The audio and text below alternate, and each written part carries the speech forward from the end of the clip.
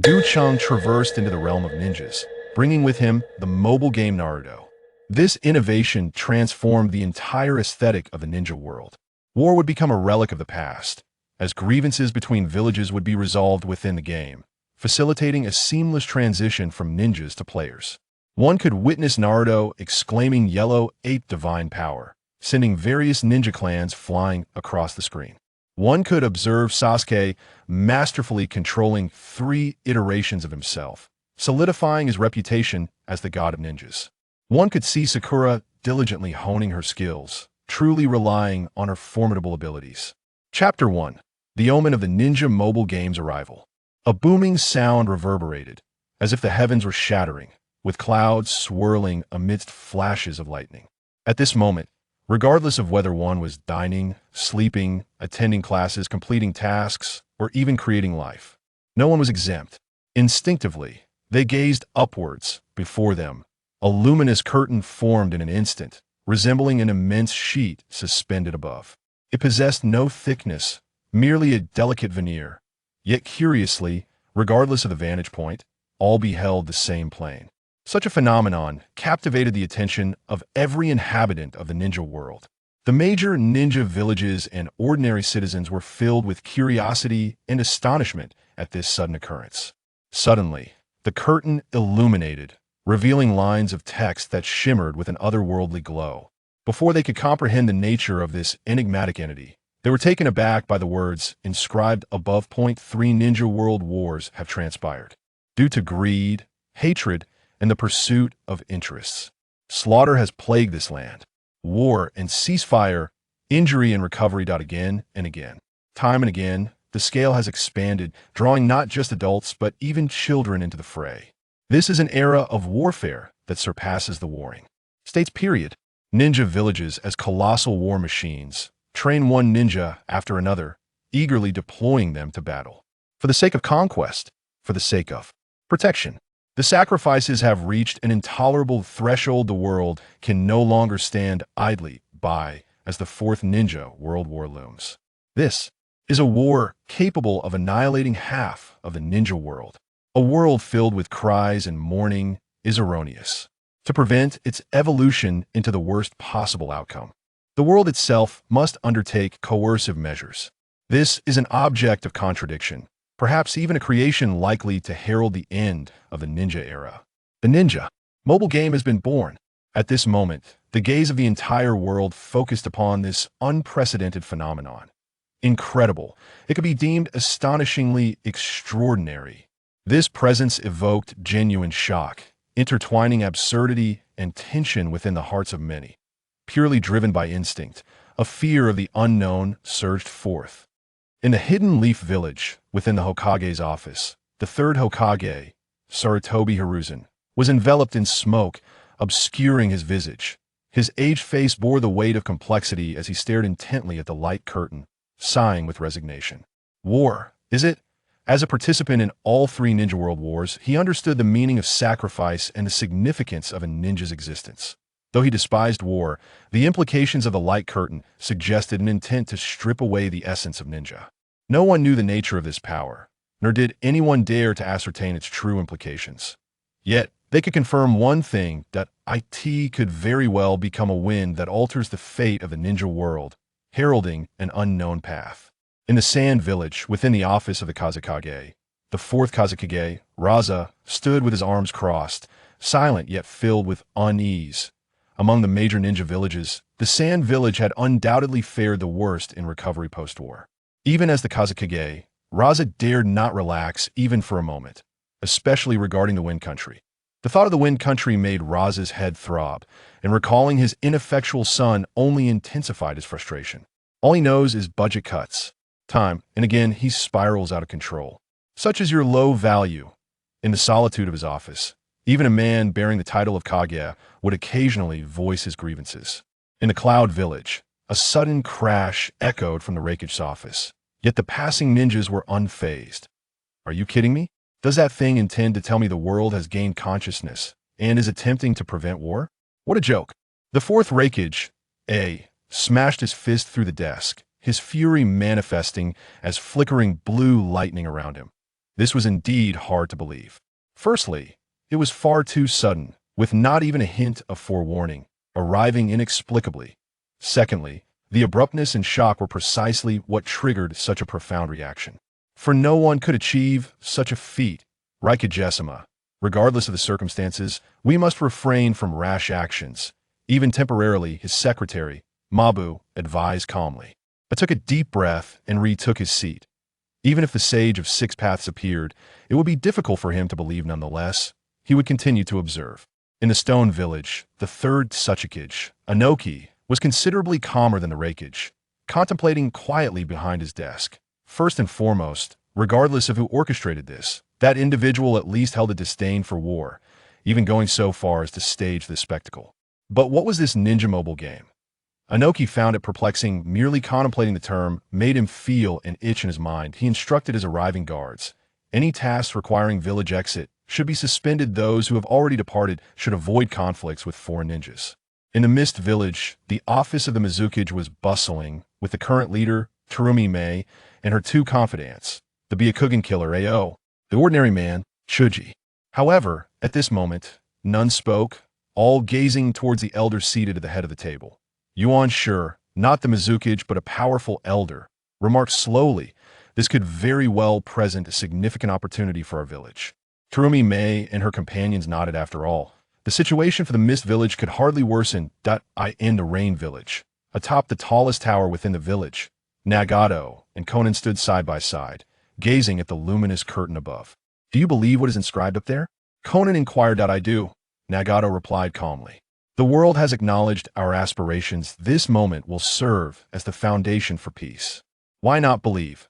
Since the world has also suffered in the throes of war, someone must eradicate it. Indeed, that entity capable of bringing peace to the ninja realm is Akatsuki. Only those who can achieve this are worthy of divinity. As the inhabitants of the ninja world experienced varying degrees of unease and apprehension, in a distant corner of the world, an otherworldly entity was left bewildered. What is this? Kagaya's Black Zetsu scrutinized the motionless curtain, finding it utterly incomprehensible. Having existed for countless years, he had never encountered such a phenomenon. Could it be the doing of those two ungrateful offspring? After contemplating, Black Zetsu shook his head, dismissing the notion. After all, he was certain that the Sage of Six Paths had perished. Of course, if anyone were to be the least inclined to believe the light curtain, it would be Black Zetsu. Canceling war? Absurd. Without war, how could he instigate Akatsuki to gather tailed beasts? How could he propel the infinite Tsukuyami? And how could he rescue his tormented mother? Just as Black Zetsu pondered this, the curtain finally underwent a transformation, captivating everyone's attention. This day would witness, under the collective gaze of all, the dawn of a new era. Chapter 2. A forewarning of future tragedies. Gu Cheng is a time traveler. It is said that the trend of traversing into alternate worlds has become increasingly popular, yet when such an event unexpectedly befalls him, he finds himself somewhat unprepared. After all, it is often remarked that the experiences one endures are invariably unforeseen occurrences that cannot be planned for. The crux of the matter lies in one's adaptability. Thus, Gu Cheng swiftly embraced this new reality and eagerly set out to make an impact. As a fervent fan, he harbored a strong desire to witness the emergence of the Naruto mobile game within the ninja realm. Just imagine the iconic characters like Naruto and Sasuke controlling their avatars or those of others, wreaking havoc in the battlefield. That, of course, there's also the possibility of facing defeat. After all, this is a game that can elicit frequent blushes from boys, a game that is undeniably enjoyable. When it comes to finding a partner, one can hardly go wrong with a player of the Naruto mobile game. First, they possess high standards. Regardless of the outcome of the game, they are remarkably considerate, especially towards newcomers.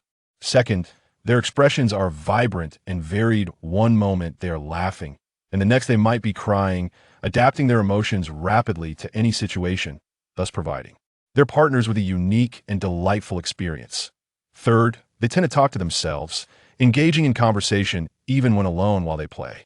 Fourth, they exhibit dedication, logging into the game daily with the punctuality of a job and displaying remarkable patience. Fifth, they are frugal, reluctant to spend a single coin in game, hoarding their resources diligently. Sixth, they possess strong mathematical skills, understanding the concept of value for money. Seventh, their community is vast. One can find Naruto players in any corner, from various online platforms to social gatherings. Eighth, their backgrounds are diverse and complex. Ninth, their fingers are agile. Lastly, their camaraderie is unmatched, though internal conflicts are not uncommon. This series of traits might be likened to the modern cardinal sins. Of course, the greatest transgression they seem to commit is resembling Sasuke, aside from their lineage. The merits of the players are countless, and one can scarcely fathom the spectacle that would unfold should this extraordinary game be introduced to the ninja realm. Thus, Cheng, equipped with the essential system of a traveler, orchestrated this grand event that he could have taken his time, yet it is evident that Naruto fans are not fond of slow build-up, as evidenced by the rapid summoning rates in the duel arena. The system currency reflects a quantifiable influence. The greater the impact within the ninja realm, the more deeply it resonates with the populace, leading to increased benefits. To create an initial wave of shock, Cheng ensured that everyone in the ninja realm would witness this event. As a result, he became a figure of notoriety. Nonetheless, he remained unfazed, confident in the financial acumen of Naruto players, who would swiftly recoup their losses. In consideration of influence and subsequent development, Cheng recognized that he must commence with warfare. The ninja realm has long been a place steeped in animosity and conflict for many years. It has been embroiled in battles. Hence, it would not be inaccurate to say that this aligns with the will of the world, as internal strife would leave them ill-prepared to address future extraterrestrial threats. System, could you amplify the effects a bit more? Let the screen display that event once. Cheng requested in a conciliatory tone. The system did not respond verbally, but the suspended screen began to stir, revealing a poignant, unfolding tableau. All in the ninja realm watched intently, and as the images became clearer, gasps of horror echoed across the globe. Devastation, a single word suffices to encapsulate the scene. The once bountiful lands of the ninja realm now appeared desolate and forlorn on the screen. Every observer felt an inexplicable wave of sorrow welling up from within. Shadows traversed the earth, yet their essence bore no distinction from that of the deceased, resembling a procession of pallbearers, though the figures themselves were but corpses. Indeed, the hearts of the people had perished, crushed by the despair wrought by recent calamities. The screen flickered, revealing the ruins of the Hidden Leaf Village, the Sand Village, the Cloud Village, the Rock Village, the Mist Village, and even the Rain Village. Every ninja village and nation had been reduced to rubble, their former luminaries now mere dust. Year 1451 of the ninja world. Following the Fourth Great Ninja War, the survivors endeavored to rebuild, and the ninja realm experienced a brief resurgence. However, this was not to last. On that fateful day, beings from beyond the stars arrived. They were the true progenitors of ninjas, the origin of the chakra power. System. Faced with foes beyond human comprehension, even the strongest of the ninja realm struggled to resist. Although they could momentarily repel them, the threat remained unresolved. Suddenly, the event that would spell the ruin of the ninja realm unfolded. All the inhabitants united, setting aside differences to fight as one. Yet despite their relentless efforts, human lives were lost, while the enemy appeared inexhaustible. Perhaps the resolve of the ninja realm's people was discerned by that alien race true. Divine beings had descended. Resistance was futile and prevention impossible. With the death of the only man capable of combating them, the ninja realm began its descent into chaos. After the loss of 80% of its population, defeat was fully realized, and the world succumbed to the clutches of extraterrestrial invaders. Ninjas declared extinct. Silence. A silence akin to death. Gazing upon the crimson letters that seemed to drip with blood, all within the ninja realm stood in stunned disbelief. The message was not complex, it was easily comprehensible. It implied that an alien invasion loomed over the ninja realm, and the immediate course of action should be to mitigate internal conflicts and prepare accordingly. Who would believe such a far-fetched notion? Ha ha ha, aliens? How could such a thing possibly exist? Naruto laughed heartily at the Ninja Academy. There were others like Naruto who found it amusing, yet the majority were left bewildered by the gravity of the situation. Sasuke sat by the window, arms crossed, casting a fleeting glance at Naruto, his brow slightly furrowed. Was it merely an illusion? The figures flickering upon that screen seemed strangely familiar. Nevertheless, this was insufficient to sway anyone's conviction. Cheng understood this well, that he did not expect immediate belief from everyone. He merely aimed to cast the widest net possible. In due time, the number of believers would only grow, for reality was indeed as it was presented. Given the circumstances, let us commence with a PK match. Before Cheng lay a small screen, displaying a connection to the vast luminous screen. Loading. Preparing kunai. Secretly consuming military rations. Attaching explosive tags to the rations. Transforming teammates into kunai. The Ninja Duel Arena is now open. The inaugural PK of the Ninja game officially begins. Select 2 players to participate. Randomly matching players. Randomly matching players. Randomly matching players. Ding. Naruto Uzumaki vs. Sasuke Uchiha. Chapter 3. Scene 1. Within the confines of a classroom at the Konoha Ninja Academy, an abrupt silence enveloped the space, leaving everyone present utterly dumbfounded. Their gazes were fixated on the 2 suddenly vacant seats, mouths agape, yet unable to utter a single word. Naruto and Sasuke had vanished. Shikamaru's fingers lightly drummed on the desk, his expression gradually becoming grave. Were Naruto and Sasuke the chosen ones? Could it truly be random? This was perplexing. The rapidity of the changes was disconcerting, from the mysterious light screen to the foreboding predictions of the future. How troublesome it was to encounter such complications just before graduation. Shikamaru couldn't help but voice his frustration. Are Naruto and the others all right? Inogen whispered cautiously, his tone laced with concern. Aside from Shikamaru and Inogen, Sakura, Ino, and the others exchanged glances, unsure of how to convey their emotions. Meanwhile, in the Hokage's office, the 3rd Hokage was equally perplexed. Why Naruto and Sasuke? His reaction mirrored Shikamaru's confusion. Why were those 2 singled out? The Nine-Tails Jinchuriki and the last scion of the Uchiha clan. Was their dual identity the reason for their selection? However, their abrupt disappearance from the village raised alarm. Upon the incident's occurrence, the 3rd Hokage was immediately informed, and a troubling thought crept into his mind. Could it possibly be true? Naruto and Sasuke's situation stirred up reactions only within Konoha. Other villages were only vaguely interested in Sasuke's Uchiha surname. Meanwhile, perceptive individuals like Kakashi understood that the best course of action was to refrain from rash decisions. Anxiety and worry were futile. Only by delving deeper into the available information could they devise a strategy for the next steps. Adapting to change with a steady resolve was the wisest approach. The entire ninja world seemed to fall into a hush, as everyone awaited the light screen's next revelation. Approximately 10 minutes passed before the screen's image sharpened, revealing a moderately sized arena devoid of obstacles, encircled by trees. At the center stood 2 figures, locked in a tense standoff, gazing intently at one another. Who else could it be but Naruto and Sasuke? Both wore expressions devoid of emotion, yet intensely focused, exuding an atmosphere thick with anticipation. Sasuke, you've caught wind of the situation, haven't you? Ah, this is astonishing, Sasuke replied, his tone imbued with a mix of surprise and delight. In separate, isolated rooms adjacent to the duel arena, Naruto and Sasuke each held a mobile phone equipped with a microphone, enabling them to communicate with one another while realizing their experiences were identical. A ninja mobile game? Sasuke clenched his fists, a unique expression of astonishment mixed with joy crossing his features. Surveying his surroundings, Sasuke felt an overwhelming sense of realism, as if he had indeed transitioned to an entirely different realm. 10 minutes prior, he had arrived in this empty space, devoid of anything but the phone. The instant he picked it up, he was inundated with information regarding the forthcoming events. This was a game, yet also a battle. A combat style distinct from traditional ninja confrontations, controlled through a gaming console. Wait, there's me? Let me see Sakura, Shikamaru, Kiba, Inogen, and Sasuke.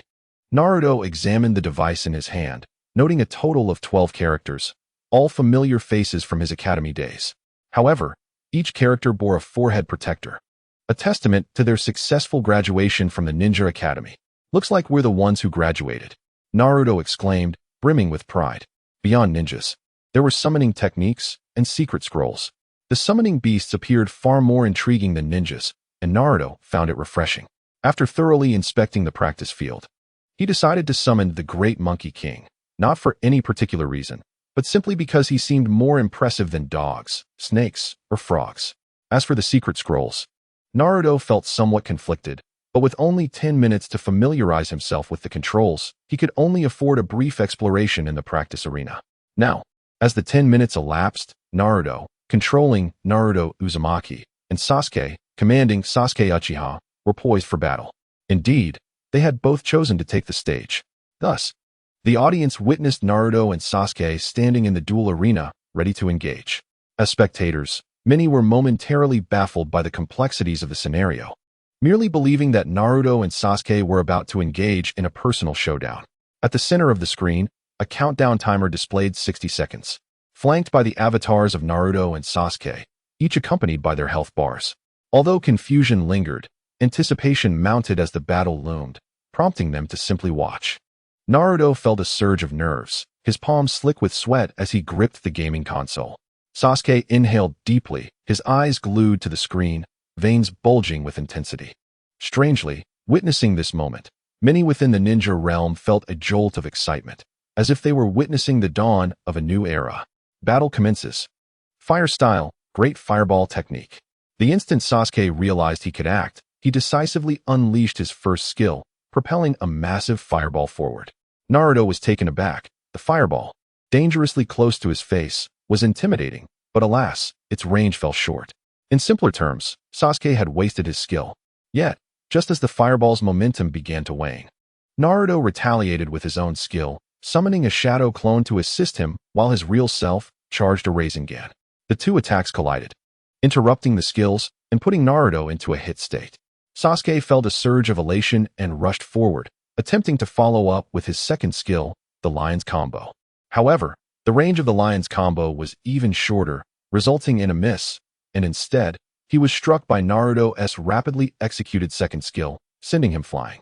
Thus, Sasuke lost the initial rhythm of the match. Meanwhile, in a newly opened yet still unlaunched shop within Konoha, Keisei couldn't help but bury his face in his hands. Is this what they call a true novice? At the start, they simply stood still, depleting all their skills in one go. The battle was determined by who could strike first, based on the range of their abilities. Oh, and the substitutions.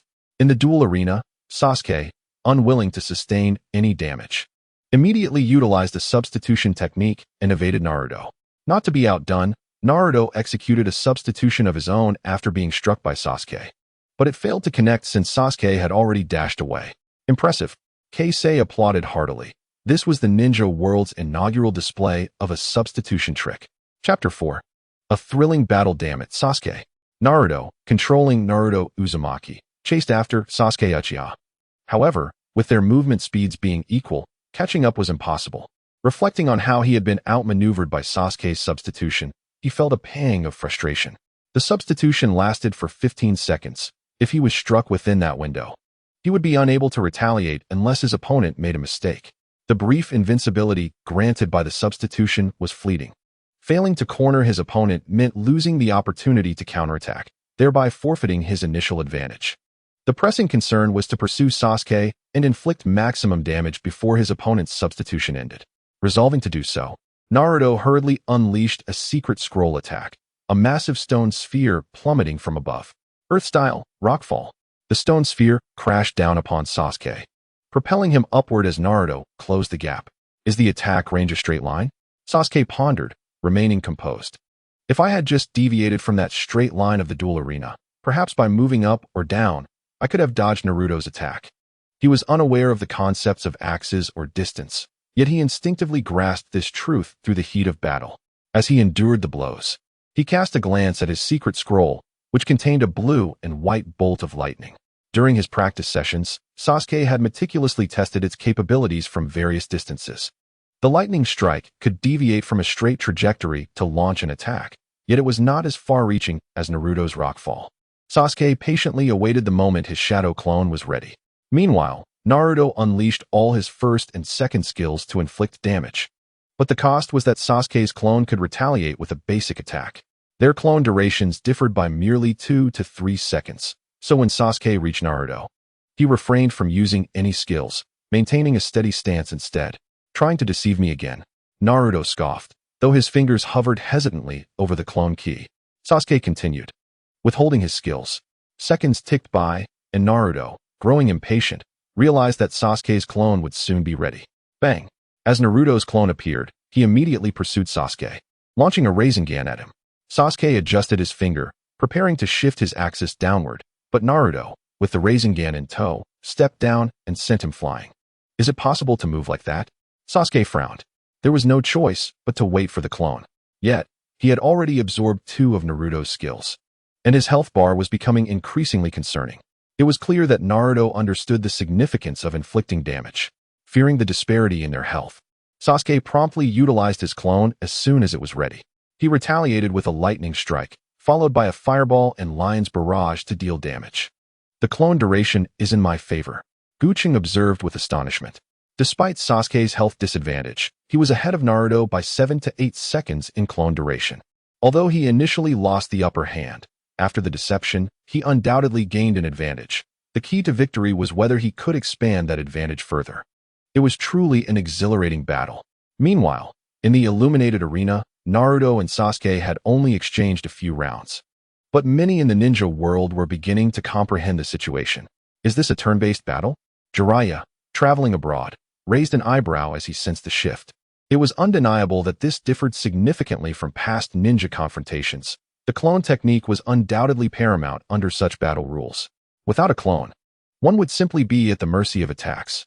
Thus, mastering and controlling the opponent's clone, then deploying one's own clone at the optimal moment, appeared to be the path to victory.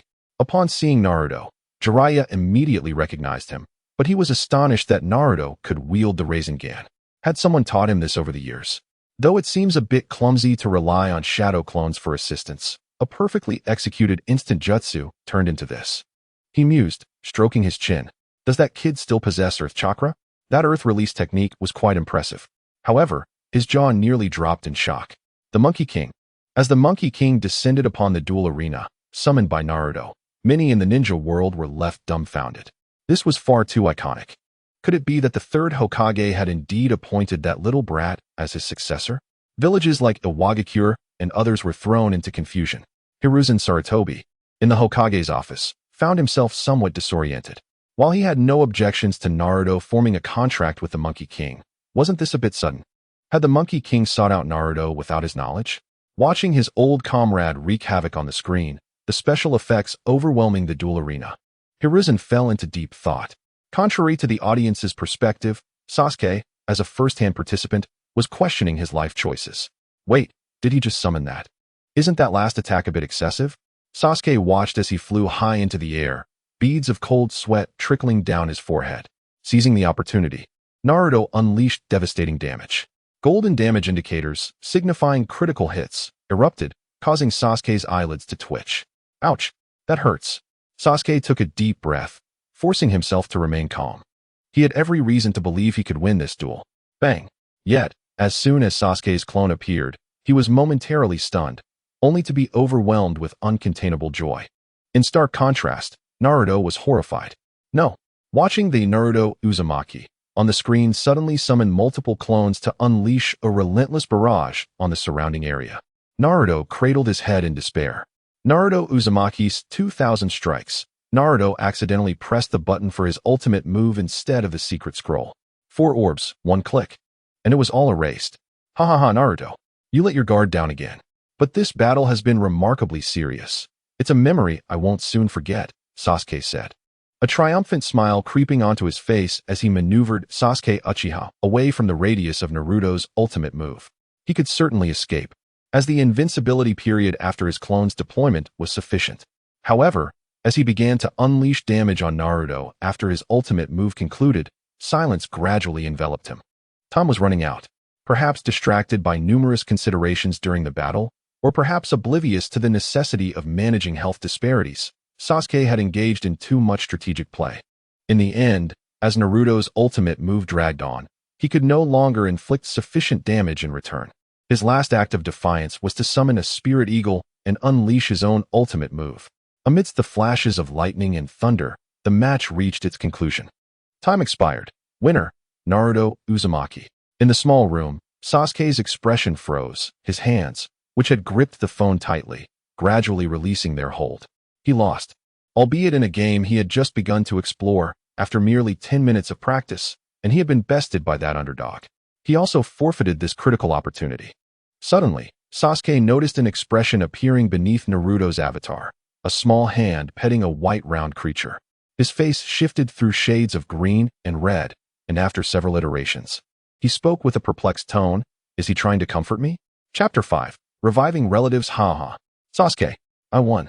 Gazing at the gleeful Naruto, Sasuke fell silent in disbelief and turned away to avoid looking at him.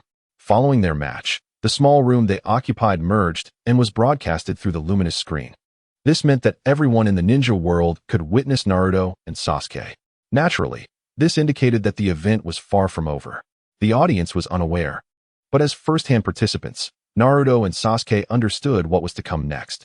It was undoubtedly something that could genuinely astonish the entire ninja realm.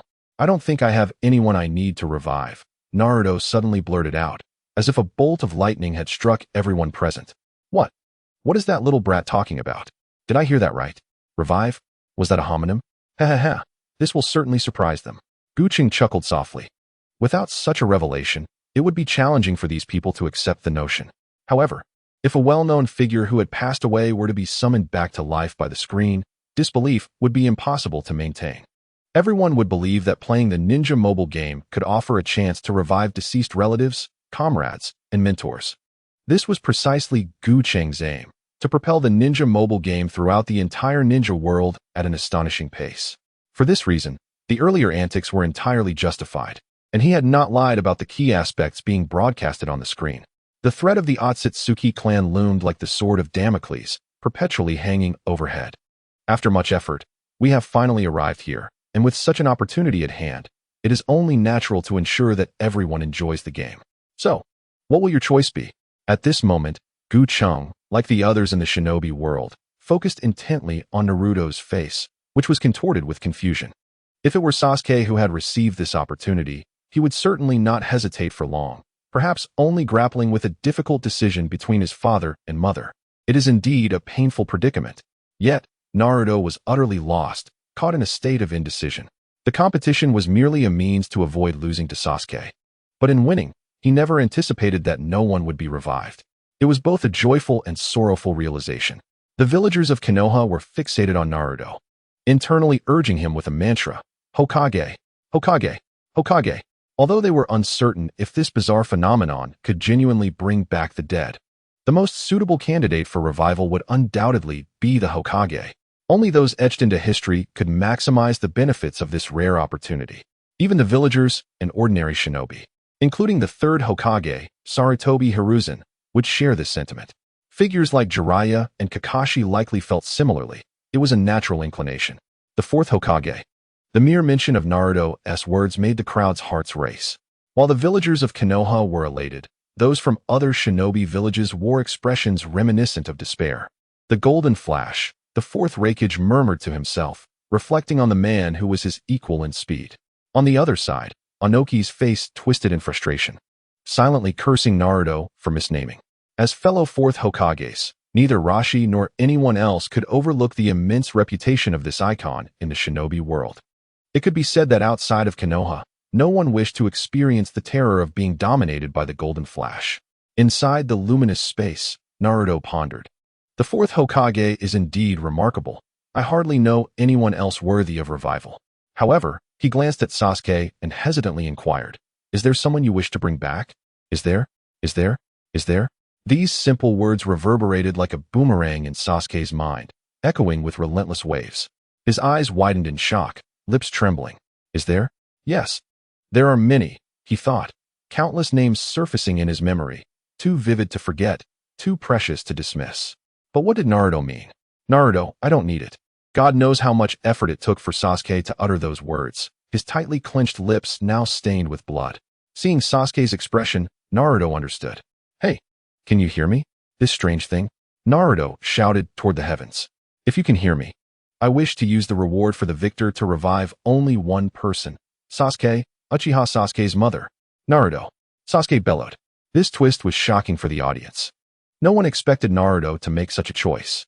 The previously jubilant villagers of Konoha were left dumbfounded, akin to plummeting from paradise to hell. with some even breaking down in anger. In contrast, the other shinobi villages erupted in laughter. A Uchiha woman could never compare to the Golden Flash, Namake's Minato. Yet soon, everyone fell silent, including Sasuke. An unfamiliar yet familiar figure slowly took shape in Sasuke's vision, not far ahead. It emerged like mist rippling across water, quietly and silently. A gentle woman with long black hair appeared before him. Sasuke? Upon regaining her awareness, she immediately recognized Sasuke, who had grown significantly. Sasuke opened his mouth, nearly calling out mother, but instead looked at Naruto with a complex expression. Why? If you could revive someone without knowing their name, theoretically, you could have brought back one of your parents. Surely, you wish to see them? Or perhaps the esteemed Hokages you hold in high regard. Sasuke could not comprehend nor imagine it. If he had been the victor, he would never have relinquished such an opportunity. He would have deemed the revival of a single person insufficient. Naruto, who had no parents and knew nothing of them, was a reality Sasuke was acutely aware of. Was this solitary individual truly accustomed to such a disheartening existence? After all, it was due to his blunder that Naruto emerged victorious, right? The notion of tricking a substitute was never a consideration. There would be other chances. As Naruto smiled, he thought, if my father or mother were to suddenly appear, that would be awkward. Perhaps I should seek an opportunity to revive them both. I have questions to ask. Naruto, Sasuke called softly. Don't wear that expression. It's quite unbecoming. Is this still the top student, Sasuke? Next time, I will win through my own strength. As for now, Naruto playfully shoved Sasuke, urging him. There are others waiting for you. Sasuke took a deep breath, refraining from further words, and turned to the woman. Uchiha Mikoto, his mother. Mom. Chapter 6. Everyone has a mobile phone, Mikoto Cheng mused, somewhat surprised as he observed the mother and son embrace tightly on the luminous screen. A smile creeping onto his face. True to the unpredictable nature of shinobi, Naruto had decisively handed the opportunity to Sasuke, even making the choice between his parents for him. Moments ago, he genuinely believed Naruto would choose to revive the fourth Hokage, anticipating that it would be quite entertaining. Little did he know that Naruto had deceived everyone. As for the revival of Uchiha Mikoto, Cheng was indifferent. The energy required was lesser than that for Minato. The system's revival capabilities were determined by various factors, including the individual's positioning, identity, strength, and even chakra levels. Reviving Uchiha Mikoto would naturally require significantly less energy than reviving Namake's Minato. With a soft click, Cheng pushed the door open. The instant he stepped through the remarkably soundproof door, the noise of the bustling street flooded his ears. It was a lively thoroughfare. Yet this time, many villagers wore expressions of disdain. Their discussions revolved solely around Naruto's unexpected decision to switch from reviving the Hokage to a woman. Indeed, this was Konoha. Cheng paid them no mind and simply looked up. This action inadvertently drew the attention of the crowd, and in the next moment, gasps filled the air. What is that? Is it raining? Hey, those raindrops look more like stones. Duck, get out of the way. Ah, don't push. Despite the villagers' attempts to evade the falling objects, their sheer number ensured that a few were struck. It didn't hurt. It felt as light as a feather. Cheng casually caught a piece of pure black, thin material. Ah, so this is the phone that appeared on the screen? His words left the crowd puzzled. What is that? Did it appear on the screen? Some with good memories recalled that after Naruto and Sasuke's battle, the camera had shifted from the duel arena to the players' room. They had wondered why it looked devoid of battle marks. Now, it dawned on them that the two had been holding such similar devices, phones. Not only Konoha, but indeed, at this very moment, the entire shinobi world was experiencing a rain of phones. This was, of course, Cheng's doing. He paid no heed to the bewildered masses engaged in fervent discussions. Turning back toward the interior, selling them one by one was far too slow. Cheng had a more direct approach. He sought a loan from the system, one phone per person. Otherwise, those watching from the screen might assume he was incapable of such feats. There was no need for Cheng to worry about what came next, nor to teach anyone how to use a phone. The witnesses of this miracle would naturally be inclined to experiment and engage with their newfound devices. On the mobile phone, there exists only the Ninja mobile game. Upon launching this application, everyone soon comprehends the situation between Naruto and Sasuke. Some concepts require no instruction. A simple nudge suffices. After this, one can surely anticipate a surge in the number of players. Cheng sat at his desk, pulling out paper and pen to ponder for a moment before beginning to write. Lord Hokage, The Cube Internet CAF is an establishment designed to provide a comfortable environment for guests, where they can relax and engage in conversation over coffee. This was his own establishment. The DCOR was refreshing, with just the right amount of tables and chairs, a pleasant climate, and a counter brimming with various coffee types. He contemplated that, rather than aspiring to become the overwhelming ruler of the ninja world, it would be more fulfilling to own an internet CAF. Although it was quiet now, it would surely become bustling in the future. In contrast, the ninja world was anything but tranquil. It was abuzz with excitement. The mobile phone game was truly spectacular. And after some experimentation, everyone confirmed 2 points. What is a ninja mobile game? What does it entail? It merely includes a few little characters from the villages. Yet the gameplay is intriguing. In a certain tavern, Tsunade practiced her skills on the mobile while occasionally taking a sip of her drink. Currently, the ninja mobile game had not officially launched. All functionalities were absent, and only the 12 little strong ninjas and the practice arena were available. Even with just this, Tsunade was thoroughly enjoying herself in the practice arena, maneuvering Naruto Uzumaki, here and there, performing summoning jutsu. She began to believe the claims of the screen. The mobile clearly transcended the understanding of the ninja realm.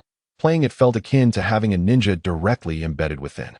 Meanwhile, Jiraiya, after a brief session of play, fell into contemplation. The screen evidently intended to use this device to divert the animosity present in the ninja world. Considering Naruto and Sasuke each controlling their respective ninjas in battle, it seemed that in the future, anyone could face off against a particular ninja in the duel arena. Such a method of resolving conflicts sounded preposterous, but if there were rewards involved, the scenario would change entirely. Jiraiya was acquainted with Uchiha Mikoto, without delving into other matters. The mere prospect of resurrection would be enough to incite widespread enthusiasm for the ninja mobile game. Reflecting on this, he couldn't help but marvel at the potential. If such a feat could indeed be accomplished, it would be nothing short of extraordinary, a true herald of a new era. Everyone was preoccupied with their phones, including Akatsuki. Within a shadowy cave, 10 fingers raised by the Outer Path Divine statue flickered with several phantoms. Hey, what are you contacting me for now?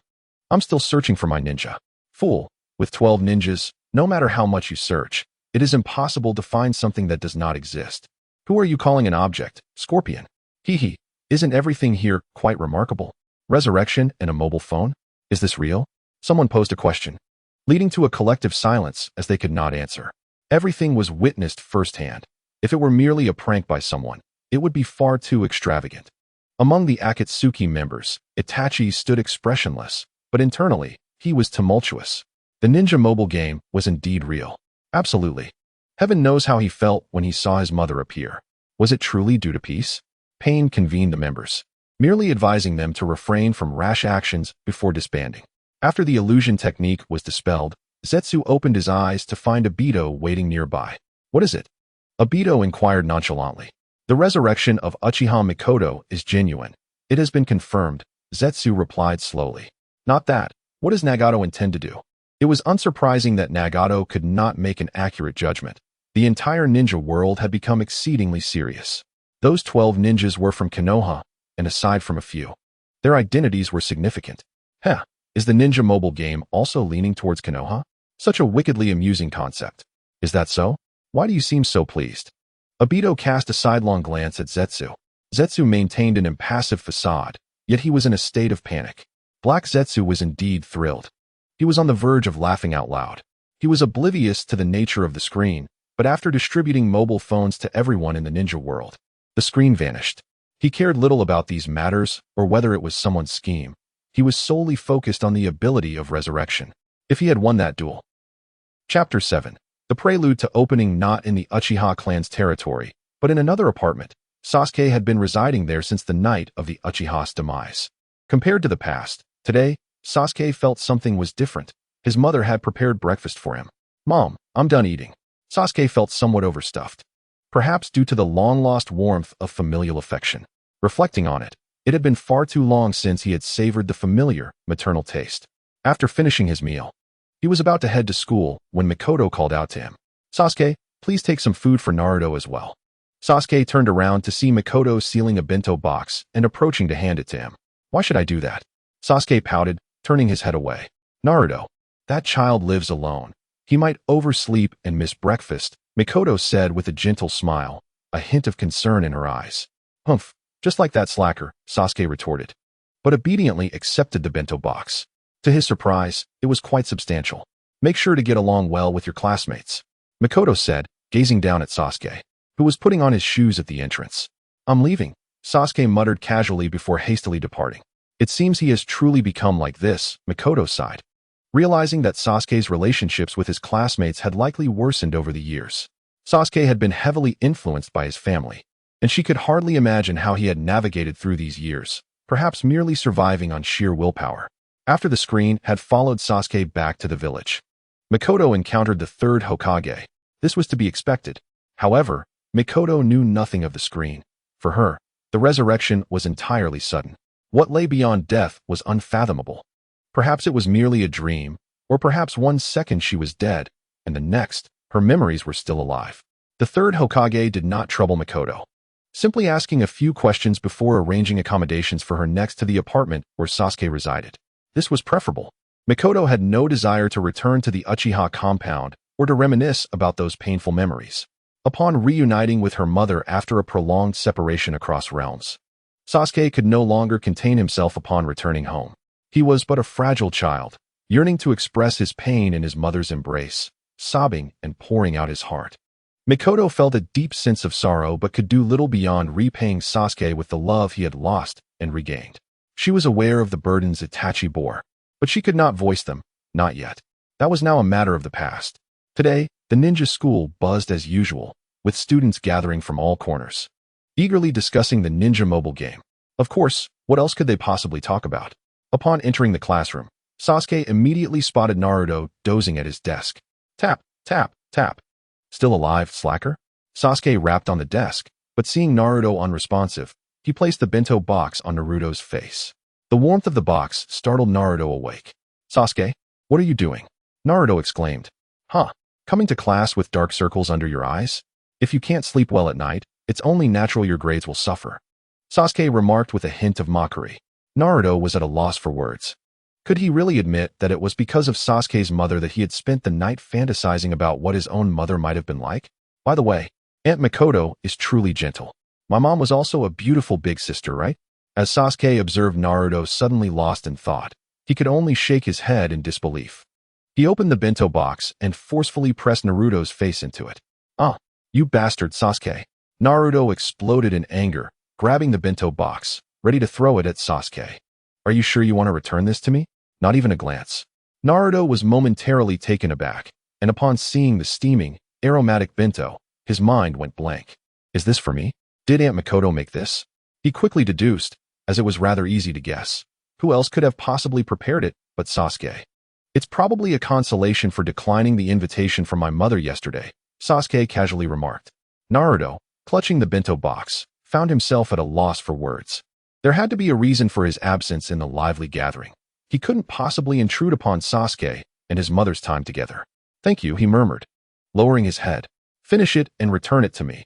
Washed clean, Sasuke instructed before finding himself a seat. Their interaction did not go unnoticed by the other students present, who exchanged glances that hinted at their strange amusement. However, with Sasuke adopting his usual aloof demeanor, no one dared to interject. Unaware of their scrutiny, Naruto, after internally declaring, "Let us dig in," eagerly began to eat. The flavor was precisely as anticipated, especially since it was prepared with care for him. Sasuke, catching a glimpse of Naruto eating while silently shedding tears, felt a wave of disdain wash over him. That fool. Forget the bento box. Yet, he couldn't help but recall his conversation with his mother from the previous day. Why was she so concerned about Naruto? Sasuke found himself unable to resist asking Mikoto about it. Because she is my good friend, Mikoto replied, affectionately ruffling Sasuke's hair. Moreover, he revived me. And we owe Naruto a tremendous debt. Friends? Sasuke's gaze flickered, deepening in thought. What one says outwardly and what one feels internally often diverge. It was an inexplicable mix of reluctance and gratitude. He clearly did not wish to owe anyone, yet found himself indebted to someone who provided precisely what he needed. One ought to feel thankful and joyful, yet within him brewed a sense of irritation. It was all so convoluted, it gave him a headache. As the classroom gradually filled with students, Irika entered promptly as class time began. Classmates, it's time to start. Naruto had already stowed away the bento box, replaced by an orange mobile phone. Not just him, but Sasuke and the other students also produced variously colored devices. Even Irika joined in. Everyone directed their attention to the screens, where a countdown timer was steadily ticking away. Time until the official launch of the Ninja mobile game. 10 minutes remaining. 10 minutes felt neither long nor short, yet it weighed heavily on the minds of everyone present in the entire ninja world. An announcement had been made yesterday that the Ninja mobile game would officially launch this morning, a matter no one could overlook. Though not in the same place. Everyone shared the same action, clutching their phones as they watched the seconds slip away. Like water dripping through an hourglass, from that tiny opening emerged a monstrous beast. Roar. 12 years ago, the Ninetales suddenly appeared in the Hidden Leaf Village, shaking the ground with its roar. 12 years ago, the Ninetales attacked. Chapter 8. Who is the protagonist of the story? In the end, the fourth Hokage sacrificed his life to seal the Ninetales within a newborn, thus ending the Ninetales' turmoil. The light emanating from the phones gradually dimmed, yet every individual remained transfixed by the screens, even though the terrifying Ninetales had vanished.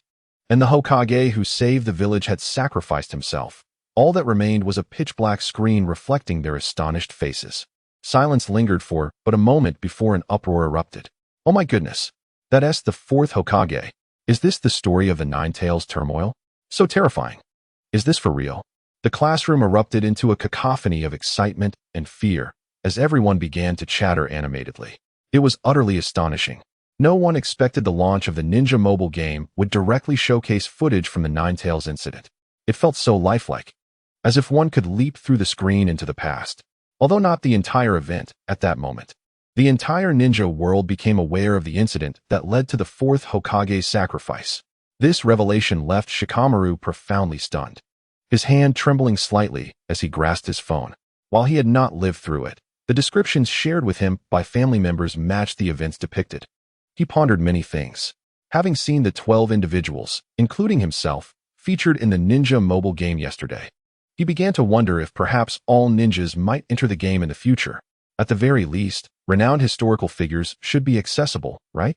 Moreover, Shikamaru discreetly glanced at Naruto, who at that moment looked utterly dazed. The others soon recognized that the child sealed as the vessel for the Ninetales, as depicted in the footage, was none other than the ostracized Uzumaki Naruto. Is it really like that? Naruto clutched his head, burying his face beneath his desk, obscuring his expression. Sensing something amiss, Irika intervened. Everyone continued to explore the Ninja mobile game. I need to have a word with Naruto. As Irika took Naruto, who showed no resistance, and rushed out through the window, the remaining students exchanged bewildered glances. After a considerable pause, someone finally spoke up. I can't believe the rumors about Naruto in the village were true. Indeed, that guy is the Ninetales. No, he isn't the Ninetales. He merely has the Ninetales sealed within him. What difference does that make? However, isn't Naruto, the one sealed with the Ninetales, a hero protecting the village? The last remark, uttered by an unknown voice, silenced the classroom for a brief moment. It felt strangely reasonable. Sasuke paid no heed to the chatter, seemingly oblivious to Naruto's departure, and continued to operate his phone. What had just occurred was merely an introductory animation. Following it was a loading page. Sasuke furrowed his brow immediately. Why is it him and Naruto? In the display, both Naruto and Sasuke were equipped with weapons, intently staring at each other, as if in combat. Once the loading bar filled, a line of text appeared at the bottom of the login page. Hidden Leaf Village, Land of Fire. This was the server. There were no other options. Only those affiliated with the Leaf Village could log in here. Sasuke clicked to enter, and the next moment, he found himself gazing at a village he recognized as a miniature version of the Hidden Leaf Village. In the closest position to the screen stood a pillar with Naruto atop it, performing inexplicable poses every few seconds. What an idiot! Sasuke scoffed, casually tapping the ninja function. Upon entering, aside from Naruto, everything else was shrouded in black, clearly indicating it was locked. On the main page, most sections were also locked, currently inaccessible. Perhaps certain actions were required to unlock them, Sasuke mused, though frustration lingered. Why is it always Naruto? Is it because he triumphed yesterday, and now the game revolves around him? With nothing else to do, Sasuke clicked on the side quests, and upon entering, he finally confirmed one thing. Hey, it really is Naruto, as the protagonist. Uzumaki Naruto, reporting in the Hokage's office. The third Hokage raised an eyebrow at Naruto's basic introduction displayed on the screen of his phone. This was the storyline revealed upon entering the first level of the side quest, and not only that. He would have to control Naruto to unleash a beating on the Leaf Village ninjas. After defeating the enemy with a spiraling sphere, the third Hokage couldn't help but smile, realizing that from Naruto's perspective, those ninjas who thwarted his pranks truly deserved to be vanquished. Just as he was about to proceed, the office door swung open, revealing Iruka and Naruto. Grandpa Third, is what it says up there true? About the Nine Tails, the fourth Hokage and me? Naruto exclaimed, his earlier quiet demeanor replaced by exuberance. Though his voice gradually diminished, Iruka stood beside him, his expression a complex mix of emotions. Clearly, these two were awaiting his response. So the third took a puff from his pipe and softly stated, "The fourth Hokage wished for you to become the hero of the village." Those words sent a shiver through Naruto, while Iruka had already been privy to this information. When Iruka first became Naruto's teacher, the third had discussed these matters with him. Lord Third, so what S broadcasted in the Ninja mobile game is indeed true? Iruka inquired. Yes, but at this point, there is little anyone can do to stop it. It will likely continue spiraling out of control, the third sighed. While he acknowledged that Naruto being the protagonist was advantageous, it also risked exposing certain vulnerabilities of Konoha. He could only conclude that there were both pros and cons to this situation. Yet, he still believed that the benefits outweighed the drawbacks. Simply because he held a deep-seated conviction that Konoha was superior to other ninja villages. I seem to have arrived at an inopportune moment, he mused, sensing the peculiar atmosphere. Naruto remained pensive, but his attention was suddenly captured by the entrance of a figure wearing a mask that obscured one eye. Not the right time to barge in, he retorted, irritation flaring. And your hairstyle is the strangest. Before he could stride away, the masked man grasped his arm. Is it truly wise to address your future teacher in such a manner? Kakashi smiled faintly. Teacher? Naruto blinked in surprise. Indeed. Kakashi is set to be your team leader upon your graduation, the third clarified. Huh, but I haven't. Let us step outside to discuss this. Don't disturb Lord Hokage so casually, Kakashi interjected, leading Naruto away from the office despite his protests. Once they had departed, Iruka turned to the third, hesitating for a few moments before summoning the courage to speak. Lord Hokage, you mentioned that the fourth Hokage wished for the villagers to regard Naruto as a hero. But hasn't that hope been dashed? Chapter 9. Come in for a duel in the streets of Konoha. Naruto strode ahead with crossed arms, seething with frustration, while Kakashi followed closely. Since exiting the Hokage's office, Naruto had been unable to shake off his discontent upon learning about the Nine Tails incident. Seriously, why do some people insist on speaking for others? It's infuriating. They don't care about anyone else's opinions. Naruto complained. Perhaps it is because the fourth Hokage believes in you, Kakashi replied calmly. Then why me? I already told you, he believes in you. You are the embodiment of his most genuine hopes, Kakashi reiterated. Humph, you speak as if you know the fourth Hokage personally. His hairstyle is just as bizarre. Please, refrain from critiquing my hairstyle so harshly. Kakashi chuckled, noticing that while Naruto's irritation lingered, it had lessened since their initial encounter. Perhaps it was the realization that the Hokage he admired had faith in him even in such dire circumstances that brought him a flicker of joy, despite the hardships he had endured over the years. After all, the fourth Hokage had indeed saved the villagers, including infant Naruto. Hey, Kakashi-sensei. Naruto suddenly pulled on Kakashi's sleeve. You knew the fourth Hokage, right? Did you ever hear about my parents? I was born that night, wasn't I? Kakashi paused. His expression momentarily clouded before responding. Like the rest of the villagers, they sacrificed themselves that night. Naruto nodded, betraying no visible emotion. The two walked in silence, side by side, though Kakashi felt a slight headache brewing. The matter of leading Naruto's class had been broached by the third long ago. Yet today's meeting had caught him off guard. Without even a proper introduction, Naruto suddenly turned his head, eyeing a nearby building with transparent glass walls. Was that there before? Is it new? He wondered, scratching his head. Kakashi followed his gaze. At that moment, a young man appeared in their line of sight, smiling at them through the glass. His lips seemed to move. What? Is that guy talking to us? Naruto glanced around, realizing they were alone in that spot. He said to come in for a duel, Kakashi murmured. What? Naruto's eyes widened in fury. Damn it. Why does every shop owner have to bully me? What a jerk. He stormed towards the entrance, prompting Kakashi to hastily follow. Naruto flung open the glass door, and a refreshing breeze tousled his hair. "So cool," he exclaimed instinctively. But what truly astonished him were the words that followed. "Welcome." The young man beamed. "Are you welcoming me?" Naruto felt a bit taken aback, but quickly regained his composure. "Challenging? Wait a minute. Didn't you just provoke me? There's no other customer in here, so don't mind us," the young owner smirked. Naruto and Kakashi exchanged incredulous glances. The audacity of a shopkeeper to provoke passers-by in hopes of attracting customers was utterly ridiculous. With a knowing smile, the owner said, "Since you're here, why not enjoy a cup of coffee? Is he really trying to sell us coffee now? How casual." Kakashi face-bombed. "That owner has some nerve." Naruto scoffed. "Don't be shy. I'd prefer if you replace the last word with handsome. Now this way, please." "Oh, thanks. Who said they wanted coffee?" Then I'll have one," the owner replied, waving his phone. "If you win against me, your drinks are on the house. How about that? A duel in the ninja mobile game?" Naruto smirked. "Didn't the owner see yesterday's match? The victor was me." "That was merely a match you didn't participate in. Clearly, you still have much to learn about true strength, young man. How confidently you speak, owner. Of course. What will you two have? I recommend our classic espresso.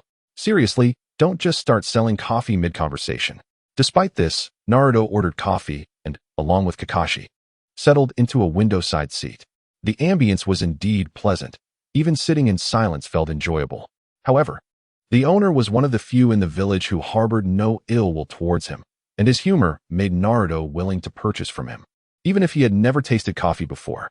"Naruto, are you sure you want the black coffee the owner suggested?" Kakashi queried, glancing at the menu with a bead of sweat rolling down his forehead. "What's wrong?" Naruto fiddled with his phone. "Nothing. Owner, I'll just have a latte, please." "Thank you," Kakashi added, pulling out his own phone. Although Naruto had decided to challenge the owner, the duel feature had yet to be unlocked. So they would proceed with the storyline first. Kakashi discreetly observed Naruto during the plot progression. This indeed was a game unfolding from Naruto's perspective. Even if other characters made appearances, Naruto had not graduated yet. Mizuki had incited him to steal the sealing scroll, and Naruto successfully graduated by mastering the shadow clone technique. Konohamaru made his entrance, leading up to the iconic bell-stealing test with Team 7 and Kakashi. This encapsulated the entirety of the first chapter's narrative. Kakashi, having absorbed the information, found it quite reasonable given the developments. Naturally, he wasn't overly concerned about Mizuki's actions. They would likely take their time with the storyline. And once the matter was exposed, others would step in to address it. "Kakashi-sensei is truly despicable. He actually used 1,000 years of death on me." Naruto suddenly erupted, his voice echoing through the air. The individual still undergoing assessment, yet secretly indulging in a bento lacks the qualification to speak so, especially after falling into a trap. Kakashi remarked with a smirk. "TCH, what the heck? You truly frightened me. I thought I would be sent back to the Ninja Academy." He chuckled, conceding that they barely passed. The teacher and student sat together, pushing through dungeons while engaging in trivial chatter.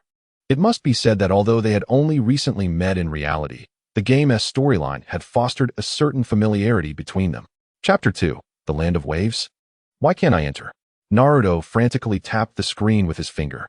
"Stop poking at it. You'll break the screen, and there's no fixing that," Cheng interjected. "It's not unlocked yet, but the duel arena is open." Naruto opened the duel arena and, indeed, discovered it was divided into casual matches and ranked matches. "What's the difference?" Kakashi inquired. "Casual is for practicing skills. Ranked matches have several tiers, and the stronger you are, the higher tier you can reach, with better rewards." Cheng explained from the side. "The boss is quite knowledgeable," Kakashi chuckled. "A little," Cheng replied with a smile. Chapter 10, Sweating Profusely, Huh, brother? The ninja mobile game in the ninja world differs slightly from Cheng's previous life's Naruto mobile game. The main storyline in Naruto spans only a few years. And if the original order were followed for releasing ninjas, it would be too slow. Thus, aspects related to ninjas, such as summoning and secret scrolls, would unlock earlier and more swiftly.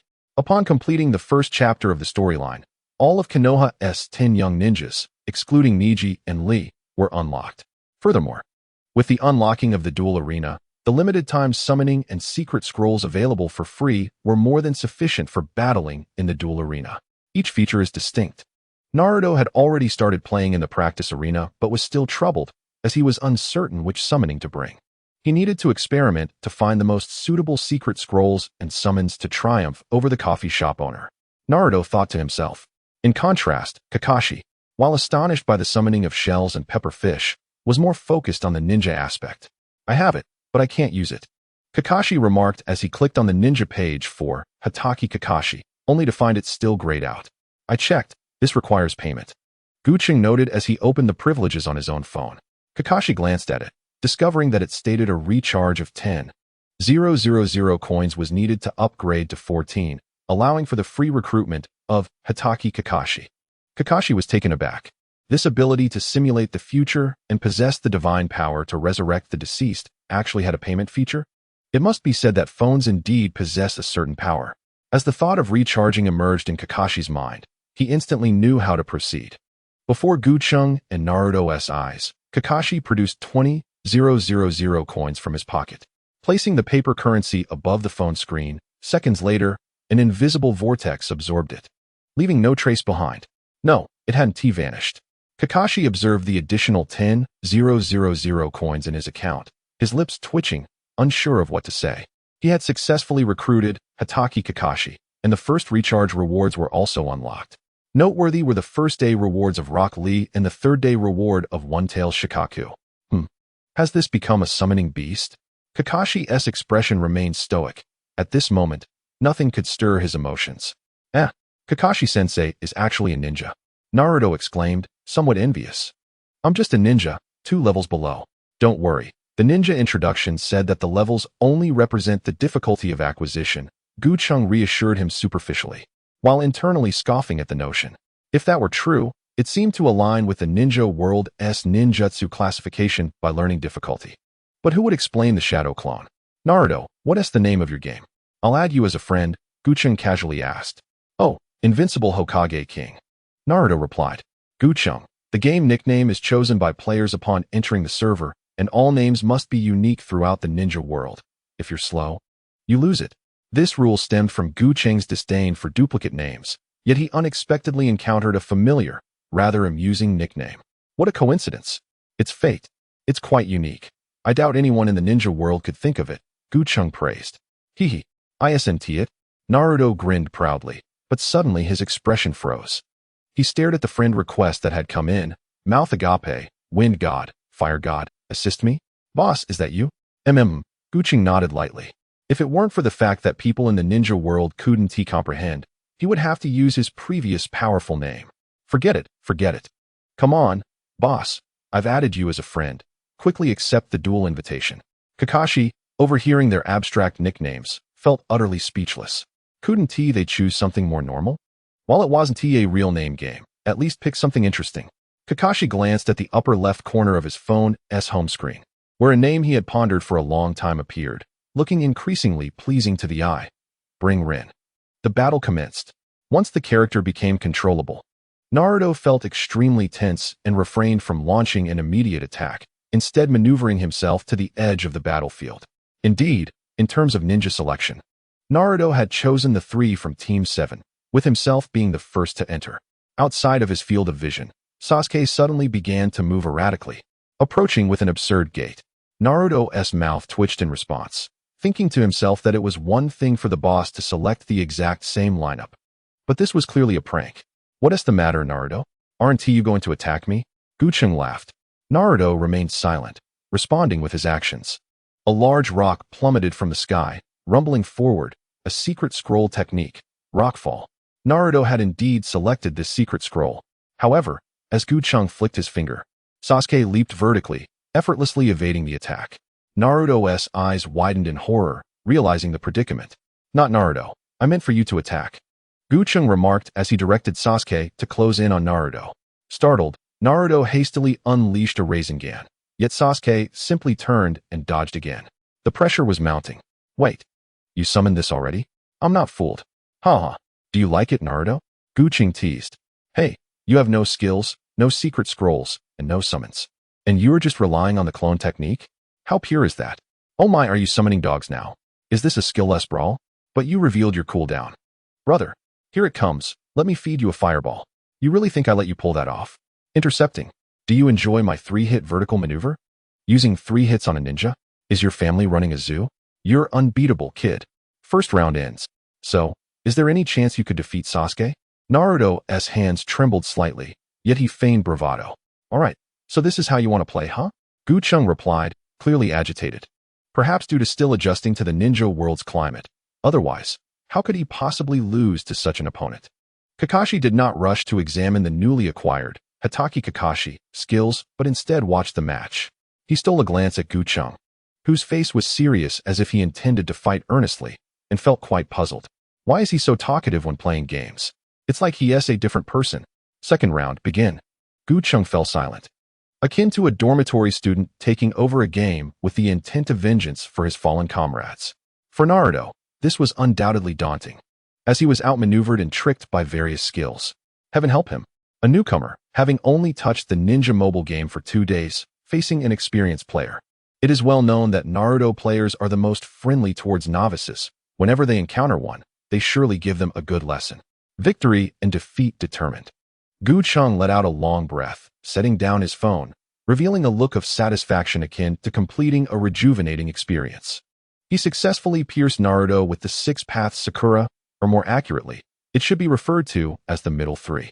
Naturally, a comforting pat on the head was necessary. You still need to practice. Cheng changed his demeanor and gently patted Naruto's head with concern before turning away, humming a tune as he went. Naruto's hands hung limply at his sides, his phone dropped nearby, and he slumped over the table as if devoid of bones. His eyes were vacant, having endured a dual assault on both his psyche and physique in a matter of minutes. Kakashi, unable to bear the sight, turned his head away. Naruto remained in a daze for what felt like an eternity, only slowly uttering a phrase once the coffee on the table had cooled. It was a suffocating sensation, akin to being constricted by a serpent.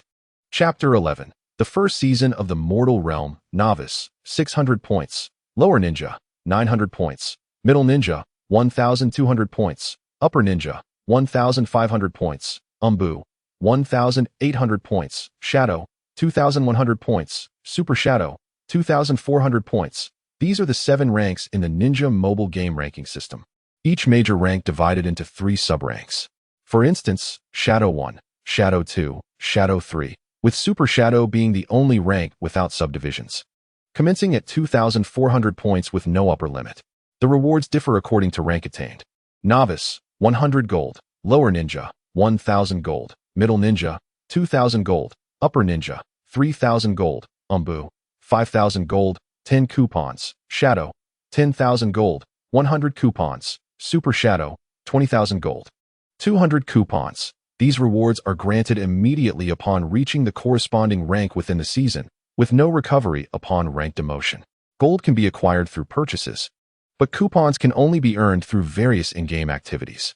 This is a deliberate design by Cheng to prevent wealthy players from wielding undue influence. While money can buy gold, coupons are a testament to skill, their value far surpassing that of gold.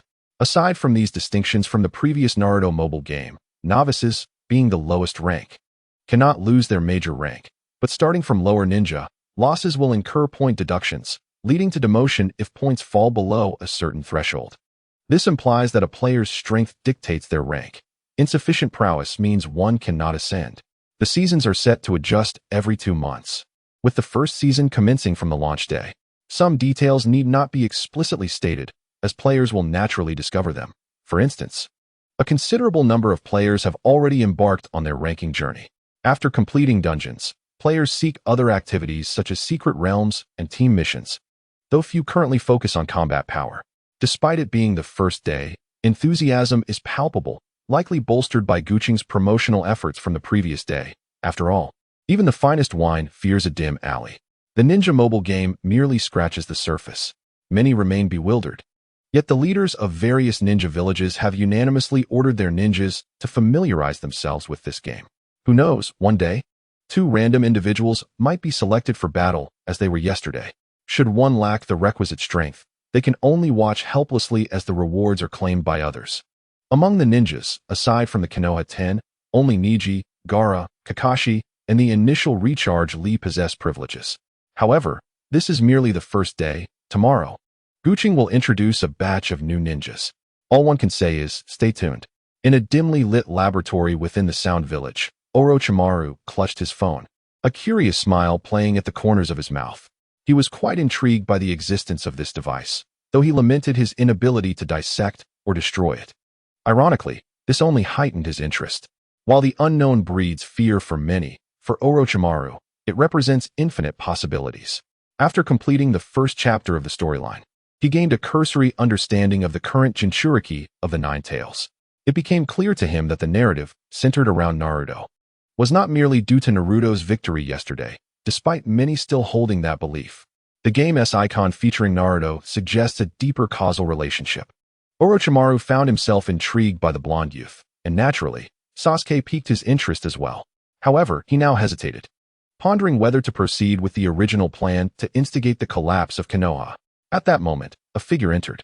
Lord Orochimaru, all phones have been distributed, and everyone in the Sound Village has completed their logins. Good. Instruct them to participate in rank matches, and inform them that the higher their rank, the greater the power I shall bestow upon them. Understood. No need to rush. Before that, how is your body, Kimimaro? Thank you for your concern, Lord Orochimaru. Observing Kimamaro's somewhat pallid yet earnest expression, Orochimaru offered a casual smile, tinged with a hint of regret. What a pity, such a fine specimen. After dismissing Kimimaro with a wave, he resumed his examination of the ninja mobile game. Unlike others, he was engrossed in researching this game, delving into its various aspects. However, at this moment, game activities were nearly non-existent, leaving only the most fundamental functions available for exploration.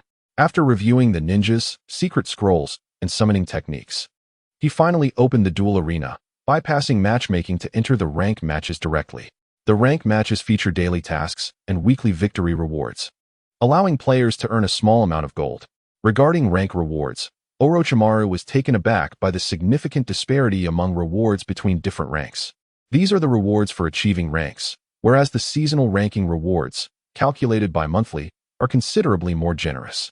Novice, 1,000 gold, 10 coupons. Lower ninja, 10,000 gold, 50 coupons. Middle ninja, 20,000 gold, 100 coupons. Upper ninja, 30,000 gold, 300 coupons. Umbu, 50,000 gold, 500 coupons. Shadow, 100,000 gold, 1,000 coupons. Super Shadow, 200,000 gold, 2,000 coupons. If, at the end of the season, one achieves the Super Shadow rank with a score above 2,400, the rewards will be upgraded. Super Shadow 2,500 points, 100 coupons. Super Shadow 2,600 points, 200 coupons. Super Shadow 2,700 points, 400 coupons. Super Shadow 2,800 points, 800 coupons. Super Shadow 2,900 points, 1,600 coupons. Super Shadow 3,000 points, 3,200 coupons. Orochimaru was somewhat taken aback, even though he still did not comprehend the functions of gold and coupons. However, there were also experts. Ignoring rank points, the top 100 players on the server at season's end would receive exclusive rewards based on their rankings. Top 100, Super Shadow Privilege Service. Top 50, Limited Summoning Panda. Top 20-30 Universal Ninja Fragments. Top 10, Random Legendary Ninja Tool. Top 3, Priority Selection for Events. Top 2, Preferred Selection for Events. Top 1, Automatic Advancement to Winners Group. Since the launch today, the season will conclude in 2 months.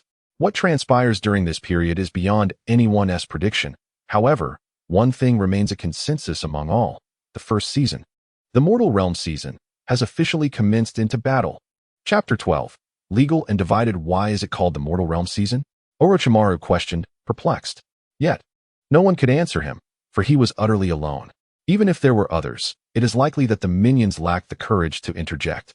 The Mortal Realm season is prominently displayed upon entering the rank match mode, as if a plaque hung high, ensuring players could not overlook it. Orochimaru, a figure shrouded in enigma within the ninja realm, is often incomprehensible to all, yet perhaps understanding shall dawn in due time. Why is it termed the Yang season? For soon, everything shall transform into the Yin realm. This, of course, is simply the peculiar whims of the ancient. In truth, the initial version of the Naruto mobile game bore a resemblance to the underworld far more than its later iterations. At that time, the game was unequivocally a pay-to-win affair, a label that has proven difficult to shed even now. The battle developers back then designed the ninjas with the mantra that spending money equated to strength. With no guaranteed high-tier moves, players would often find themselves exhausted from repeated attempts, resources were scarce, and the disparity in ninja power was stark. In essence, one could sweep through the battle arena simply by spending money. Unlike the later stages, where the presence of numerous zero-cost ninjas seemingly balanced the game, the dynamic shifted. As the throne of power rotated continuously, a perpetual cycle, Orochimaru was naturally inclined to engage in ranked matches. Yet just as he prepared to commence battle, a fleeting thought crossed his mind, causing him to hesitate. He promptly exited the game and re-entered. Do not misconstrue this as a game update. Rather, Orochimaru sought to observe the login server once more. And indeed, his suspicions were confirmed. Gazing at the land of rice fields, sound-hidden village, he extended his long tongue to wash his face. His conjecture proved correct. The location of his login server mirrored the geographical placement within the ninja world. However, this posed a significant dilemma. As social beings, humans naturally find it challenging to compete in densely populated areas. Conversely, in sparsely populated locales, particularly the sound-hidden village, an establishment of Orochimaru himself, akin to a sovereign ruler, he found a peculiar advantage. A sinister smile crept across Orochimaru's face, fortuitously. This could be deemed a victory earned through skill. He clicked to start the match. In a mere second, the matchmaking concluded. As the rank was novice, there were no banned ninjas, and he was directly ushered to the ninja selection screen. Without a moment's hesitation, Orochimaru selected 3 ninjas and their corresponding summoning and secret scrolls. Upon entering battle, both players could see each other's ninjas and secret scrolls, while the summoned creatures remained concealed. Naturally, this included player nicknames. Orochimaru, Dai Dai Dai Saku. The first round commenced. Orochimaru placed his phone upon the table, withdrawing his hands and gazing intently at the screen. Initially, the opponent swayed from side to side, seemingly maneuvering, only to suddenly become still, followed by the game lagging. Moments later, a message appeared. Opponent has left the game. Observing the victorious match and the increase in rank points, a grin spread across Orochimaru's face. Continue matching. Continue. Opponent has left the game. Opponent has left the game. Opponent has left the game. Opponent has left the game. At this moment, it could be surmised that no one in the entire ninja realm was advancing in rank faster than Orochimaru, who in the sound-hidden village did not recognize him. The key was that he cleverly adopted a fitting nickname. It was akin to utilizing his true identity online. Even if there was a possibility that this player was not the true Orochimaru, none dared to gamble on that in this server. After all, Orochimaru was akin to a revered parental figure to them. Thus, with a streak of consecutive victories, Orochimaru swiftly ascended from novice rank, barely escaping the realm of beginners. However, upon reaching the rank of Genin 2, an unexpected challenge emerged, the first opponent who did not retreat. Bang! The sound of a fist striking a face. Orochimaru furrowed his brow, gazing at the adversary in the arena who was currently pummeling him, their avatar displaying the name My God, Orochimaru. And he let out a sigh of regret. I appreciate your admiration in the game, yet your actions are not to my liking. In your next life, remember to keep your eyes open. Regarding the ranked matches, it was apparent to many astute individuals that players were matched exclusively within their server. However, recognizing this was one thing, leveraging it was another. Firstly, the major ninja villages were certainly at a disadvantage. After all, being part of a large community, why should they yield to one another? Of course, if they encountered the village chief, it was an entirely different matter, as everyone yearned for progress. Nonetheless, the existence of such a loophole was rather astonishing. Obito seemed to express a mixture of amazement and contemplation. He had just received critical intel that the Akatsuki members were distributed across the Rain Hidden Village server. This was anticipated. However, it was noteworthy that a tactic known as intentional surrender could be employed here. This strategy originated from Conan. In the absence of Pain's visibility, Conan was regarded as the true divine representative among the villagers, much like an angel. Contemplating the situation atop the highest tower in the rain-hidden village, Conan observed yet another opponent sending a peace sign, her expression tinged with hesitation. To be fair, she disapproved of such actions and saw no necessity for her village members to do so. However, Pain appeared rather indifferent, regardless of his internal musings. Whether stemming from reverence or fear, humans instinctively opt for actions that favor their interests. I understand. Pain, Conan nodded, decisively eliminating her opponent. What? You ask why that individual did not simply retreat. Child, there are points to be gained in a second match. Indeed, this was a common human inclination. Much like how children might utter pleasing words to adults to earn their affection, it was merely a personal choice devoid of moral implications. Yet, what warranted attention was why the cryptic ninja mobile game exhibited such a blatant flaw. In the previous life of the ancient, this would have been deemed a form of collusion. At high ranks, the same players were familiar with one another. If anyone aspired to ascend further, they would likely engage in mutual favors. It was rumored that someone had achieved an astronomical score of over 6,000 through such collaboration. Within the ninja realm, the sage intentionally delineated servers by region, fundamentally unafraid of collusion. In this server, no matter how formidable, one's true strength would be revealed during matches. Naturally, rank rewards were still attainable, as collusion was also a form of power, lacking justification for prohibition. The sage firmly believed that games need not be overly regulated or restricted, which elucidated the scarcity of guidance for newcomers within the ninja mobile game. Certain truths would be understood in due course. Chapter 13. The true underlying logic at the roots of Konoha. A gathering of ninjas had assembled. Uncharacteristically, each held a mobile phone, silently manipulating it. At the forefront of the crowd sat Danzo, his cane resting beside him, also engrossed in a fierce duel on his phone. Round 1, battle commences. Bang! Raikiri. The image of Kakashi Hatake, illuminated by a white glow, surged forth as a bolt of lightning at the moment the countdown ceased. With a flurry of damage numbers spiraling forth, Danzo's Kakashi Hatake was swiftly dispatched by the opponent. Indeed, they were utilizing the same ninja. After all, Kakashi Hatake was the sole ninja available in the game, and Danzo had naturally invested in one. Bang! Danzo quickly substituted out, just as the opponent's skill concluded, and he immediately attempted to seize the initiative. For reasons unknown, ever since witnessing the battle between Sasuke and Naruto the previous day, Danzo had been captivated by this sensation of initiating a fair start. It was exhilarating, brimming with the aura of a master. However, an unexpected turn of events unfolded. Danzo's Kakashi struck the opponent, causing damage, yet the opponent did not succumb to the staggering effect. Instead, that Kakashi crouched down and summoned a ninja dog, once again catching Danzo off guard. Danzo furrowed his brow, sensing something amiss. Why is your Kakashi more formidable than mine, and it can withstand attacks? As the substitution technique was completed, Danzo quickly withdrew, hesitant to attack his opponent, completely oblivious to the fact that the white light surrounding his adversary had long since faded. A calculated thought crossed Danzo's mind. If a direct approach failed, perhaps a skill would suffice. He maintained a straight line, controlling Kakashi Hatake to unleash his first skill, intending to send his hounds to attack. However, just as Kakashi crouched, he was immediately put into a hit state. A shell suddenly crashed into Kakashi's face, followed by a violent explosion that sent him flying. How swift! Danzo was taken aback. He observed the opponent's movement, but realized that his controlled ninja was caught in the skill's wind-up and could not evade the strike. He mused. As expected from the second Mizukage summoning, the Shichibi's attack range and speed were indeed formidable. Regrettably, his own Dream Eater had yet to be unlocked. Danzo remained composed. Despite significant health depletion, he still had resources at his disposal.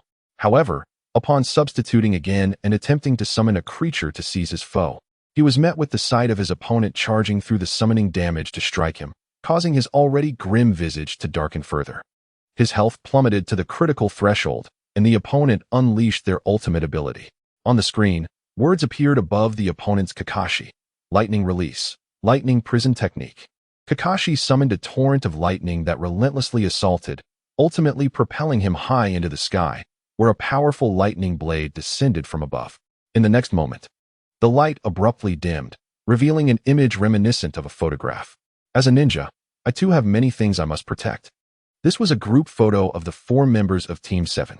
Danzo watched as his Kakashi fell, while the opponent's Kakashi stood beside the lifeless body. Puff, puff, puff. Cute expressions appeared beneath the opponent's avatar, a small hand gently caressing the white orb.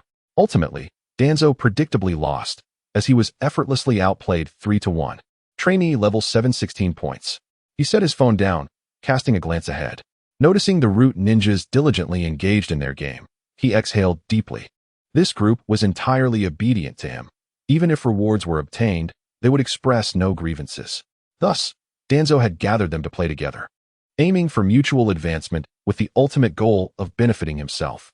Suddenly, Danzo spotted two root ninjas whispering closely together, which displeased him. If something warranted attention, they should take note and report. The two ninjas were startled and hastily knelt. "Forgive us, Lord Danzo. I merely encountered an opponent who frequently expressed emotions." "Expressions?"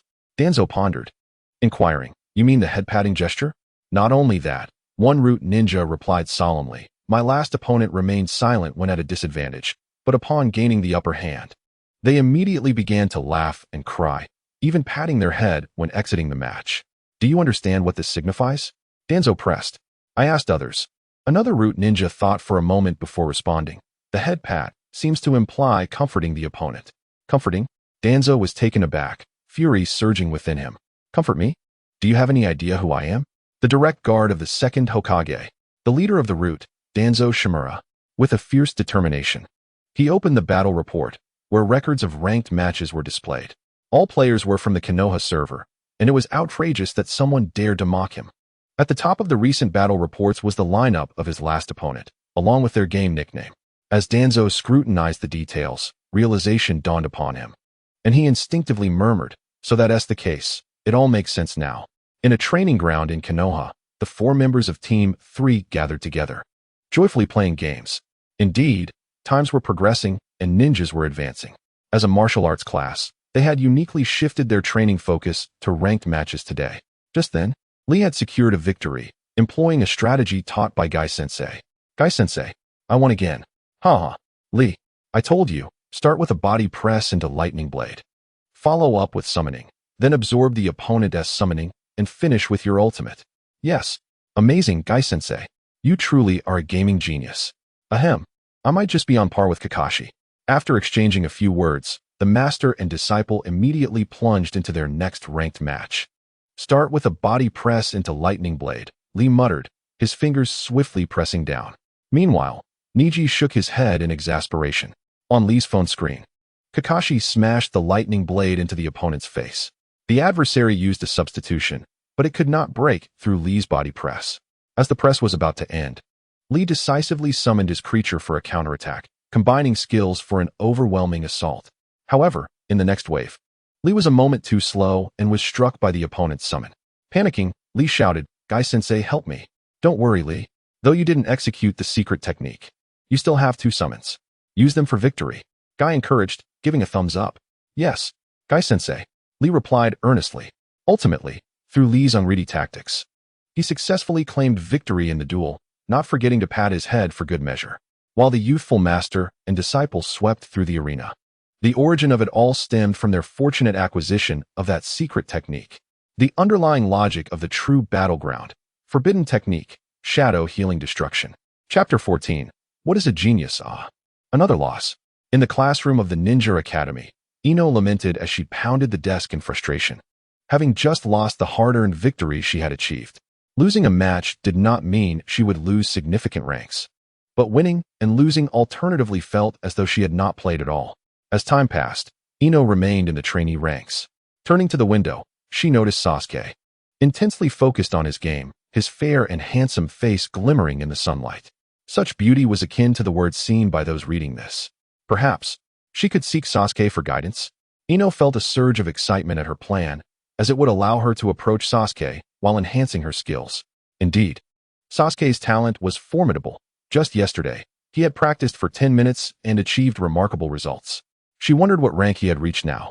"Sasuke-kun." Just as Ino approached, she was unexpectedly pulled back by another person. The sudden tug nearly caused her to stumble, and had her waist not been so flexible, she might have fallen. Who else but a good friend? "Ino, don't just approach Sasuke," Sakura warned, staring at Ino with suspicion. "Huh, don't speak as if Sasuke-kun belongs to you. What is wrong with seeking advice on the ninja mobile game? Or do you think your broad forehead can block my path?" Ino retorted with a smirk. "Huh, don't think I don't know what you're plotting, Ino. I won't let you through." Sakura shot back. "Oomph, your seat isn't even here. You're secretly trying to get close to Sasuke as well. Forget that. If you want to learn skills, why not come to me?" "You?" Ino burst into laughter, but her amusement faltered as she glanced at the phone screen Sakura had presented, the glaring trainee level 2 shining brightly. Sakura smirked, "If I'm not mistaken, You're still at trainee level 1, right? It's not easy for Sasuke-kun to teach someone who hasn't progressed since the game opened. How infuriating. Ino gritted her teeth in frustration. Although Sasuke consistently ranked first among ninjas, that was merely a cumulative score. In academics, Sakura dominated as the undisputed top student. Ino was well aware of this. Yet she was astonished that Sakura had surpassed her in familiarity with the ninja mobile game. Could it be that a broad forehead truly enhanced one's intellect? Iruka-sensei. Ino suddenly called out as she noticed the classroom door open. Iruka-sensei is back? What about Naruto? Sakura instinctively turned her head to look. To her surprise, the entrance was completely deserted. When she turned back again, Ino had vanished. Sakura quickly spun around, only to be greeted by a sight that made her forehead throb with anger. Sasuke-kun, come teach me. I'm a bit slow and don't quite understand, she cooed, leaning against Sasuke with a tone that was almost flirtatious. That Ino. Sakura seethed, rushing over to pry Ino away, but Ino naturally resisted. In the midst of their tug-of-war, they were oblivious to Sasuke's indifferent gaze. He thought to himself, what is going on here? This playful banter is going to hinder my progress.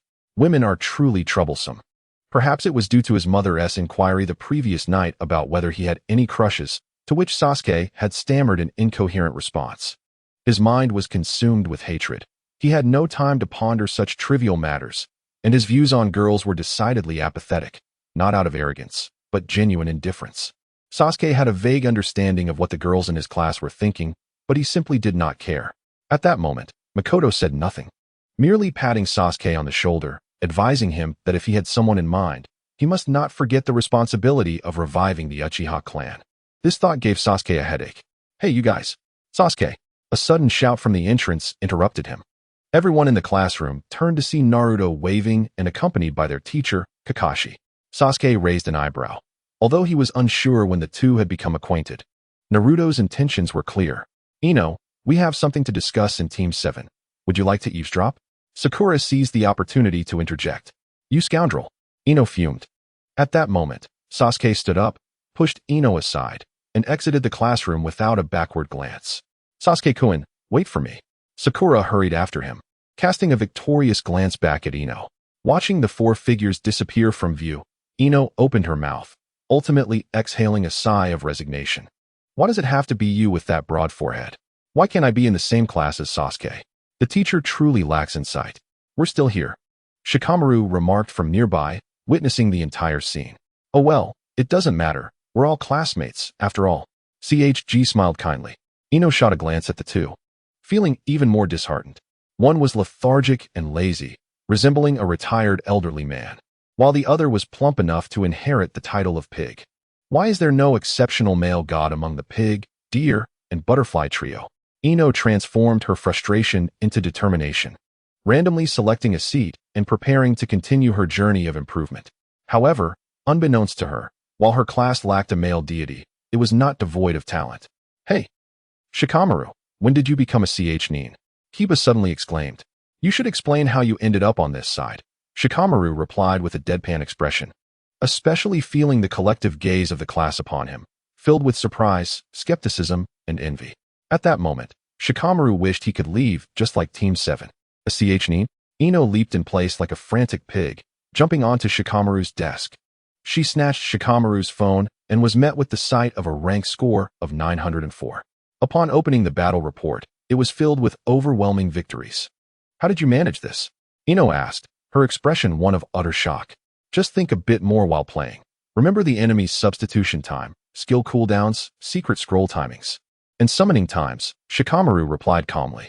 Ino and the class responded with laughter. Haha, that's classic Shikamaru. Indeed, but that alone is insufficient to ascend to higher ranks. The reason is, a heavily cloaked figure began to speak, his voice steady and unhurried. Familiarizing oneself with the opponent's battle habits through repeated engagement is the key to victory. Ah, that makes sense. The crowd suddenly realized, finding this method more reliable than merely memorizing skills. What? Our class actually has several geniuses. One student chuckled, while Shikamaru, with a hint of annoyance, added, and yet, you can't even remember the names of classmates you shared years with. Now that's true genius. What?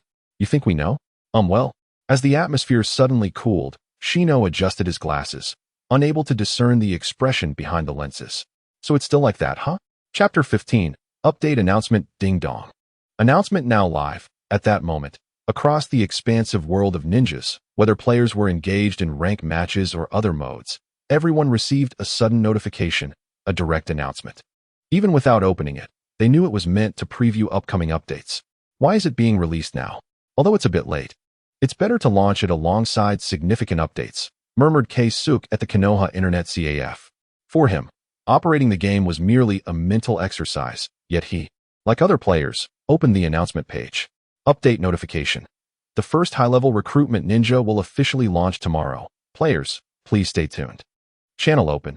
Players on this server can communicate in this server channel, while all Ninja World players can converse in the global channel. This update was straightforward, introducing the high-level recruitment system and chat channels. However, it was remarkably novel for players, marking the first update in the Ninja mobile game. Below the first announcement was an image that appeared to show the first high-level ninja. It vaguely depicted a silhouette, obscured by darkness, yet radiating a vivid green aura. Accompanied by bold text, Mysterious Ninja, the proud azure beast of Konoha, coming soon. It's Guy? It must be Guy? That color is too conspicuous. How is it mysterious? A chorus of mockery erupted within Konoha village. Hey, don't call it mysterious. They can even see his green jumpsuit through the shadow. Do you know that guy, Kakashi? On the Hokage Rock, the 4 members of Team 7 gathered to view the announcement, and Sasuke directly inquired. Indeed, Kakashi responded. Meeting the curious gazes of his 3 students with a simple smile, he is a well-known J-nin of Konoha, even stronger than I am. Stronger than Kakashi. Sasuke's heart jolted, his eyes deepening with intrigue. After leaving the classroom, Team 7 engaged in a sparring match, though Kakashi was no longer intimidating them. It could be considered an exchange of skills. Afterward, Naruto suggested finding a place to play games, leading them here. Having experienced firsthand Kakashi's strength, Sasuke understood just how formidable he was, especially as Kakashi was the only ninja in the mobile game. Now he was one of 2. No wonder. No wonder Kakashi could simply pay to obtain it while that guy could create such an extravagant scene. Sasuke clenched his fists around his phone. Upon hearing this, Kakashi's expression became flat. Thanks for that. Now I feel quite embarrassed. So what if I paid? It wasn't cheap. So you still haven't revealed how to obtain it. Naruto scratched his head, growing curious. You don't understand, Naruto. It's called marketing, building a reputation before the sale begins, Sakura explained, raising a finger. All right. Naruto lowered his head. Fiddling with his phone, let me see what the other feature is. The channel was located at the bottom left of the phone. Naruto clicked on it, and was met with a flurry of messages scrolling upward. Sure enough, compared to their server, the global channel was bustling with activity. And they've already started chatting. No. In this game, the best opponent to use is the ninja Kakashi throughout my life. Who sent me a message? Indeed. Hatake Kakashi is the only elite ninja in the game, and it requires money to play. Teacher guy helped me recharge. Speaking of which, it's quite strange that the ninja mobile game requires payment, right? I must agree. Games should generate revenue. Damn it. Why are all the ninjas from Konoha? Oh, Lord Evil God. Please punish them swiftly. Who is this madman? That brat still has a bad temper, but our ninjas from Awagakure are indeed superior to Konoha's. Are you refuting the mysterious will, Lord Sasuke? Mind your words, young Kazekage. Wow, this is lively. I didn't expect so many big names to show up. Oh, is my little sister still unmarried? How distressing. Allow me to take on that burden. Lord Jiraiya, please behave. Your age could make you the father of Lady Tsunade. Nonsense. Father and daughter, huh? Hee. Exclamation point. Jiraiya. After all these years, you remain an idiot. Who would have thought the legendary 3 would reunite in such a place? Hey, are we done causing a ruckus? Why isn't Akatsuki in this ninja mobile game? Kid, that question has already been posed by Hayden, and by the way, you've exposed Akatsuki. How stressful this is. Is this the caliber of the young ninjas from Konoha? Truly disappointing. Our village's juniors are indeed under your care. To translate, if you don't want to play Konoha ninjas, you don't have to. Damn it. Do we have a choice? Are there other village ninjas in this ninja mobile game? There's no way around it. It's impossible not to play the game. Regardless of dissatisfaction, the major ninja villages can only forcefully suppress their rising blood pressure. If the great ninja villages are like this, the small ones need not say more. Who would dare interject? I think Sakura is quite useful. I really enjoy playing as her. Naruto, I agree, but that topic has long been discussed. Please add ninja after the name. I like playing as my ninja. Silly Naruto. Ah, that hurts. Sakura punched Naruto on the head, causing him to yelp in pain, cradling his head on the ground. Sakura ignored him and turned to Sasuke, saying, "Actually, I like Sasuke-kun." Of course, it's Sasuke-kun's ninja. Sasuke remained expressionless, continuing to observe the channel. Speaking of which, Kakashi is here, and Guy will be online soon. Why am I not included? Asuma, what a name you have. Quickly look at your phone screen. There's a temporary notification. Upon seeing this message, everyone was intrigued, and the moment they exited the channel, a page popped up in front of them. Upon closer inspection, they appeared somewhat bewildered. The first Ninja Information Conference begins. Chapter 16, the first Ninja Information Conference. Greetings, everyone. I am the host of this conference, Cheng. A mysterious luminescent screen appeared before everyone, much like the previous day, suspended high in the sky. Yet the imagery was vastly different. It was a specially arranged indoor space filled with elements of ninjutsu. A handsome young man stood inside, smiling as he introduced himself confidently. On either side of him were two individuals who looked somewhat anxious. "Wait, the coffee shop owner," Naruto exclaimed, astonished at the familiar figure on the screen. His mouth agape. However, he soon recalled something and his expression turned pale, covering his mouth as if he were about to vomit. Kakashi glanced at Naruto with amusement. That cup of coffee still lingering, the intensely bitter black brew. Kakashi then looked back at Cheng, who appeared completely at ease, contemplating that the man was indeed remarkable. Whether in familiarity with the ninja mobile game or being chosen as the host for this information conference, or even his coffee-making skills. Yet, compared to this, Kakashi felt somewhat helpless. How could such a high-level ninja be involved? Moments after the ninja world received news of the conference, the screen appeared. Everyone naturally focused their attention on it, despite most not quite understanding its purpose.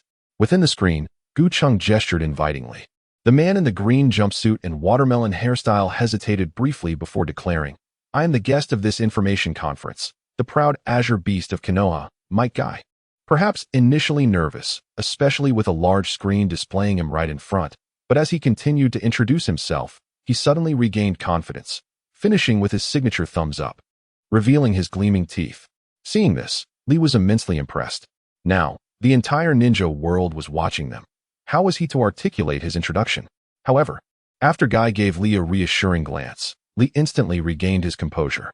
"No way, I cannot back down. I am Rock Lee. Like Teacher Guy, I am also a guest. I will prove that even without ninjutsu or jinjutsu, but solely through taijutsu, I will one day become a powerful ninja." Lee shouted. "You can do it, Lee," Guy said, filled with pride. "Yes, Teacher Guy? Lee. Teacher Guy. Lee." The quirky duo embraced tightly, perhaps moved by one another, tears streaming down their cheeks. As they watched this scene, the entire ninja world was momentarily frozen. Cheng, unperturbed, simply smiled and said, "Now, please take your seats." The three settled onto the sofa, marking the official commencement of the information conference. The first segment of the Ninja Information Conference involved introducing the first elite ninja of the mobile game. "Is Teacher Guy coming?" Cheng inquired of Guy. "Of course. It is my duty," Guy replied earnestly, pulling out a phone. The camera smartly transitioned from the original view to display the screen of the phone in Guy's hand. Thus, everyone could see a ninja identical to Guy standing in a training camp. Guy took a deep breath. He, too, had only recently learned that he would be introducing the new ninja here and had initially feared he might not perform well. Unexpectedly, that ninja turned out to be himself. So, there was nothing to fear. He merely needed to demonstrate the skills he had previously learned. Ahem, let us first look at the first skill. Guy pressed the button for the first skill, Might Guy, spinning along the ground, then stood up to deliver 2 kicks. Observing this, many wore puzzled expressions, finding it rather simple and not significantly different from other ninjas. Subsequently, Might Guy's second skill was even simpler, merely a forward kick. Finally, he addressed the ultimate move. Let us take a look at the ultimate. Upon his words, several large characters popped up on the screen. Morning Peacock. Might Guy leapt high into the air, rapidly swinging his fists downward, creating friction with the air that ignited flames. Each punch seemed to launch fireballs, densely packed, resembling a peacock spreading its feathers. It concluded with a massive fireball as a finale. Upon reaching this point, Many individuals found it quite satisfactory, at the very least. This ultimate technique appeared more splendid than the existing ninjas. Nevertheless, the overall impression remained rather mediocre. However, Kai was oblivious to others' opinions. As he observed his own manipulation of Might Guy, executing the morning peacock technique, a sense of satisfaction washed over him. This feeling was delightful, peculiar, and refreshing. At this juncture, it seemed that the ninja had reached a conclusion. Hearing Kai's statement, the nearby Li became anxious. Stealing a glance at the camera and confirming it was not capturing this moment, he hastily pulled Kai aside. Kai turned to look at Li, who, unable to vocalize his thoughts, could only hope that his mentor would decipher his lip movements. Normal attacks? Kai paused, then suddenly broke out in a cold sweat, realizing he had completely overlooked this aspect. Ahem, allow me to demonstrate the normal attack once more. 1, 2, 3, 4, 5. It could be said that normal attacks were indeed as ordinary as their name suggested, merely 3 punches followed by a kick and another punch. Yet, Kai paid no mind to the details. He merely sighed in relief, thinking that there should be no issues now. It appeared that Kai had completed his demonstration. Could you please elaborate on this ninja's combat strategy? Cheng inquired, guiding the conversation. Certainly.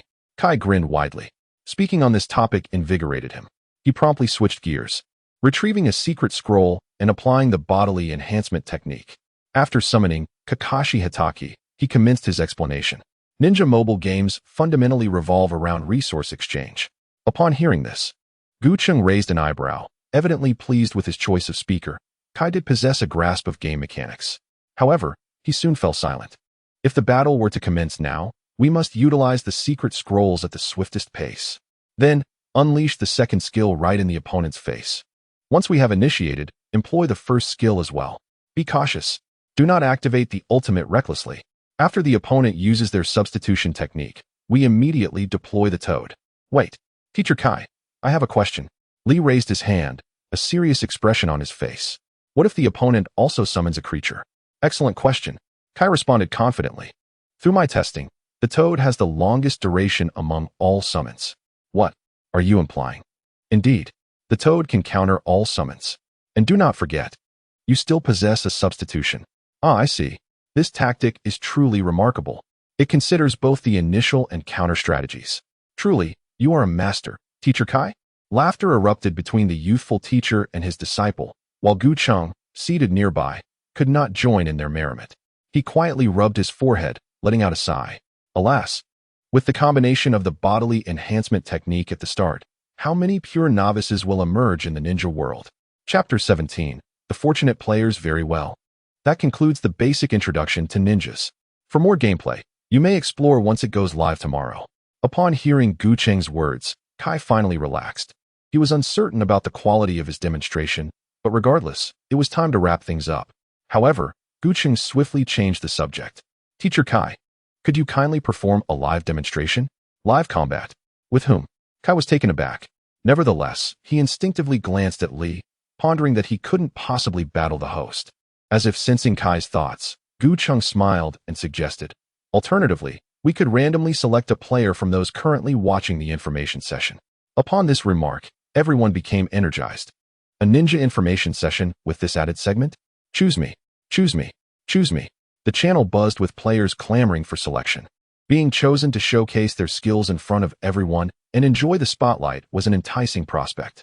Naturally, the allure of rewards, although Cheng had not mentioned any, heightened their enthusiasm. Hold on, Mr. Host. Teacher Kai. Li interjected suddenly, his expression grave. Please allow me to take on this task. Certainly, Cheng agreed without hesitation. Kai discreetly gave Li a thumbs up off camera, though it was still captured. Li picked up his phone, secretly exhaling in relief. Having the chance to accompany Teacher Kai was an opportunity he could not miss. However, Li was evidently unaware that his presence was intended for this very purpose. Otherwise, they could have simply invited Kai alone. As both parties entered the game to select their characters, Cheng prepared to distribute rewards. Dear players, from now on, your comments will appear as bullet screens on the big screen, and we will select 3 individuals to receive a Might Guy complete card. As soon as Cheng finished speaking, a flurry of comments flooded the screen. It seemed that regardless of the world, people were equally enthusiastic about lotteries. Is there really this many? Li swallowed nervously. You will be the one to select the 3 lucky players. Cheng smiled. Me? Li was astonished. Cheng nodded. It was a spontaneous decision, and it mattered little who selected whom.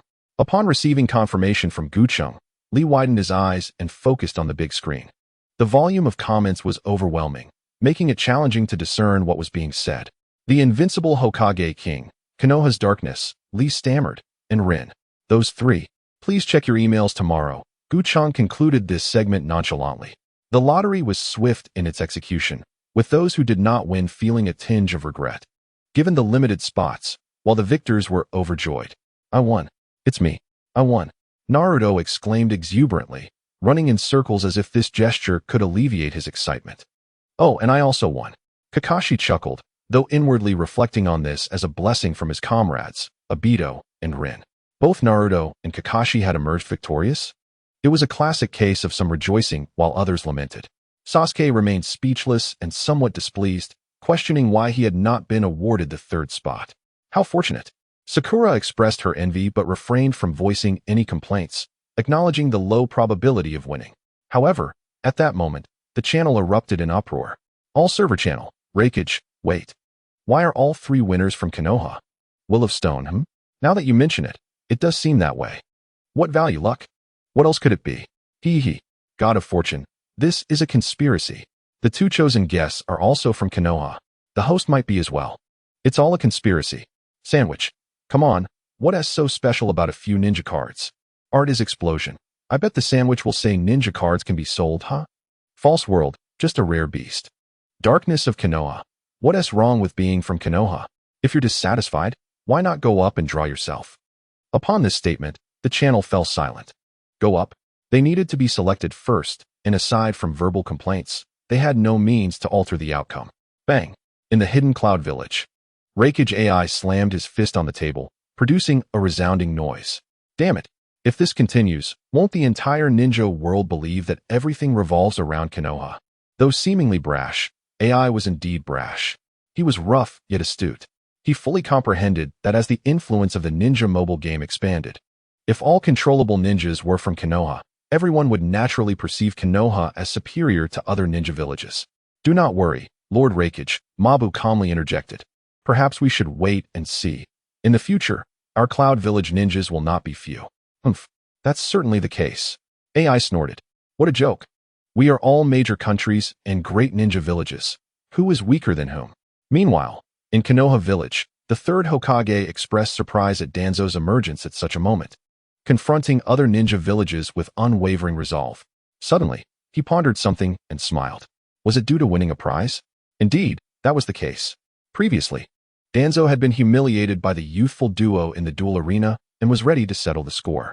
However, upon observing his opponent's gaming nickname, he immediately recognized it belonged to Guy, a formidable adversary he could not easily contend with.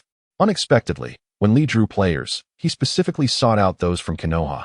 The characters Konoha were prominently featured in Danzo's gaming nickname, making it stand out among the multitude of usernames. One could only say that luck played a significant role. Having fortuitously acquired a ninja card, Danzo found no justification to pursue further conflict with them. What? You wonder if someone like Danzo would participate in a lottery through comments? It was merely a casual act. Returning to the intelligence meeting, Lee felt a twinge of anxiety, suspecting he might be biased. Cheng gently shook his head, signaling to move past the matter, and then inquired, So, has the selection of ninjas concluded? Lee quickly responded, It's done. It's done. But there are quite a few ninjas. He hadn't anticipated needing to select so many at once, especially on the first day. Guy was still meticulously reviewing options on his phone. Indeed, the phones used by Lee and Guy were specially provided by Cheng, containing information on the new version ninjas set to be released. As the saying goes, one does not play the old, but instead showcases the new. Tomorrow is the day. Cheng chuckled. Chapter 18. The allure of cleaning moments. The first round commences. Within the mysterious luminous screen, a duel was about to unfold, resembling more of a display of new ninjas in actual combat than a true battle. For the audience, the 6 ninjas showcased were all absent from the current version. First up, Gaia's primary position was himself. After all, this was the Mike Guy Ninja Intelligence meeting, so he had to take the stage first. Lee chose him. White. ISNT that you? Indeed, it was the esteemed Zabuza Momochi. On a street in an unknown small country, Zabuza was taken aback to see White appear on the luminous screen. Just as White was equally surprised by the unexpected entry and the fact that someone else was controlling him. How should one put it? White felt elated. Zabuza, since I can enter the game, you surely can too. Humph. Nonchalantly, Zabuza uttered this, yet deep down, he believed he ought to surpass the likes of Kakashi Hatake. He should at least be a formidable ninja, right? No. He should have a dedicated intelligence meeting, just like that green watermelon-headed fellow. Noticing passers-by pointing at White beside him. Seemingly recognizing her, Zabuza swiftly wrapped an arm around White and vanished in a flash. I'm coming in, teacher guy? Lee. No need for reminders during battle, Is your ninja and ranged attacker? In the duel arena, Might Guy was being targeted by White, who astonishingly kept launching shurikens without a moment's pause. Was this a ranged normal attack? Many spectators quickly deduced, for one does not continuously utilize a skill without reason. Yet, some recalled Tenten, the only ranged attacker among the 10 Konoha Chunin given as a bonus. I'm charging in, Lee. Guy wasted no time. Unleashing his tactics, an initiation with a powerful body to absorb skills. So soon, you're taking it seriously, teacher guy. Lee, feeling anxious, watched as the Might Guy, enveloped in a white glow, approached him. In a flurry, he clicked a skill. At that moment, White retreated while hurling an ice spear forward. Although it struck Might Guy, it did not halt his advance. As the distance closed, Lee hastily cast another skill. Whether it was panic or a keen understanding of skill mechanics. He activated his skill and immediately followed up with a normal attack. Secret technique, 1000 kill water surge. White conjured sharp ice pillars and dove into an ice mirror that appeared before him, re-emerging through another ice mirror behind Might Guy. Just as Might Guy executed a forward kick, he struck nothing but air. What is this? The audience gasped. Moving within the ice? Oh. Lee had cleverly opted to follow up his skill with a normal attack, using the ice mirrors for movement, skillfully evading Guy's attack. At just the right moment, Gucheng provided commentary. The spectators suddenly awakened to the realization. Such a maneuver? Skill and normal attack in tandem? Well done, Lee. Guy also secretly admired Lee's unexpected strategy that successfully delayed the end of his powerful body state. As for what was to come next, Might Guy unleashed a punch, startling Lee into unleashing a ghost lantern. However, when he saw that Might Guy merely stood still, not advancing, Lee realized he had been deceived. Might Guy rushed towards White, and Lee hesitated. With skills exhausted, should he summon a spirit? What would Teacher Guy do? Guy did nothing. As Might Guy approached, he did not attack, but merely observed White from a distance. Lee understood the implication. Teacher Guy was waiting for the ghost lantern to explode. Moreover, he had carefully sidestepped. Given this distance, Lee grit his teeth, lowering his finger that was poised to summon a spirit. He had played Might Guy before. The first skill merely swept the area, incapable of reaching him. Too naively, Guy suddenly bellowed, the sound coinciding with the explosion of the ghost lantern, followed by the Konoha Gale. Bang, bang, bang. Might Guy executed a sweeping kick while simultaneously descending, launching White into the air. What? Lee gasped in shock. That skill could be executed while moving? Though it was just a short distance, it perfectly connected. Seeing the skill was ready, Lee hastily substituted, preparing to seize Might Guy during the substitution invincibility period. Might Guy crouched down, summoning the toad couple, who began to croak loudly. With no choice but to summon, Lee, also summoning toads, could only acknowledge the bond shared between master and disciple. At this moment, many spectators shook their heads, realizing the first round's victor was already determined. As expected, although Lee summoned the spirit late, Guy had a substitution. After one substitution absorbed the spirit's damage, Might Guy's skill struck White. With damage numbers rapidly appearing, White's health plummeted. That guy? What was he playing? Alas, it was a high-tier ninja. I should merely be a ninja, right? After finding a hotel, Zabuza and White continued to watch the duel, but Zabuza felt a strange agitation as he observed White being beaten on the luminous screen. So, do you understand what a high-tier skill means? Zabuza's words left White in silence. Not to mention White, probably no one in the entire ninja world knew. They would have to wait until tomorrow to log in. Bang. Substitution technique sound effect. White substituted, sending Might Guy flying with a skill, and proceeded to use a second skill. However, due to White jumping back while using the second skill, combined with Might Guy being pushed far away. He failed to follow up with a normal attack. It's over. Lee's heart sank.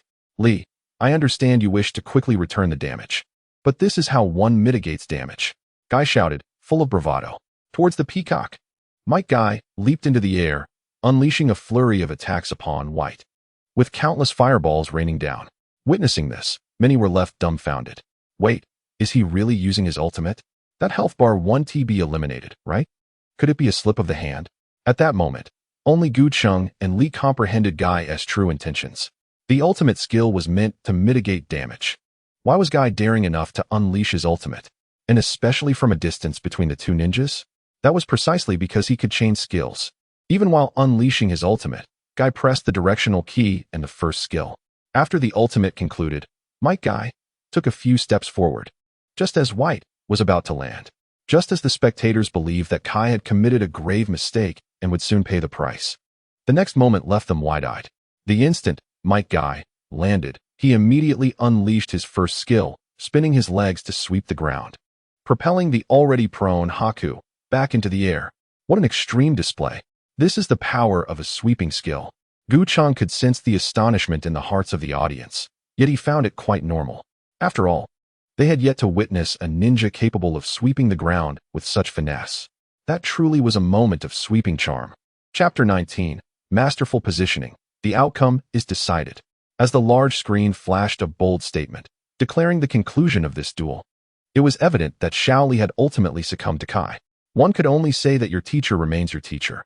Even in a battle involving the last ninja standing on both sides, Kai proved himself to be superior. Of course, this wasn't a formal competition, and the victory or defeat held little significance. Through this practical demonstration, at the very least, the audience could grasp the strength and gameplay of Might Guy, the formidable ninja soon to be released. His second skill was rather ordinary, but the first skill was the highlight. The wood leaf scale can cross axes and comes with a sweeping effect that can connect to a finishing move, though no one had laid hands on it yet. The consensus among most was that this ninja's prowess undoubtedly surpassed that of others in the current version. Alongside Might Guy, several other ninjas, including Haku, also made their appearances. Anticipation was certainly in the air for what was to come tomorrow. With that, Gu Cheng announced the conclusion of the practical demonstration for Might Guy, and our ninja information session was drawing to a close. As Gu Cheng spoke, the intelligent director automatically shifted the camera to focus on him, alongside Kai and Xiao Li. Observing the host, many in the audience couldn't help but wonder if this was truly the end, feeling as though there were still unanswered questions lingering. Then, Gu Cheng's next words piqued their interest. I will randomly select a few questions from players to wrap up this information session. As he finished speaking, the number of comments on the screen surged dramatically. If each comment were a bullet, there would likely be hundreds of Gatling guns firing away. What is the Ninja mobile game exactly? A game? Reporting that the recent lottery was rigged? When did you develop such a misconception? Rest assured, it is entirely fair. Does the host have a partner? What does the fire pit know about romance? Get lost. The guest's skills are so weak, it's truly not worth watching? Upon hearing this, Gu Cheng chuckled, while Kai and Xiao Li awkwardly scratched their heads. To be fair, their current ranks were indeed not very high. After all, one cannot rely solely on purity to achieve absolute victory. When is the next information session? Excellent. That is the most substantive question. Gu Cheng pondered briefly. Based on the notification received, each new high-ranking ninja would have a corresponding information session before their release. The next piece of information that can be disclosed is that the upcoming high-ranking ninja will be of the level. Furthermore, a sequence of high-ranking ninjas will continue to be released in succession. In that moment, the hearts of all present trembled. So the level is not even the highest rank. Who could this level be? Even Kai was astonished. This was news to him as well. He had merely accepted the invitation to be present and had tried the ninja in advance. A ninja, surpassing even teacher Kai and that would leaf technician. Xiao Li couldn't help but swallow hard. Many shared Xiao Li's reaction at that moment. Might Guy was one thing, prior to this. Aside from those in the Hidden Leaf Village, others from different ninja villages were hardly familiar with him. Perhaps only some of the elderly from the Mist Village would find Kai's appearance somewhat recognizable. But Kakashi Hitaki was a different story. As a widely known figure in the ninja world, who does not recognize the Sharingan Kakashi? Both are ninjas. One is a premium ninja, the other a high-ranking one. Thus, it is likely that Might Guy could indeed rival Kakashi Hatake. Therefore, if we deduce from these two aspects, it becomes clear that there exists a ninja who will undoubtedly rank above both Might Guy and Kakashi Hatake. At this moment, many already had their thoughts in mind. What determines a ninja's rank? Fame and strength? Or perhaps trendiness? It is hard to believe I heard the word trendiness come from your lips. Dingji, how do you think I measure up in terms of trendiness? Ino has the looks, but still lacks the finesse, as a woman. Her charm and value fall short in this regard. Well, Dingji, I agree with you on that. Even Asuma-sensei? At a barbecue restaurant in the Hidden Leaf Village, the 4 members of Team 8 gathered around a steaming grill, eating and chatting. Unlike Team 7, Asuma, after gathering his 3 students, promptly brought them here to treat them to a meal. Naturally, they also had the program on the holographic screen to enjoy. So, Asuma-sensei seeking out Red-sensei is also an acknowledgement of this, right? Dingji spoke while shoveling meat into his mouth, causing Asuma to twitch his eyelids. Previously, Asuma intended to invite Red to eat together, but Red felt that it was essential for her students to familiarize themselves with one another first, thus she declined. Eat a little less, Asuma sighed. Hey, let's not stray from the topic. Shikamaru, with one hand resting on his forehead, appeared exasperated. Weren't we discussing high-ranking ninjas? Damn it, where did I go wrong? Ino pulled out a small mirror to check her appearance, tilting her head this way and that. Shikamaru's expression turned lifeless. One was solely focused on eating, occasionally spouting nonsensical remarks, while the other was vain and fixated on peculiar details. Their teacher was a romantic at heart. Forget it. Let this class be as it is. Returning to the holographic screen, Gucheng felt quite satisfied with the inaugural information session. Although the preparation felt a bit rushed, the process had been acceptable. In a good mood, he didn't mind elaborating a bit more. I believe many of you are still curious about what a high-ranking ninja is, right? The way to acquire high-ranking ninjas is through advanced recruitment, which will be revealed when this ninja is released. Primarily, it concerns the classification of ninjas. The history of ninjas is vast, and among so many existing, who truly qualifies as high-ranking? What is the distinction between high-ranking and high-ranking? It lies within the weight and positioning of the storyline. Factors such as a ninja's background story, strength, spread, and recognition within the ninja world, and other comprehensive elements determine whether a ninja achieves high-ranking status or is released through other means, culminating in a classification into 4 levels. Upon hearing this, many fell into deep contemplation. If we speak of fame, it is unlikely anyone can rival the predecessors recorded in history books. The ninjas currently in the mobile game are all still alive. Does this imply that those who have passed may also appear in the game? From this perspective, could it be that all members of the Akatsuki are ninjas? Is that so? I always thought you were. Scorpion. Deidara grumbled. Do you truly think I am on the same level as Kakashi Hatake and Might Guy? Scorpion cast a disinterested glance at Deidara, choosing not to respond to his statement. If we solely consider fame within the ninja world, not to mention Deidara, there are scarcely a few within the Akatsuki who can compete with Kakashi Hatake. Not to mention Kakashi's father, the legendary White Fang, who once shook the ninja world. A fleeting glimmer of killing intent passed through Scorpion's eyes, which he quickly suppressed. Returning to a calm demeanor. Do not dwell on it. In all aspects, you cannot compare to those burdened with the title of Hokage. Moreover, that fellow on the screen has not claimed to be superior, has he? TCH. If that's the case, let's hurry up and set off, create more art, and let the world appreciate my artistry. That will not do. The leader has commanded us to remain inactive. Chapter 20. A glimpse of understanding the information session on the high-ranking ninja, Might Guy, has come to a close. We shall meet again in the next session. The holographic screen gradually dimmed, with the figures of Gucheng, Kai, and Shaoli becoming blurred, until they vanished into the sky along with the screen. Many individuals exhaled deeply, stretching their stiff necks after a prolonged period of immobility. Although the intelligence briefing was brief, the wealth of information it provided was substantial. Whether it was the novel introduction of ninjas or the revelations disclosed, it provoked considerable contemplation among the populace. Some, however, felt indifferent, thinking that with the current chaos, it made little difference. They swiftly immersed themselves in ranked matches. Meanwhile, in a tavern of a certain town, Jiraiya laughed heartily. The first ninja could very well be me. You? What merit do you possess to be chosen? Tsunade retorted, waving her hand for Shizen to pour her another drink. Lady Tsunade, You've already had quite a lot. Shizen hesitated. Oh, don't worry. Tsunade is merely excited to see me, Jiraiya proclaimed, rather self-indulgently. Tsunade rolled her eyes, choosing not to counter his claim. Their encounter was serendipitous, as they fortuitously entered the same tavern and found themselves seated next to one another. Given this fortuitous meeting, it was only natural that they would share a drink together. After all, what else would one do here if not drink? Tsunade quipped. Isn't that the talent of Master Sarutobi? Jiraiya smiled. After all, he holds the highest position. Perhaps your two companions might have a chance as well. Kakashi? Yamato? No way. They would perish carelessly in battle. Haha. I was, of course, referring to the previous Hokage, including the fourth. Ah, Jiraiya. You're sidestepping to boast about your Hokage student. Aren't you? Ah, my apologies. I owe you a drink. Drink, drink, drink. Shizune observed Tsunade forcefully pouring alcohol into Jiraiya's cup, her expression revealing a mix of emotions. Having served Tsunade for many years, she rarely witnessed this side of her, so relaxed, almost childlike.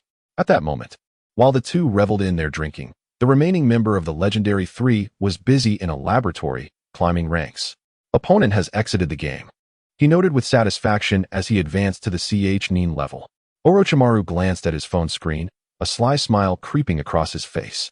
Although he lacked gaming experience, he was unconcerned.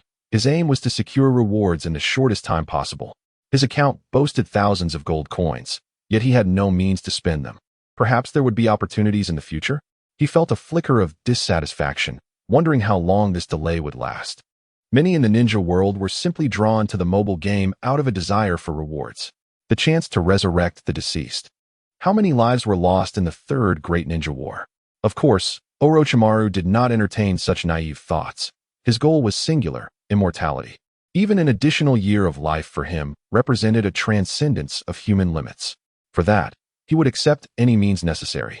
Yes, Lord Tsuchikage. In the office of the Tsuchikage in Iwagakure, Inoki remained alone after his subordinates exited. This elderly man clasped his hands on the table, his aged face etched with seriousness. How should I put it? The current situation is rather grim. I feel as though I am being led by the nose. With a sudden bang, the door burst open, and a figure rushed in, heading straight for the desk. Knock before entering. Inoki bellowed. Grandfather. Kuratsuchi slammed her phone on the table. Who is this person? Find him for me. Huh? Are you joking? This scoundrel humiliated me in the game. Tortured me. Even used mocking emotes. He laughed and cried while spamming. His head pats were quicker than an elite J-Nines hand signs.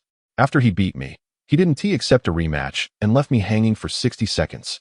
Arg, it's infuriating. Inoki sighed, observing his granddaughter's flushed face, her hair and clothes in disarray, presumably from her own tugging. Meeting Kuratsuchi's bloodshot eyes, he felt a headache coming on. So you plan to seek revenge offline just because you lost a game? Is there something wrong with you? Kuratsuchi, you are a ninja. When you lose, you should focus on improving your skills, not on vengeance. What do you intend to do? Kill that ninja from Iwagakure. Inoki exclaimed in frustration. Kuratsuchi shrank back. Grandfather, go home. Have Akatsuchi keep an eye on you. Only come out when you can maintain your composure throughout a game. Oh, she moped, leaving the office. Watching her dejected figure, Inoki felt a twinge of sympathy and closed his eyes, not wanting to see. Young people these days, he mused. Is it truly necessary to react so dramatically over a single lost game? How exaggerated. Minutes later, damn it. Is the sign of reconciliation meant to be used like this? Inoki's fist smashed into the desk. Initially considering a casual match, he now fully grasped the meaning of frustration. In the game, his opponent squandered their chakra and unleashed their ultimate ability recklessly, allowing Inoki to easily secure victory. However, the opponent repeatedly activated the sign of reconciliation, sporting a pitiful expression. Why not give them a chance? They're from the village, he thought, letting his opponent off the hook, only to lose that round. Once the opponent acquired their resources, they transformed entirely, taunting with exaggerated movements akin to a certain game's return-to-base mockery. Inoki's composure faltered as he was affected by the opponent's antics. Despite the identical emotes, he found that the white blob's demeanor irked him immensely. With numerous errors cropping up, he ultimately lost the match. Following the opponent's head pats and thumbs up, he completely lost his cool. How could such a person exist in Iwagakure? What kind of teaching produced this? This is a disgrace. Such a lack of decorum.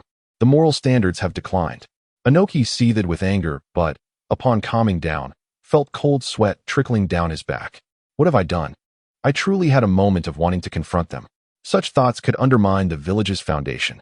This surge of emotion was reminiscent of a time long past. Inoki glanced at his phone, his expression shifting through a spectrum of emotions, fear, suspicion, and reason, culminating in a deep sigh. Sigh. How absurd. Chapter 21. The next day, it has been updated. The update occurred punctually at 8 a.m. the day following the intelligence briefing. Countless players entered the game simultaneously, experiencing a remarkably smooth interface devoid of any lag. This was to be expected, as it was not a small-scale operation. On the Hokage Rock, Team 7 reconvened alongside Team 3. Oh, Guy-sensei is online. Upon entering the game, Lee spotted the energetic figure of his teacher, with a fresh hairstyle, distinctive eyebrows, and a captivating green jumpsuit. He struck an iconic pose. Might Guy has begun recruiting. Clicking through, Lee found himself on the recruitment page, now adorned with Might Guy's image. He noticed that summoning a ninja required the use of Ninja World summoning tickets, of which he had none. Without tickets, he would have to spend gold. Whatever. Let's go for a tenfold summon.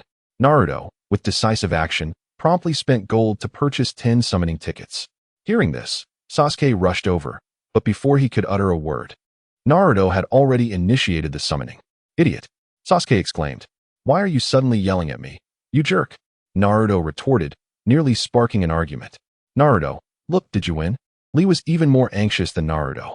Under the watchful gazes of the group, the screen displayed 10 fragments one after another. Silence enveloped them. Why is it always me? Naruto exclaimed in astonishment, the radiant smiles of Vortex Naruto appearing particularly glaring at that moment. It seemed the odds of winning were quite low. Neji had already perused the recruitment rules, and it required 40 fragments to create a ninja, which meant they would need to prepare for hundreds of draws to have any chance. You could have mentioned that sooner. Naruto grimaced. Additionally, you forgot something.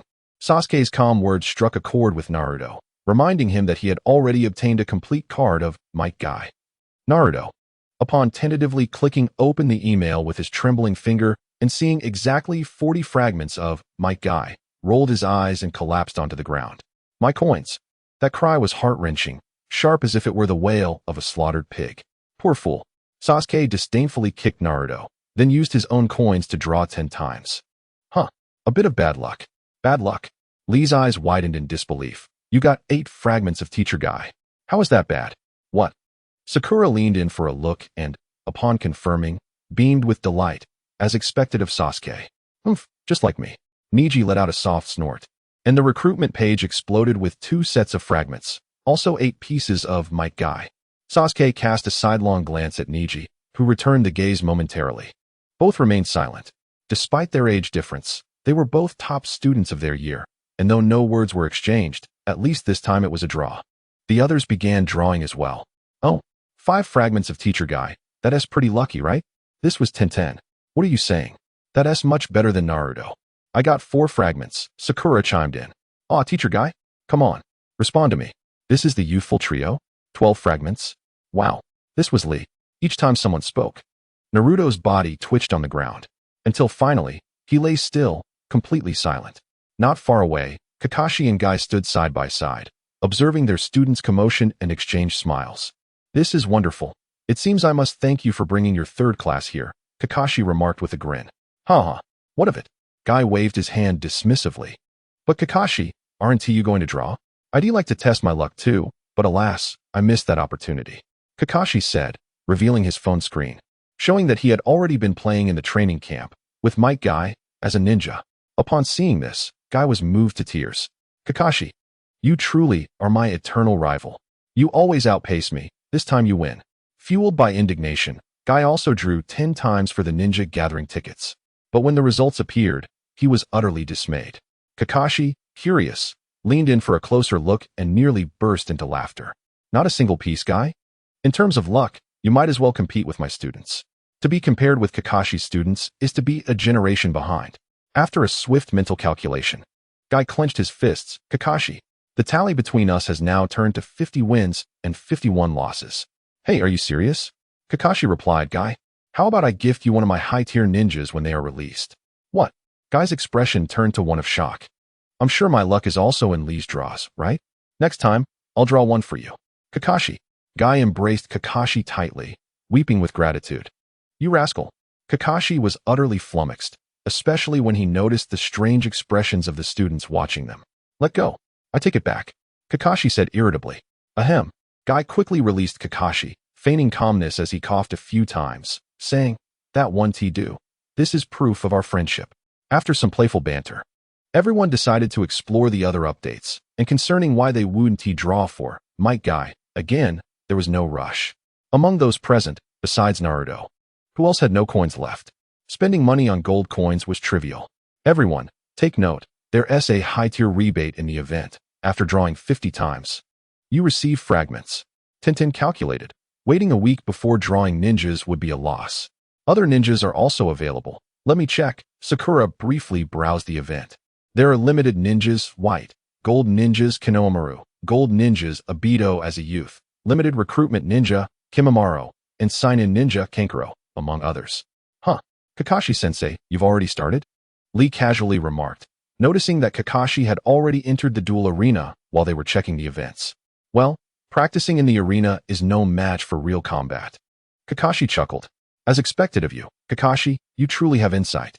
I want to try too, Guy eagerly declared.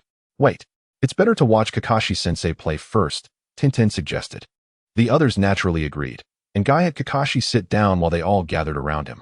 Seeing this, Kakashi felt resigned but had no choice but to refocus on his phone. What ninjas to bring? Of course, it's Teacher Guy. And the Toad summoning and the invulnerability secret scroll. Seriously, now the entire ninja world knows your tactics. Shouldn't we change it up? Absolutely. Kakashi, follow my lead. Fine. Fine. Kakashi casually equipped those 3 items, as he was merely testing the ninja. However, once the match began and he saw his opponent's nickname, his expression grew serious. That was Chapter 22, the hero of the Sharingan, Obito, hero of the Sharingan. The ninjas and secret scrolls Kakashi brought were Might Guy, with the forbidden technique Healing Resurrection, Sakura Haruno, with the summoning Shuriken, and Kakashi Hitaki as a youth, with Lightning Strike. The opponent was Sasuke Uchiha, with Shuriken, Sakura Haruno, with Release Technique Disperse, and Obito as a youth, with Wood Release, Insertion Technique. Both included Sakura Haruno, which was discovered by players. Though only 2 days had passed, players had already explored nearly all of the lower ninjas from Konoha. Sakura Haruno stood out for her stable basic attacks, excellent initiative, and considerable damage. With skills that combined mobility and sweeping effects, her ultimate could deal damage and reliably connect with her first skill. While she had drawbacks, in the current version, she was deemed a competent ninja capable of climbing ranks. It seems I'm quite popular, Sakura smiled. Kakashi-sensei didn't choose Kakashi Hitaki? Lee wondered. Oh, I'm a bit intrigued by this new character, Kakashi replied in a relatively calm tone, yet Guy sensed something was amiss. It must be because of the opponent's nickname, right? Guy glanced at Kakashi. Since he was positioned directly behind, he couldn't see Kakashi's expression. But Kakashi's heart must have been tumultuous at that moment. Hero of the Sharingan? Who would choose such a name? Sasuke frowned, somewhat irritated. Neji thought to himself. The Uchiha clan had been exterminated. Aside from Sasuke, no one would choose such a name in the game.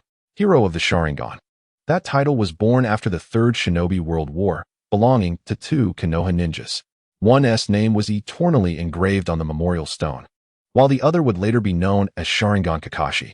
The first round, the battle begins. Is it merely a coincidence? Kakashi felt somewhat uneasy but forced himself to suppress it and began operating. A second later, a shuriken flew in and struck Kakashi's Might Guy.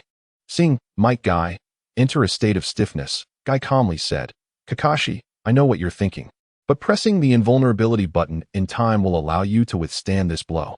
Apologies. Kakashi pressed the substitution technique and with a swift kick, sent the approaching Uchiha Sasuke flying. Sasuke had likely intended to follow up an attack with Might Guy, but was caught off guard by Kakashi's instantaneous switch. With a loud thud, the opponent also executed a substitution.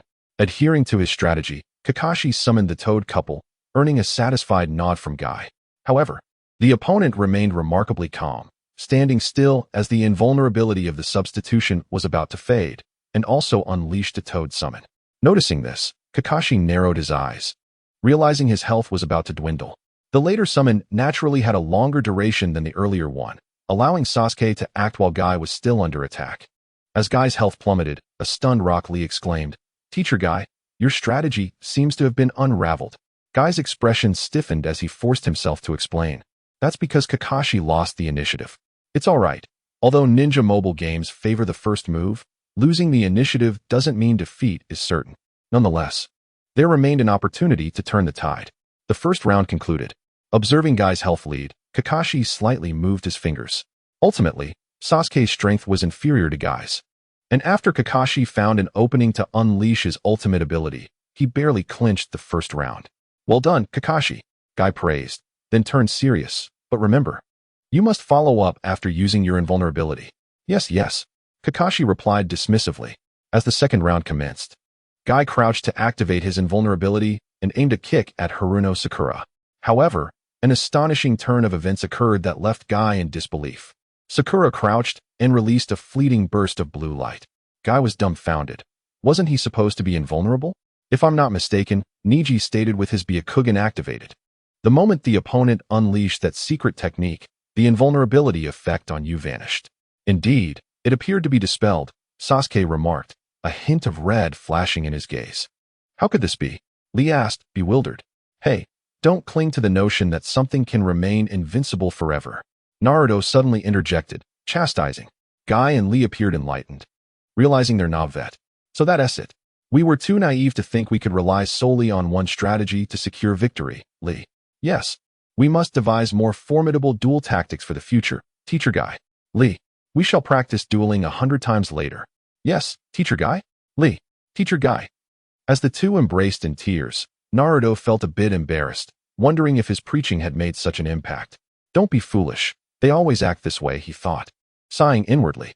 In truth, he pondered whether it was appropriate to mention that fixed strategies were incredibly prone to failure in the ever-changing landscape of battle, and whether it was wise to cling to such simplicity in believing it was merely a matter of strategy strength.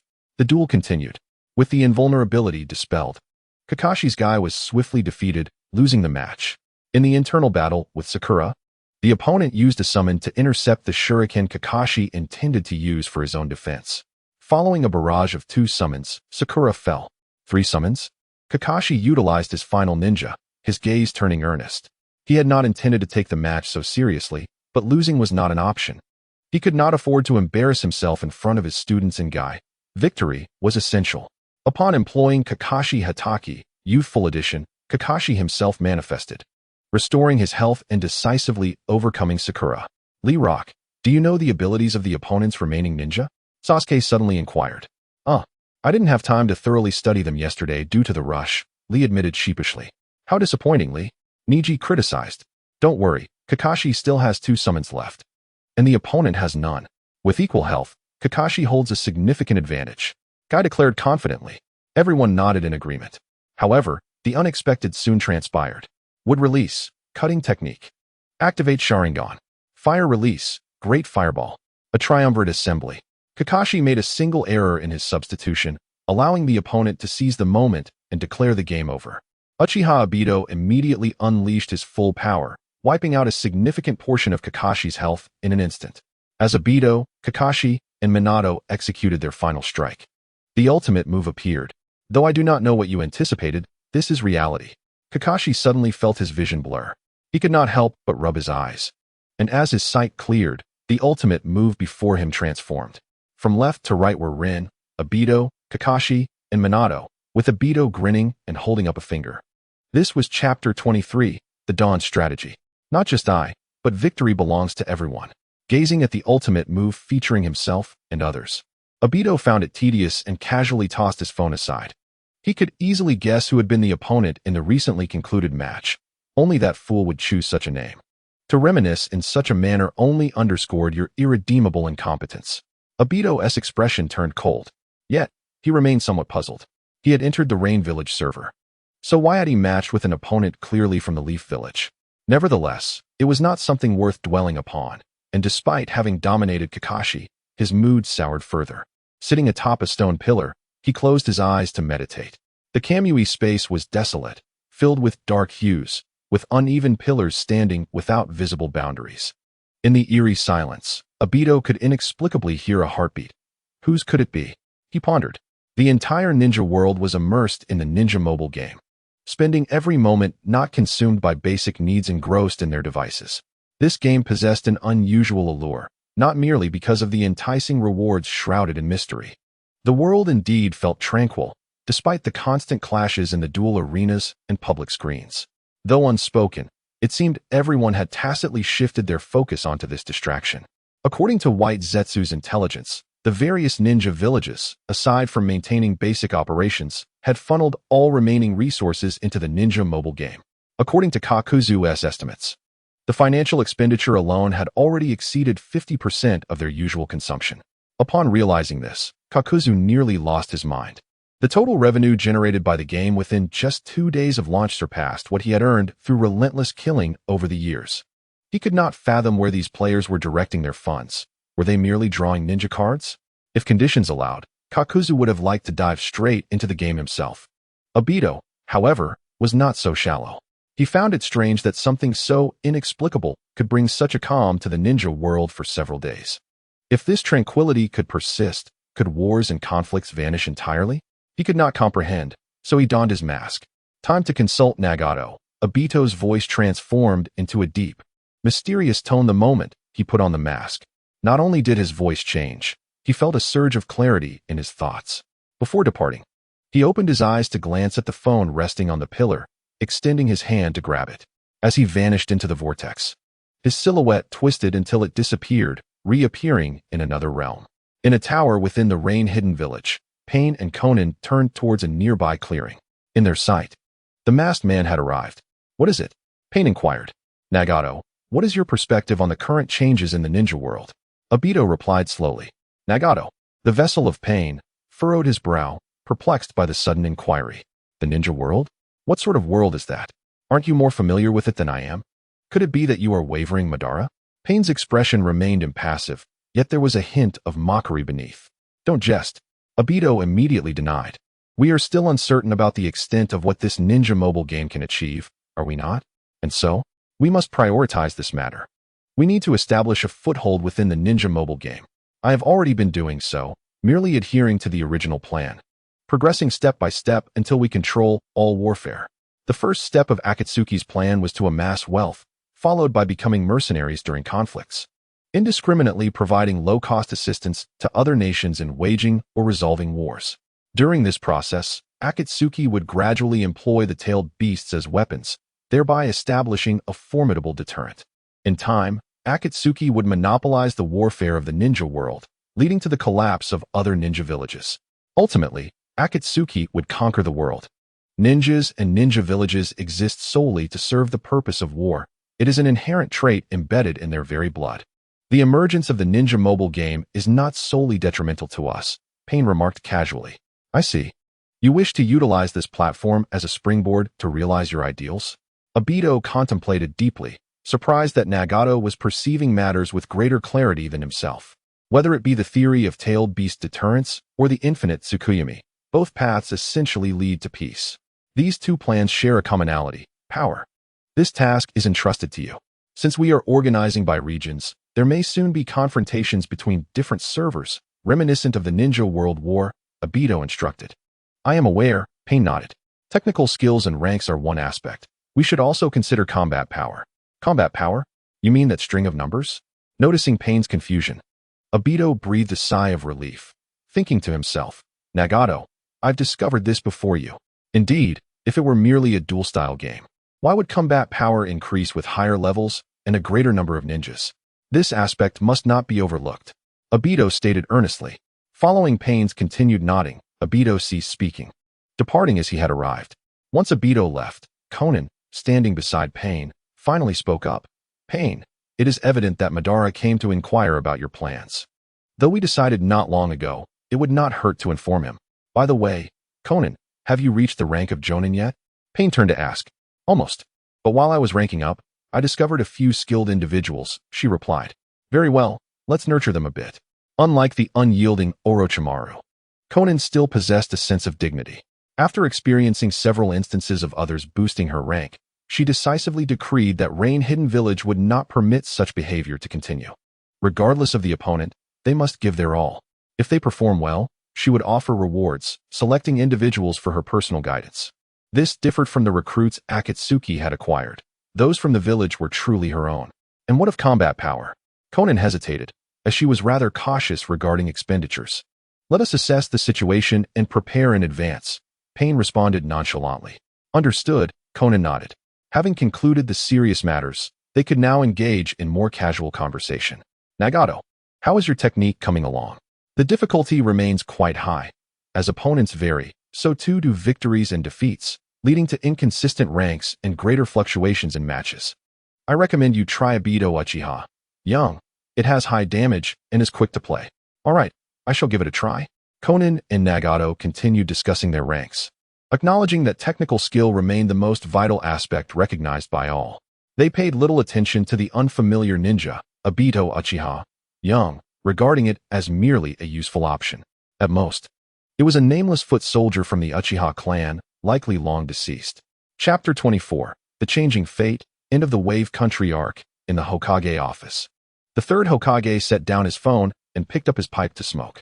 The second chapter of the plot had unlocked today, and predictably, it followed Team 7, focusing on events that transpired in the Wave Country. Falling pure white snow, the third Hokage mused, unable to contain his thoughts. Being a ninja is truly no simple matter. A man who had slaughtered his classmates during graduation exams had ultimately shed tears. This reveals that even the strongest ninja harbors a tender side within. This is also the primary reason why ninjas should not be viewed solely as tools. With a loud bang, the door swung open. Hizashi, we must make early preparations regarding the Wave Country, Danzo declared straightforwardly. And what do you propose we do about that wealthy merchant, Kato? The third Hokage replied coolly. Not just Kato. The Wave Country is neighboring us, and without ninja forces, they are vulnerable to external threats. It is our duty to dispatch ninjas for their protection. Should we not also send a team to the Land of Rivers? Or perhaps the Land of Rain? What do you mean by that? This would be beneficial for them. Danzo's expression darkened slightly. You should consult the daimyo to understand the consequences of interfering in another nation's internal affairs. The third Hokage paused, speaking slowly. Do not underestimate the complexity of the situation, Danzo. Danzo fixed an intense gaze on the third Hokage, who ignored him, focusing on his daily tasks. Realizing he had no further recourse, Danzo turned to leave, not wishing to endure further humiliation. However, just as he reached the door, he seemed to remember something. Pausing momentarily to throw out a parting remark. Hizashi, you will regret this.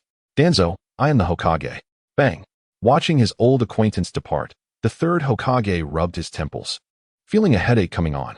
Although he was unsure why their conversation had taken such a turn, his firm rejection of Danzo's proposal was not without reason. Given the current sensitive situation, no one dared to act openly due to fear of an unknown, mysterious force. You suggest sending troops to a small, unarmed nation? That is a plan everyone can see through. If one were to act so brazenly, what would become of them? Consider this. If that mysterious barrier possesses the power to resurrect the dead, does it not also hold the capability to turn the living into the dead? Oh, there truly is such a method. In the Cube Internet CAF, Gu Cheng perused the system's various functions, marveling at its capabilities. Although the system had some limitations, it was still quite extraordinary within the ninja world. However, Gu Cheng was indifferent to those aspects. He was merely contemplating how to effectively operate the ninja mobile game. Just then, a group of customers entered. Is this a coffee shop? Could someone please come and explain what drinks you offer, boss? Waitstaff. Hey, don't shout so loudly. Indeed. May I take your order? Gu Cheng approached, and, upon seeing the four individuals, his gaze shifted slightly. Is the boss that host? Red inquired curiously, but refrained from asking further, simply suggesting they take a seat. After Team 8 found a suitable spot, they discovered a menu on the table, filled with various types of coffee. Black coffee. Kamaru, would you like to drink this? Asked Ya, glancing at the little dog resting on his head. Woof woof. Kamara barked a few times. I suggest you refrain from doing that. Yeah, came the voice of Shino, who adjusted his glasses. Why? Naruto interjected, recalling how Ya had brushed his teeth 7 times after drinking last time. Isn't it just because Naruto has a weak tolerance? You retorted in surprise. That's still better than you, who gets all worked up over rank matches, Red quipped. Come on, that was in the past. you said, scratching his head in exasperation. Hinata stifled a giggle before picking up the menu. Naruto-kun, are you drinking black coffee? After placing their coffee orders, Guching soon brought them, only to find the group pairing off in conversation. Perhaps I should ask the players, are you all playing the ninja mobile game? It seems every guest waits for their coffee while engrossed in it. Guching chuckled casually. That's because we hadn't seen it before. Hey, Shino, you scoundrel. You attacked while I was distracted. You glared at Shino as he watched his avatar perish on the screen. Shino remained unfazed, but after taking a sip of coffee, his expression changed. What is this? Tasty, isn't it? The coffee beans are exceptionally authentic. The purity is remarkably high. Guching declared proudly, his eyes sparkling with delight. The other three remained silent for a long moment after tasting, before Red finally spoke up. Boss, I wish this wasn't so authentic. After a brief pause, Red added, could I have a glass of water? 4 cups if you please. Huh. Guching's demeanor visibly dropped as he turned to leave, muttering, the tastes of this village are quite discerning. Whose taste is discerning? The 4 members of Team 8 exchanged glances, and Red suddenly called out to Guching's retreating figure. Boss, I meant 4 cups of plain water, nothing added, pure and natural. Rest assured, I understand purity, Guching replied without looking back, waving his hand dismissively. Wait, do you really understand? Red felt a rare surge of anxiety. This was her first outing since successfully passing the Jonin exam. If it's truly unpleasant, a ninja can endure it. But that taste, it was a flavor that was difficult to articulate. The first sip felt as if steam had engulfed her. The hot, viscous liquid cascading down her throat, an overwhelming aroma assaulting her senses. It was said that chakra extraction is a blend of the body's energy and spiritual energy generated from 130 trillion cells. They felt as though those very cells were revived, voraciously inhaling air. Only after several minutes did they feel alive again, as if their souls had returned to their bodies. Yet even then, their stomachs churned as if a tailed beast rampaged within. It was not just unpleasant, it was overwhelmingly exquisite, to the point that the human body could hardly bear it. Yes, it must be so. As they watched Guching hum a nonsensical tune at the counter, the hearts of Team 8 raced with anxiety.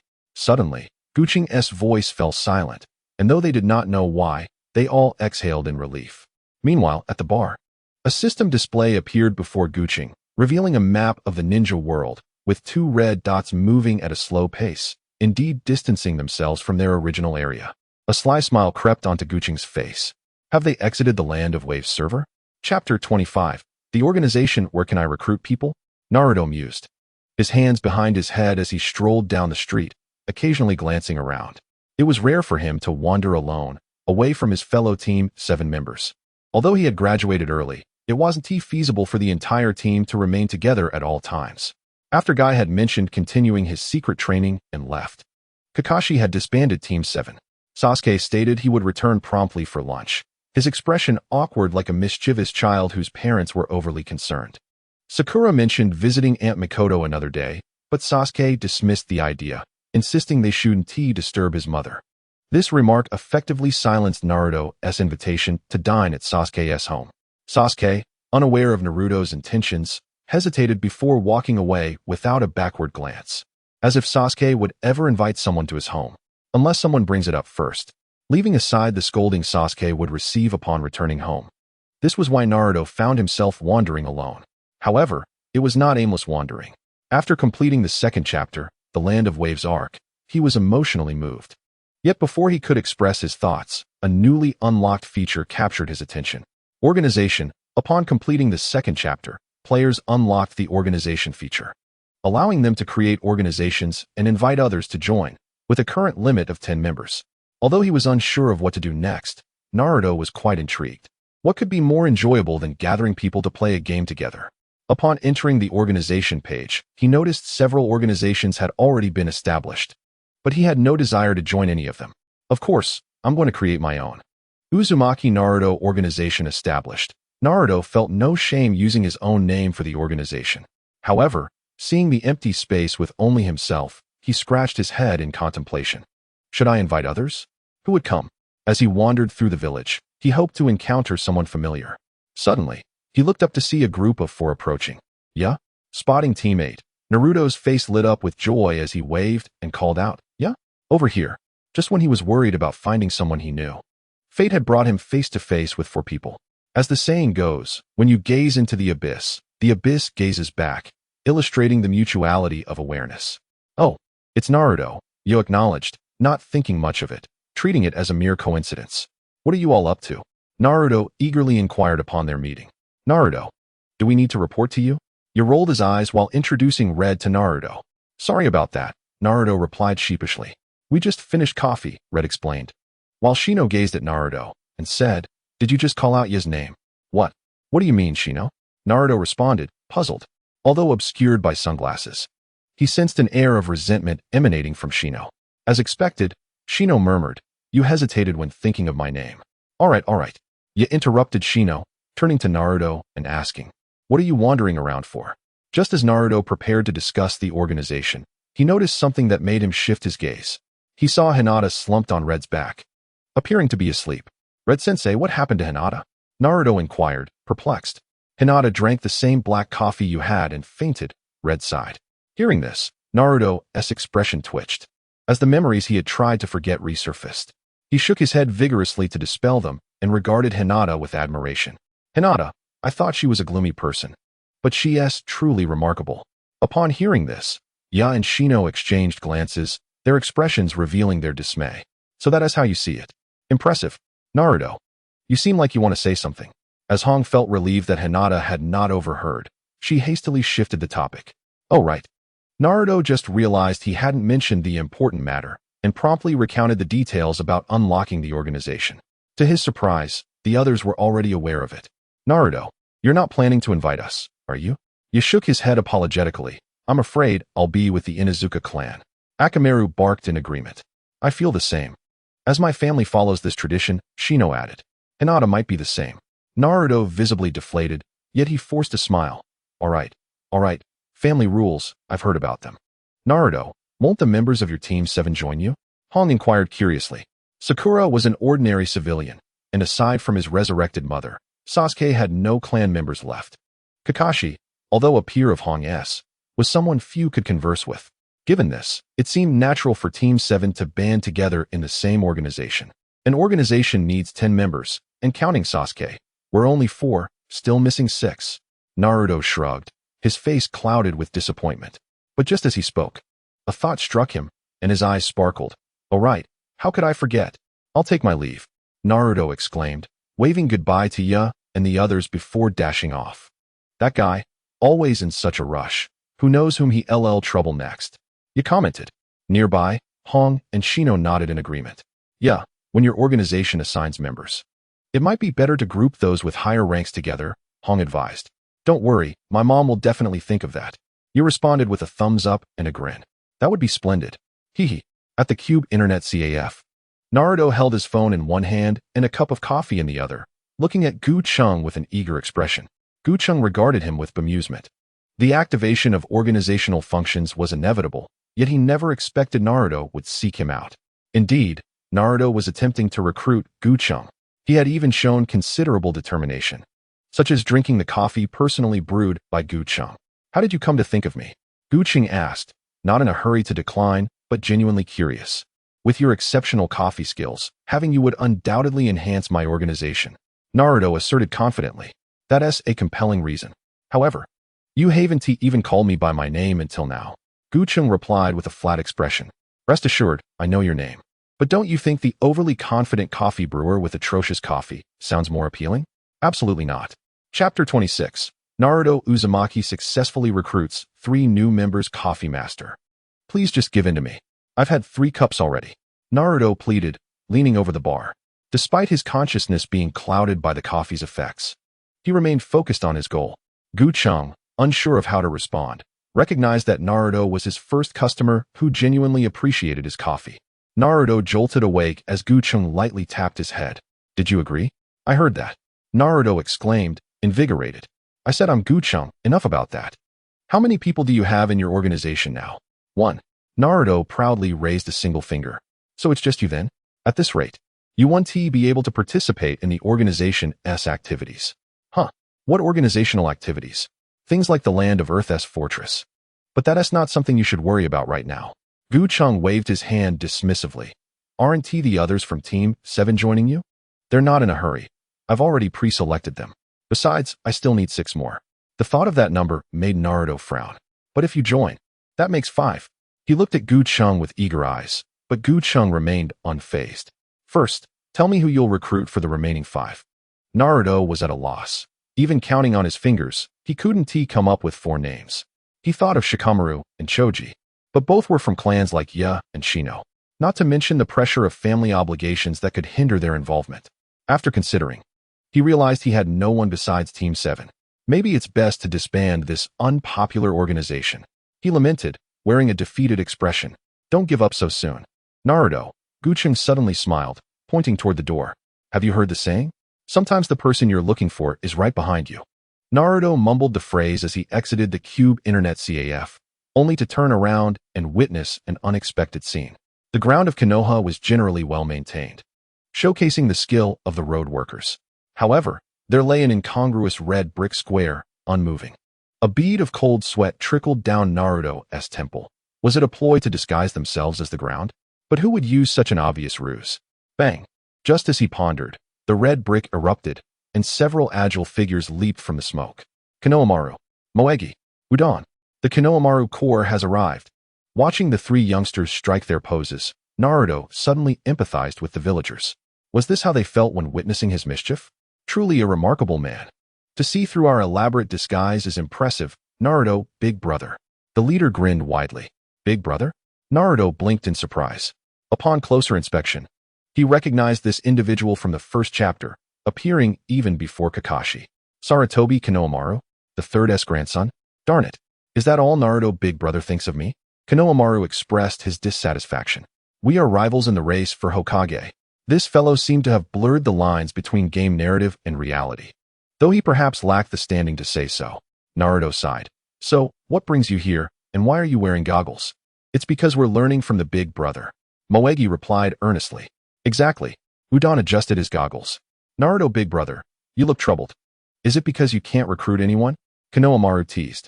What? Naruto exclaimed, taken aback. Don't ask me how I know. I'm your eternal rival. Konohamaru shouted back.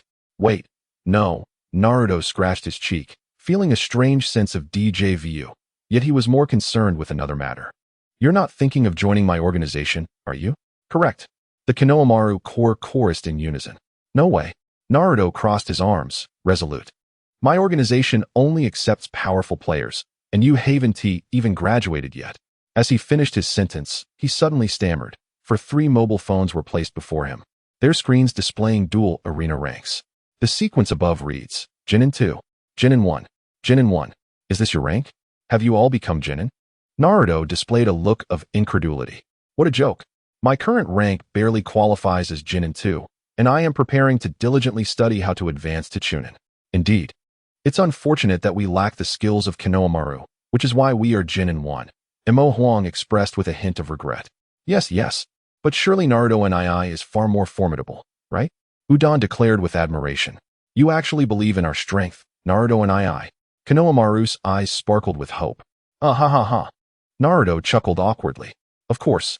However, since you are all so earnest, let us first add each other as friends, and I will bring you into the organization. Hooray.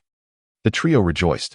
Invincible Hokage King invites Invincible Konoha King, Super Konoha King, and Strongest Konoha King to join the organization led by Naruto Uzumaki. Notification. Successfully joined. Splendid.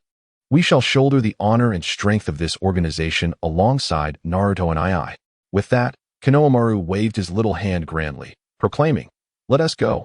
I'll treat everyone to ramen. Emo Huang and Udon naturally joined in applause and cheers, leaving Naruto feeling somewhat embarrassed. Hey, who is the leader of this organization anyway? Ramen? An idea suddenly struck Naruto. Right. How could I forget about Uncle Jiraiya and Sister SH10? Chapter 27. The Onslaught of Heaven and Earth. Organization Activity. The Battlefield of Heaven and Earth. 1. Battle commences on Wednesday at 9 p.m. 2. Organizations established for more than 2 days, with prayers exceeding half the total members, qualify for participation. 3. Members who have joined any qualifying organization for over 24 hours can participate. 4. Matching begins at 8:45 p.m., lasting for 5 minutes. Organizations that do not find opponents will receive a bye. 5. This event will randomly match organizations within the server, resulting in a three-way arena competition. 6. The battlefield is divided into Heaven's battlefield and Earth's battlefield, with each organization allowed 5 participants per battlefield, and changes cannot be made after selection. 7. The final ranking will be based on the cumulative scores from both battlefields. 8. The organization with the highest score will reward all participants with a card of Asuma Sarutobi. Asuma, it's your turn. Kakashi leaned against a tree, intently reviewing the upcoming organizational activity set to commence in 2 days. However, neither Asuma's appearance nor the overtly organized nature of the activity surprised him. Although Konoha was the strongest among all ninja villages, the number of jonin was indeed limited. The most renowned figures in the village were Kakashi Hatake, Might Guy, and Asuma Sarutobi. Now, these 3 were gathered in the game. As for the organization, there was no need to elaborate, from the moment it was unlocked. Kakashi knew that the corresponding gameplay features would inevitably be released. Naruto's organization could not be overlooked any longer. Kakashi casually accepted the invitation that had arrived on his phone. Naruto had recently sought him out. Although his response had been non-committal, it was evident that he had no reason to refuse now. Group activities would likely become more frequent, and having an organization would facilitate various endeavors. Kakashi pocketed his phone and walked toward a nearby memorial stone inscribed with names. He gently brushed over one of the names, Obito. You would never have imagined the current state of the ninja world. Everyone is diligently preparing to face this. He abruptly faltered, uncertain how to describe the situation, and could only smile wryly before turning to leave. Just beside the tree where Kakashi had lingered, a shadow stood silently. This figure was entirely shrouded, wearing a mask, and appeared without a sound, unnoticed by anyone. Who else could it be but Obito, the one Kakashi had just memorialized? He slightly turned his head to glance at the departing figure, leaving behind a solitary remark. This era shall be called the New Age. How infuriating. I shan't converse with you. In the Hokage's office, the third Hokage watched wearily as Naruto stormed out in a fit of anger. Naruto had approached him primarily regarding the organizational matters, and it was undeniable that he was quite enthusiastic about it. However, the third Hokage had tactfully declined. Unlike Naruto, who perceived this as mere amusement, the third Hokage keenly sensed the profound implications lurking behind the organizational activities. Ultimately, why did the ninja mobile game deliberately segment servers by region? Could it be that a single server could not accommodate all the ninja world as populace? Only now did the third Hokage come to understand. The battlefield of heaven and earth was indeed server-specific, implying that this organizational activity, much like rank matches, would have players from each server competing against their own. Konoha could not interfere with other villages, nor could they meddle in Konoha's affairs. Yet, this foreshadowed future events where all players from various servers would be brought together, a scenario akin to a ninja world war. Thus, to prepare in advance, the third Hokage intended to assemble a vanguard. Strictly speaking, this meant gathering Konoha's most formidable players into a single organization. This organization would serve as the greatest assurance for future confrontations with other ninja village factions. At the very least, it could provide protective support. This is my vision. Upon concluding his thoughts, the third Hokage's 3 advisors fell into contemplation. However, there was little to deliberate, even if concentrating their forces would render other organizations somewhat weaker. Exceptional circumstances warranted exceptional treatment. That poses no issue, but we must be prudent with personnel, Mito Minyen stated thoughtfully. If the Umbu has gathered information on ninja ranks in the village, then, Hizashi, you already have candidates in mind, correct? Tizune Kamaru inquired. Indeed. I intend to lead the organization alongside the Hokage and 9 other elites, the third Hokage announced. Kakashi Hatake, Asuma Sarutobi, Might Guy, Karina Yuhi, Tens, Moonlight Breeze, Mitarashi Anko, and Jiraiya, Tsunade, Tens. Tizune Kamaru noted one name with interest. Isn't he the wood-release ninja? Indeed, his abilities are immensely valuable, and his techniques are exceptional.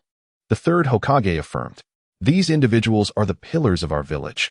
Mito Minyen nodded in agreement. Yet, are you truly calling Jiraiya and Tsunade back? Not only Mito Minyen and Tizune Kamaru found this perplexing, but even Danzo, who had remained silent, shared their confusion. Due to certain circumstances, those 2 had long refrained from returning to the village. Could they genuinely be summoned back? To prepare for unforeseen situations, the third Hokage sighed. There is still time. We shall proceed gradually. And what about the clan ninjas? Tizun Kamaru inquired further. I have discussed this with Kakuto. Each of the major ninja clans will independently establish their organizations based on family units. The third Hokage replied. Foolish. Can't you discern the significance of clans versus villages? Danzo scoffed. Enough. They align with my vision. Similarly, they will consolidate their strength, selecting the finest to assign significant responsibilities, the third Hokage clarified. Observing the third Hokage's demeanor, Danzo sneered internally, feeling contempt. Naturally, clan-born ninjas would prioritize their families over the village, weighing their allegiances between the two. Not just them, but the third Hokage was no different. Among those he had just mentioned, who was not a staunch loyalist of the Hokage.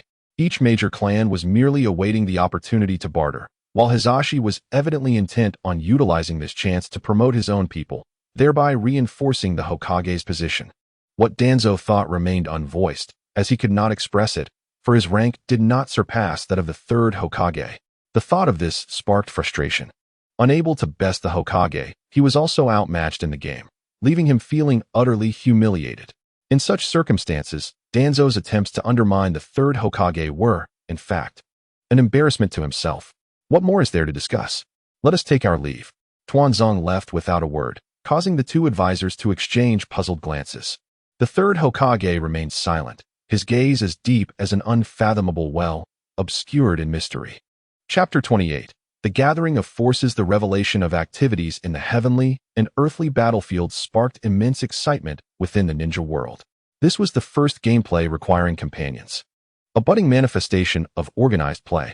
Whether for rewards or merely to establish superiority, players eagerly formed organizations. In an instant, a multitude of organizations sprang into existence, each with its own peculiar name. However, mere organization was insufficient. Without members, it was akin to a solitary commander without troops. Youthful Male Association established Yoshi. We have an organization. Kai, upon the formation of the group, hurriedly urged several students to join. Kai-sensei, invite me quickly. Little Lee was the most impatient. What a tacky name. And why the suffix male? Are there to be no female members? Tian remarked, though she still consented to join. Log of Youthful Male Association. Youth Eternal has founded an organization. Tian wields weapons has joined the organization. In the name of youth has joined the organization. Birdcage of Byakugan has joined the organization. Wait, Niji has joined too? Little Lee exclaimed, astonished by the last nickname. Isn't he supposed to be with the Hyuga clan? Tian casually searched for the keyword Hyuga and uncovered a plethora of organizations. Hyuga Main Family, Hyuga Branch Family 1, Hyuga Branch Family 2, Hyuga Branch Family 3, and so forth. Observing the lengthy list, Tian's spirit of jest was ignited. Such organizations are better left unjoined. Youth sounds far more appealing than the Hyuga's surname, which resembles a person's fate, Niji remarked nonchalantly.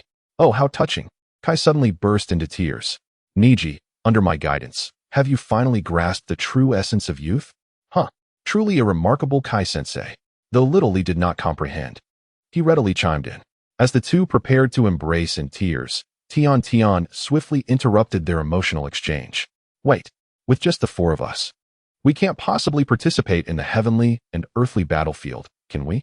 Kai and Little Lee jolted back to reality. We need at least 5 people, Kai-sensei. Little Lee clasped his head, his face drained of color. Don't panic, Lee. We can easily find one more person, like Kakashi or someone else, Kai said, attempting to maintain his composure. Wait, Kai-sensei, are you planning to poach from Team 7? Tian interjected. Kai wilted like a frostbitten eggplant. Such an act was beyond him. Is it too late to recruit now? He pondered. Can summoning beasts participate in ninja mobile games? Niji suddenly posed a question, awakening their dormant thoughts. Of course. I completely overlooked my eternal companion, Kai exclaimed, revitalized. He bit his finger and slammed it on the ground, summoning a gigantic turtle. The creature, crimson in hue and adorned with a Konoha forehead protector, grasped a mobile phone in its claws. Kai, the turtle, momentarily bewildered, quickly regained its composure and retorted. Don't disturb me unless it's urgent. I'm in the middle of ranked matches. Can turtles also partake in ninja mobile games? Tian nearly blurted out. Wonderful. Please join our organization. Little Lee bowed at a 90-degree angle to the summoning turtle. What? I am quite popular in the turtle clan, but since you beseech me. The turtle shook its head. Ninja Turtle has joined the organization. All right, my friend, your presence is no longer required. Return now, Kai declared, dispelling the summoning. Kai, the Ninja Turtle has vanished. Although they now had 5 members, they were still at a significant disadvantage against organizations of 10. Kai crossed his arms, deep in thought. Hey, that Ninja Turtle clearly wanted to curse. Tian remarked, her eyes glazed over. Look, Kai-sensei, Little Lee exclaimed, the channel is flooded with recruitment ads. What? Kai gasped. They promptly clicked, revealing a barrage of recruitment advertisements flashing before their eyes. Server channel, barbecue squad leader, recruiting. Responsible for the daily meals of every organization member. Robust man, recruit me. Barbecue squad leader, no problem. Barbecue is all you can eat. It's from the Akimichi clan. Desiring to become a white cloud. Don't cause trouble, Dinksy. Nara is recruiting, welcoming all skilled individuals. Inazuka clan's future Hokage. Those who join our organization will each receive a dog. A ninja dog. Head patting guy private. Why are all the clans starting to recruit openly? Born to laugh and cry. Fool, it's obvious that they're short on numbers. And who wouldn't need skilled individuals? Aiming for the village. The Shimura clan organization has been established. Interested parties may inquire. Pressure-free individual, Shimura? Konoha's darkness. What's the matter? Pressure-free individual. Nothing. Konoha's darkness. Humph. Konoha's roots. Recruiting players ranked within the top 100 before the competition. Remuneration negotiable. Rewards for registration. Anonymously elder of the previous generation. Are Tuan Zhang's people snatching recruits? Konoha's darkness. Open and above board. Any issues? Mountain flower. Cough. Join my mountain clan. Each person receives a flower. Strongest presence male. If you say that, no one will join. Want to know why? Mask shop owner. No Hyuga? Respectful elder of the Hyuga. My Hyuga clan has no shortage of members. Everyone should look to other ninja clans. Shadow Rock Sculptor. Wow, sounds interesting. Anyone willing to learn a craft with me? Shadow Cloak Exclusive Tailor. 88. If you pass it to others, it loses meaning. You must do it personally. This is persistence. Someone, still as stubborn as ever, grandmother. Invincible Hokage King. Uzumaki Naruto is recruiting. Initially, the channel was bustling, but as Naruto made his entrance, silence enveloped the conversation. Do you look down on me or something? Once I claim the top spot, I won't let anyone in. Naruto fumed, vigorously waving the plastic bag in his hand, creating a rustling sound. Tail end, have you forgotten? Our organization is already at full capacity. Sasuke, holding a similar plastic bag, remarked. Sasuke had gone out to buy groceries and happened upon Naruto leaving the Hokage office, leading to a discussion about their respective organizations. He had no objections to joining Naruto's group. His only concern was the need for a different leader. Naruto nearly lost his temper upon hearing this, but Sasuke added that the leader should be someone of high esteem. Naruto, still bewildered, received 2 plastic bags forcibly from Sasuke, who insisted they buy groceries together. Thus, the current situation unfolded. Sasuke completed his shopping and said, "Here you go. I need to hurry and recruit more members." "Don't rush." Sasuke attempted to hold him back. "What do you mean don't rush? I'm the leader. I must gather everyone. Otherwise, I'll just be a spectator when the organizations clash. Don't stop me."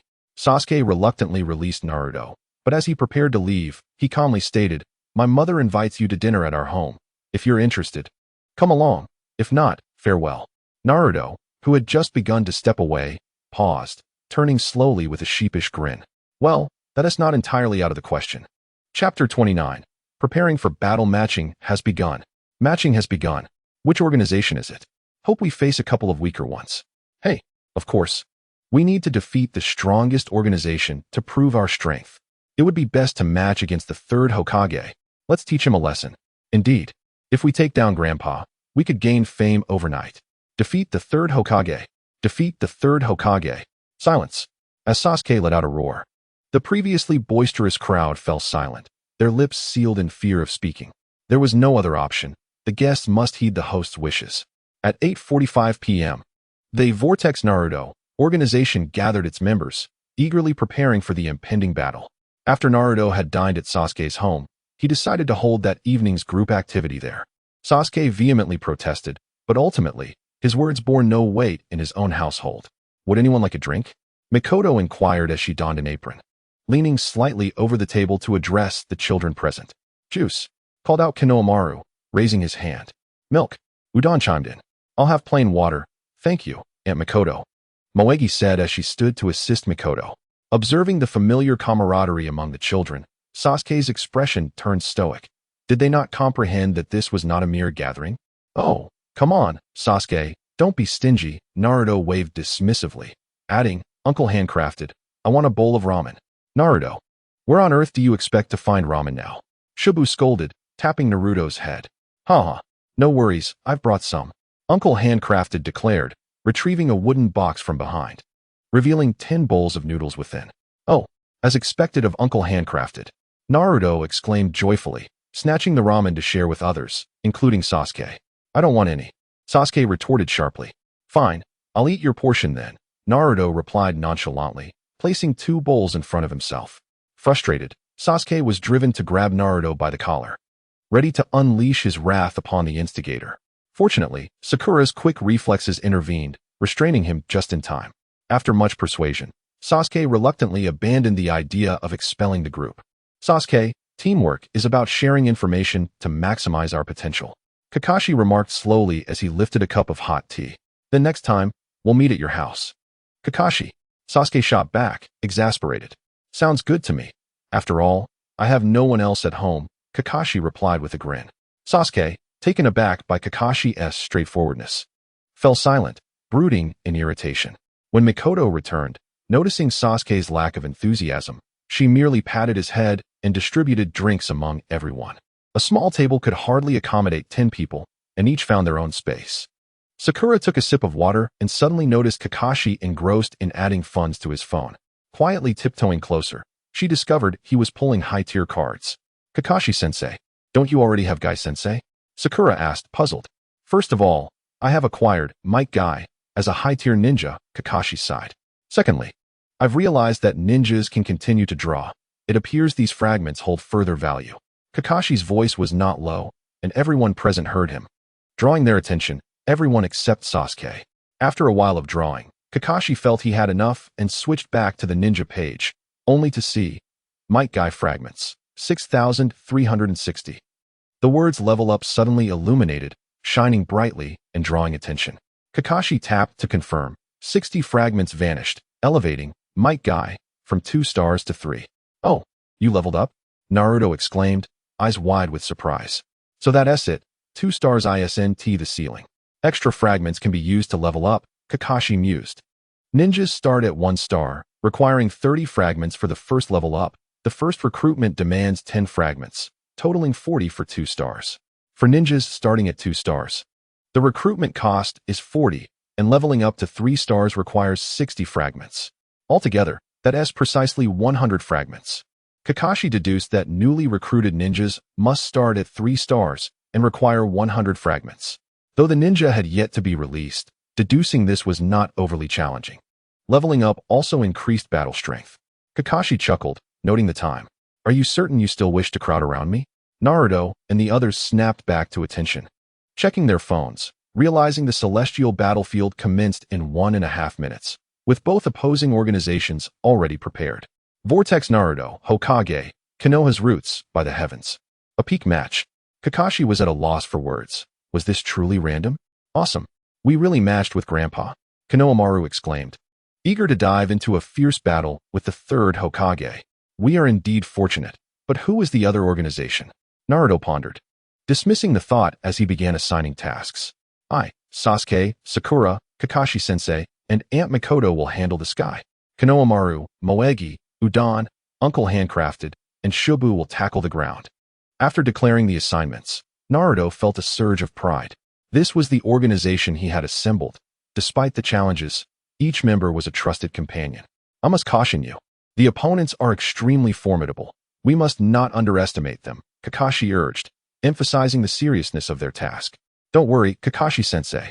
We'll make them look for their teeth, Naruto declared with confidence. More like looking for their teeth.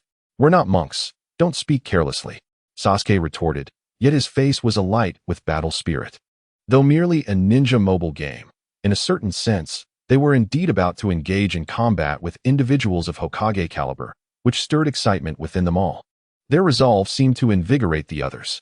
Though handcrafted and Shubu were originally recruited merely to fill numbers, they too adopted a serious demeanor. Mikoto observed that everyone was prepared, their expressions solemn, and couldn't he help but smiled gently. "Let us do our best, Vortex Naruto." "Ah," Naruto responded robustly, but soon realized she was addressing the Vortex Naruto organization. There was no time for embarrassment as the attention shifted to the commencement of the celestial battlefield. Heaven, Earth. Naruto disregarded the image of Jiraiya seated in the center when selecting the celestial battlefield, promptly entering the realm of the heavens. However, before the battle officially commenced, he needed to select a ninja, a summoning, and a secret scroll. Naturally, he chose Might Guy. Upon entering the battlefield, he was greeted by a multitude of colossal wooden stakes adorning the screen. Invincible Hokage King's first organization encouragement. Naruto casually encouraged his team, then randomly pointed to a wooden stake, and his ninja materialized atop it. Almost instantaneously, other stakes filled with ninjas appeared, most of whom were Might Guy, with a few Kakashi Hitaki. After claiming the stakes, a 10-second protection period ensued, and as time expired, attacks were immediately launched against Naruto. As he focused, a cold sweat broke out on his brow. It was the third Hokage. Chapter 30. The Battle of Heaven and Earth in Progress. Victory. Seeing his ninja kick the opponent off the stake, the third Hokage's furrowed brow began to relax. "I'm sorry, Naruto, but as Hokage, if I cannot secure this victory, what face do I have to confront the other ninja villages?" The third was the first to challenge Naruto, knocking him down and seizing the arena. Upon noticing the two matched organizations, he had already devised his strategy for this battle. "We cannot afford to lose. Victory must be secured swiftly." The third keenly observed the score indicators of the three organizations in the upper left corner climbing simultaneously, with a cap of 5,000 points. Did this imply that the first organization to reach 5,000 points would secure victory? Furthermore, the number of participants in this battlefield and the current number of occupied arenas were also displayed behind the three organizations. In the arena of the heavenly battlefield, a total of 15 individuals from three organizations, each comprising 5 members, had gathered. However, with only 10 platforms available, it was inevitable that some would be left without a stage. Although points could still be accrued without occupying a platform, the gains were, of course, significantly lesser. Suddenly, a temporary points-boosting platform emerged, catching everyone's attention. "Listen up," the third Hokage called out. With all 10 platforms occupied, this newly appeared arena quickly became the focal point of contention. Asuma, staring at the challenge interface with a grave expression, muttered, "So, they all have their sights set on me. Even if we cannot hold our ground, use the summoning technique. Deplete as much of the enemy's health as possible." The third Hokage ordered decisively. "I understand," Asuma replied, focusing intently on his controls. Meanwhile, the third Hokage, taking advantage of a brief moment of safety, glanced around the Hokage office. The others were engrossed in their phones, their concentration palpable. Kakashi and Guy had refused to engage, while Jiraiya and Tsunade remained unresponsive. Thus, the remaining members of the Hokage organization, apart from the third Hokage, included Sarutobi Asuma, Yuhi Kurenai, Tenzo, Moonlight Guy, Mitokado Hamura, Ebisu, Narashikaku, and Inazuka Kiba. With the exception of Tenzo, all were Jonin-level ninjas. Tenzo, having served as one of the guardians of the fourth Hokage, was capable of executing the Flying Thunder God technique alongside Narashikaku and Inazuka Kiba. This was one of the considerations that led the third Hokage to select him. Although this was not the complete formation the third Hokage had envisioned, he harbored faith that one day, this organization's strength would reach its zenith, making it an undeniable force in the ninja world. His attention shifted back to the screen, and his brows furrowed. The battle had commenced, and his adversary was the shadow of Konoha. Let us determine a victor. Below Konoha, Danzo stood alongside 9 chosen members of his organization. Having anticipated the third Hokage's selection of the heavenly battlefield, what more is there to discuss? Let us fight. The battle began. Both Danzo and the third Hokage utilized Might Guy, the strongest ninja in the current mobile game. While there were other formidable ninjas, such as Uchiha Obito as a youth, whose strikes were fierce, overall, they paled in comparison to Might Guy. As soon as he entered the duel arena, Danzo realized he was already one step ahead of the third Hokage. Quoting a famous figure, he recalled, "When I saw the secret scroll of my opponent, though the match had yet to start, I knew I had already won. The third Hokage wielded the invincible body, while Danzo employed the scatter technique. It was well known that the scatter technique countered the invincible body, effectively dealing with many who recklessly engaged their invincible forms. From this perspective, Danzo felt his understanding of the game surpassed that of the third Hokage. "Let misfortune befall you for opposing me," Danzo muttered to himself, his movements swift and bold as he advanced on his opponent. Yet, the third Hokage played cautiously, lurking at the edge of the arena. As Danzo approached, he darted back and forth, aware that he was at a disadvantage in health. Although he had managed to defeat Naruto, his health had still taken a hit, and it was wiser to buy time and seek an opportunity. However, Danzo was not inclined to grant such an opportunity. With a leap, Might Guy executed a powerful kick towards the third Hokage. Upon impact, a shockwave erupted, sending the third Hokage's Might Guy flying back into the edge of the arena, where he ricocheted off. Danzo prepared to stabilize his position, saving his first skill for later. To his surprise, the third Hokage countered with a swift kick that depleted a significant portion of Danzo's health. "What?" Danzo exclaimed in disbelief. Had something gone awry? Despite employing the same skills, why did his attack seem normal while the third Hokage's inflicted significantly higher damage? Ninjas were not oblivious. Upon engaging with the mobile game, they quickly learned of critical hits, which relied heavily on luck. A series of fortunate critical hits could dramatically increase damage output. Yet, Danzo observed keenly, even with only one eye, and noticed no distinct effects indicative of a critical hit. This shouldn't be happening. Without further contemplation, Danzo hurriedly substituted himself out to avoid further damage. The third Hokage attempted to flee, but Danzo retaliated with a sweeping kick from Might Guy, following up with an additional skill to inflict more damage. "This isn't looking good," the third Hokage lamented, and the ensuing events unfolded predictably. After substituting out, Danzo unleashed a continuous summoning technique, prompting the third Hokage to activate his invincible body. However, mere moments later, Danzo's dispel technique rendered it ineffective. "My summon," the third Hokage lamented, having previously used his summoning during a match against Naruto, now finding himself in a precarious position, ultimately leading to his defeat. The gameplay in the heavenly battlefield differed from the duel arena. It was a one-on-one ninja confrontation. Once a ninja was utilized and subsequently lost, they could not be selected again, forcing the player to choose a different ninja.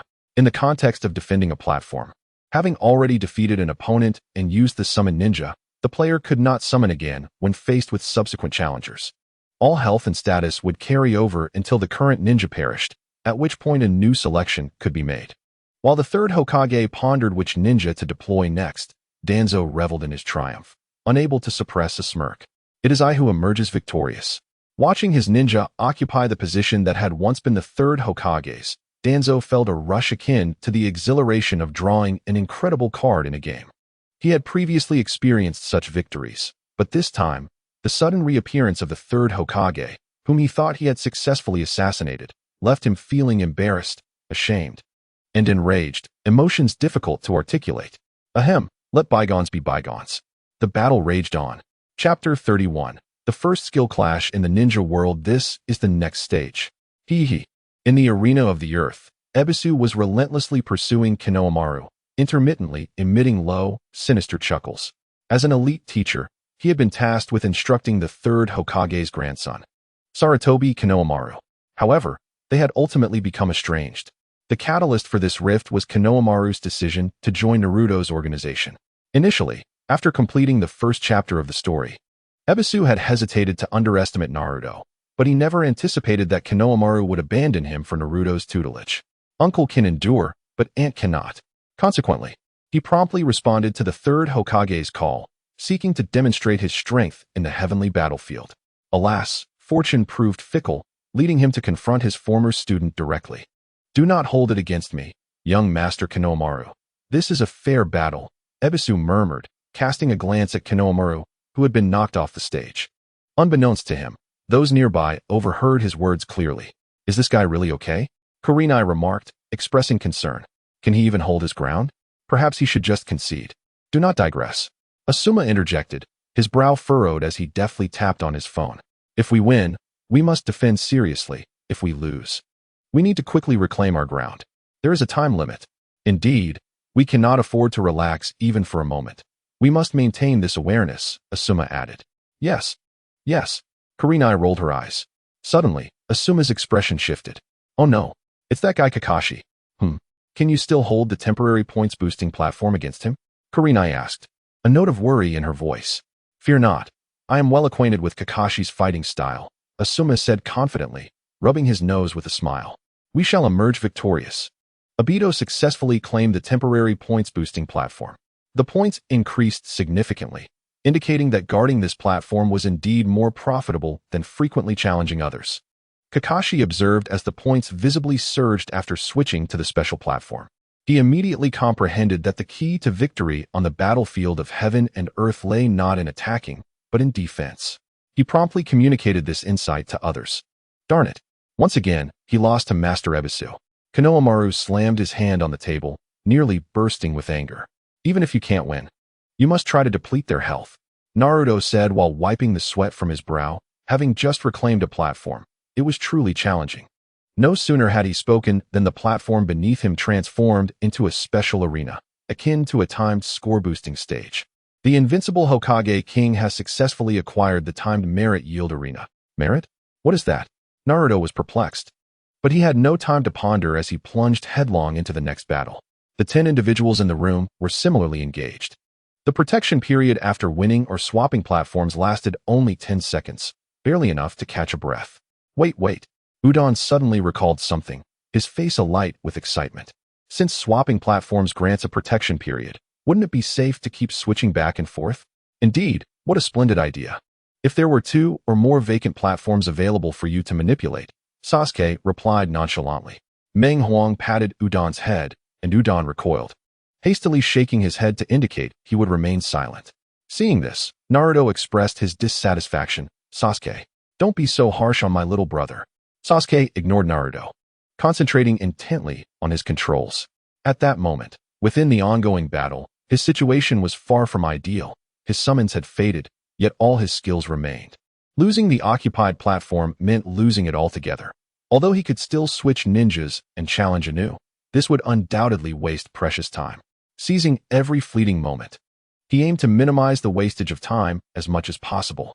Achieving the highest score within a limited time frame was the core understanding of competition that resided in Sasuke's heart regarding the gameplay of the heavenly battlefield. Suddenly, on the screen, Might Guy's sweeping kick came soaring in, and Sasuke's Sakura Haruno executed an erratic dodge, successfully evading. Sasuke exhaled softly, yet he dared not fully relax his vigilance.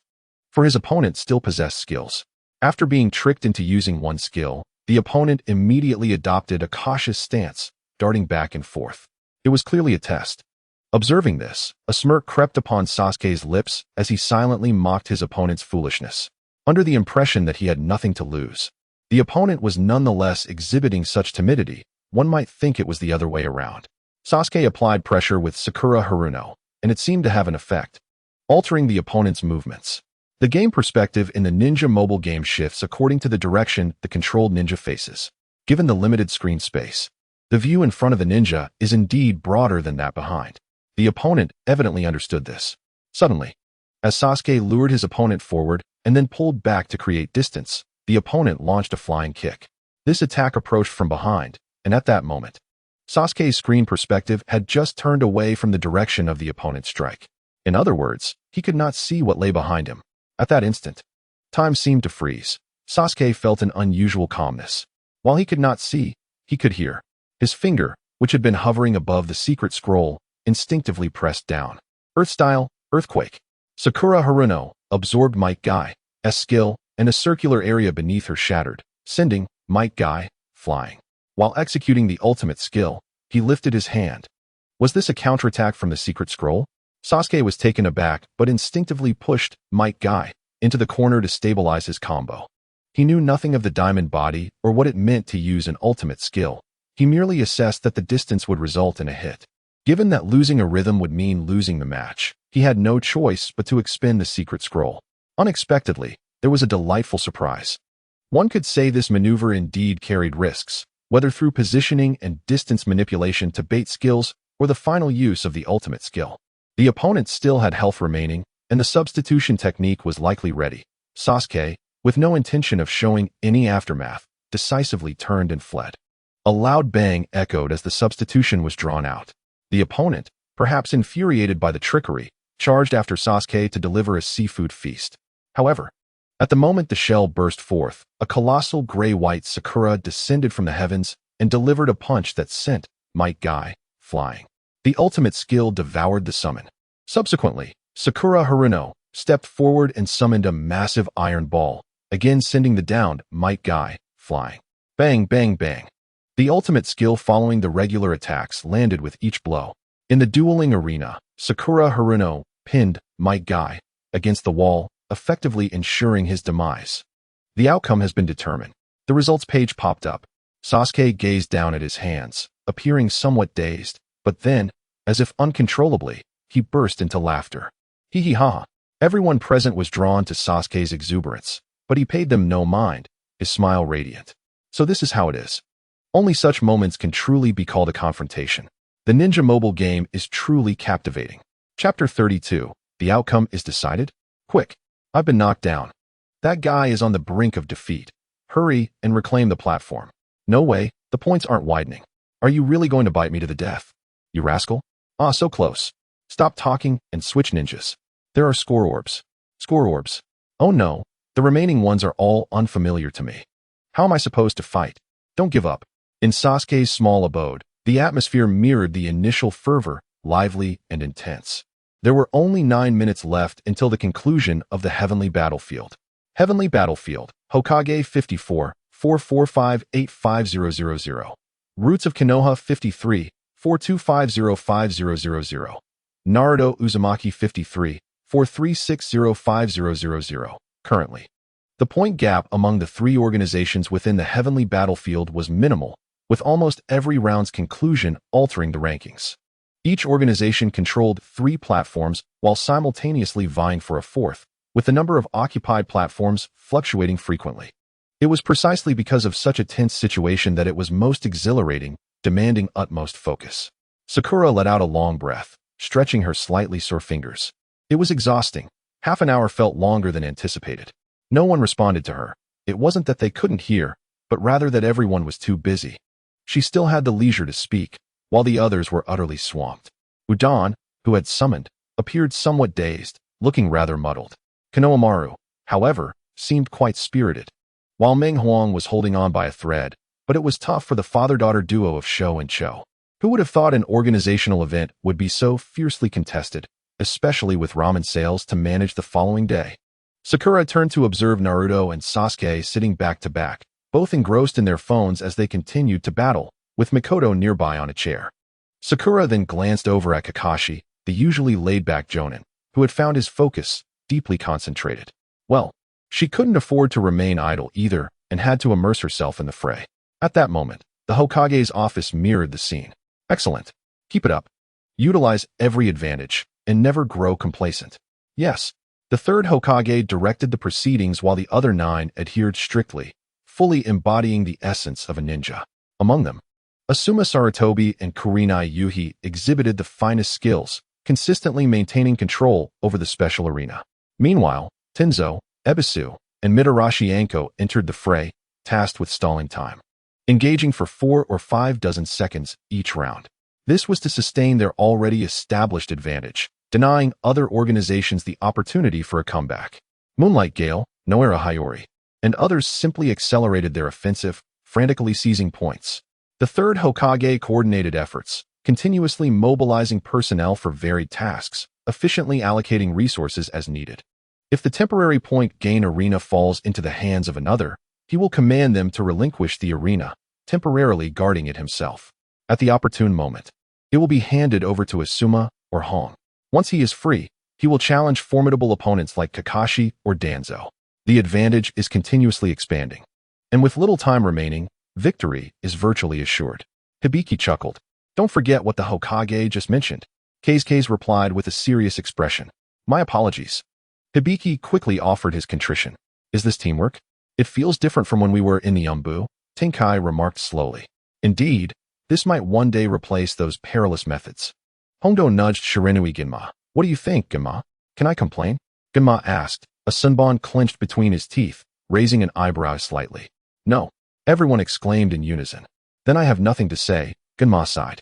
Laughter erupted among them, and the third Hokage beamed, creating a lively and harmonious atmosphere. In stark contrast, the ambience at the roots of Konoha and the Hokage's office was entirely different.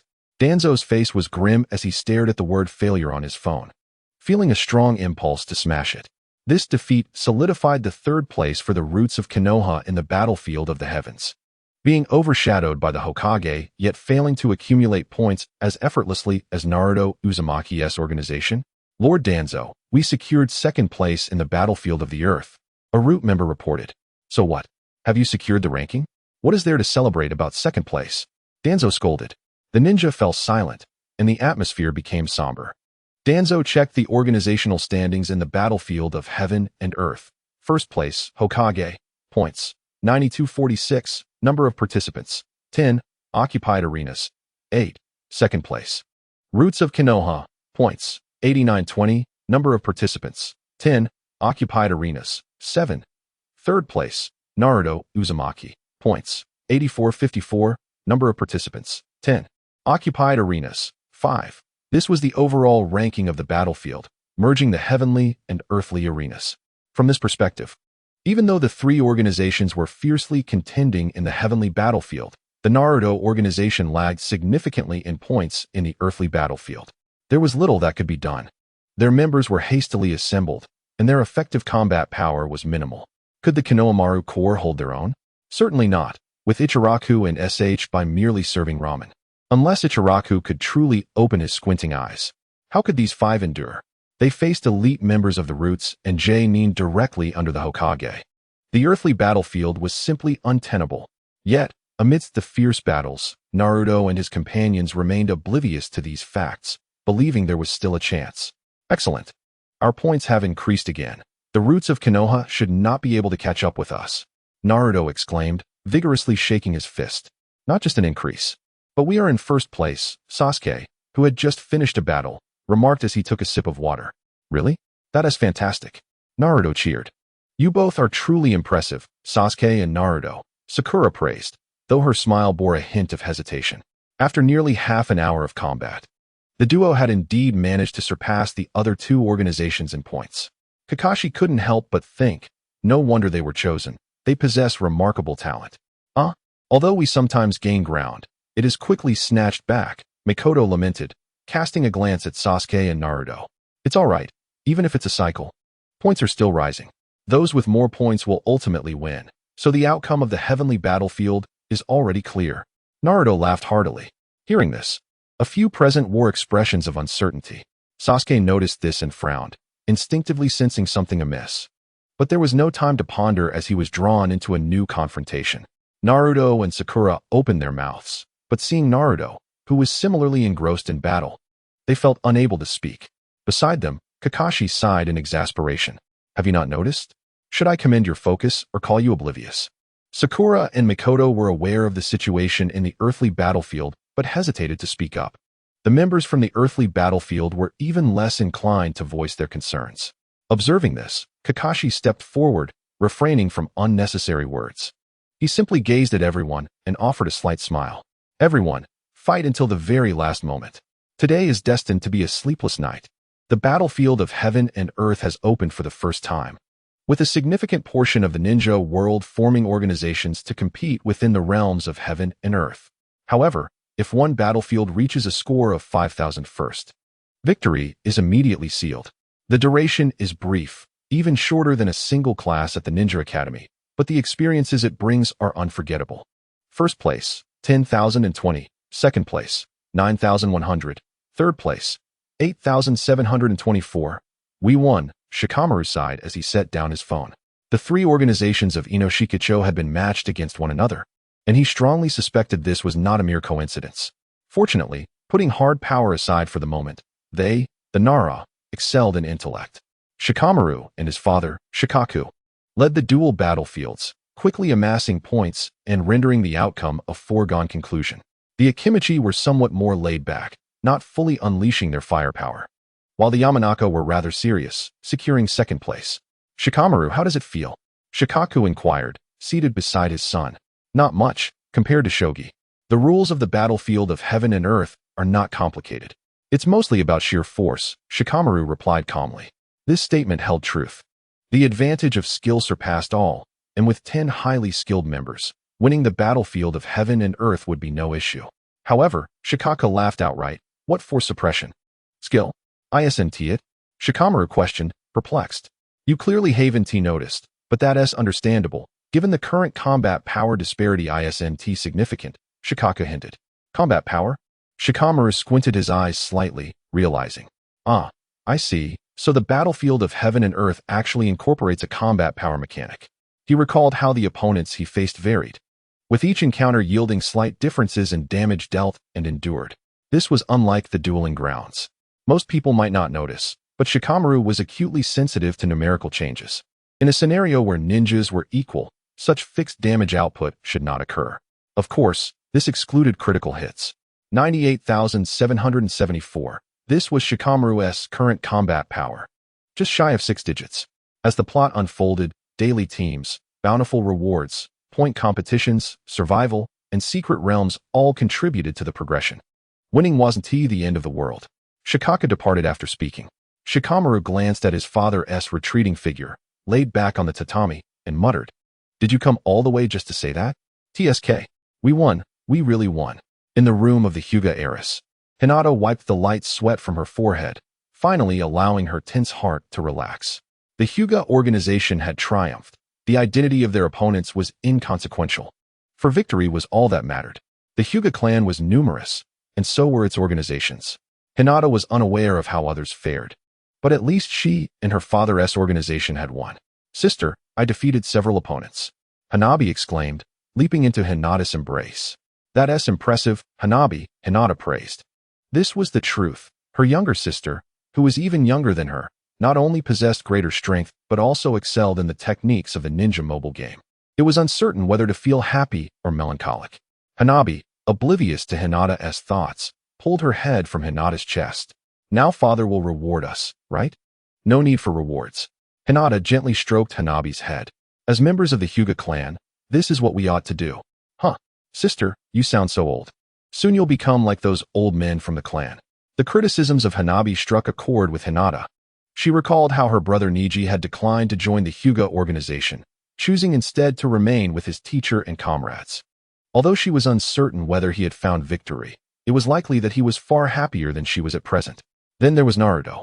When he extended an invitation for Team 8 to join the organization, Hinata unfortunately missed the message and felt regretful for a long time afterward. Even if she had not been overwhelmed by that cup of coffee, could she have truly expressed her acceptance of such words? A wave of melancholy washed over Hinata, her brows furrowing slightly. She couldn't help but wonder if Naruto, at this moment, was feeling anything like her. "What? How could we lose, you idiot?" Naruto slammed his phone onto the table, his face contorted with rage. Yet, no one in the room spoke a word. Konohamaru and his companions wore expressions of shame, wishing they could disappear into the ground, while Hinata and SHBU felt equally awkward. Sasuke remained silent, his face dark as he stared at his phone, viewing the final rankings of the organization. The Vortex Naruto organization had indeed lost. The vast disparity on the battlefield of the earth could not be bridged in the heavenly arena. For Naruto, it felt as if he had plummeted from paradise to hell in an instant. How infuriating. He had resolved to win, ensuring that those fools would never underestimate him again. Naruto clenched his fists, his face a mask of indignation. He had every right to voice such sentiments. As a member of the Vortex Naruto organization ranked second in points, just behind Kakashi. Sensing the heavy atmosphere, Sakura forced a smile, saying, "Well, the rules state that we have a week to face each other. We have plenty of opportunities ahead. So what? Are we to lose every week?" Sasuke folded his arms and leaned back against the wall, eyes shut tight. Upon hearing this, Sakura felt a sense of dread. "I'm sorry, we let you down," Konohamaru said before hastily exiting. Moegi and Udon bowed to the others in the room, offering their apologies before quickly following suit. "Speaking of which, we still haven't prepared the ramen for tomorrow. I need to head back," Hinata remarked with a scratch of his head. "Dad," SHBU paused. "I'm sorry, we have to go," Hinata said, pulling SHBU along as the 5 from the Earth battlefield departed in unison. Naruto gazed at their retreating figures, extending a hand, parting his lips, yet unsure of what to do. In a moment of emotional upheaval, the scene grew increasingly uncomfortable. At that juncture, Mikoto sighed and stood, pulling Sasuke and Naruto close. Tomorrow, we should apologize to them. Why? They were of no help. Sasuke pouted, visibly displeased. Without them, we wouldn't even have a chance to engage in the heavenly battlefield. Are you suggesting that we seek out the organization members? Mikoto's words left Sasuke momentarily speechless. Seek out people? He couldn't possibly muster the courage. Little did he know, by merely uttering those words, he could fill the organization with people eager to join. And Naruto, didn't you invite Konohamaru and the others? Losing is indeed a fact, but shifting blame to your comrades is not what a leader should do, Mikoto admonished. Understood, Naruto murmured quietly. For some reason, gazing at Aunt Mikoto evoked a feeling of familial pressure, akin to seeing one's own mother, despite his lack of experience with such a concept. Naruto. Sasuke widened his eyes in surprise at Naruto's obedience.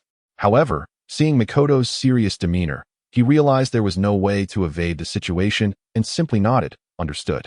Nearby, Sakura smiled, observing, so this is Sasuke's mother. She is both gentle and strict, embodying the unique essence of motherhood. Excellent. Kakashi entered at that moment, clapping his hands with a beaming smile. Apologizing to your comrades is one thing, but to grow stronger, we of Team 7 must undergo special training. Starting tomorrow, Naruto, Sasuke, and Sakura, you three will engage in 10 matches against each other, and the one with the most victories will challenge me. This will be an ongoing initiative, and rewards await the victor. Do you have confidence? Upon hearing this, Naruto and Sasuke exchanged knowing smiles. Yes. Chapter 34. The state of each village. Those immersed in the heavenly battlefield were not limited to Konoha. At that same hour, other ninja villages were engaged in similar endeavors, albeit with slight variations from Konoha. First place, 10,000. Second place, 3,874. Third place, 2,455. As Itachi surveyed the final scores displayed on his phone, his expression remained devoid of emotion. Oh dear, this heavenly battlefield lacks challenge, he remarked. Kisame, beside him, echoed a sentiment that felt both mocking and nostalgic. Boring. It hardly showcases my artistry, Deidara exclaimed, turning to leave. Many like Deidara felt similarly, as members of the Akatsuki departed post-battle. Only Pain and Conan remained. Pain. Is this acceptable? It seems our collective effort yielded little gain, and a few members are dissatisfied. Their grievances are inconsequential. The current developments were anticipated, merely setting the stage for future endeavors. Conan gazed at Pain's calm visage but said nothing, knowing she would follow this man regardless of his actions. Just like this victory.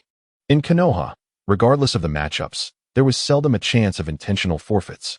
After all, participants were either from the same clan or commoners, who would fear whom. Even against the Hokage, one would dare to engage. However, such circumstances were unfathomable in the Rain Village. The existence of the Akatsuki was merely a rumor to the citizens of Amigakure. Yet, when the Akatsuki members appeared in the Heavenly Battlefield's match list, they quickly understood what was expected of them. The 10 members of the Akatsuki were indeed the 10 members. While it may seem trivial, the fact that these 10 belonged to the same organization made the possibility of defeat hard to fathom. The conclusion of the Akatsuki's participation in the Heavenly Battlefield was indeed among the swiftest in the entire ninja world. No, it should be said they were among the swiftest. If Amigakure was merely showing respect, then even the Akatsuki members, who found it dull, had no grounds to complain. In contrast, the Sound Village experienced pure oppression. Orochimaru established an organization named Eternal Life. He selected outstanding Sound Ninja members like Kimimaro, effortlessly securing victory. The Sound Ninjas simultaneously feared and hoped for a match against Orochimaru, seeking to prove their loyalty, even if it meant handing over points. Orochimaru, of course, was not one to decline such offerings. Rather, it had become a tacit rule among the Sound Ninjas. Have you not noticed how some clueless individuals have vanished without a trace? Winning was merely a means to an end. After casually toying with Sarutobi Asuma in the training ground, Orochimaru felt a wave of tedium. He cared little for the strength of the ninjas, for he could easily surpass them with the elite of Team 7. Time was the only factor. What mattered to him was what he could gain. The players on the server may differ, yet the rewards were uniform. Could there be a catch? As always, Orochimaru feared nothing. Even as a fugitive ninja, he could brazenly flaunt his status in the public chat. All server channel. Orochimaru. Am I the only one who has completed the heavenly battlefield? Legendary Jiraiya.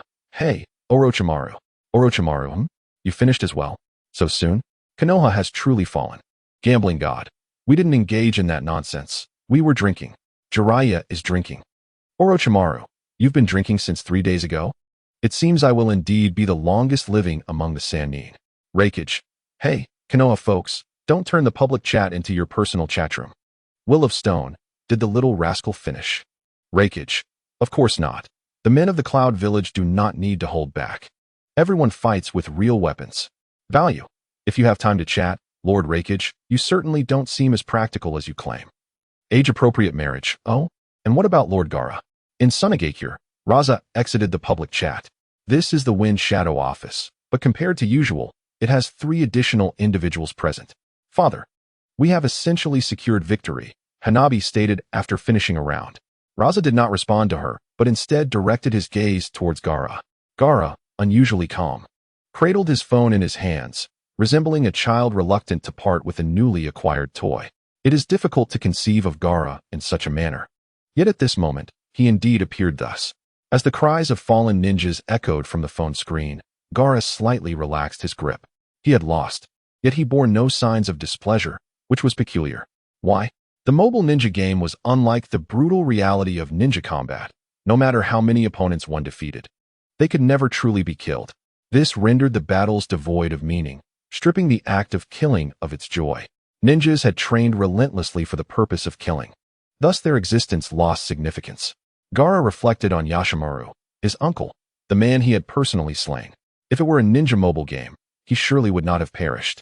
Beside Gaara, Kankuro, after observing Gaara's composed demeanor post-defeat, continued playing normally, his eyes wide with excitement. He glanced at his sister and father.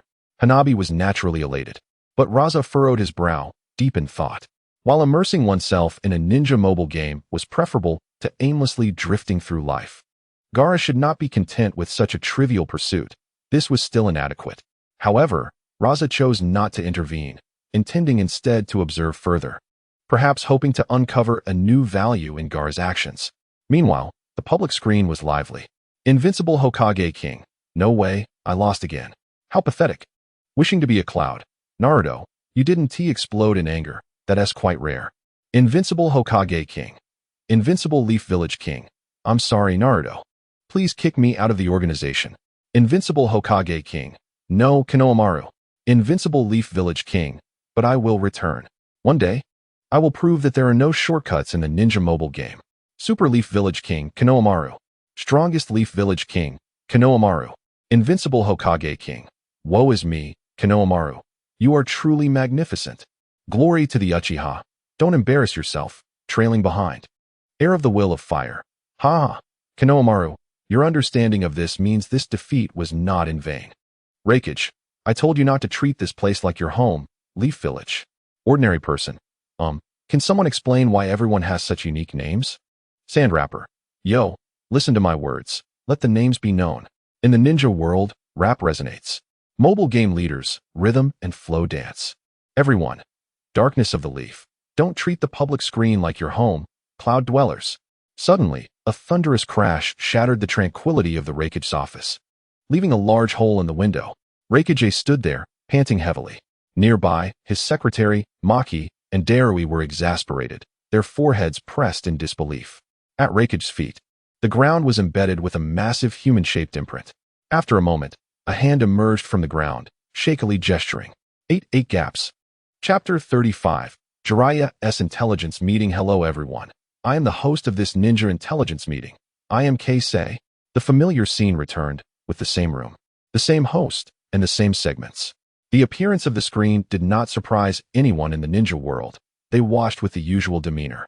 Following the conclusion of the last night's grand battle, discussions continued unabated into today. Which organization triumphed over another? What strategies were employed? Whether they stalled for time or engaged in direct confrontation, everyone reveled in the discourse. However, at 10 o'clock in the morning, the Ninja mobile game announced an update preview. Mysterious ninja approaching. The sage from my Bokuzen is here. The colors on the screen shifted. from the green of Might Guy to orange, maintaining the pure black silhouette. Yet many regarded this air of mystery as unnecessary. After all, it was Jiraiya. Tsunade was not surprised by Jiraiya becoming the second high-tier ninja.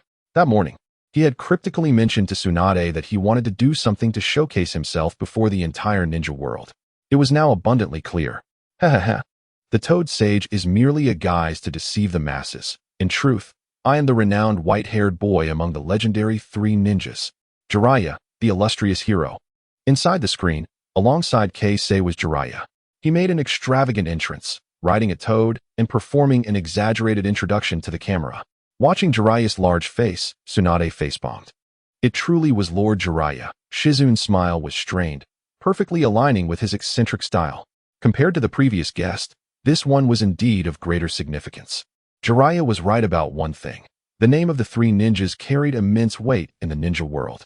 Thus, despite the awkwardness of his entrance, people remained patient to watch. Once seated, Keisei inquired, "Mr. Jiraiya, how do you feel about being the first ninja in the mobile game?" "Fantastic. If you ask whether I'm qualified, the answer is undoubtedly yes. I am the rightful candidate for this high-tier ninja," Jiraiya proclaimed arrogantly, reclining with his legs crossed, exuding a rather obnoxious air. Others were oblivious, yet all the ninja villages beyond Konoha were undoubtedly feeling the pressure. Just a mere junior. Noki scoffed dismissively to him. The title of 3 ninjas held no more significance than that of a child. He believed that if Jiraiya could be deemed a high-tier ninja, then he could easily surpass him. Though the game's rankings were fixed, it did not imply that ninjas were categorized by rarity. He, Noki, was undoubtedly the rarest. "I hear that Mr. Jiraiya excels in gathering intelligence, which aligns perfectly with the theme of our meeting," Keisei remarked with a smile. Ha. Indeed. And I already possess a piece of information that no one in the ninja world can refute, Jiraiya declared confidently. "Oh, please enlighten us." "Everyone's phone contains a certain 4-letter game. ISNT, that right?" The ninja community responded in unison. Of course. It would be strange if there were anything else. Keisei's expression turned slightly peculiar, but he proceeded to steer the meeting back on track. "Having experienced the high-tier ninja Jiraiya, what do you think of him?" "Not too impressive," Jiraiya replied, shaking his head regretfully. "He only has 5 skills." "What?" The crowd gasped, suddenly agitated. 5 skills. Current ninjas uniformly had 2 skills and 1 ultimate technique, including the high-tier ninja, Might Guy. Could it be that only Jiraiya had such treatment? Damn it. Outshone. Kai lamented, tears streaming down his face, alongside his diligent student, Lee. "Honestly, what is so surprising about being outshone by Lord Jiraiya? Do you think you can surpass him?" Kai retorted, filled with sarcasm. Their organization couldn't even gather enough members, let alone compare with the clearly superior ninjas. Niji, rarely one to speak out, joined in the banter. This statement left Kai momentarily speechless. Their group currently consisted of just the 2 of them. Indeed, youth cannot attract members. While others engaged in the grand battle, they could only watch helplessly. This was a far more disheartening fate than losing in the grand battle. "My abilities are abundant, yet I can only achieve this. It's truly frustrating." Within the luminous screen, Jiraiya continued his light-hearted banter. Shouldn't a ninja showcase all his abilities? Why limit himself to just 2 or 3 techniques? Kakashi wholeheartedly concurred. As a renowned practitioner who had mastered thousands of jutsu, it was a disgrace to his reputation to see only the basics of the dog and Raikiri. In response, Gucheng offered an explanation. "This is quite simple. It is not that a ninja's full capabilities cannot be displayed, but rather that doing so would complicate matters beyond the scope of our family-friendly game." He continued, "In the future, we will introduce ninjas in phases, gradually unveiling their abilities over time. For instance," he glanced at Jiraiya, "the young you and the present you are undoubtedly different." Understanding dawned on Jiraiya. "Ah, I see now." The realization spread among the ninjas. Using Jiraiya as an example suggested the likelihood of a younger version of him appearing in future releases. How intriguing. Orochimaru from the Sound Village chuckled, reminiscing about his days under the tutelage of Sarutobi-sensei. Will that era be represented as well? He mused that if Jiraiya could participate, it was certainly plausible for himself, Tsunade, or even the 3rd Hokage to be included as well. This thought was shared by many others, who were equally impressed. Returning to the luminous screen, the explanations had concluded, and it was time to delve into the main event. "Now, let us invite Mr. Jiraiya to demonstrate his brand new high-level techniques. With enthusiasm, Jiraiya accepted the phone from Cheng, and simultaneously, the perspective shifted to the training ground. Jiraiya's introduction was unlike any other ninja, as he leapt onto the screen with a distinctive flair. However, few paid attention to this, as the audience's collective thought was one of disappointment. Weren't there supposed to be 5 skills? Why are there only 2? Although Jiraiya anticipated the audience's reaction, he took his time, beginning with a leisurely display of his basic attacks. A wave of his hand, a punch, a kick, and a high knee strike followed, culminating in a sweeping motion. At first glance, it appeared rather mundane. Chapter 36. New Mechanisms. Next, he proceeded to showcase his first skill. After demonstrating his basic attacks, Jiraiya seemed aware that he could not afford to linger any longer, lest the audience grow restless. He spoke while activating his first skill, summoning a small house that encased himself. Summoning technique, Toad's World. This was the famed toad of Mount Myaboku, albeit resembling a house. Upon Jiraiya's entry, the toad shrank and scurried around the training ground. Moments later, it disappeared, and Jiraiya emerged with a flying kick.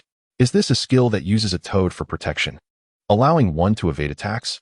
CHG from the Mist Village speculated. Although only the final kick was offensive, the skill seemed intriguing. Perhaps during those 4 seconds when Jiraiya is within the toad, he is immune to damage, allowing him to dodge enemy skills or even ultimates, Kawaki pondered. Just then, Jiraiya approached the target, Might Guy, and unleashed his first skill. A cascade of damage numbers erupted as the summoned toad consumed Guy, while the toad dashed around the field. Damage continued to appear until the duration ended, and both Jiraiya and Guy reappeared. The scene resembled Jiraiya delivering a kick to Guy. He can even imprison opponents? Quite useful. Mei Terumi mused, eagerly anticipating the day her own ninja would be released. However, an even more astonishing event unfolded. Jiraiya crouched once more, but this time summoned not the toad of the world, but a vast and undulating expanse of yellow marsh. Is this his second skill? Fool, pay attention, exclaimed Ichiraku Ramen, while Naruto scratched his head, finding it acceptable, though Sasuke was taken aback. They had come to apologize to Uncle Tucci and SH Bai, and were treated to ramen as a gesture of goodwill. Isn't that still the first skill? Tucci questioned hesitantly. What? Naruto's eyes widened. At that moment, Jiraiya demonstrated it again, and the audience clearly saw it was indeed the first skill. What is happening? Is it a short or long press? The screen echoed Jiraiya's voice, tinged with a hint of pride. If you tap the first skill, you summon the toad of the world, but if you press and hold, it transforms into the yellow spring volcano. Press and hold. Tap. This is truly novel for the ninja world. Who would have thought a skill could be differentiated in such a manner? This could be considered a new mechanism. Some quickly recalled Jiraiya's mention of 5 skills and speculated that perhaps they could also be categorized in a similar fashion. Summoning technique. House collapse. Jiraiya's second skill was also a summoning technique. He conjured a larger orange-skinned toad that descended from the sky and leaped forward. This was the toad of loyalty, and upon landing, it created a shockwave that sent nearby enemies flying. Having learned from past experiences, the audience refrained from jumping to conclusions and continued to observe. Sure enough, the second skill possessed various release forms.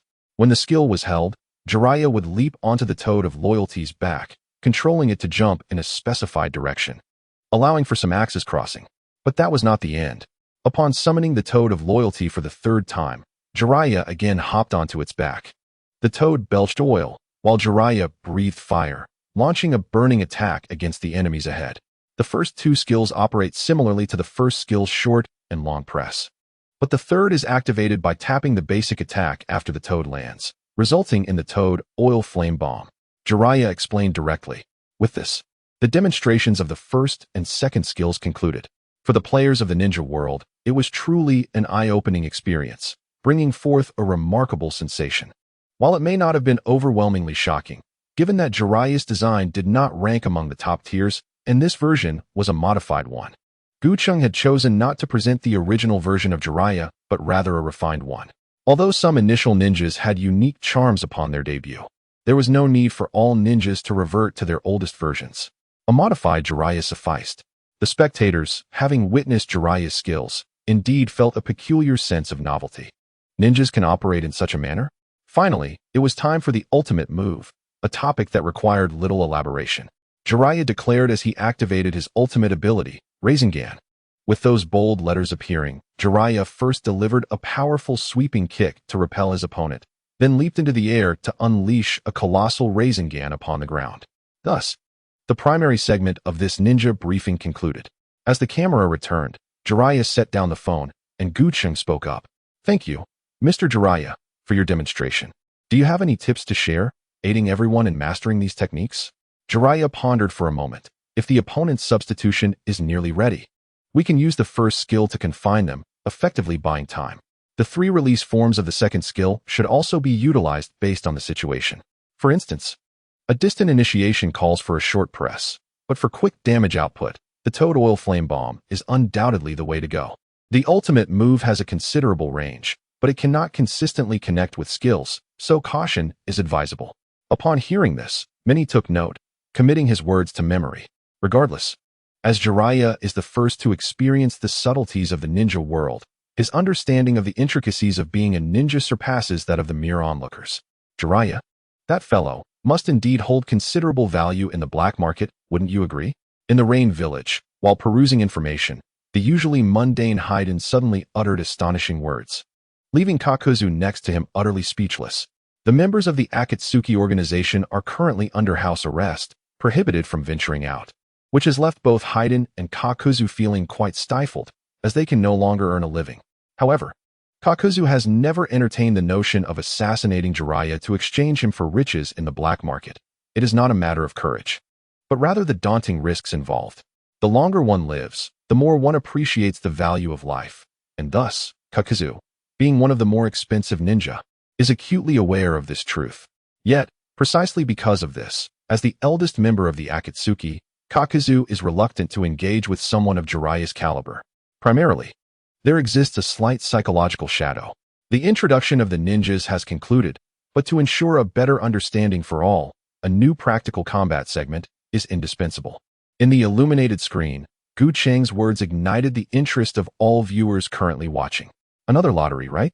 Jiraiya alone cannot fight, and they are all prepared for it.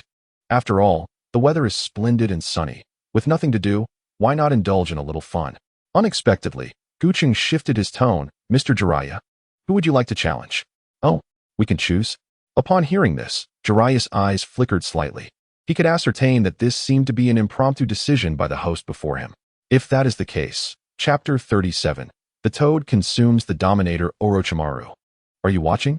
In the illuminated screen, Jiraiya suddenly smiled, his grin tinged with a hint of cunning.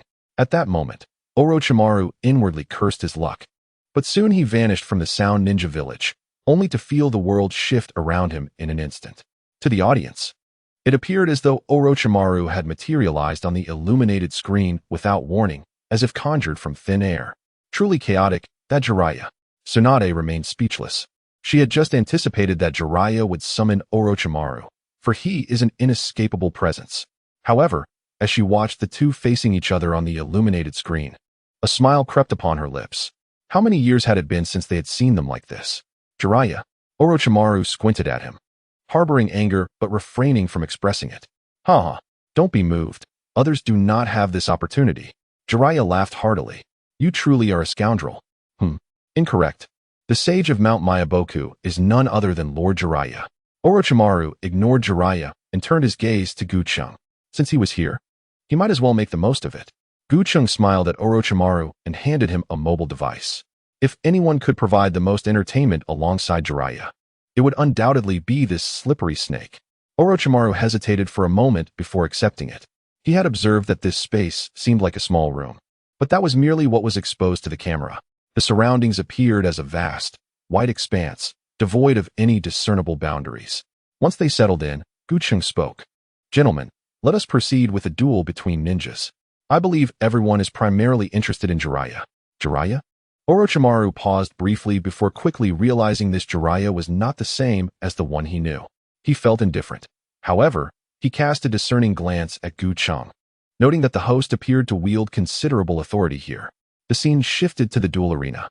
Jiraiya naturally summoned himself, wielding the Sage of Toads, with the secret scroll being the earthquake technique. Notably, Orochimaru also selected a version of Jiraiya, A ninja he had merely observed in demonstration, but had not yet truly engaged with. Orochimaru, will you be able to handle this? My maneuvers are no simple feat. Do not let me pierce through you at full health. Jiraiya taunted. Your ninja is akin to you. Your 3.5 techniques present no challenge. One viewing suffices. Orochimaru replied coolly. Jiraiya did not take offense. A smile curled at the corners of his mouth. He had noticed that the secret scroll Orochimaru brought was the forbidden technique of healing destruction, commonly known as Dominator. Let the battle commence. Bang! Bang! 2 identical toads were summoned and leaped towards each other. Orochimaru furrowed his brow. His version of Jiraiya had initiated with a distance farther than anticipated. Yet, that was not the crux of the matter. Why could Jiraiya also advance towards him? Were these not skills meant to be executed simultaneously? Didn't he expect that, did you? Orochimaru, I anticipated you would initiate with Toad's loyalty, hence I immediately adjusted my axis after using the skill. At this point, Jiraiya wore a proud expression, as this was precisely the tactic he had just taught. Orochimaru shot Jiraiya a sidelong glance.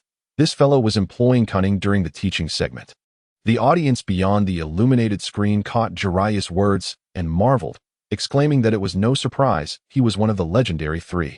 As his words were laced with traps. Of course, some labeled him despicable. However, that was a matter of perspective. Bang! Substitution technique. As Orochimaru utilized the substitution, Jiraiya activated his first skill, summoning the Yellow Spring Volcano. He did not anticipate that Orochimaru, seizing the moment of invulnerability, would immediately summon the world-seeing Toad, entrapping Jiraiya. Utilizing this window, he boldly emerged from the Yellow Spring Volcano and kicked Jiraiya out of the arena. A splendid counter. Jiraiya executed a quick substitution, prompting Orochimaru to summon again. Shikaku appeared, conjuring a massive vortex of sand ahead, producing a suction akin to the Fiji Cup. Damn it, that again. Kankuro tightened his fists, visibly displeased. Players who had unlocked the initial recharge on the first day had already acquired Shikaku, which quickly garnered both admiration and disdain from players. They loved its power, yet hated it as well. I enjoy using it, but I loathe seeing it in the hands of my opponents. Shikaku's exaggerated range, spanning nearly the entire arena, had left countless players in a frenzy, and its duration during summoning was among the longest. Ugh! Gaara suddenly clutched his forehead and groaned in pain.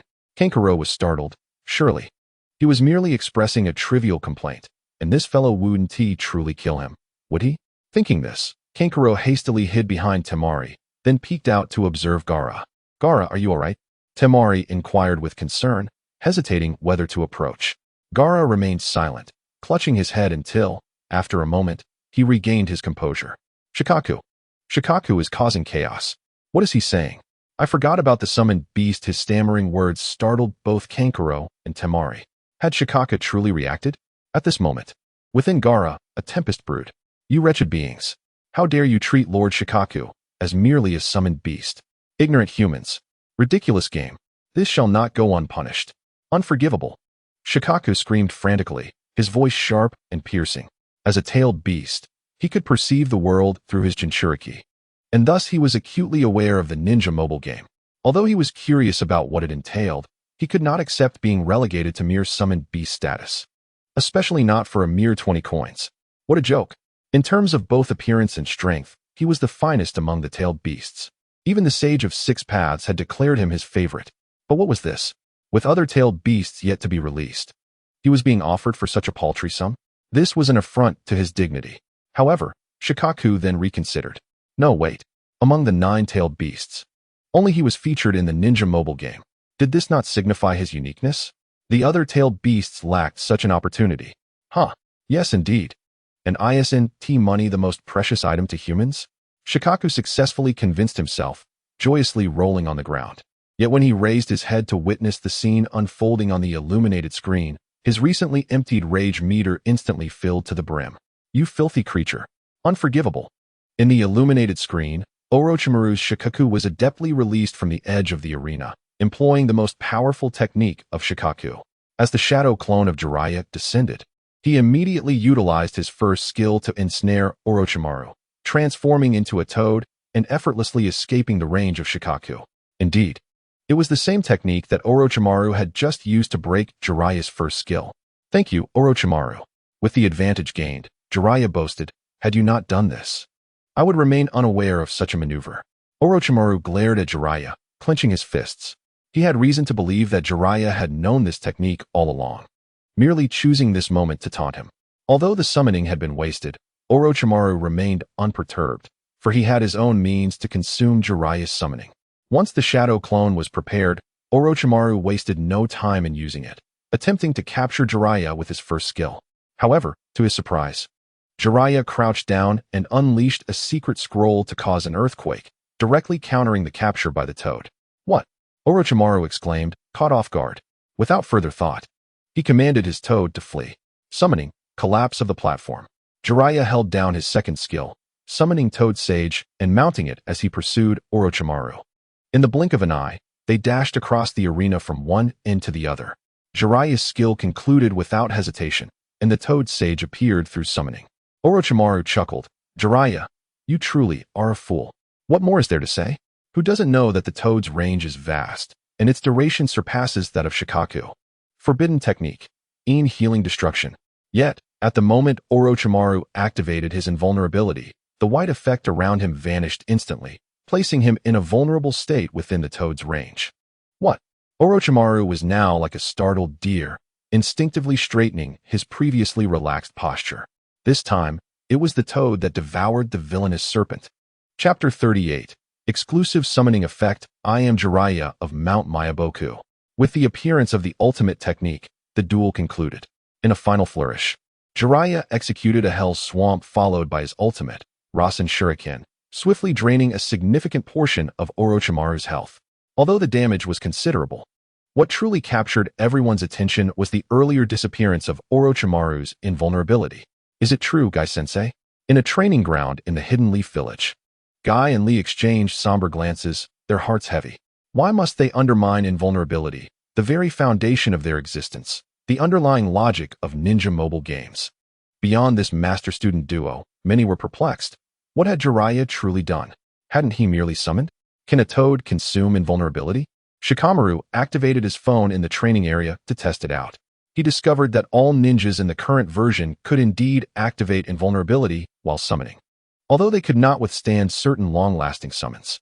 Thus, the issue lay not with the summoning itself, but with the ninjas. Gazing at the screen, Shikamaru understood. What is happening? Jiraiya? Orochimaru set down his phone, fixing a penetrating gaze on Jiraiya. Are you seeking my answer, Orochimaru? Jiraiya smiled. This is the first time in over 50 years. Orochimaru's eyes reflected a sense of disbelief. He regretted asking the question. Understanding that the entire ninja world awaited his response, Jiraiya continued without delay. As a ninja, when I utilize the Toad Sage, I dispel my opponent's invulnerability. At this revelation, everyone was taken aback, even those who had anticipated it. An exclusive summoning effect? Invulnerability was undoubtedly the most frequently used secret technique in the duel arena, which consequently elevated the status of its corresponding dispelling techniques. These two secret techniques were akin to rock and scissors. Rock could crush everything, but could only be helplessly enveloped by scissors. Is it truly so? Naruto scratched his head, feeling a sense of injustice. Sasuke, sensing Naruto's thoughts, remarked, what is unjust? Part of Jiraiya's fame as one of the legendary three ninjas is indeed due to his summoning beasts. Precisely. Kakashi entered, lifting the curtain of a ramen shop. Jiraiya is a sage of Mount Myaboku. What's the issue with a toad breaking invulnerability? Wait, does that mean Kakashi-sensei's dog lacks an exclusive ability? Naruto questioned. Kakashi's expression stiffened. He was reluctant to discuss this. However, others were intrigued, as some ninjas with summoning beasts suddenly contemplated. If I summon King Kong, will there be an enhancement? The third Hokage pondered. What could it be? It likely won't replicate Jiraiya's ability to break invulnerability. They would avoid redundancy in that regard. In that case, it is indeed something to anticipate. Yet, some were dissatisfied. How infuriating. Why is it that my ninja possesses a summoning beast, yet lacks an exclusive summoning effect? Guy declared his protest. Damn it. Isn't it a bit unfair to not have a new high-level technique? Indeed. This is outrageous. Lee echoed, indignant. Isn't the bond between Guy-sensei and his ninja turtle sufficient? Upon hearing this, Guy began to sweat profusely. Oh no, could it be true? I rarely utilize summoning. Meanwhile, in the Rain Village, Nagato found it amusing. Among the 6 paths, the animal path was undoubtedly rich in summoning. Other ninjas' massive summoning beasts could easily be replicated. If all could be effective, then in a pitch-black chamber, Pain entered and reclined within a device, replaced by another figure who rose from the apparatus. Pain switched to the animal path.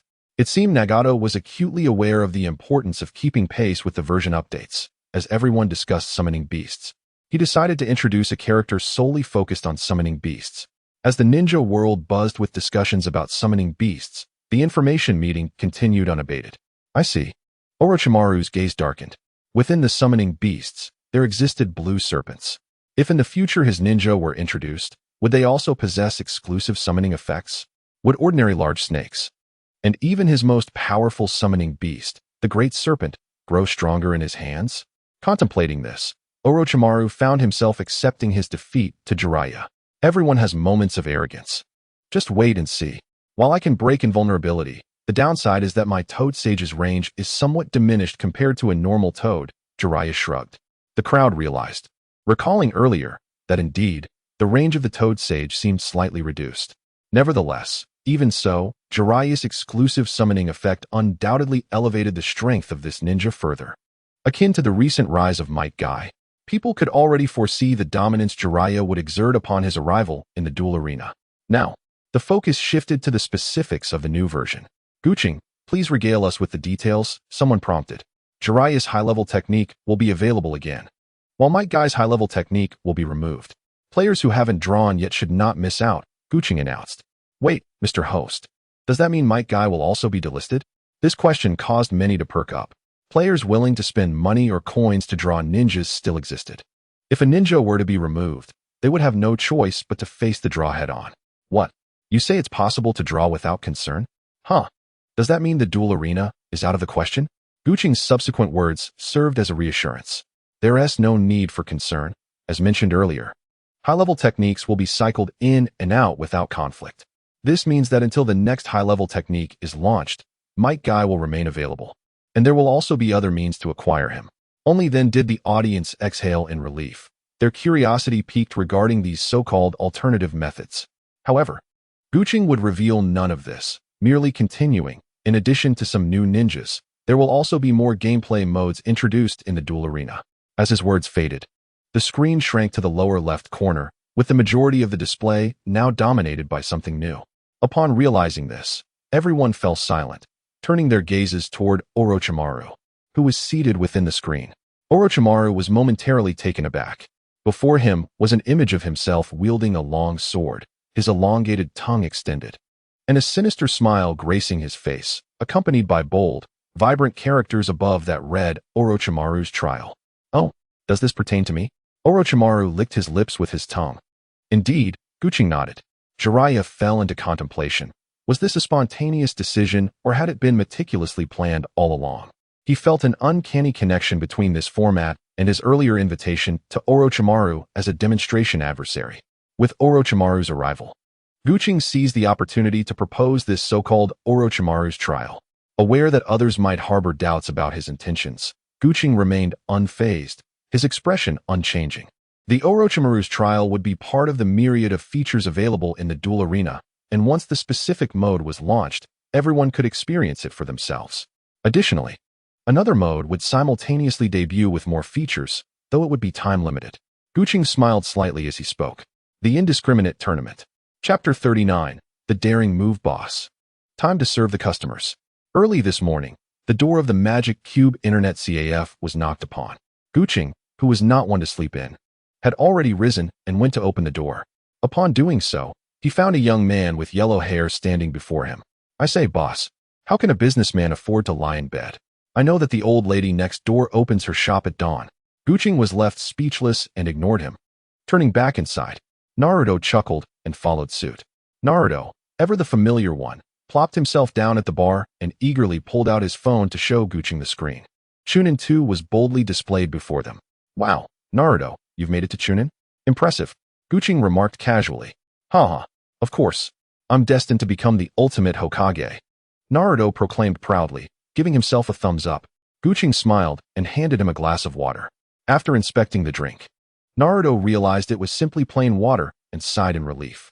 The two engaged in casual conversation, with Naruto not disclosing the purpose of his visit, nor did Guching inquire. After a while, the game update concluded. Oh, quite a few new ninjas. Naruto scrolled through his phone and discovered that several ninjas had been launched alongside Jiraiya. However, he was too preoccupied with confirming that the high-level skill rebate had gone live and the duel arena was now available for combat. A mischievous grin appeared on Naruto's face. Coffee boss, I have something to tell you. If you want to seek revenge, just say it. Huh, you already know? I agreed. After all, players of the Ninja mobile game will always have another chance to battle. Great. You're straightforward. I'll give you an opportunity, and you can give me a chance to bet. How about that? What are we betting on?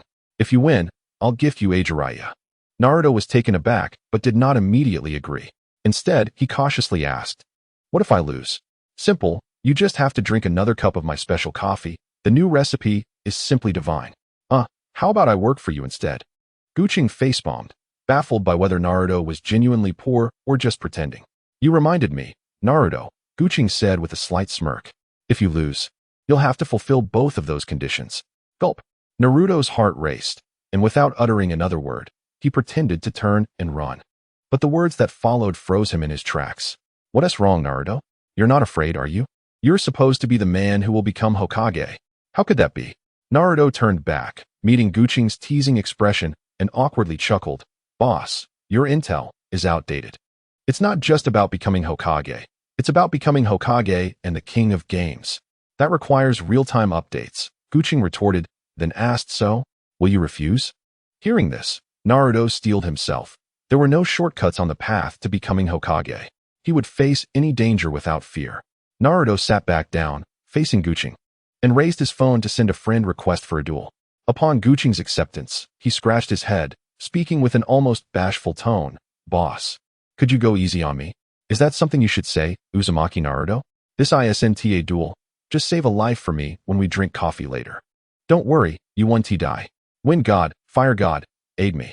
Invincible Hokage King, Round 2, commence. Guching's first ninja was Jiraiya, while Naruto opted for his prize-winning Might Guy. This was a clash between the new and the old techniques. Enjoy some seafood.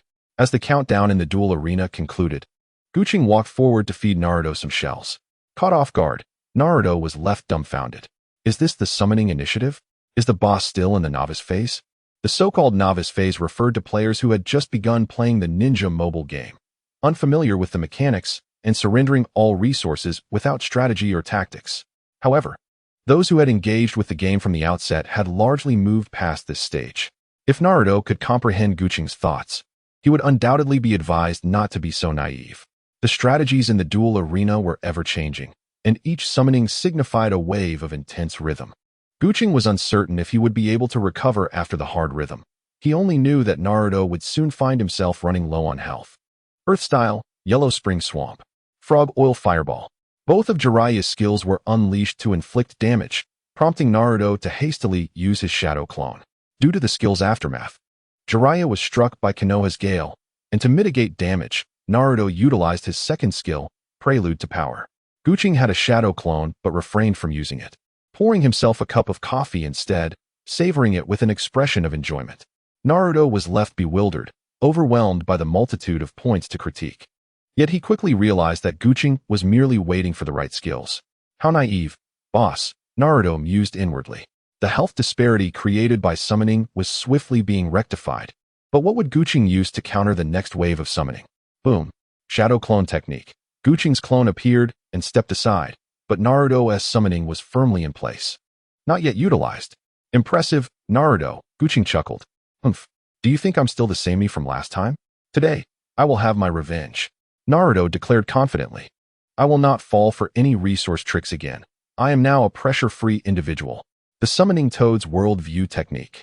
Guching controlled the Jiraiya transformed into a toad, swaying it in front of Naruto, causing his eyelids to twitch. Uncertain whether the Jiraiya would suddenly turn and kick him, Naruto hurriedly deployed his secret scroll. It was a massive technique that, once unleashed, would slowly advance from its original position, a tornado. Wind Style, Wind Kill Formation. Observing Jiraiya being pushed back by the strong wind, Naruto felt triumphant, but his expression soon shifted to shock. Just as the skill concluded, Jiraiya leaped from the toad's mouth and delivered a kick that sent Might Guy flying. Oh no! I released it too early, Naruto thought, realizing the peril. Because the wind kill formation advanced forward, a gap emerged between the secret scroll and the ninja, which Jiraiya exploited during his brief invulnerability. The next moment, Naruto stood agape, summoning stage collapse technique. Heroic spiral sphere. Naruto as shadow clone was nearly ready.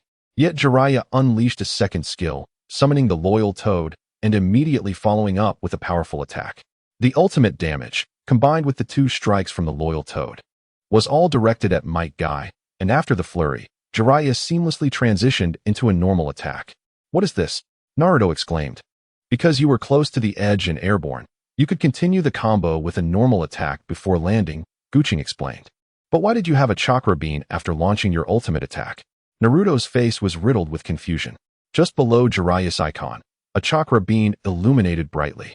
The first position ninja begins with 2 chakra beans. Each successful skill hit on an opponent grants an additional bean. The shadow clone technique consumes 1 chakra bean, and using the ultimate ability depletes all 4 beans. The second position ninja inherits any remaining beans from the first. These are fundamental rules known by all in the ninja realm. However, Naruto is perplexed that once the chakra beans are capped at 4, no matter how many times he employs a skill, he cannot exceed this limit. Even after the boss unleashes their ultimate, they have no skills left. Observing Naruto's confusion, Cheng chuckled, explaining that this is referred to as leeching off the ultimate beans. Chapter 40. Orochimaru's Trial. As one burdened with a mission, defeat in such a place is utterly unacceptable. Gazing at the phone screen displaying a full health 3-hit combo finishing with an ultimate move, Orochimaru extended his long tongue to wash his face. This insight emerged after today's game update, unveiling an intriguing new ninja. Uchiha Sasuke's Curse Mark. This ninja can be exchanged in the ranking matches or directly purchased with gold, while others may be oblivious. Orochimaru is well aware of the implications of the Curse Mark. After a brief experience in the ranked matches, he found this ninja to possess decent strength, though certainly not at the level of higher-tier abilities. However, this was not his primary concern. Curse Mark Sasuke, you are indeed still within my grasp. Orochimaru mused with a smile. The laboratory door swung open, and the only person who would enter while Orochimaru was indulging in food and drink was none other than Kabuto. Lord Orochimaru, I have new intelligence. During the version update, the storyline quests naturally received updates, and Kabuto promptly reviewed them. Chapter 3. The Chunin Exam Arc. Upon returning from the Land of Waves, Naruto and his companions faced the Chunin exams, featuring participants from various ninja villages, including Sunagakure and Odo. This meant that the entire ninja world was now aware of Orochimaru's plans. Orochimaru fell into contemplation. The destruction of Konoha was not a spontaneous idea, as he had long prepared to ally with Sunagakure to strike during the Chunin exams. Yet now, his plans were exposed, although not explicitly stated. Orochimaru's appearance in Konoha indicated significant issues. For him, the knowledge that Sasuke would ultimately embrace his power brought both joy and a sigh over the exposure of his plans. Perhaps it is best to refrain from causing turmoil for now. Let the plan lie low, he decided, shaking his head. Yes, Kabuto responded, adjusting his glasses. What about Uchiha Sasuke? Sasuke is no ordinary person. He will understand who can grant him the power for vengeance, Orochimaru replied calmly. Regardless, the plan to bring Konoha to ruin had already unraveled, and although the scheme to eliminate the third Hokage had failed, he could not relinquish Sasuke. Ah, those beautiful Sharingan. Hee, Mr. Itachi, it seems that Orochimaru has set his sights on your brother, though he is merely a pathetic survivor. On a cliff outside Amigakure, Itachi stood, gazing at the village eternally shrouded in rain. Kisame was also present, jesting about the latest developments in the Ninja mobile game. Recognizing the peril posed by Orochimaru's attention was enough to elicit a sense of unease, yet Itachi appeared unfazed. What a heartless brother, Kisame mused before pulling out his phone. Mr. Itachi, care to partake in Orochimaru's trial? Sure, Itachi nodded. This new event had already attracted players, distinctly different from the dueling arena. 6 players enter a room. One designated as the red test subject while the others select a ninja from a pool. Notably, this selection is random. None know who the red test subject will be or the ninjas available in the pool before entering. Ninjas defeated by the red test subject become white test subjects, joining the experiment's ranks. If all ninjas are vanquished, the test subject wins. If the red subject is defeated or time runs out, the remaining ninjas prevail. Additionally, there is a hidden aspect. Oh, Jiraiya is also involved? Upon successful matchmaking for Orochimaru's trial, Raikage observed the selection pool of ninjas with surprise. He had not anticipated the newly released ninja to be included. Just as he was about to make a choice, Jiraiya was snatched away. His expression darkened. Someone was quicker than him. As he sought an alternative, he found Might Guy gone, Kakashi Hitaki missing, and even Obito Uchiha as a youth unavailable. Reluctantly, Raikage settled for the overlooked Shikamaru Nara.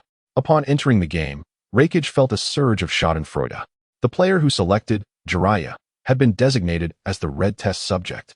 The map for Orochimaru's trial featured two parallel paths, separated in the middle, with routes only accessible at the edges. Each path held two items obscured by curtains, preventing the test subject from seeing ninjas who entered. However, the test subject could also stand in those areas. Raikage maneuvered Shikamaru Nara back and forth, mimicking the actions of the other ninjas. The red test subject spawned in the top left corner, where some ninjas were already converging. As Raikage approached, he spotted a monstrous figure, significantly larger than a standard ninja, viciously attacking. The other ninjas stood at a distance, hesitant to approach. Raikage scoffed, boldly advancing to employ his second skill, manipulating shadows to strike at the red test subject. To his shock, the red test subject spread its arms wide, unleashing a torrent of crimson energy forward. Shikamaru Nara's health plummeted. What? Raikage gasped, retreating swiftly, but the red test subject pursued relentlessly. Once the invincibility of the shadow clone wore off, a red whirlwind struck Raikage from a considerable distance. Red test subject defeated Shikamaru Nara. As Raikage watched the screen fade to black with a 5-second countdown, he remained silent for a long moment. 5, 4, 3, 2, 1 boom. In the instant Raikage transformed into a white test subject, the office desk was due for replacement, while the vendor downstairs rejoiced. In the Yunlei Gorge, Killer Bee was engrossed in his phone, simultaneously chanting something. The test subject is powerful, while the ninjas are fragile. Do not approach me, I command it. Do not evade. I implore you. Yosh. Being selected is luck, winning is strength. The Eight Tails is laughing so hard, he is bursting with joy. As Killer Bee maneuvered the red test subject, he noticed one of his recent victims resurrecting as a white test subject, standing idle as if on autopilot. He smirked, thinking that if one cannot handle defeat, they ought to withdraw from the game. Unbeknownst to him, he had not only eliminated his older brother, but also mocked him. He watched with satisfaction as the ninjas fled in panic from the relentless pursuit of the red test subject. They fear him, indeed. 2.5 minutes later, the sand wall mode activated. How strange it was that a colossal test subject could not catch up to them. Furious, Killer Bee smashed his phone. The sole advantage of the red test subject was its high damage output. Its mobility, however, left much to be desired. If the ninjas opted to flee, the test subject would struggle to keep pace. Strictly speaking, teamwork was essential for the test subject.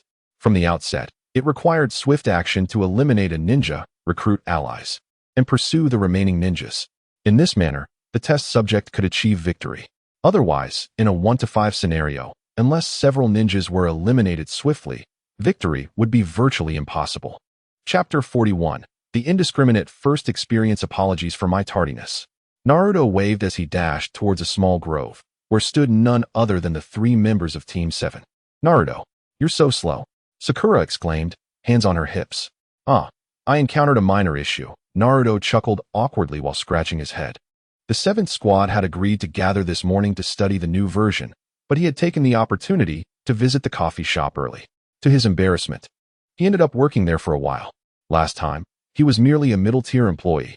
There was no choice but to accept the consequences of his gamble. Thus, he spent the morning assisting at the internet CAF.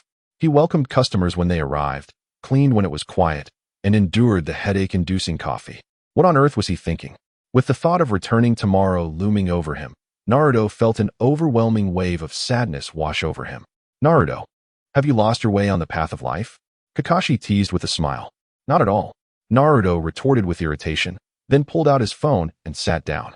In truth, there was nothing particularly groundbreaking about the new version. It merely introduced a few new ninjas, modes, and storylines. Sasuke sat quietly reviewing the details. Noticing his unusual silence, Naruto found it puzzling.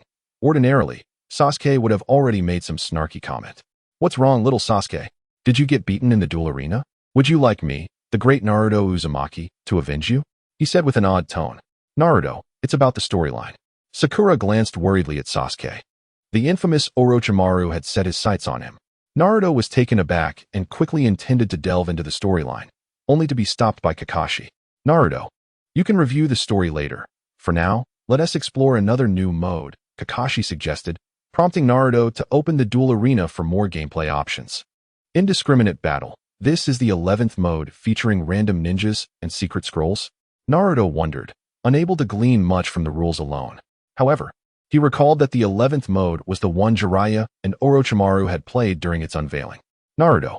Sasuke suddenly turned to him and said, let us have a match in the indiscriminate battle. Send the invitation. What? Naruto immediately protested. Why are you making decisions on your own? Naruto. Sasuke shouted. They locked eyes, seemingly able to perceive the indistinct colors within each other's gaze. That day I lost to you. I vowed to reclaim my victory, Sasuke declared steadfastly. Well, I might have said I would win too. Forget it. Naruto shook his head, his expression serious. This time, I must win. Seeing the tension between them rising, Sakura opened her mouth, struggling to interject. Don't worry. This is precisely the daily task I set for you too, Kakashi said with a smile, meeting Sakura's gaze. After the battlefield of heaven and earth, Sakura thought. Glory to the Uchiha invites you to enter the duel arena. Do you accept? Naruto grimaced and clicked to accept. The friendly battle would first place the two in a room, allowing the host to choose the mode before commencing. For instance, a standard duel arena mode, a power mode, or an indiscriminate battle. This was also part of the new update. Before Naruto arrived, Kakashi and the others had tested it, but hadn't he experienced it firsthand. Kakashi's gaze lingered briefly on the term power, a flicker of realization crossing his eyes. Indeed, it was not to be underestimated. Moments later, they entered a new page. On the top, the blue team, Sasuke, and the red team, Naruto, displayed their names. Glory to the Uchiha, invincible Hokage King. Upon seeing this, Sasuke frowned. Hey Naruto, you need to change that ridiculous game name. Can you change names? Naruto asked, surprised. Once a day, for 1,000 gold coins, available from the start. Then I'll stick with this one, Naruto decided. Kakashi observed the countdown on Naruto's screen, which steadily ticked down from 18 seconds, yet the two continued their banter, prompting him to interject. It's currently the ninja ban phase. You both can disable one ninja from the pool presented. Sasuke and Naruto nodded, acknowledging the task.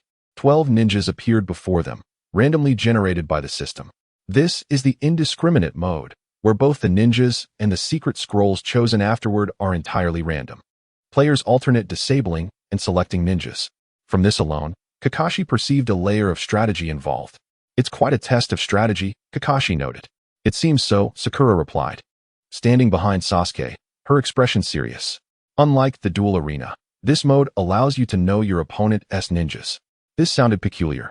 In the duel arena, ninjas were selected before the match began, while in the indiscriminate mode, the competition began as soon as the ninjas were chosen, enabling players to strategize based on their opponent's selections. With a swift motion, Sasuke eliminated Kakashi Hatake, the only ninja in the pool. The remaining 11 were Obito Uchiha, young, Kakashi Hatake, young, Kabuto Yakushi, Sasuke Uchiha, Curse Mark, Naruto Uzumaki, First Tail, Rock Lee, Sakura Haruno, Tasuka, Shino Aburame, Hinata Hyuga, and Killer Bee. After a moment of hesitation, Naruto chose to eliminate Obito Uchiha, young. During the last version update, Kakashi had faced a match where he was swiftly defeated by an opponent using Obito Uchiha, young, leaving a deep impression on Naruto. As they entered the ninja selection phase, Sasuke went first, taking a moment to consider before selecting Kakashi Hatake, young. Naruto decisively locked in Sakura Haruno, a character he was quite adept at using. Before selecting Naruto Uzumaki, First Tail, Sasuke's second and third selections were Sasuke Uchiha, Curse Mark, and Kabuto Yakushi. Now it was Naruto's turn for the final ninja selection. He scrutinized the options, hovering his finger over one ninja, then hesitating and shifting to another. Due to the random nature of the indiscriminate mode, this phase tested the player's familiarity with their ninja pools. Unfortunately, Naruto typically only played characters he was comfortable with. With just 20 seconds on the clock, he ultimately selected a familiar character. Chapter 42. Is this also within your control, Heikais? In the indiscriminate battle, the order of ninja selection was: the blue team selects 1, the red team selects 2, the blue team selects 2, and the red team selects 1. After thoughtful consideration and adjusting the order of selected secret scrolls, Sasuke and Naruto entered the match with their respective teams. Glory to the Uchiha. Kakashi Hatake, Young, used lightning release. Kabuto Yakushi executed earth release. Earth pillars. Sasuke Uchiha, curse mark, summoned wood release. Wood pillars. Invincible Hokage King. Sakura Haruno utilized summoning. Lightning sword transformation. Hinata Hyuga employed sealing technique. Exorcism, while Naruto Uzumaki, first tail, unleashed shuriken jutsu. It is worth noting that both had chosen a version of themselves without encroaching upon each other's selections.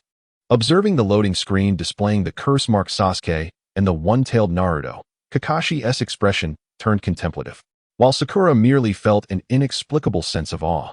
Kakashi recognized the potential for significant events to unfold in the future for these two. What exactly is the curse mark tail? Sasuke and Naruto exchanged glances, both puzzled, yet unable to inquire further. However, Naruto made a new observation. Sasuke, why does your little Kakashi-sensei seem shorter than Sakura? He suddenly clutched his head. It has begun. You should keep quiet now, Naruto, Kakashi remarked, retracting his fist. Sasuke merely glanced askance at Naruto. As the countdown concluded, the two adeptly maneuvered their respective ninjas within the indiscriminate battleground. Due to the absence of summoning techniques and the fact that this was their inaugural combat experience, they approached each other with great caution. Sakura's skills were rather limited in range, compelling Naruto to adopt a furtive approach, weaving and searching for opportunities. Suddenly, Kakashi charged in from the opposite side of the screen, trailing a long stream of Chidori.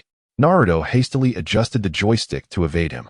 However, before he could celebrate, it seemed that Kakashi's hand had brushed against the hem of Sakura's garment. In an instant, the recently concluded Chidori was renewed, propelling forward once more. Sakura was sent flying. Double-stage Chidori?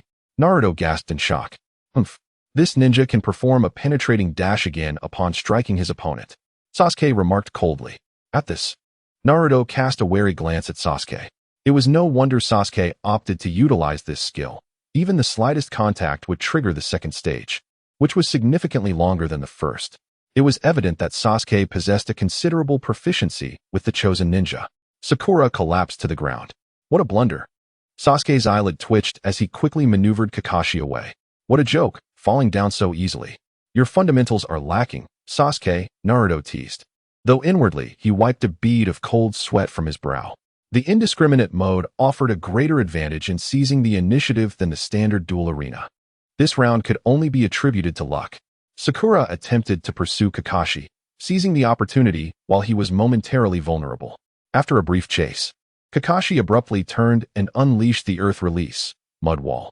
Yet, almost simultaneously, Sakura crouched down, summoning a scroll above her head to launch her ninja tools. Lightning Sword Transformation. The secret technique, Earth Release, Mud Wall, extended a current forward, forcibly restraining the struck opponent in place for 3 seconds.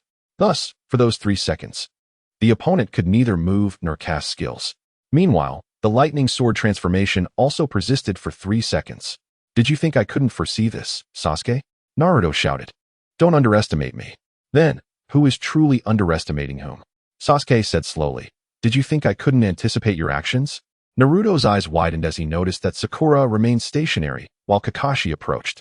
This is bad, he thought anxiously. The Lightning Sword Transformation indeed lasted for 3 seconds. But the Earth Release, Mud Wall struck first, applying its binding effect. He overlooked the most crucial detail. The durations of the two secret techniques were nearly identical. Yet from the initiation of damage to the conclusion of effects, the Earth Release, Mud Wall, proved superior. Furthermore, after being struck by the Earth Release, Mud Wall, one could substitute during the damage phase, but not during the binding phase. Kakashi executed a sliding tackle, sending Sakura flying. This second ability would only trigger subsequent effects upon making contact, leaping into the air to unleash a kunai strike. Sakura immediately substituted to catch the recoil mid-air, forming hand seals, followed by the descent of a massive iron ball. Bang! Bang! 2 distinct sounds resonated at that moment. Due to the minuscule time gap, they seemed to merge into one. The first was the iron ball crashing into Kakashi, and the second was the sound of Kakashi's substitution. You're not the only one who can catch the recoil. Naruto felt a surge of confidence, as if he had drawn inspiration from Sasuke. Gritting his teeth, he unleashed his second skill, using it to withstand Kakashi's basic attacks, believing he still had a chance. Yet, his opponent remained still. Substituting in a panic to catch someone is a rookie mistake. Naruto, Sasuke smirked, his fingers gliding smoothly. Chidori, the skill, just freshly ready, erupted from Kakashi's hand. Naturally, it also targeted Sakura. Watching the health bar plummet, a bead of sweat rolled down Naruto's forehead. I've been deceived. I acted too hastily. He inhaled deeply, urging himself to remain calm, even if it meant forcing it. I cannot afford to lose to Sasuke. As soon as the substitution was complete, Naruto swiftly executed his substitution. Kakashi, positioned in the corner, could utilize basic attacks to whittle down health. However, Naruto couldn't afford to wait. By the time he sought to protect his health bar would likely be empty. Upon completing his substitution, he immediately attempted to seize Kakashi, but Kakashi evaded with Chidori. This skill had a 10-second cooldown, while the substitution had 15 seconds. Naruto was not surprised that his opponent's skill was ready. He was merely probing Sasuke's defenses. Sakura, utilizing her second skill, executed a spiral turn to pursue Kakashi, delivering both a kick and a punch. Naruto planned to draw back to the corner, but Sasuke's substitution was only a second or two behind him. Just as Sakura finished her punch, Kakashi substituted in. Sakura unleashed lightning sword transformation once more. Naruto had no delusions. He simply intended to use the secret technique to shield himself and evade temporarily. From this perspective, he achieved his goal. Kakashi stood still, merely observing him, with neither secret technique nor skill employed. Naruto was exceedingly anxious. Once the lightning sword transformation concluded, he maneuvered up and down, as if attempting to bait a skill. However, Sasuke's response was straightforward. After a few seconds of mirroring his movements, he declared, "I'll use Earth Release above and Chidori below. What will you use to evade?" Sakura's iron ball missed, but Kakashi's Chidori struck her nonetheless. The next moment, a series of sharp words flashed across Naruto's screen, draining color from his face. White Fang, White Light Blade. Kakashi lunged forward, delivering 3 consecutive slashes that sent Sakura flying, concluding with a devastating aerial strike. The execution was impeccably clean and decisive, whether through the radiant blade or the ultimate technique. As Sakura and Kakashi landed simultaneously, Kakashi executed a sliding tackle to lift Sakura once more. Following the ultimate ability came the skill. Sasuke was aware. What followed would be a continuous barrage of basic attacks. And in pursuit of safety, he refrained from utilizing his first skill. As previously mentioned, Kakashi could whittle down health until red protection was activated. Clearly, Sakura could not withstand until that point. Naruto's hands slightly withdrew from his phone, casting a sidelong glance at Sasuke, who did not return his gaze. Already contemplating strategies for the next match, he lowered his head again, staring at the word defeat on his screen, his hands gradually tightening into fists. From the onset to this moment, had Sasuke prepared for everything? Even when the indiscriminate mode had yet to launch. Was everything within your control, Sasuke? Chapter 43. The battle unfolds. On the phone screen, Hinata activated her Byakugan and launched a critical strike, golden numbers leaping forth, sending shivers down the viewer's spines. Ultimately, Kakashi's health was entirely depleted. Nonetheless, Hinata was left with only half her health, and against the second ninja, her chances of victory appeared slim. Despite this, Naruto felt a slight sense of relief. Although Sasuke had improved significantly since the first match, he was not without his strengths. After playing 2 matches with the coffee shop owner, the pressure would undoubtedly lead to his evolution, especially considering the penalties that followed failure, which could not be overlooked. Sasuke remained silent as he entered the match. Earth Release, Mud Pillar Explosion, Sealing Technique, Exorcism. At the onset, Kabuto and Hinata both crouched down, initiating a wave of secret techniques to counter each other. The damage of these 2 secret techniques was quite comparable, yet it was a loss for Sasuke. Sasuke, the Demon Slayer can consume a chakra being, and you only have 1 left. Naruto immediately retorted. There exists an official term for it, known as the ultimate point. Sasuke's words were delivered in a flat tone, yet they held more potency than any elaborate rhetoric. Naruto's expression fluctuated between shades of green and white, ultimately choosing not to engage further and diving back into battle. If he lost, no words would suffice. The second duel between ninjas was far more reckless in their movements compared to the first. The skill ranges of these ninjas were relatively limited when juxtaposed against the vastness of the indiscriminate battlefield, making positioning all the more crucial. However, Naruto's observation was astute. Sasuke's previous ninja, Kakashi in his youth, had unleashed a significant move. Meanwhile, Kabuto, their opponent, possessed only 2 ultimate points and had already lost one to the Demon Slayer's attack at the beginning. This meant that if Kabuto could not capitalize on an opportunity before Hinata's demon slaying was ready, he might find himself at a considerable disadvantage. Everyone was acutely aware of this reality. Sasuke's fingers deftly manipulated the joystick, resulting in Kabuto narrowly missing Hinata several times. Having learned from the previous encounter, Sasuke had a solid understanding of Hinata's abilities. Her first skill activated her Byakugan, while her second skill was merely a brief dash, ineffective if she could not secure a follow-up. Even without the intel from the last match, Sasuke, having played the ninja mobile game extensively, was well versed in these details. Aside from her Byakugan's critical strikes, Hinata was virtually devoid of effective capabilities, unable to even unleash her ultimate skill. As the battle unfolded, the secret scroll was ready. Earth release, earth pillar explosion. A fissure formed beneath Kabuto's feet, automatically tracking and releasing from behind. Naruto tilted the joystick, and Hinata adeptly maneuvered to escape. Yet, almost immediately, a swift chakra surgical blade followed, striking and sending Hinata flying. Witnessing this, Kakashi concluded the outcome was all but decided. Although the Demon Slayer had a detrimental effect on ultimate points, it lasted a full 10 seconds longer than the Earth Pillar explosion. This meant that while the initial exchange of secret scrolls seemingly cornered Sasuke into a position with only 1 ultimate point remaining, it concurrently placed Naruto in a precarious situation. If he could not seize the initiative before the scroll was ready, he was already halfway to defeat. However, Hinata's ability to initiate attacks was severely lacking, and her counterattack options were nearly non-existent. When selecting ninjas, Kakashi had actually preferred Naruto to choose Rock Lee. Yet, in an indiscriminate battle, the phase could decisively determine the victor. Recognizing this, Kakashi remained a mere observer, refraining from unnecessary commentary. In that exchange of secret scrolls, was Sasuke constraining Naruto's movement options?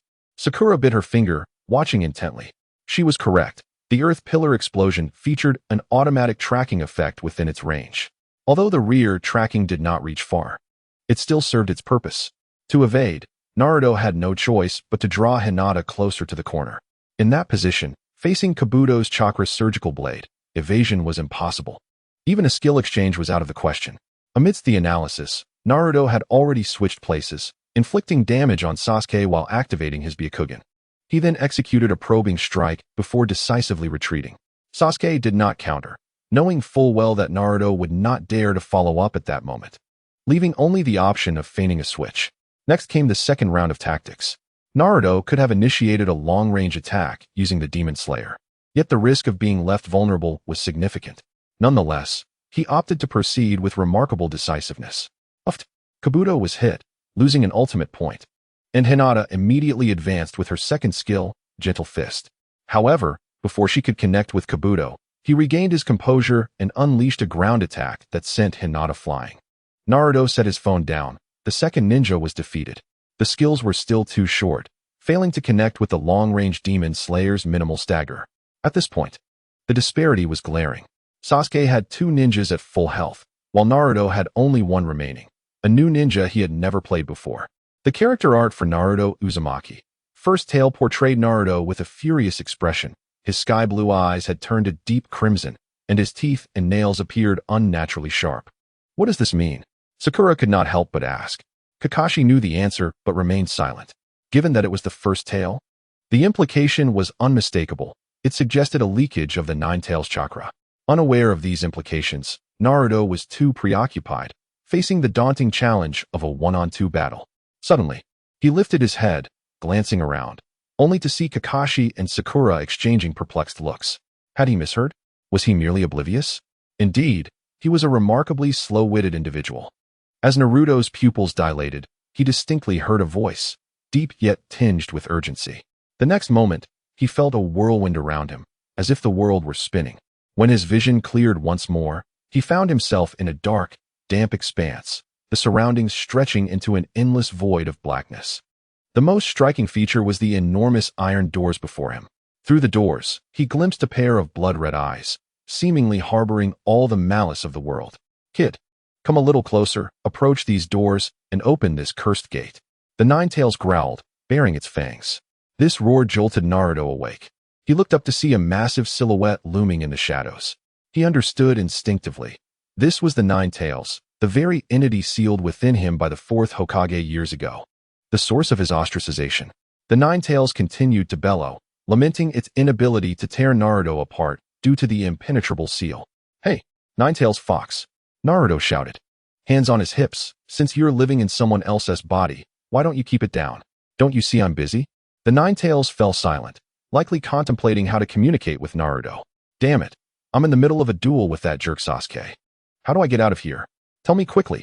Naruto fumed. "You're fighting that Uchiha brat, right?" The Ninetales inquired. "What is your intention? You don't plan on helping, do you?" Naruto scratched his head, recalling how the Ninetales had aided him during the Land of Waves mission. He remembered how Sasuke had shielded him from 1,000 needles, turning into a pincushion in the process. That guy had also saved me.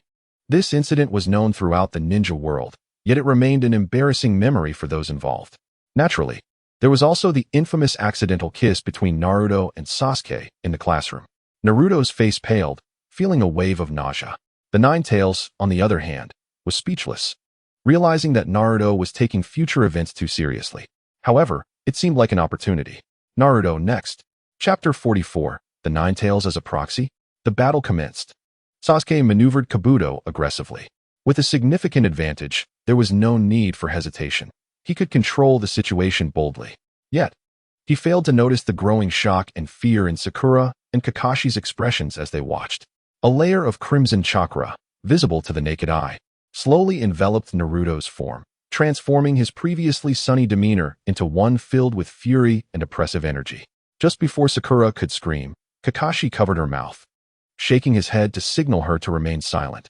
He had already sensed something was amiss. Naruto's eyes, tainted by red, swayed slightly as he raised a hand to his head, resembling someone awakening from a deep slumber. Only then did his gaze regain clarity, although the vibrant crimson hue had yet to fade. Ignoring Kakashi and Sakura beside him, he picked up his phone as usual and continued to operate it. With a snap, Naruto Uzumaki First Tail's instantly elongated chakra arm transformed into the claw of a demon fox, pulling Kabuto Yakushi back in one swift motion. Sasuke frowned. Was it that quick? It was not just the skill but also that decisiveness, as if he had shed his cautious strategy for recklessness. There was nothing to discuss. The skill scrolls were at hand, so why not use them? As Kabuto Yakushi descended, Naruto Uzumaki First Tail had already moved away. The opponent's retreat was as expected by Sasuke. He maneuvered Kabuto Yakushi closer, yet maintained a safe distance. Naruto Uzumaki First Tail stood motionless not far ahead, seemingly idle. Was he trying to react to my skills, or was it merely a ruse to distract me? Sasuke did not lift his gaze to observe Naruto's condition. He deduced that Naruto was deliberately exposing a flaw. While an ordinary person might hesitate to seize the opportunity, he was unafraid.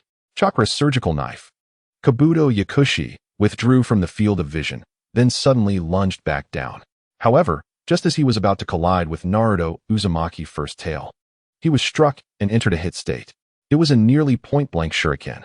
Astonishingly, just before the chakra's surgical knife grazed his scalp, Naruto executed the secret scroll, interrupting Kabuto Yakushi with that shuriken. Could it be that he truly reacted to the secret scroll? Sasuke gently set the phone aside, finally turning to look at Naruto, who left him momentarily stunned. The 3 pairs of whiskers on Naruto's face had grown significantly coarser, and an ominous aura emanated from him. Yet even so, he remained quietly seated, hands cradling the phone as he operated it. The elongated nail seemed not to hinder him at all. Sasuke glanced at Kakashi, silently inquiring about the situation, but Kakashi shook his head, signaling to continue. Sasuke's Kabuto Yakushi was ultimately defeated, despite inflicting some damage. He was still at a disadvantage against the transformed Naruto. As the last ninja, Sasuke flexed his wrist, preparing for the final showdown. Uchiha Sasuke, Curse Seal. Naruto Uzumaki First Tail gazed at the character illustrations of the 2 ninjas on the loading screen. and Sakura inexplicably felt a sense of fated confrontation. As the battle commenced, Sasuke initiated the scroll, since Naruto's shuriken was on a long axis, and his secret scroll had strong axial capabilities. He took advantage of it. Naruto dashed across the battlefield on all fours. Sasuke spammed the basic attack key, moving from ground to sky and back down. All skills of Uchiha Sasuke Curse Seal could be executed mid-air, so he was not afraid of being caught by Naruto's aerial counter. 10 seconds passed, and neither had touched the other. However, Sasuke had the upper hand in health. He stole a glance at Naruto beside him. Just then, the claw of the demon fox struck. With precision, Naruto Uzumaki's first tail brought him down from the sky to the ground, pulling down Uchiha Sasuke Curse Seal during this phase of vulnerability. This fellow. Sasuke's eyes flickered. He had not anticipated that his brief glance at Naruto would be so keenly sensed. What remarkable perception. Moreover, it was a flaw he should not have allowed. Taking a deep breath, Sasuke completely cut off external distractions, focusing all his attention on the match. Naruto Uzumaki's first tail maintained a steady rhythm, not allowing any openings. Sasuke immediately substituted. Otherwise, he would lose half his health while his opponent remained unfazed. Naturally, Naruto swiftly retreated. Sasuke stood on a straight axis, doggedly pursuing Naruto. And as expected, Naruto unleashed his shuriken. Uchiha Sasuke Curse Seal crouched, using wood release to deflect the shuriken, then immediately followed up with his second skill. Like a high-speed spinning projectile, it directly knocked Naruto Uzumaki's first tail away. Deflecting the incoming shuriken required skill. It would return after reaching its endpoint, meaning if he only deflected the front, he would still be hit by the returning shuriken. Therefore, one had to deflect both segments of the shuriken at its tail end.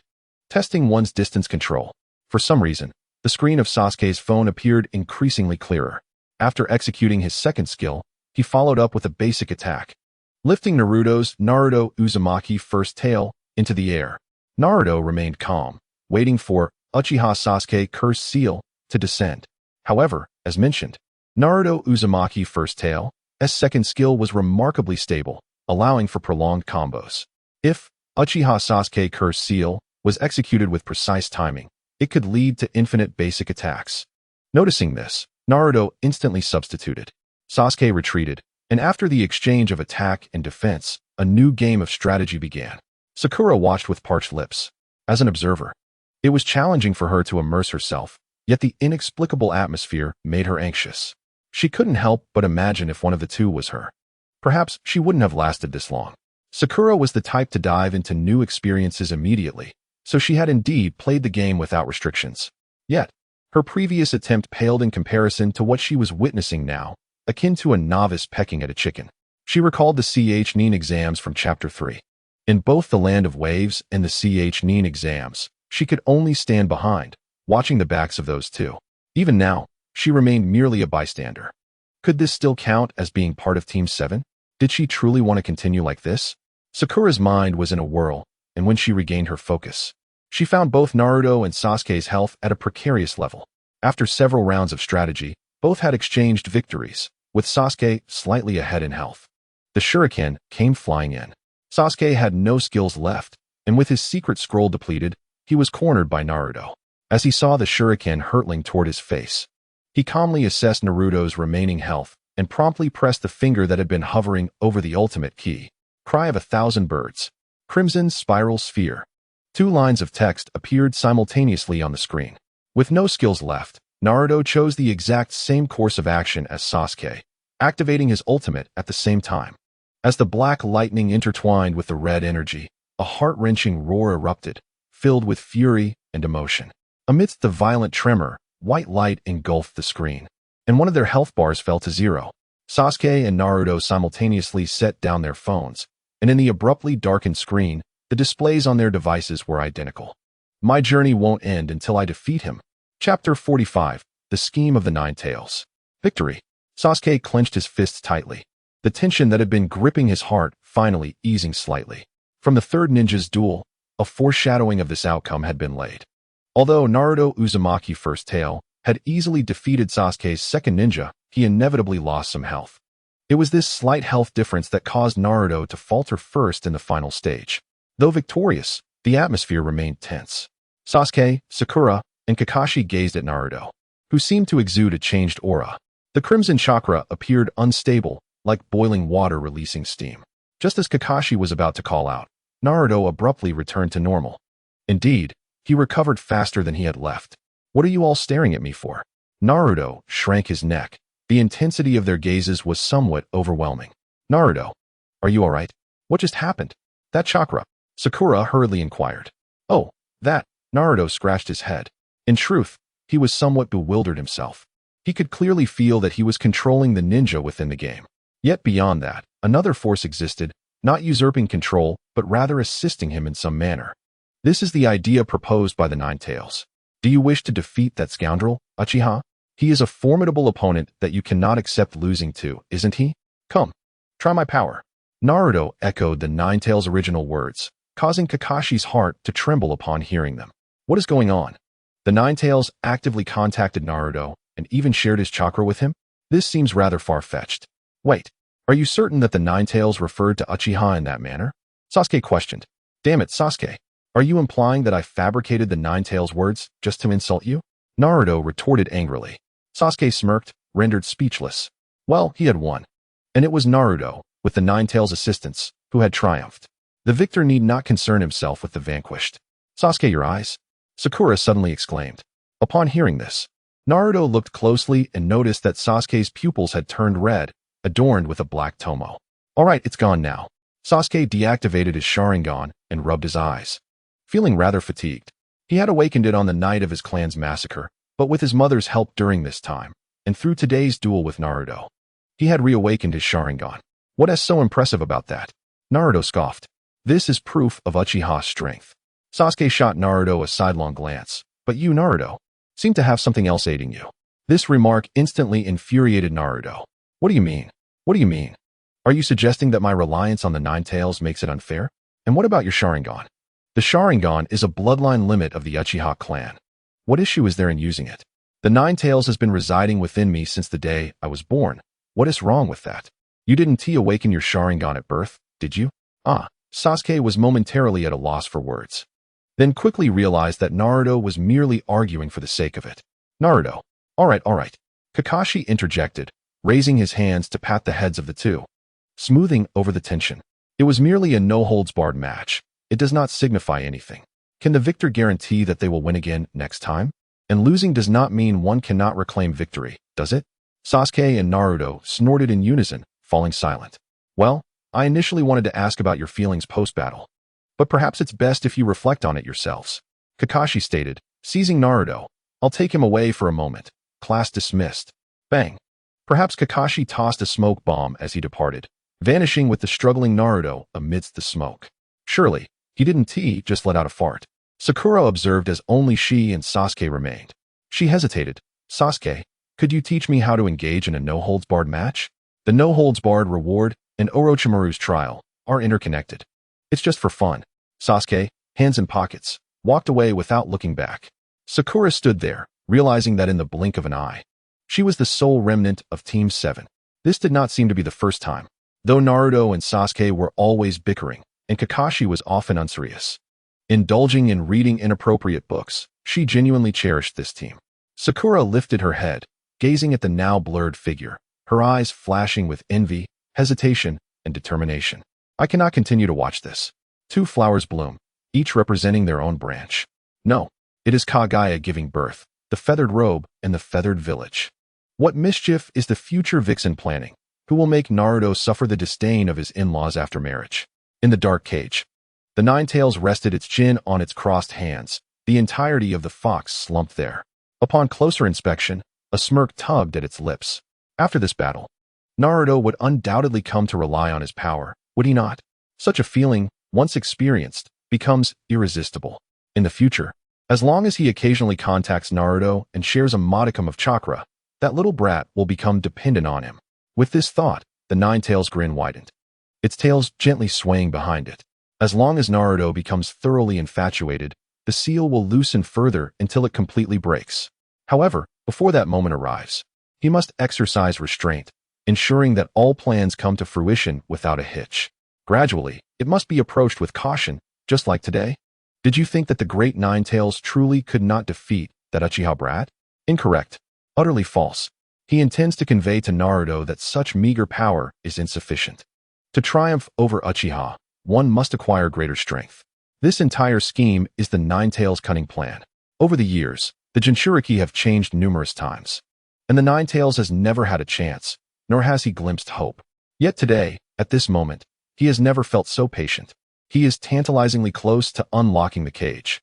Time and again, he merely needs to gradually increase the amount of chakra he shares, allowing Naruto to adapt seamlessly. Not only that, but the foolish Naruto may not notice, yet other ninjas from the Leaf Village might. Thus, there is no need to rush. However, the Nine-Tails has already discerned that the opinions of others matter little. The most crucial factor is Naruto's attitude. To one day successfully seize Naruto's body, he must lay the groundwork during this period, even tolerating Naruto's antics. Indeed, he could even disguise himself. It is said that the Nine-Tails turmoil was caused by him. Yet who knows that he, too, is a victim? Everyone is a victim of the Nine-Tails chaos. So, Naruto, the Nine-Tails, can understand you as you can understand me. Does that not seem entirely reasonable? After all, that idiot will not realize it. This restraint is all for freedom. The Nine-Tails, Kurama, envisions the day he breaks free and wreaks havoc, unable to suppress a hearty laugh. Ha ha ha, ha ha.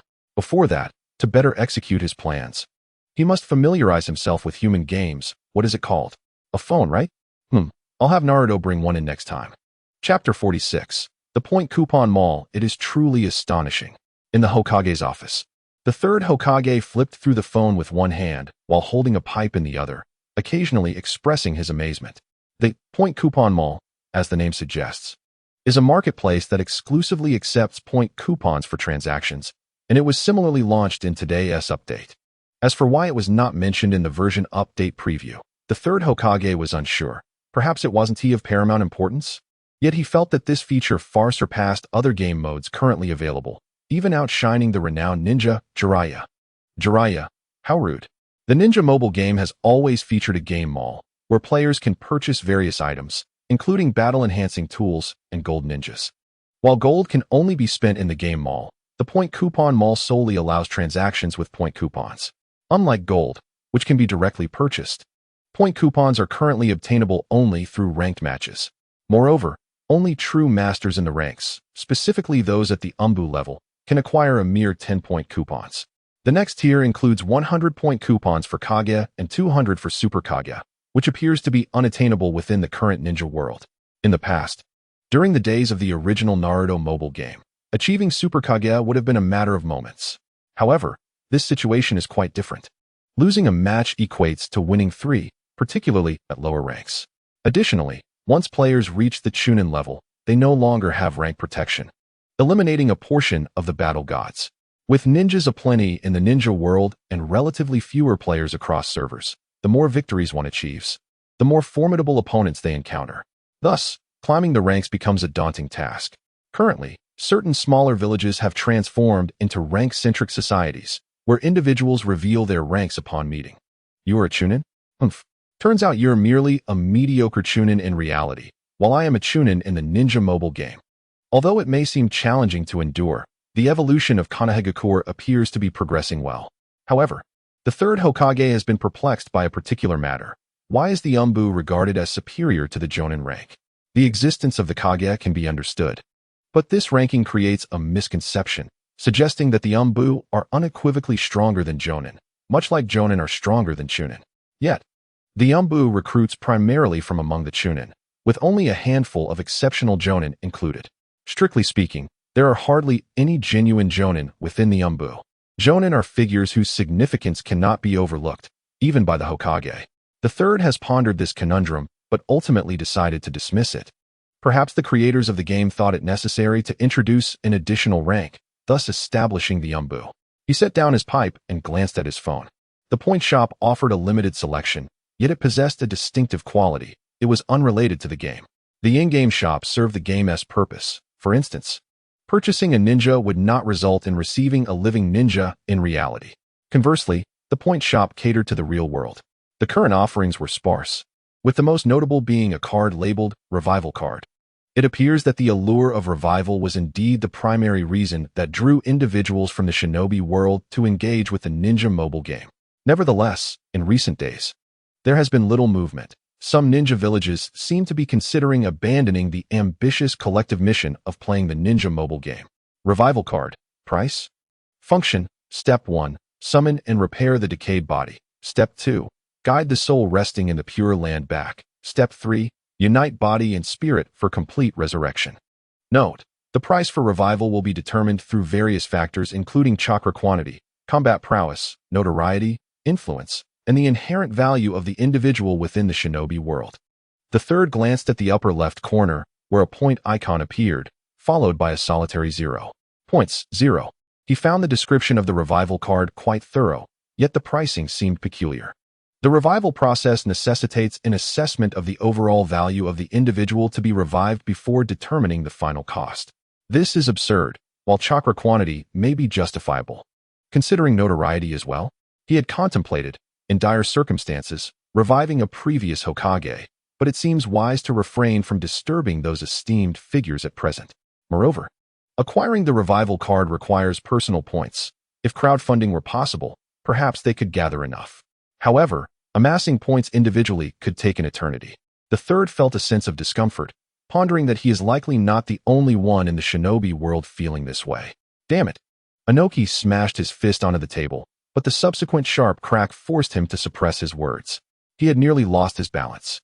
With some effort, Inoki managed to adjust himself and climbed back onto his chair, finally exhaling in relief.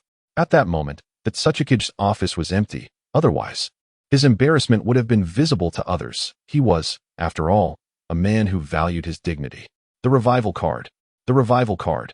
As the third Tsuchikage, who has lived the longest among the Kage, he considered the previous two Tsuchikage to be his mentors. Setting aside the first, the second did not meet a natural end. He perished in battle. If given the chance, he would truly wish to bring that individual back from the Pure Land to live once more. After all, he is growing old. Dust release is a technique that no one can master, and among the current generation of Awagakure, there are few promising successors, which is quite troubling. Perhaps the young Tsuchi could suffice, but compared to others bearing the title of Kage, he still falls short. Beyond that, there is no one left. Disturbing the eternal slumber of a former Kage is indeed disrespectful, yet considerations for the village necessitate such actions.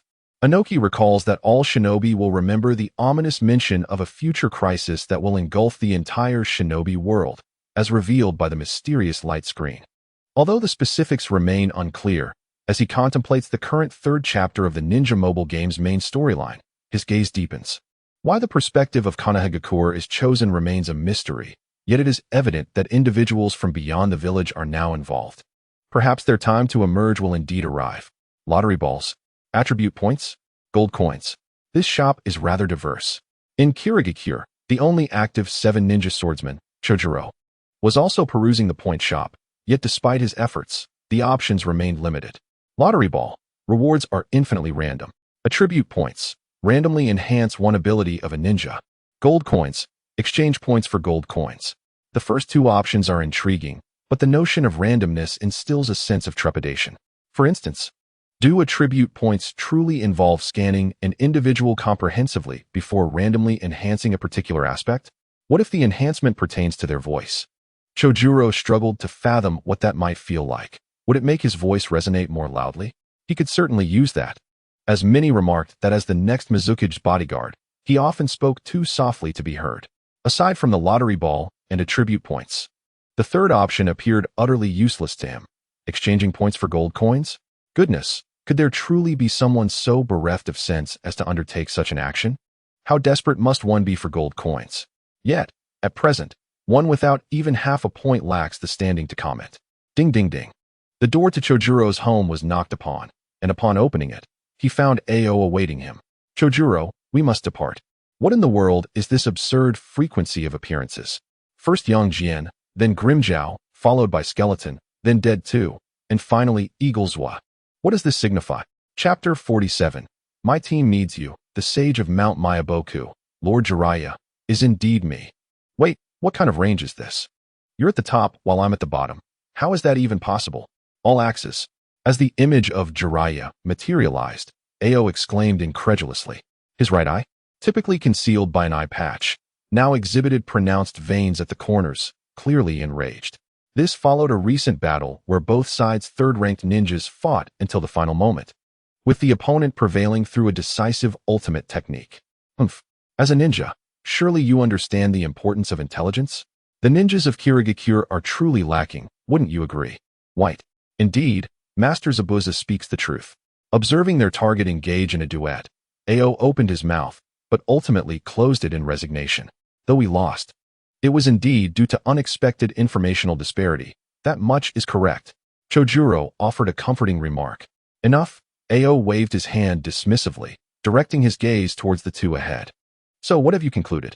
I merely intended to gauge your strength. It appears you are indeed lacking, Zabuza taunted. Are you deceiving us? Retorted Ao. You, who fled the village after failing to assassinate the Mizukage, have no right to speak. Such words. Prepare to fight. Ao and Zabuza exchanged fierce verbal jabs, leaving Chojuro anxious and unable to interject. Their encounter was no mere coincidence. The second chapter of the Ninja mobile game had made both Zabuza and White known throughout the shinobi world. Some had dispatched individuals to seek them out, only to discover they had departed from the land of waves. Kirigakure was among those searching. Due to certain circumstances, the bloodline clans had faced excessive persecution, leading to a generational gap in Kirigakure, resulting in a lack of successors. As the next Mizukage, Terumi may required personnel, and both Zabuza and White, in terms of strength and uniqueness, were worthy candidates. Thus, Ao and Chojuro embarked on their mission and encountered Zabuza and White within the borders of the Land of Fire. In truth, the Land of Water and the Land of Fire are quite close, separated only by a few smaller nations, one of which is the Land of Waves. From a geographical perspective, having left the Land of Waves, it would be illogical for Zabuza and White to return to the Land of Water, making their choice to venture into the Land of Fire appear rather unreasonable. After much contemplation, Cheng surmised that the other party might come to the Land of Bears. And indeed, they encountered each other in this small nation. However, certain aspects diverged from their expectations. For instance, Zabuza being able to summon Jiraiya clearly indicated that he had invested gold coins.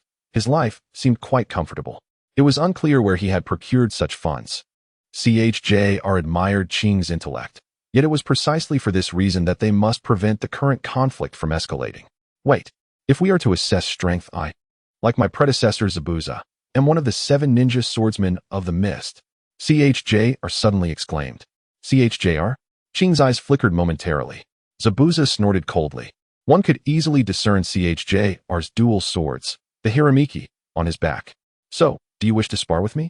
Zabuza raised his executioner's blade. It is a spar, but in a duel arena. CHJR raised an object, not a weapon, but a smartphone. Why would you think I would idly entertain the two of you? Zabuza squinted, clearly seeing the screen of CHJR's phone. It was indeed the title of Jonin. When did this happen? Cheng was taken aback. Just this morning, although it was quite a stretch, CHJR replied with a sheepish smile, tinged with a hint of pride. At present, there are only a few Jonin in the village hidden in the mist, and Cheng is among them. Not to mention, throughout the entire ninja world, the number of those who have attained Jonin status is scarce, excluding those who engage in team scoring. If one were to grind tirelessly, even the ranks of Umbu would be well within reach. If CHJR's identity as a member of the 7 ninja swordsmen merely piqued Zabuza's interest, then his Jonin rank in the mobile ninja game was sufficient to command a measure of respect. Bai, however, was still a nin. Is being a Jonin really that impressive? The disparity between thoughts and words was evident as Zabuza scoffed. That fellow beside you is also a Jonin. Did he not lose to me? It was merely a narrow defeat. A rematch could yield a different outcome. CHJR asserted seriously. Cheng remained silent. Yet the truth was indeed as such. Oh, are you implying that my victory was merely a stroke of luck? Zabuza's tone turned ominous. Indeed. CHJR replied without hesitation. As the adage goes, with strength comes confidence. The previously timid CHJR, now a Jonin, finally found the courage to stand firm. In reality, he might hesitate in a direct confrontation, but in critical moments, he could be relied upon. However, in the realm of the ninja game, who fears whom? CHJR lowered his head to operate his phone, sending a request. Please accept it, Zabuza-senpai. Zabuza glanced at the phone, noting a friend request. After all, one must add friends to engage in a spar. Upon their initial meeting, after Cheng expressed his intent, Zabuza had initially shown disinterest, later indicating a desire to assess CHJR's strength before reconsidering. CHJR now extended this dialogue. Zabuza scrutinized CHJR and casually accepted, thinking to himself that this boy was intriguing. The battle commenced. The outcome was soon revealed, as the last ninja on the screen emitted a prolonged wail of defeat. Signaling the depletion of health points, the duel came to a close. Ordinary person, ghostly shadow by ordinary person, victory. You did it, CHJR. Cheng exclaimed excitedly. CHJR let out a long breath, revealing his characteristic bashful smile, stating that his luck was slightly better than Cheng's. From the results, this statement held merit. In the previous match, Cheng had been vanquished by Jiraiya's overwhelming move, while in this round, Zabuza fell to CHJR's critical hit. The substitute technique was a mere 0.5 seconds away, yet he perished. A fortunate lad indeed. Zabuza huffed, refraining from any mocking remarks. This must be the talent of the current generation from the village hidden in the mist. Not a talent. CHJR shook his head, compared to everyone else. I am merely an ordinary person. However, it is precisely because of my comrades, those I can rely upon, that I am neither weak nor fearful. A voice echoed from afar. Cheng and CHJR's eyes widened, immediately recognizing its owner. Their excitement mingled with shame. Zabuza turned slightly, spotting a graceful figure in a blue dress emerging from the depths of the forest. Lady Terumi Mei. You did well, CHJR. Terumi Mei arrived, first commending CHJR before explaining her hasty appearance. I apologize for your need to intervene personally, Lady Terumi Mei. Cheng lowered his head. No matter. It is worth my effort to engage with capable individuals. Terumi Mei's gaze shifted towards Zabuza. Bai, ever vigilant, immediately positioned himself in front of Zabuza, only to be pushed aside by Zabuza himself. I see, you are the leader of the village hidden in the mist. Zabuza fixed his gaze on Terumi Mei, feeling a distinct aura from her compared to Cheng and CHJR. Do not be alarmed, I have come for you. The establishment of the village hidden in the mist requires individuals like you. Terumi Mei's expression was earnest. My team needs you, the former ghost of the mist, Zabuza Momochi. Zabuza's eyes darkened upon hearing this, seemingly pondering, as if weighing something. Chapter 48. Sakura's visit. I apologize for the interruption. The door to the Cube Internet CAF swung open. Devoid of any welcoming chimes, only a refreshing breeze greeted. Sakura cautiously surveyed the interior. The CAF, resembling a coffee shop, was empty, likely due to the midday hour. No, wait, there was one person at the bar. Welcome. Cheng observed Sakura as she gently entered the CAF. As the sole proprietor, he had to personally greet her. This was, after all, Sakura's first visit. Hello, Sakura politely nodded, her gaze slightly lowered, catching sight of Cheng wiping a glass. So this is the owner? She chose a seat close to the bar and casually ordered a cup of coffee from the menu. Oh, you wish to drink black coffee? Cheng looked at Sakura with interest, but suddenly his expression stiffened. Wait a moment. His gaming nickname was God of Wind and Fire, and the fire god was Sarada. Wasn't he it? This could complicate matters. It seemed he needed to change his name. The moment Sakura took a sip of her coffee, she immediately clasped her hands over her mouth to suppress a potential outburst. The taste was indescribable, not unpleasant, but distinctly unique, verging on particularly unpalatable. Several minutes later, she finally managed to swallow the entirety of the coffee. Cheng was deeply touched by this scene. It seemed that Naruto's initial fondness for Sakura was not without reason. Their coffee preferences were quite similar. Sakura's expression reflected a hint of hesitation, not only contemplating whether to directly state her purpose, but also whether to continue with the coffee. Initially, she believed it inappropriate to enter someone's CAF without ordering a beverage. Ultimately, she decided to be forthright. Taking a deep breath, she rose from her seat and approached the bar, fixing her gaze on Cheng. Cheng assumed she was inquiring about his coffee-making techniques and waved his hand dismissively, stating that coffee is something that requires heartfelt preparation. Please teach me how to become stronger. Sakura's earnest request finally registered with Cheng. Upon witnessing her serious demeanor, his brow twitched, feeling a wave of disappointment. If you were to express your fondness for my coffee, I might have genuinely considered teaching you. However, let us set that aside for now. Why have you sought me out? I am merely an ordinary individual, albeit one who brews exceptionally delightful coffee, Cheng inquired casually. Sakura wanted to retort, but restrained herself. Naruto once mentioned that the skills of a coffee shop owner he had encountered were the most impressive. She paused before revealing her intentions. I am in the same class as Naruto and another person. I wish to grow stronger, to always stand beside them, and not merely watch their backs.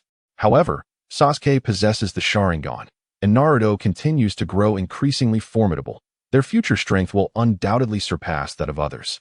Yet, I find myself at a loss, uncertain of how to train, despite being a member of Team 7. I apologize, but I must seek your guidance. Upon hearing this, Cheng chuckled. Aren't those of you leading genin supposed to have a supervising instructor? Don't mention it. That person is a disreputable jonin. Guidance is the least of my concerns, and sometimes, I can't even locate them. Sakura lamented. Is that so? Indeed. At this rate, how am I supposed to catch up to Naruto and Sasuke? Sakura's brow furrowed with worry. The unfolding events mirrored the original storyline, albeit in the realm of a ninja mobile game. Yet, inexplicably, Cheng looked at Sakura and suddenly recalled a phrase. Lady Tsunade. It seems they can no longer keep pace with me. Unfortunately, your esteemed ally is not me. Cheng picked up a recently polished cup and poured himself a glass of cool water. Observing this, Sakura's lips twitched in disbelief. Why are you drinking plain water? Why not indulge in coffee? Please. Sakura bowed deeply. I have already stated that I am not the one who can assist you in surpassing those two. Then, who could that be? Who else but Chio? However, that legendary strategist was presently unavailable, and Cheng could only shake his head in disappointment. Seeing Cheng's refusal, Sakura sighed. At that moment, the CAF door swung open, and a family of 3 entered, their faces reflecting curiosity about the newly opened establishment. Noticing this, Cheng had a thought. I have something to attend to now. Could you assist me in serving them? Really? Sakura's heart leaped with joy. Unlike Naruto, she understood the intricacies of human relations. For instance, when seeking favors, one must first tend to business, even if it meant enduring an unpleasant cup of coffee. However, it was unfortunate that she found it difficult to utter words of praise for the coffee. Yet, she recognized the importance of these social niceties. The success of her endeavor hinged on such details. Sakura felt a weight on her head as Cheng placed something atop it. Wearing this will clarify your identity to others. Cheng examined Sakura and nodded in satisfaction. Sakura was indeed lovely, her long, cherry-colored hair enhancing her beauty. Nevertheless, the coffee cup-shaped hat perched on her head appeared quite peculiar, especially with server number 2 emblazoned on the front. She could see her reflection in a nearby mirror and sighed, enduring it.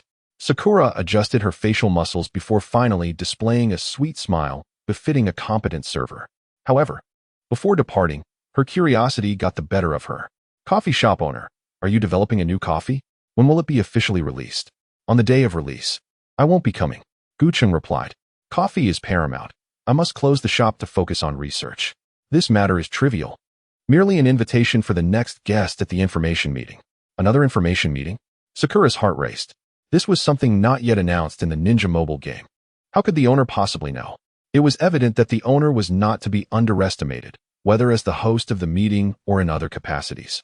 With a mind full of questions, Sakura attended to the customers. While Cheng was aware that his words would raise suspicion, yet he remained unconcerned. There were plenty in the ninja world who doubted him, yet here he was, comfortably situated. Cheng summoned an ethereal screen, displaying a lineup of upcoming high-ranking ninjas. Might Guy and Jiraiya. He barely had time to mourn the removal of Might Guy before the next high-ranking ninja, Itachi Uchiha, was set to debut. This ninja had already appeared on Cheng's smartphone, practicing in the training ground under his control, intermittently using skills. After a brief play, he fell into contemplation. Was there truly a ninja in this version capable of surpassing him? Chapter 49. The Strength of Umbu Candidates, Mysterious Ninja set to debut. Crimson Killing Intent in the Shadows. 1 week after the launch of the high-ranking ninja Might Guy, the next high-ranking figure emerged. It was a blood-red silhouette, surrounded by swooping crows, with feathers cascading down. In addition, there was a prompt. High-level recruitment for Might Guy is about to close. A sense of urgency washed over many, accompanied by hesitation. Should they invest in Might Guy? They felt compelled to. Yet if they did, they wouldn't have enough coins for the next high-ranking ninja. Out with the old, in with the new, as my father taught me. But I desire them all. What if I miss out? It's simple. Just spend some money. On the streets of Konohagakure, Naruto strolled with his hands in his pockets, vaguely hearing the concerns of the villagers nearby. Is it happening so soon? He pondered, astonished that the era of the intense-browed teacher guy was nearing its end. Perhaps years from now, people would reminisce about the excitement and emotion surrounding the introduction of the high-ranking ninja Might Guy. Naruto had just exited the Hokage's office, prompted by the recent incident involving the leakage of the Nine Tails chakra. His indiscriminate clash with Sasuke had sparked the power of the Nine Tails, leading Naruto to make frequent visits to the Hokage in the past few days. However, no matter how thoroughly the third Hokage and Kakashi examined the situation, they could find no answers, and even Naruto himself felt relatively fine. This was somewhat baffling. Everyone was puzzled, leaving Naruto to remain vigilant. He was advised to report any abnormalities immediately. In truth, it was quite simple. The Nine Tails merely needed to restrain its power. This is the disparity in strength. Unbeknownst to Naruto, the Nine Tails was laughing heartily within him. Clutching a phone perfectly sized for his form, the screen displayed a victorious page from a ranked match. The words "Complete Victory" glowed vibrantly. The Nine Tails reveled in this success. The phone had been procured by Naruto, who had initially fretted over how to pass it to the Nine Tails. To his surprise, as soon as he conceived the thought, the phone seamlessly integrated into his being. This device was wondrous, capable of resizing as needed. The Nine Tails had lived for many years, its age a mystery even to itself, yet had never encountered anything like it. As the saying goes, the Nine Tails was brimming with chakra, while the phone bore no trace of it whatsoever. Unable to comprehend this phenomenon, the Nine Tails decided to abandon the thought and immerse itself in the exhilarating journey of ranking up. It was not a matter of losing focus. Honing skills in ranked matches was essential for commandeering Naruto's body. The Nine Tails believed itself to be exceptionally talented, effortlessly dominating the battlefield, and in the relentless, high-intensity duels that lasted 24 hours a day, it felt as though it had achieved a perfect synergy with the device. In simpler terms, controlling the phone felt as natural as manipulating its own chakra. Meanwhile, Naruto continued to wander, realizing there was no point in spending an entire day playing a ninja mobile game. Yet, there was little to explore in Konohagakure. He had roamed its streets for over a decade. What could he possibly not know? Perhaps he would be better off enjoying a cup of coffee. Remembering coffee made him shudder. Shaking his head, perhaps that was a poor idea. Should he train instead? In the past, when ninjas spoke of training, they referred to mastering ninjutsu. Nowadays, training seemed to imply leveling up in a mobile game. Yet, as mentioned earlier, it wasn't necessary to spend every waking moment absorbed in the game. But what should he train in? Naruto was perplexed. Aside from the body flicker technique, he knew nothing else and found himself weaker than his in-game counterpart. He suddenly realized the dire truth. The ninja mobile game was corrupting his mind. If this continued, it would spell disaster for the entire ninja system. This simply could not be allowed. Speaking of which, it seemed his organization was in need of more members. Naruto recalled the impending arrival of the world, scratching his head in contemplation. It was said that the Konohamaru Corps had retreated into seclusion, while the uncle and sister SHBU candidly expressed their reluctance to be a burden, thus opting to withdraw from the organization. Consequently, Naruto's group was still short of 5 members, seemingly reverting to the awkwardness experienced at the inception of the organization.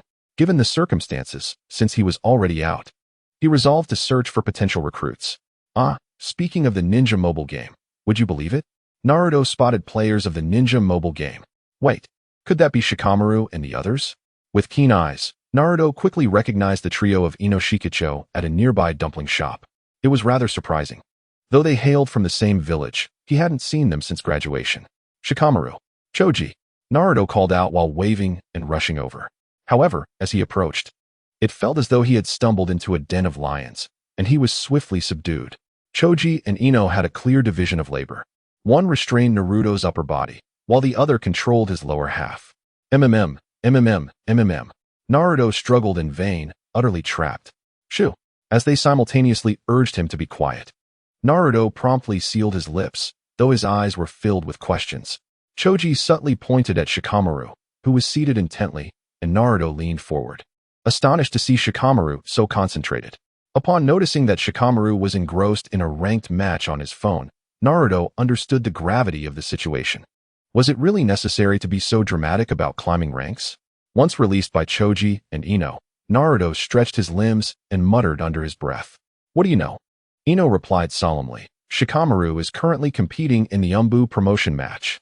Umbu. Naruto's eyes widened in disbelief. Such an esoteric term left him momentarily dazed. The Umbu? Was that not the fabled rank above Jonin? An astounding 1,800 points? The ability to disable 3 ninjas? A tier so exclusive that few within the entire Land of Fire could achieve it? Naruto's incredulity mingled with excitement. Indeed, Choji confirmed with a nod. If Shikamaru wins, he would ascend to the level of an Umbu ninja in the mobile game. After receiving their approval, Naruto stealthily approached to observe Shikamaru from a side angle.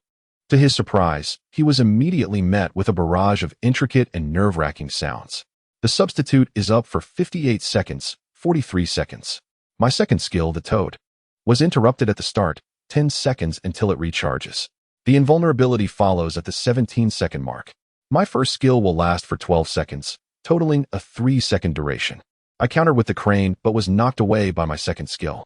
Upon recovery, I can only use my second skill to re-engage. The substitute will be ready in 40 seconds, and all my skills are recharged. The opponent's substitute is almost ready in 3 seconds, so I need to create some distance. The technical dialogue continued, a testament to the high-stakes competition that Naruto was witnessing. At last, the match concluded, with both players emerging unscathed. The victor determined by their remaining health. Shikamaru's rank icon transformed from a shuriken to a mask. Wow. Umbu. Choji and Ino could no longer contain their excitement. Leaping onto Shikamaru. Taken aback, Shikamaru nearly toppled over, but gradually exhaled a sigh of relief, allowing a smile to creep onto his face. Unbeknownst to them, Naruto had already departed, feeling a weight in his heart despite his joy for Shikamaru. What had he been doing during this time? Had he relaxed after successfully graduating, allowing himself the leisure of wandering? Had he achieved Umbu rank? Was the organization fully staffed? Had he contemplated how to improve his skills? He found himself unable to accomplish anything, yet he felt an unwarranted sense of pride, almost forgetting the very essence of his strength. He was utterly inexperienced in the ninja mobile game duel. His current success was merely a stroke of luck. What he had just witnessed was the true clash of Umbu experts. Chapter 50. The unremarkable Itachi. The third intelligence meeting was upon them. Following the game's announcement, everyone prepared accordingly, though there was little to do but watch. However, among the audience, a few were not in the best of spirits. Sasuke. Naruto. The Hokage Rock had become the customary gathering place for Team 7. Yet, Sakura noticed that Naruto and Sasuke were clearly out of sorts today, leaving her perplexed. Kakashi struggled to understand, while Sasuke's agitation might stem from recognizing that silhouette of high technique. What was troubling Naruto? Hello everyone. Welcome to this ninja intelligence meeting. I am your host, Kosei.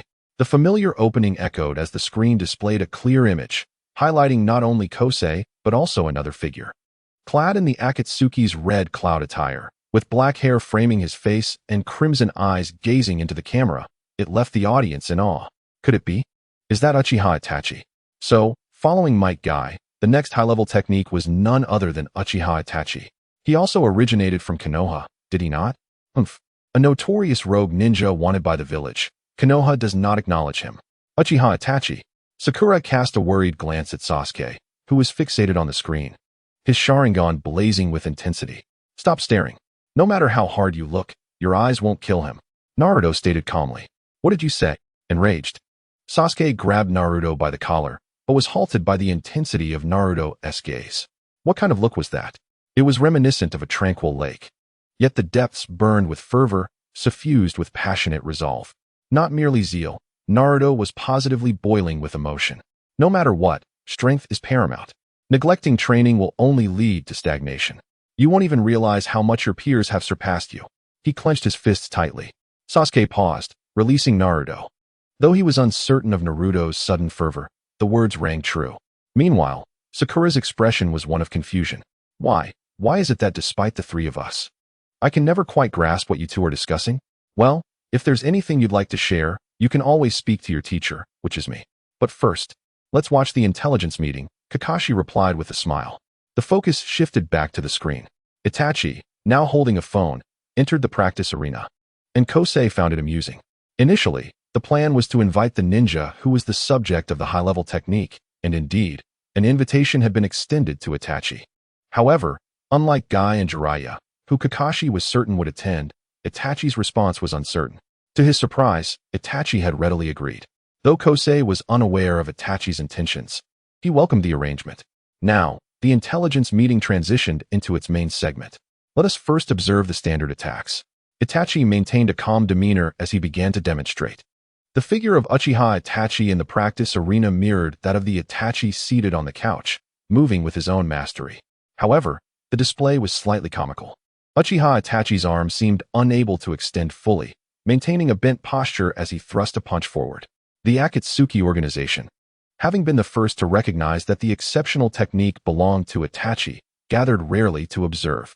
Deidara was the first to succumb to laughter, exclaiming, "Huh, what a joke. I thought it would be something extraordinary, but it's so mediocre. Is this really worth our attention? I'd rather wait for my ninja." Haiden shrugged nonchalantly. Underestimating Mr. Itachi may lead to dire consequences, Kisame hinted. Huh, who would be struck by such a feeble fist? I could stand on his face and let him hit me. Deidara scoffed, his face twisted in disdain. The others shared similar sentiments, primarily because the performance was indeed rather brief and seemed to lack stability in its sequences. The subsequent demonstration was likewise unimpressive. A punch, a kunai slash, a kick, a punch, and finally, a great fireball. The first 4 moves were mere pushes, with the 5th resulting in a knockback. Itachi deliberately slowed down the pace, waiting for the stationary opponent to land before unleashing the 5th move. The sweeping effect of the great fireball, quite comprehensive, one might concede. Yet, despite this, the audience failed to discern any highlights. Perhaps placing the great fireball, a technique of other ninjas, atop the performance made it appear formidable. The first skill, Amaterasu. Uchiha Itachi released a massive orb of black flames, engulfing his opponent in the air, burning fiercely. The duration? It drew considerable attention. Many noted that Amaterasu lasted quite a while and seemed to possess additional effects. The second skill, Shadow Clone Explosion. Uchiha Itachi dispatched a rapidly advancing crow clone that, upon contact with its target, would send them flying and explode. However, if it failed to hit anyone, it would return at a leisurely pace once it reached its endpoint. A standard opening skill, one might muse. The ultimate move, Tsukuyami. The screen abruptly transformed into a black and red hue as Uchiha Itachi vanished, and a colossal moon descended from the sky, inflicting substantial area damage.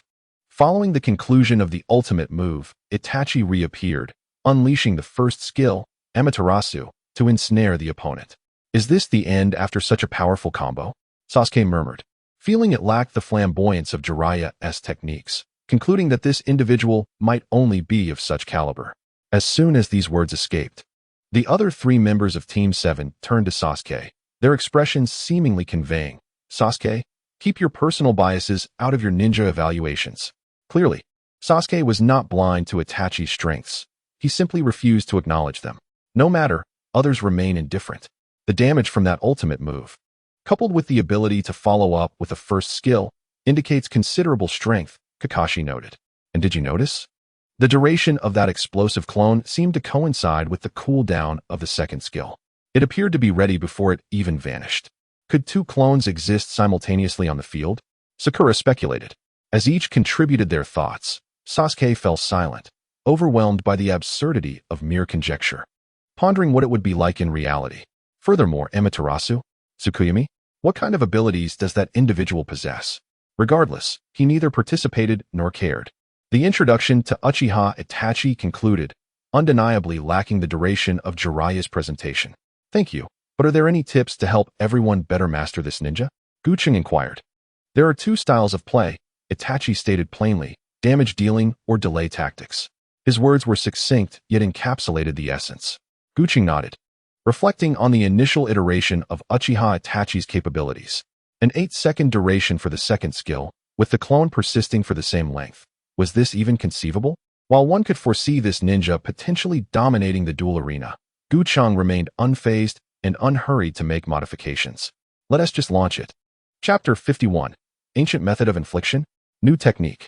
With Uchiha Itachi's ninja demonstration concluded, the next phase was the practical segment. Let us find someone for a real battle. Many gazed eagerly at the screen, watching the 2 individuals seated within. Although they knew the odds were slim, most still hoped to be selected. Mr. Host, May I choose my own guest? Itachi inquired, looking towards Cheng. Certainly, Cheng replied with a smile, but it was evident that Itachi's intentions were transparent to all. Why would he accept the invitation to appear at the information session? Why maintain such a serious demeanor during the ninja introduction, considering every detail? The answer was clear. It was for this very moment. Itachi nodded, seemingly contemplating, while someone outside the screen sensed impending trouble. Who would he choose to call up? On the Hokage rock in the Hidden Leaf Village, Sasuke's expression fluctuated, his heart racing inexplicably. If past information sessions were any indication, Itachi's choice felt like an open book question. It can't be Sasuke, right? Naruto scratched his head. However, Sakura hesitated to speak, sensing that if Sasuke were indeed called up, it might lead to an all-out confrontation with Itachi. Kakashi's gaze flickered. He, too, was puzzled by Itachi's intentions. Even if Sasuke were summoned, what would be the objective? Would he really stage a heartwarming scene of brotherly affection before the entire ninja world? They could easily engage in combat, without anyone raising an eyebrow. Uchiha Mikoto. Indeed. The name began with Uchiha, yet the conclusion was unforeseen. The 4 members of Team 7 were taken aback. Itachi had not summoned Sasuke, but rather his mother. Uchiha Itachi. Sasuke's rage surged, his Sharingan flaring to life. If eyes could kill, his would undoubtedly do so. Yet, regrettably, even the Sharingan could not pierce the veil of light. Given the chance, Sasuke would charge into the screen without hesitation to battle Itachi. A man who had committed matricide now dared to summon his recently resurrected mother. What was his intention? The anticipation had reached a fever pitch. In the Hokage's office, the 3rd Hokage sighed, acknowledging the cunning of Itachi, who had managed to deceive them all. What could be more effective in confirming Mikoto's current state than summoning her directly to the screen? On the day she returned to the Leaf Village, Danzo had indeed suggested investigating from this angle, but the 3rd had declined. Now it seemed that had they proceeded with that plan, the situation would have spiraled into chaos. However, the 3rd Hokage gazed at the screen, where a figure began to materialize, reflecting on whether her perspective had shifted since their last encounter. Mikoto, watching the information session from home, never imagined she would one day return to this space. As she observed Itachi rise from the sofa, that remarkably familiar face evoked memories as vivid as if they had transpired yesterday. Though it had not been yesterday, for Mikoto, who had just been resurrected over a week prior, the recollections were profoundly etched in her mind. That fateful, blood-soaked night. Itachi's expression remained impassive, devoid of any desire for interaction with his mother, as he simply returned to his seat. The reunion of mother and son was marked by a profound silence. Cheng, witnessing the scene, felt a pang of resignation. Given the circumstances, anyone would have assumed Itachi intended to summon Sasuke. Mr. Host, it seems you have not witnessed the anticipated disappointment, Itachi remarked in a calm tone. Mr. Itachi, I only consider the entertainment value, Cheng replied casually, extending a phone to Mikoto. Mikoto glanced at Cheng, hesitated briefly, then accepted the phone and seated herself beside him. With little left to say, the real battle commenced. Both Itachi and Mikoto selected Uchiha Itachi to debut, though their secret scrolls and summoning techniques differed. Mikoto was not merely a housewife. In her youth, she was indeed a capable ninja of the Uchiha clan. She discerned from the projection that Itachi Uchiha possessed a rather unstable equilibrium. Thus she equipped herself with secret scrolls for reinforcement. Whether it was short-range attacks or sweeping maneuvers, earth-release techniques were all excellent options. As for summoning, she decided to summon Shikaku, as it had surpassed the earlier summoned Toad Sage, becoming the most frequently summoned creature. Nowadays, nearly every player possessed one, given that the initial recharge was not excessively costly. However, upon witnessing the scrolls and summonings that Itachi had brought, Kogen seemed to anticipate the ensuing events. The battle commenced. Shadow Clone Explosion. Both Itachi Uchiha swiftly opted for a Shadow Clone clash to pay their respects. Only when they both landed did the match truly begin. With Amaterasu's range being limited, and as Shikaku was not suitable for direct confrontations, Mikoto found herself unable to control her ninja amidst her repositioning.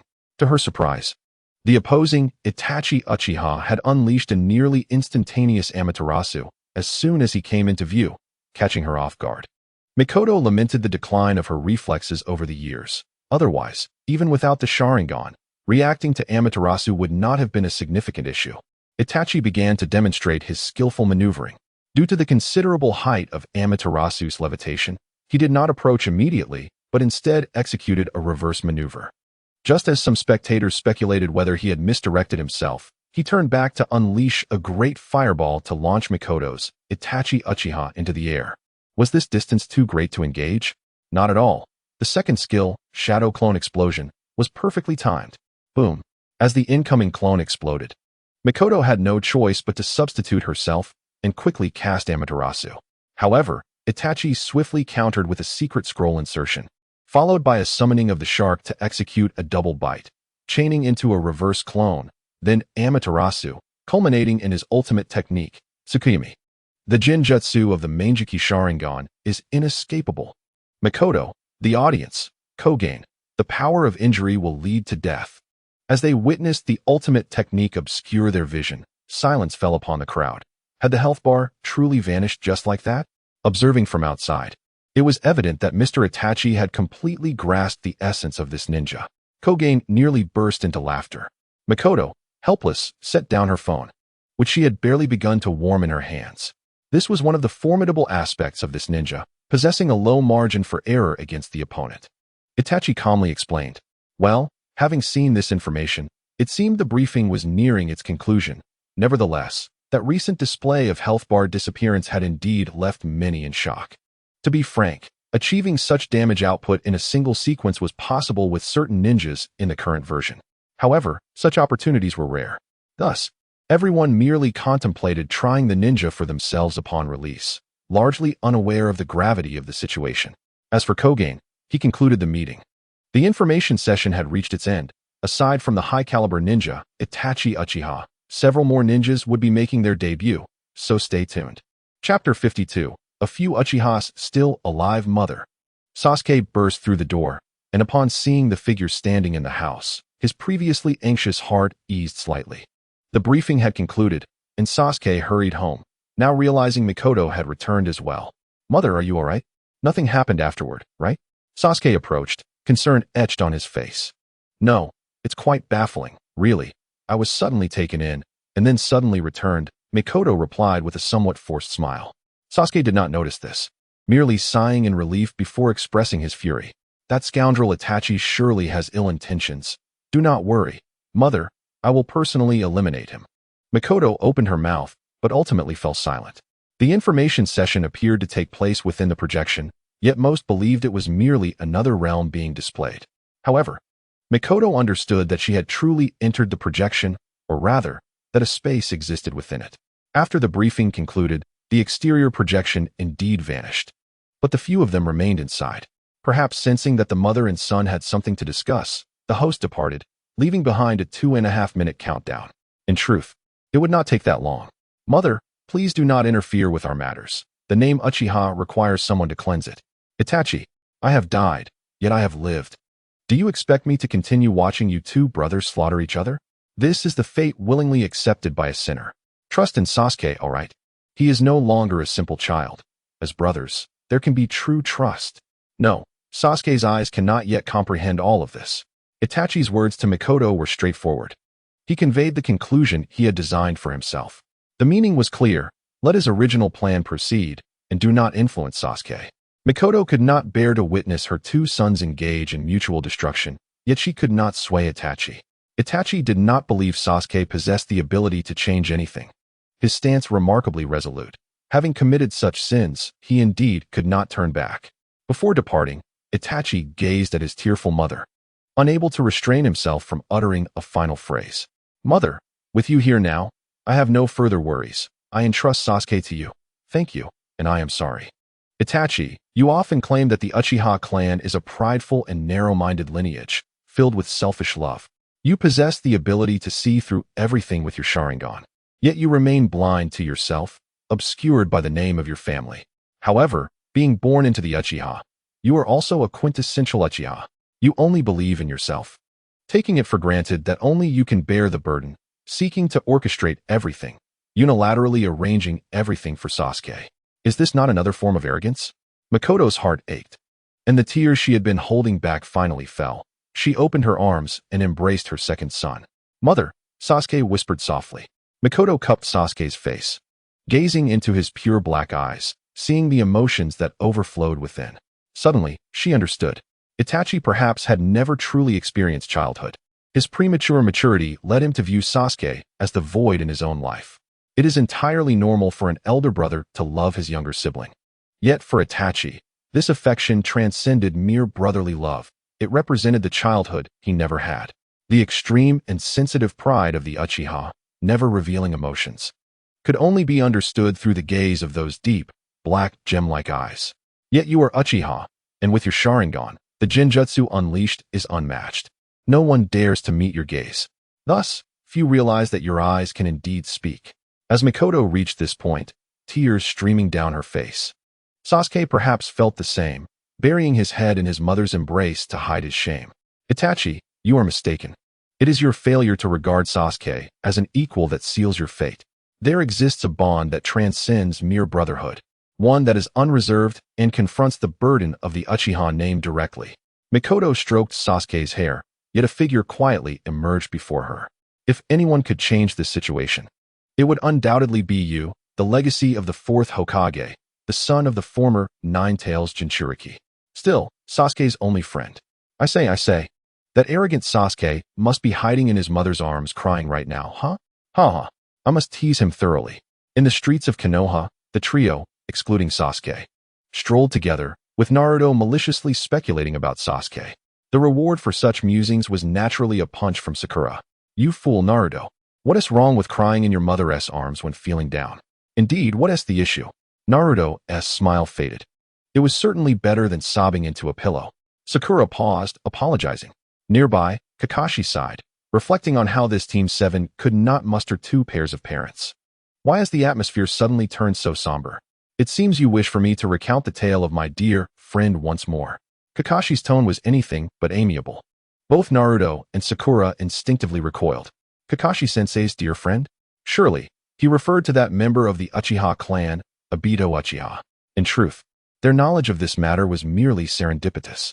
The mobile ninja game had recently introduced young Obito Uchiha, and Kakashi found himself momentarily entranced by this ninja, a fact that did not escape Naruto's notice. Naruto, with his less than pure thoughts and a penchant for gossip, was determined to protect his image within the village. Thus, Kakashi reluctantly recounted Obito's story. Initially, listeners were moved, but soon Kakashi seemed to become addicted to the narrative, seizing every opportunity to share it multiple times. His tone, serene yet tinged with melancholy, resembled that of a heartbroken maiden, sending shivers down the spines of Naruto and the others.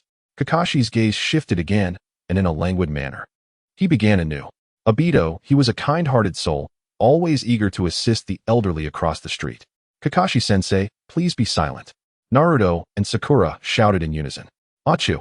The ever-mournful Obito sneezed, undoubtedly sensing that someone was thinking of him. Damn Kakashi, he muttered, his expression darkening. Who else could it be but that worthless fool, prattling on about comrades and other tiresome platitudes? The Akatsuki organization was convening illegally, yet Obito chose to abstain. Not due to the inability to summon the Ten Tails, but rather because he felt the timing was not right. Suddenly, a notification chimed. Obito's eyes flickered as he lifted his phone, discovering a message in his inbox. Upon opening it, his brow furrowed. Player Sharingan Hero, you are cordially invited to test a new feature in the Ninja mobile game. Below is the link. Who would wish to engage in such nonsense? Obito mused, feeling utterly bewildered. Was he so idle that they sought his participation in testing? He lowered his finger to delete the email, but paused, realizing the significance of the ninja game could not be overlooked. A specialized feature might influence his plans. Perhaps he should take a closer look. Convincing himself, he no longer hesitated and clicked the link. However, upon his initial glance, confusion filled his mind. Me? Chapter 53. Sasuke's morning. Upon rising each morning, the first task Sasuke undertook was to engage with the ninja mobile game, a ritual that had become a staple in his daily routine. Seated cross-legged on the tatami mat, he rested his hands on his knees, bending forward to illuminate his face with the glow of his phone screen. At this proximity, one might easily believe he had overindulged in the use of the Sharingan. A sound signaled successful matchmaking. The ninja mobile game had completed its update, revealing numerous new faces on the restricted ninja page. Yet, Sasuke paid little heed, casually dismissing Jiraiya and Kakashi Hatake. He believed Kakashi's prowess was on par with Might Guy and, in fact, superior in initial capabilities. After all, with Guy now retired, players should have learned how to combat this ninja by now. As he entered the match, Sasuke scanned his roster of ninjas, selecting Uchiha Sasuke with Sharingan, Uchiha Sasuke with Curse Seal, and Uchiha Sasuke. Indeed, a triumvirate of his favored characters. As a member of the Uchiha clan, he held disdain for utilizing others unless absolutely necessary. Upon entering the battle interface, Sasuke's demeanor shifted as he noted one of his opponent's selected ninjas, Itachi Uchiha, accompanied by the Demon Lantern. Did they not bring the wood release cutting technique? Sasuke murmured. The wood release technique, pioneered by the first Hokage, had once captivated many when the ninja game first launched. However, players soon realized that this secret technique could not be used indiscriminately and required specific compatible ninjas. Thus, its popularity waned. Yet, following Itachi's recent demonstration, many opted to employ the wood release technique while playing as Itachi Uchiha. But now, the opponent had chosen differently. What a naive fool. Sasuke scoffed. He had never employed the cutting technique and had no intention of doing so. He was unconcerned, especially considering Itachi would not summon him. Regardless of the techniques employed, the disparity in skill was akin to a chasm.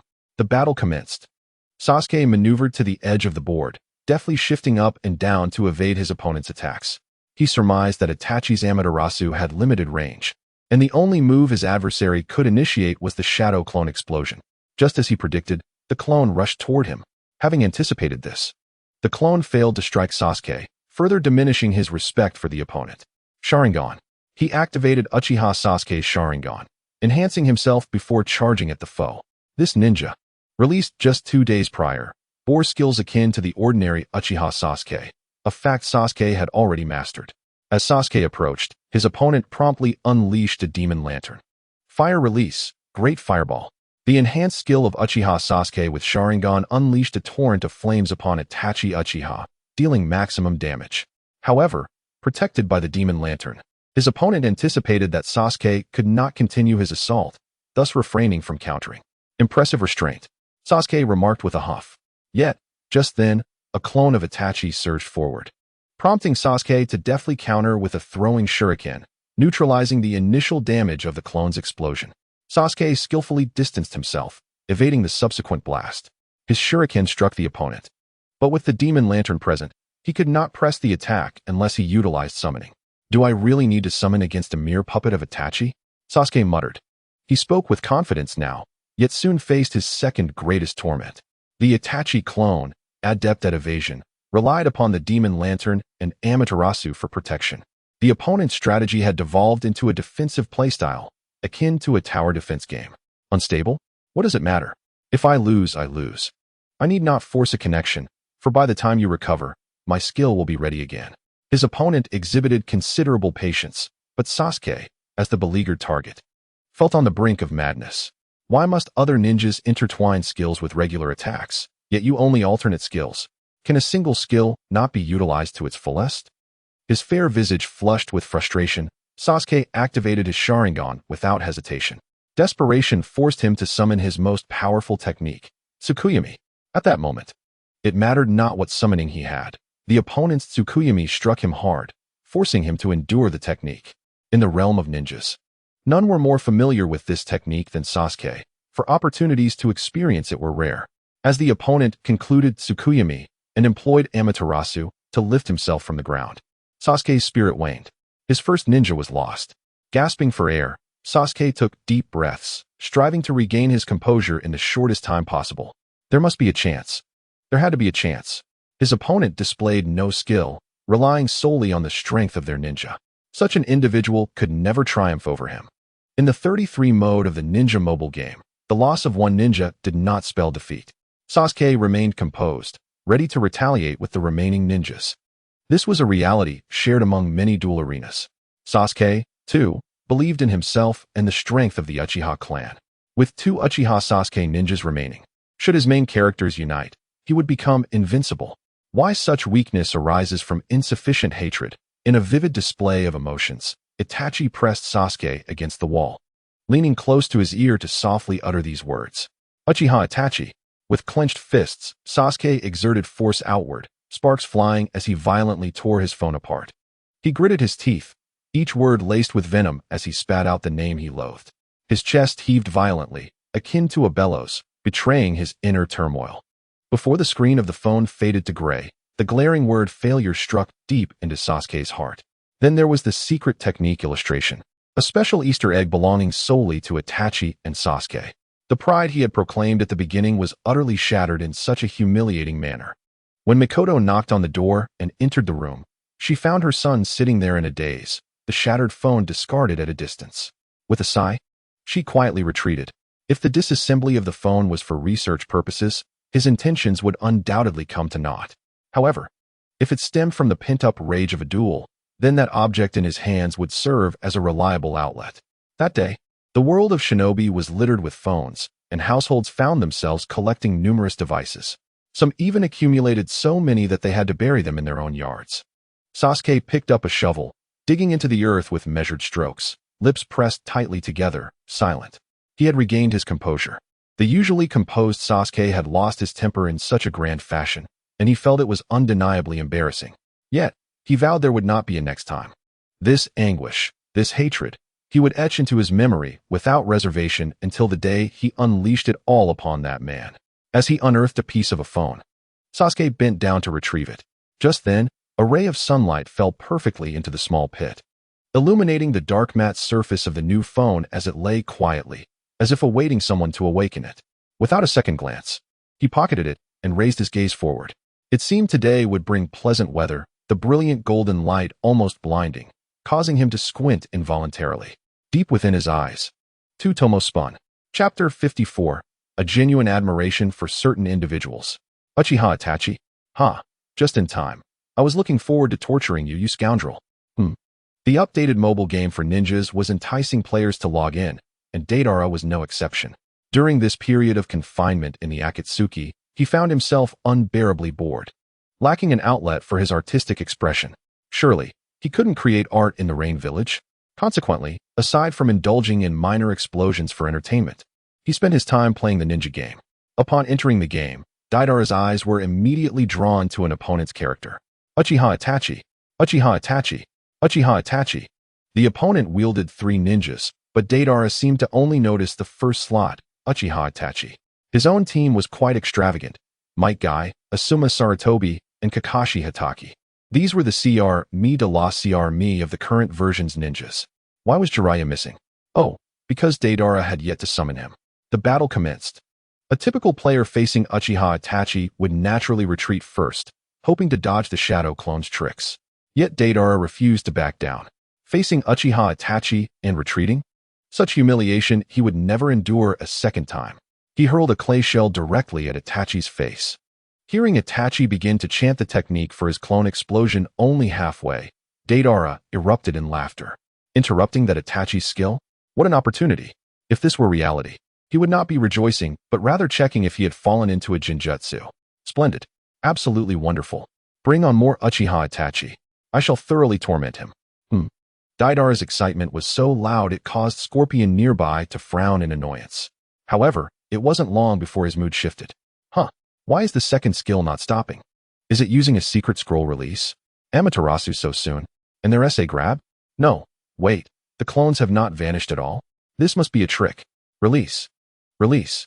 Release. Why? Wasn't I ensnared in a genjutsu? Why can't I break free? A mere one? That feeble, unassuming attack? How dare he mock me with this? Aren't you the famed Kakashi Hatake? One Raikiri should finish him.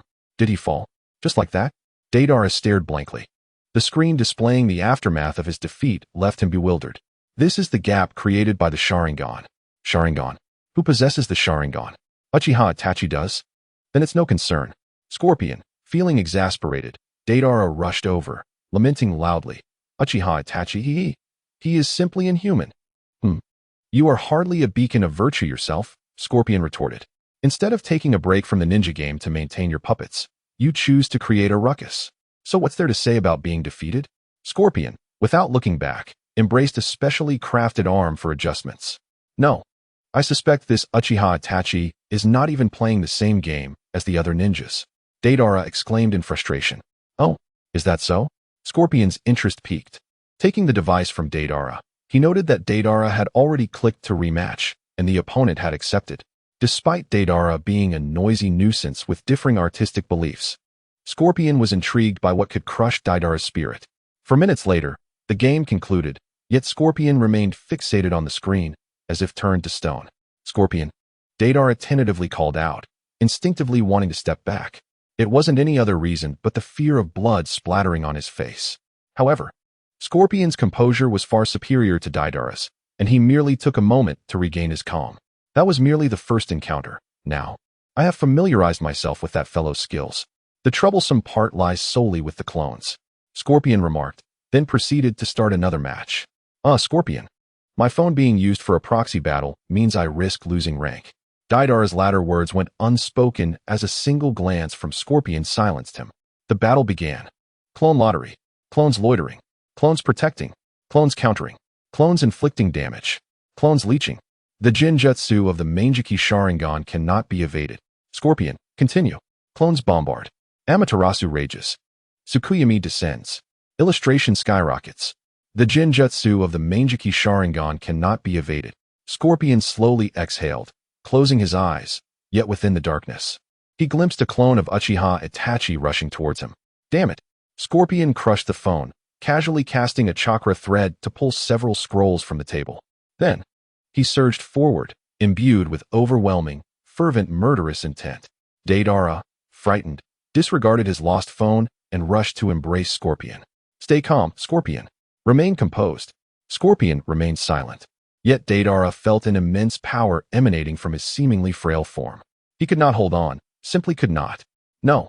Instigating a conflict now would not be permitted by the leader. Otherwise, I would have already dispatched Uchiha Itachi. Deidara shouted. Scorpion paused, standing still. Deidara retrieved 2 phones from his pocket, one for himself and one for Scorpion. Here, Scorpion, let us practice together. One day, we shall bring down that scoundrel Uchiha Itachi. You speak the truth. Scorpion and Deidara exchanged a glance. In this moment, the duo, typically at odds over artistic beliefs, found an extraordinary consensus. Uchiha Itachi indeed. Such a formidable presence. At this moment, there are numerous players who have been thoroughly dismantled by this ninja. In the current version, it would not be an exaggeration to describe this as a dimensional strike. TSK. It seems everyone has faltered. In the Cube Internet CAF, Gu Cheng perused the backend data, marveling at the astonishing revelations. The data indicated that many players who had faced off against Uchiha Itachi had astutely chosen to forfeit him. Yet, there remained a handful of obstinate players, perhaps believing that if you possess Uchiha Itachi, I shall possess him too. They resolutely opted for a ninja civil war, convinced that regardless of how many summoning tokens they expended, as long as they could capture your Uchiha Itachi, victory would be theirs. However, neither of these strategies could be deemed the most impressive. Gu Cheng held great admiration for those who neither summoned nor selected Uchiha Itachi. Such players exist in every version. They are truly extraordinary. This ninja is toxic. It's simply outrageous. He must be banned. I feel I have grasped the essence of the game. How did a fool manage to sneak in? The CAF was bustling with patrons, enjoying the pleasant environment, some engaged in conversation, others sipping drinks, making it a delightful venue for playing the ninja mobile game. Employee 1 and Employee 2 navigated through the crowd with utmost diligence. However, upon spotting Gu Cheng at the bar, leisurely sipping a glass of water, they felt a pang of frustration. Little did they know, Gu Cheng was contemplating a matter of profound significance that could greatly impact the future of the ninja mobile game. Should Uchiha Itachi be nerfed? Chapter 55. The onslaught of the duel arena. Uchiha Itachi had been online for over half a day. By now, virtually all players had experienced his prowess, whether by using him themselves or observing others. Reflecting on the initial revelations about this ninja, while many had anticipated his strength would be formidable, none could have predicted it would manifest in this manner. In simpler terms, the gravity of the situation had become abundantly clear. Uchiha Itachi was ravaging the duel arena. It is difficult to fathom the need for the term ravaging. Isn't this something that can be effortlessly completed for a mere 20 gold coins? Of course, there are those who are reluctant to spend their coins and prefer to engage directly, but that is inconsequential. What truly matters is when did the duel arena become subject to such ravaging? The current atmosphere, where everyone feels vulnerable, would have been unimaginable just a short while ago. From Might Guy to Jiraiya, while high-tier ninjas indeed possess greater strength than their counterparts, It had never reached such an exaggerated level. Yet, the emergence of Uchiha Itachi has shattered any semblance of balance, if balance ever existed in this game. A resounding victory. Gazing upon the gleaming words brings a sense of comfort. The third Hokage casually tapped to commence battle, and the game transitioned to the ranked match pairing screen. When it came to the banned ninjas, it appeared he had overlooked that detail, as he poured himself a cup of tea from the table, savoring the moment with a sense of tranquility. Indeed, empty. This renowned professor of ninjutsu found himself unopposed in the elite ranks, a testament to his unwavering confidence in his skills. Perhaps it also reflects his confidence in the ninja system itself. What a delight it is to wield Uchiha Itachi. When selecting his ninja, the third Hokage discovered that Uchiha Itachi had not been banned, and his face lit up with joy. He thought to himself, as expected of our Hidden Leaf village, the absurdly powerful Uchiha Itachi is frequently encountered. This is entirely due to sheer luck. Although Uchiha Itachi's strength is unparalleled, it is worth noting that he is a high-tier ninja who can be drawn on the very first day of his release, which isn't particularly uncommon. After all, avenues for acquiring gold coins in the Ninja mobile game are limited. Aside from completing story missions, ranked matches are the primary means. And as the Hokage, the third certainly has wealth at his disposal. Let there be no misunderstanding. This is not a matter of abusing power. Anyone could do that. But he would never stoop to such behavior. However, after all these years, as the leader of the Tsurutobi clan, a modest stash of personal funds is hardly unreasonable. Thus, having recruited Uchiha Itachi, the third Hokage finally grasped the essence of gaming. Was what he did previously even considered playing? The entire match was a nerve-wracking affair, where one could not afford to relax for even a moment. With an abysmally low margin for error, any mistake could spell doom for the entire game. At times, even when victorious, he could not find joy, his heart racing uncontrollably, unable to calm down. Though a match does not last long, repeated play would inevitably lead to improvement, right? In the duel arena, he oscillated between wins and losses, and upon glancing at the time, several hours had slipped by, yet he remained stagnant in rank. Were you playing the game? Incorrect. The game was playing you. Truth be told, even for someone as seasoned in battle as the third Hokage, this was somewhat overwhelming. Primarily due to age, coupled with the daily responsibilities of being Hokage, the village cannot be neglected, can it? Otherwise, he felt that in his youth, nothing would have been allowed to fall behind.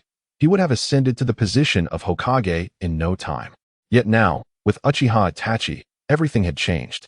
The third finally experienced a sensation long absent from his life, surprisingly resurfacing within the realm of gaming.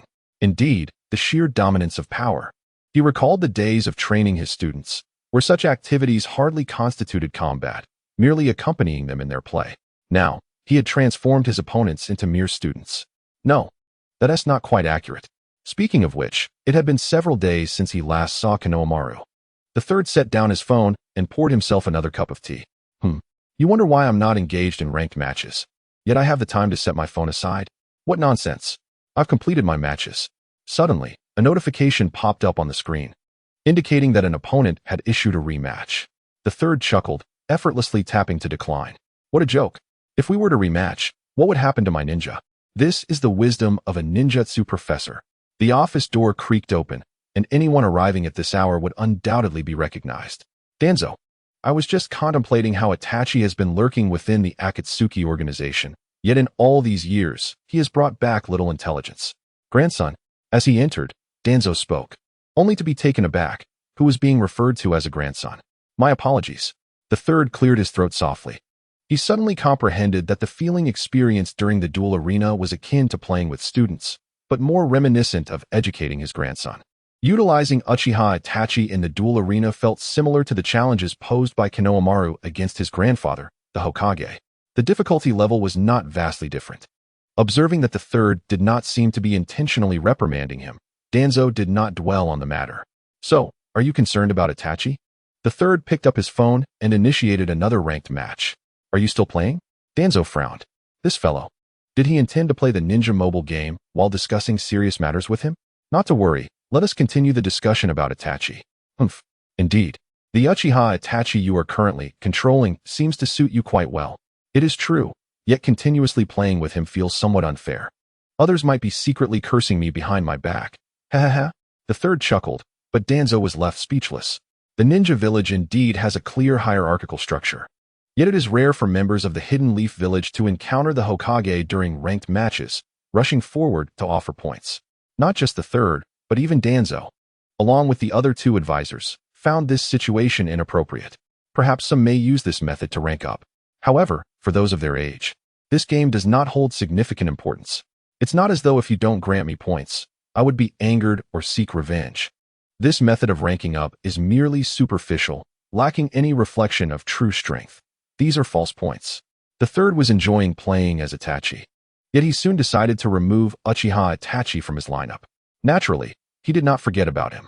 Just as the two began discussing serious matters, in a CF, a freshly finished work, a blonde-haired individual was on the verge of a breakdown. It is impossible, no matter how I ponder or what tactics I devise. I cannot envisage a plausible path to victory. Foolish Naruto, why not simply ban him? What are you saying, Sakura? There are no shortcuts on the road to becoming the king of ninja mobile games. Then you continue to fight. But I cannot win. Uchiha Itachi, apologies. Sasuke, this ninja is truly a freak. No worries. I share that sentiment. That wretched individual has robbed the dueling arena of its strategic depth. So, banning him is the solution. Right? I have already stated that it is not feasible.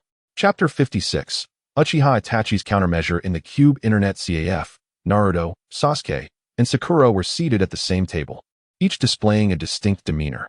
Among the trio, only Sasuke was a guest, the other two were serving. Naruto had no further remarks, having lost to Cheng. He accepted his defeat and took on the role of a server without pay. Sakura, on the other hand, had no choice but to assist to glean a skill or two from Cheng. One can only imagine the beauty of Sasuke's expression upon entering and witnessing the two of them serving with smiles. With no new patrons arriving, Naruto and Sakura seized the opportunity to rest and join Sasuke at his table. In the past, they would have likely engaged in conversation and ventured out for some training. Now, however, they were preoccupied with the ninja mobile game. Observing Naruto's frustration as he was mercilessly beaten in the dueling arena, Cheng began to wonder if the ninja world was on the brink of collapse. Is the era of ninjas coming to an end? The story has only just begun. Well, let us proceed with our tasks. So, is there truly no issue with this ninja, Uchiha Itachi? Naruto's face flushed with anger, and he felt the urge to throw his phone. Sakura was at a loss for words. She had reiterated countless times that banning him would be the solution. She now believed that no matter how powerful a ninja might be, they inevitably fell short against the countermeasures. Wait a moment. Could it be that the countermeasure itself is the most insidious? Sasuke, gripping his phone with both hands, was intensely engaged in a ranked match, his eternal Manjiki Sharingan activated. Seated beside him, Naruto peered over, observing Sasuke's unwavering focus, unwilling to disrupt him, and instead sought an optimal angle to watch. To his astonishment, what he witnessed was nothing short of extraordinary. Movement to apply pressure, movement to bait skills, movement to evade skills, and movement to seamlessly connect with summoning techniques, all executed with decisive precision. The adaptability and analytical prowess demonstrated in response to the ever-changing dynamics of the match were remarkable. In that moment, Naruto's gaze transformed. Just days prior, they had been evenly matched, yet now it felt as though they had been apart for an eternity. His eyes wide in astonishment. Sasuke transformed pressure into substantial rewards, showcasing his technical advancements. It was no wonder he claimed to nourish his growth on hatred, rapidly evolving in the process, akin to a monstrous aberration. In the midst of the match, Sasuke unleashed his cursed seal form, while his opponent, of course, was none other than Uchiha Itachi. Yet, in a rather terrifying turn of events, Sasuke had managed to deplete his opponent's resources entirely. It was hard to fathom that Uchiha Itachi, the formidable ninja, could experience a moment of vulnerability, albeit fleeting. This was undeniably Sasuke's golden opportunity. Within the dueling arena, Uchiha Sasuke, enveloped in his cursed seal, relentlessly pursued Uchiha Itachi. Itachi maneuvered with erratic movement, demonstrating his mastery. His opponent was clearly skilled, aware that predictable movement could easily be exploited. The most effective movements were those that were unexpected. For instance, a sudden pivot. A string of numbers appeared, 36501. Sasuke frantically clicked the attack button. Yet he found himself unable to control his character. Uchiha Itachi suddenly turned and struck, rendering Uchiha Sasuke's cursed seal incapacitated. though the blow appeared weak and feeble. Sasuke found himself unable to move. Such is the nature of our ninja mobile game. A mere fraction of a second of incapacitation felt like an eternity. Any slight misstep could render one immobile. Either the opponent must falter, or one must employ a substitution technique. Now, the question arises, against Uchiha Itachi, if a mistake is made, is there still a chance for retaliation? The outcome is already determined. Sasuke exhaled deeply, reclining against his chair, gazing at the ceiling. Observing the entire scene, Naruto wisely refrained from speaking, fearing that Sasuke might erupt. Indeed, Sasuke had forcibly suppressed his anger with the emotional control he had developed since starting to play the ninja mobile game. Yet, some entities are inherently malevolent. Should they become enraged, chaos would ensue. Suddenly, Naruto clutched his stomach, letting out a pained cry. He felt as if a wild beast were thrashing about within him. Not a beast, but the Nine Tails. Damn Uchiha. Cursed Uchiha. Malevolent Uchiha. Nauseating Uchiha. The Nine Tails raged within its cage, wanting to smash his phone. Yet, after several futile attempts, it ultimately refrained. Naruto believed he possessed a talent for the ninja mobile game, but talent was no match for an overpowering opponent. What kind of creature is that? The Nine Tails opened its mouth, exhaling vapor, its 9 colossal tails striking the ground with a thunderous resonance. Its eyes seemed stained with blood, the fury within threatening to spill forth. No, this cannot continue. Naruto must purchase a ninja for the Nine Tails. Naruto, are you alright? Sakura and Sasuke noticed Naruto's unusual behavior, but he quickly regained his composure. Sakura, are you concerned about me? After recovering, Naruto grinned at Sakura, who had leaned in to check on him. However, he was met with a fist and a large bump on his head. You foolish idiot. How dare you play such a prank? Sakura huffed, retracting her fist. My apologies. Sakura. Naruto sheepishly rubbed his head, choosing not to mention the Nine Tails. He decided to treat the incident as a mere joke. Sasuke shot Naruto a knowing glance, saying nothing. Yet he had indeed sensed that Naruto's recent state closely resembled his previous chakra-infused demeanor. At the bar, Cheng had also taken notice. The Nine Tails chakra had seeped from its seal. He speculated that perhaps the seal had loosened. Unbeknownst to him, the Nine Tails was merely agitated. Purchase Uchiha Itachi. As Naruto communicated with the Nine Tails, he was taken aback by this suggestion. Did he not realize that he had yet to extract Jiraiya? To buy coins and then purchase recruitment tickets would require a fortune. The Nine Tails, ever cunning, offered a suggestion. Go to the Hokage and state that the fourth sealed the Nine Tails within you. You harbor a person within your belly. Do you not rent? To open a shop, one must first rent the land. That clever fox understands this.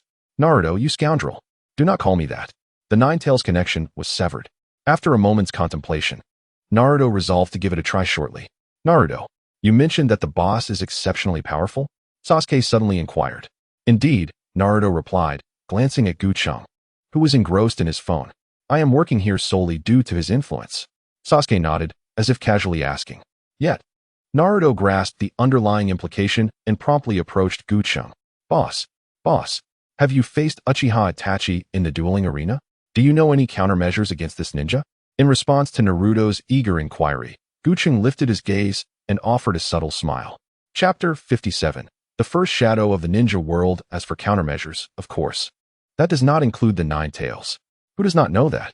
Naruto was dissatisfied with Cheng's response. Cheng, exasperated, replied, aside from the Nine Tails, let's also exclude internal conflicts within Uchiha Itachi. In such a situation, if the strengths are comparable, then when facing Uchiha Itachi, there are no other options aside from 2 or even 3 attempts. Upon receiving such a response, Naruto felt somewhat disheartened. Do you not know? He mused indeed. A coffee shop owner who brews a distasteful cup would naturally be unaware. Cheng raised an eyebrow. Who says I have no solution? This ninja is indispensable today. Tomorrow, I can ensure he never steps onto the battlefield. Never mind. Why bother quarreling with this child? More than 90 of the ninja world have become loyal players of the ninja mobile game. You might as well inquire with them. Cheng chuckled. He added silently in his heart, the rest are probably not far behind. Right, Naruto exclaimed, then dashed back to his seat to share this revelation with Sasuke and Sakura. Is there really no problem with that? Sakura hesitated upon hearing. She rarely spoke up in that channel, mainly due to uncertainty regarding the identities of the speakers. What if one belonged to a rival village attempting to sabotage her? Do not dismiss this as improbable. Such occurrences are not uncommon. The ninja villages remain in an era of mutual distrust. Daily, the full server channel is rife with disputes. Whether it be the dissemination of false information or various taunts exchanged between parties, sometimes even escalating to offline confrontations.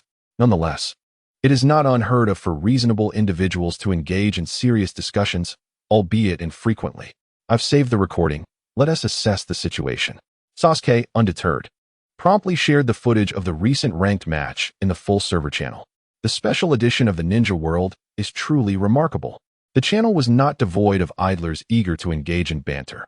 Sasuke's video entry stirred the calm waters like a stone cast into a tranquil lake, creating ripples both large and small. Full server channel. Hell return zebra. Huh? What is this? Favorite to eat summoning. A ranked match video? How dare you post this? Watch me nitpick.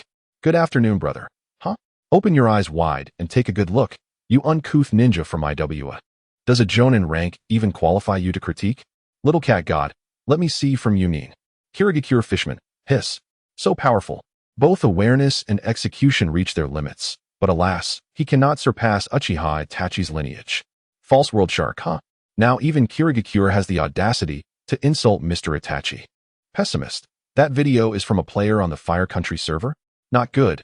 If Konoha and Yunin accidentally go to war, there aren't many who can stand against them. Shouldn't I be the one to step up? What if I inadvertently win? Could they really nominate me as Raikage? Fat monkey. You should rename yourself to delusional idealist. Where's the pessimism in that? Sand rhyme rapper. Laughing makes the elder retreat. Crying brings forth the Raikage. My disciple, Omo-e, is heavy. Will of Stone. Raikage is here. Quickly reign in your peculiar ninjas. Raikage, shut it, Anoki. Our Yunin ninjas have no need for your input. Orochimaru. Hehe, the one sharing the video is Sasuke-kun, isn't it? Unfortunately, there are few who can offer you suggestions. Honor belongs to Uchiha. Orochimaru. Inuzuka household's future Hokage. How on earth do you fight Uchiha Itachi? It's madness. Nara clan expert. It's not impossible to defeat him. Just avoid the shadow clones, dodge Amaterasu. Achieve a summoning swap. Refrain from using your ultimate technique too early. Maneuver to avoid the second clone, and I can outplay you. Only Red and Jade should not be betrayed. Uchiha Itachi is indeed a tough opponent. I wish not to see him, but do not expect me to step aside. What value lies, Humph? The value of this ninja is merely to occupy a position. Invincible Hokage King. So many people, yet no one has explained how to defeat Uchiha Itachi. Art is explosion, what nonsense. Just seeing him makes me want to blow him up. Itachi. Layered filling. Is Uchiha Itachi truly this insufferable? The dark god I pray to is about to transform into Uchiha Itachi. Hero Jiraiya. Wait, something's off. Is this ninja from my generation? Gambling god. You're utterly useless, Jiraiya. Orochimaru, huh? Am I mistaken? Why does it seem like none of you can fight Uchiha Itachi? This isn't difficult at all. All of the above. Raikage, Orochimaru. Speak up if you have something to say. Do you think you're better than all these people? Orochimaru. I have become the shadow. What? At that moment, the entire ninja world shook. They rubbed their eyes, doubting their vision. Yet no matter how they looked, Orochimaru's statement remained crystal clear. Perhaps due to the shocking nature of this news, the channel briefly displayed a blank screen. Observing this, Orochimaru chuckled, achieving what he could not in reality within the game. Indeed, life is full of surprises. Possibly to prove his point, Orochimaru shared a screenshot in the channel, revealing the ranked match page. Shadow. There was no mistaking it. The hat-shaped icon was more familiar to the ninjas of the 5 great villages than any other. Not to mention it bore the inscription of Shadow Level 1. However, some sharp-eyed individuals noticed another alarming detail. Honor belongs to Uchiha. Ranked matches played. 99. Win rate. 100. Hero Jiraiya and Annie. Inheritor of the Will of Fire. 100% win rate to reach Shadow. Orochimaru, you rascal. Raikage, impossible. Absolutely impossible. Eternal art. I see, Orochimaru. Which small ninja village are you in now? Feigning death, old woman. If controlling an entire server of players can lead to a 100% win rate to become a shadow, it certainly isn't a challenging feat. Gambling god, Humph. As expected of your style, Orochimaru. Invincible Hokage King, huh? Is it really possible? Is this still a ranked match? Orochimaru, do not misunderstand. It is all voluntary. Sasuke-kun, do you have any questions? If not, I shall ascend to Super Shadow. Everyone. Sharingan Hero, I have a question. How can players from different servers match up? Orochimaru. Bring Lin. Who might this name be? Sharingan Hero. Because I admire that hero the most. And I am a high school girl who has a crush on handsome men. Bring Lin. What on earth? Orochimaru furrowed his brow and closed the channel. He was indifferent to what they said. Revealing his rank was merely for Sasuke's sake. However, he now had business to attend to, such as utilizing the points he had just acquired. Chapter 58. The shopping segment. Is the price of revival cards something that can be calculated? Orochimaru crossed his arms, plunging into contemplation. He currently possessed 10 points for reaching the Umbu rank and 100 points for ascending to Shadow. In a sense, he considered himself somewhat affluent. Yet, the price of the revival card in the point shop was shrouded in mystery, with costs depending on the individual to be revived. After pondering, Orochimaru reached out and tapped the screen. Ding dong, revival card. Please enter the real name or a well-known title of the revival target, along with a more specific description, and then select from the personnel list generated by the system. Shengshu, Orochimaru stated flatly. As soon as the words left his lips, the system page on his device began to load. Moments later, a series of photographs lined up on the screen, each depicting a different face. To his surprise, there were others in the history of the ninja world who bore that name. Orochimaru chuckled softly, perhaps too lazy to sift through the multitude of faces. He provided a detailed description instead. Shengshu, sister to Tsunade, one of the legendary Sannin of Konoha, granddaughter of the first Hokage, Hashirama Senju, and his mentor, Orochimaru. In a swift moment, all unnecessary personnel were eliminated, leaving only a single photograph before Orochimaru. It depicted a young boy, remarkably youthful, even somewhat naive in appearance. His features bore a striking resemblance to Naruto Uzumaki, albeit with different hair color and attire. Had it been someone else, they might have misidentified him. Yet, regrettably, Orochimaru was not prone to such errors. Many years had elapsed since the Second Shinobi World War. His tone was flat, yet tinged with nostalgia. He had not forgotten that fateful day when one of his students inadvertently triggered an explosive tag and was killed on the spot. Just moments before, they had been conversing. Moments later, he could only watch him lie there, never to rise again. The fragility of life. Orochimaru raised his eyelids, observing the page calculating the costs required to resurrect SH-Ju. SH-Ju. Chakra. 2. Presence. 6. Influence. 9. Narrative positioning. 13. Price. 3,000 points. Upon seeing this, Orochimaru furrowed his brow. From a rank perspective, this price was indeed exorbitant. It would require achieving a seasonal conclusion to afford it. Yet, when considering the ability to perfectly resurrect someone long deceased, it seemed somewhat justifiable. However, Orochimaru remained perplexed by the calculations and their basis. A sudden thought struck him. If this system lacked clear explanations, he could simply compare it with several others. Sage of Six Paths Orochimaru, emboldened, opted for a direct search of the legendary ancestor. This time, the situation was different. After all, the name of the Sage of Six Paths was unique in the annals of shinobi history. Sutsuki Kagaya, Chakra, 98. Presence, 90. Influence, 99. Narrative positioning, 50. Price. Gazing upon the Sage of Six Paths, Orochimaru's expression fluctuated. Why was there no price? Nonetheless, he gleaned some insights, such as the true name of the Sage of Six Paths. He suddenly perceived the utility of this system. It could indeed be employed to assess a person's specific abilities and worth based on the resurrection card's analysis. Uchiha Sasuke. Orochimaru was momentarily taken aback. As he prepared to articulate a relevant description, the information was immediately filtered. However, before he could comprehend, a notification page abruptly appeared on his phone. Free attempts. None. Unable to view the value of the resurrection target further. To proceed, please expend 1 point. This made Orochimaru's mouth twitch. It turned out that only the first 2 attempts were complimentary. Thereafter, a fee was required. Prior to resurrecting someone, he would need to spend points. Both large and small amounts were accounted for. Orochimaru closed the resurrection card page. In the top left corner of the point store, his current points were displayed, 110 points.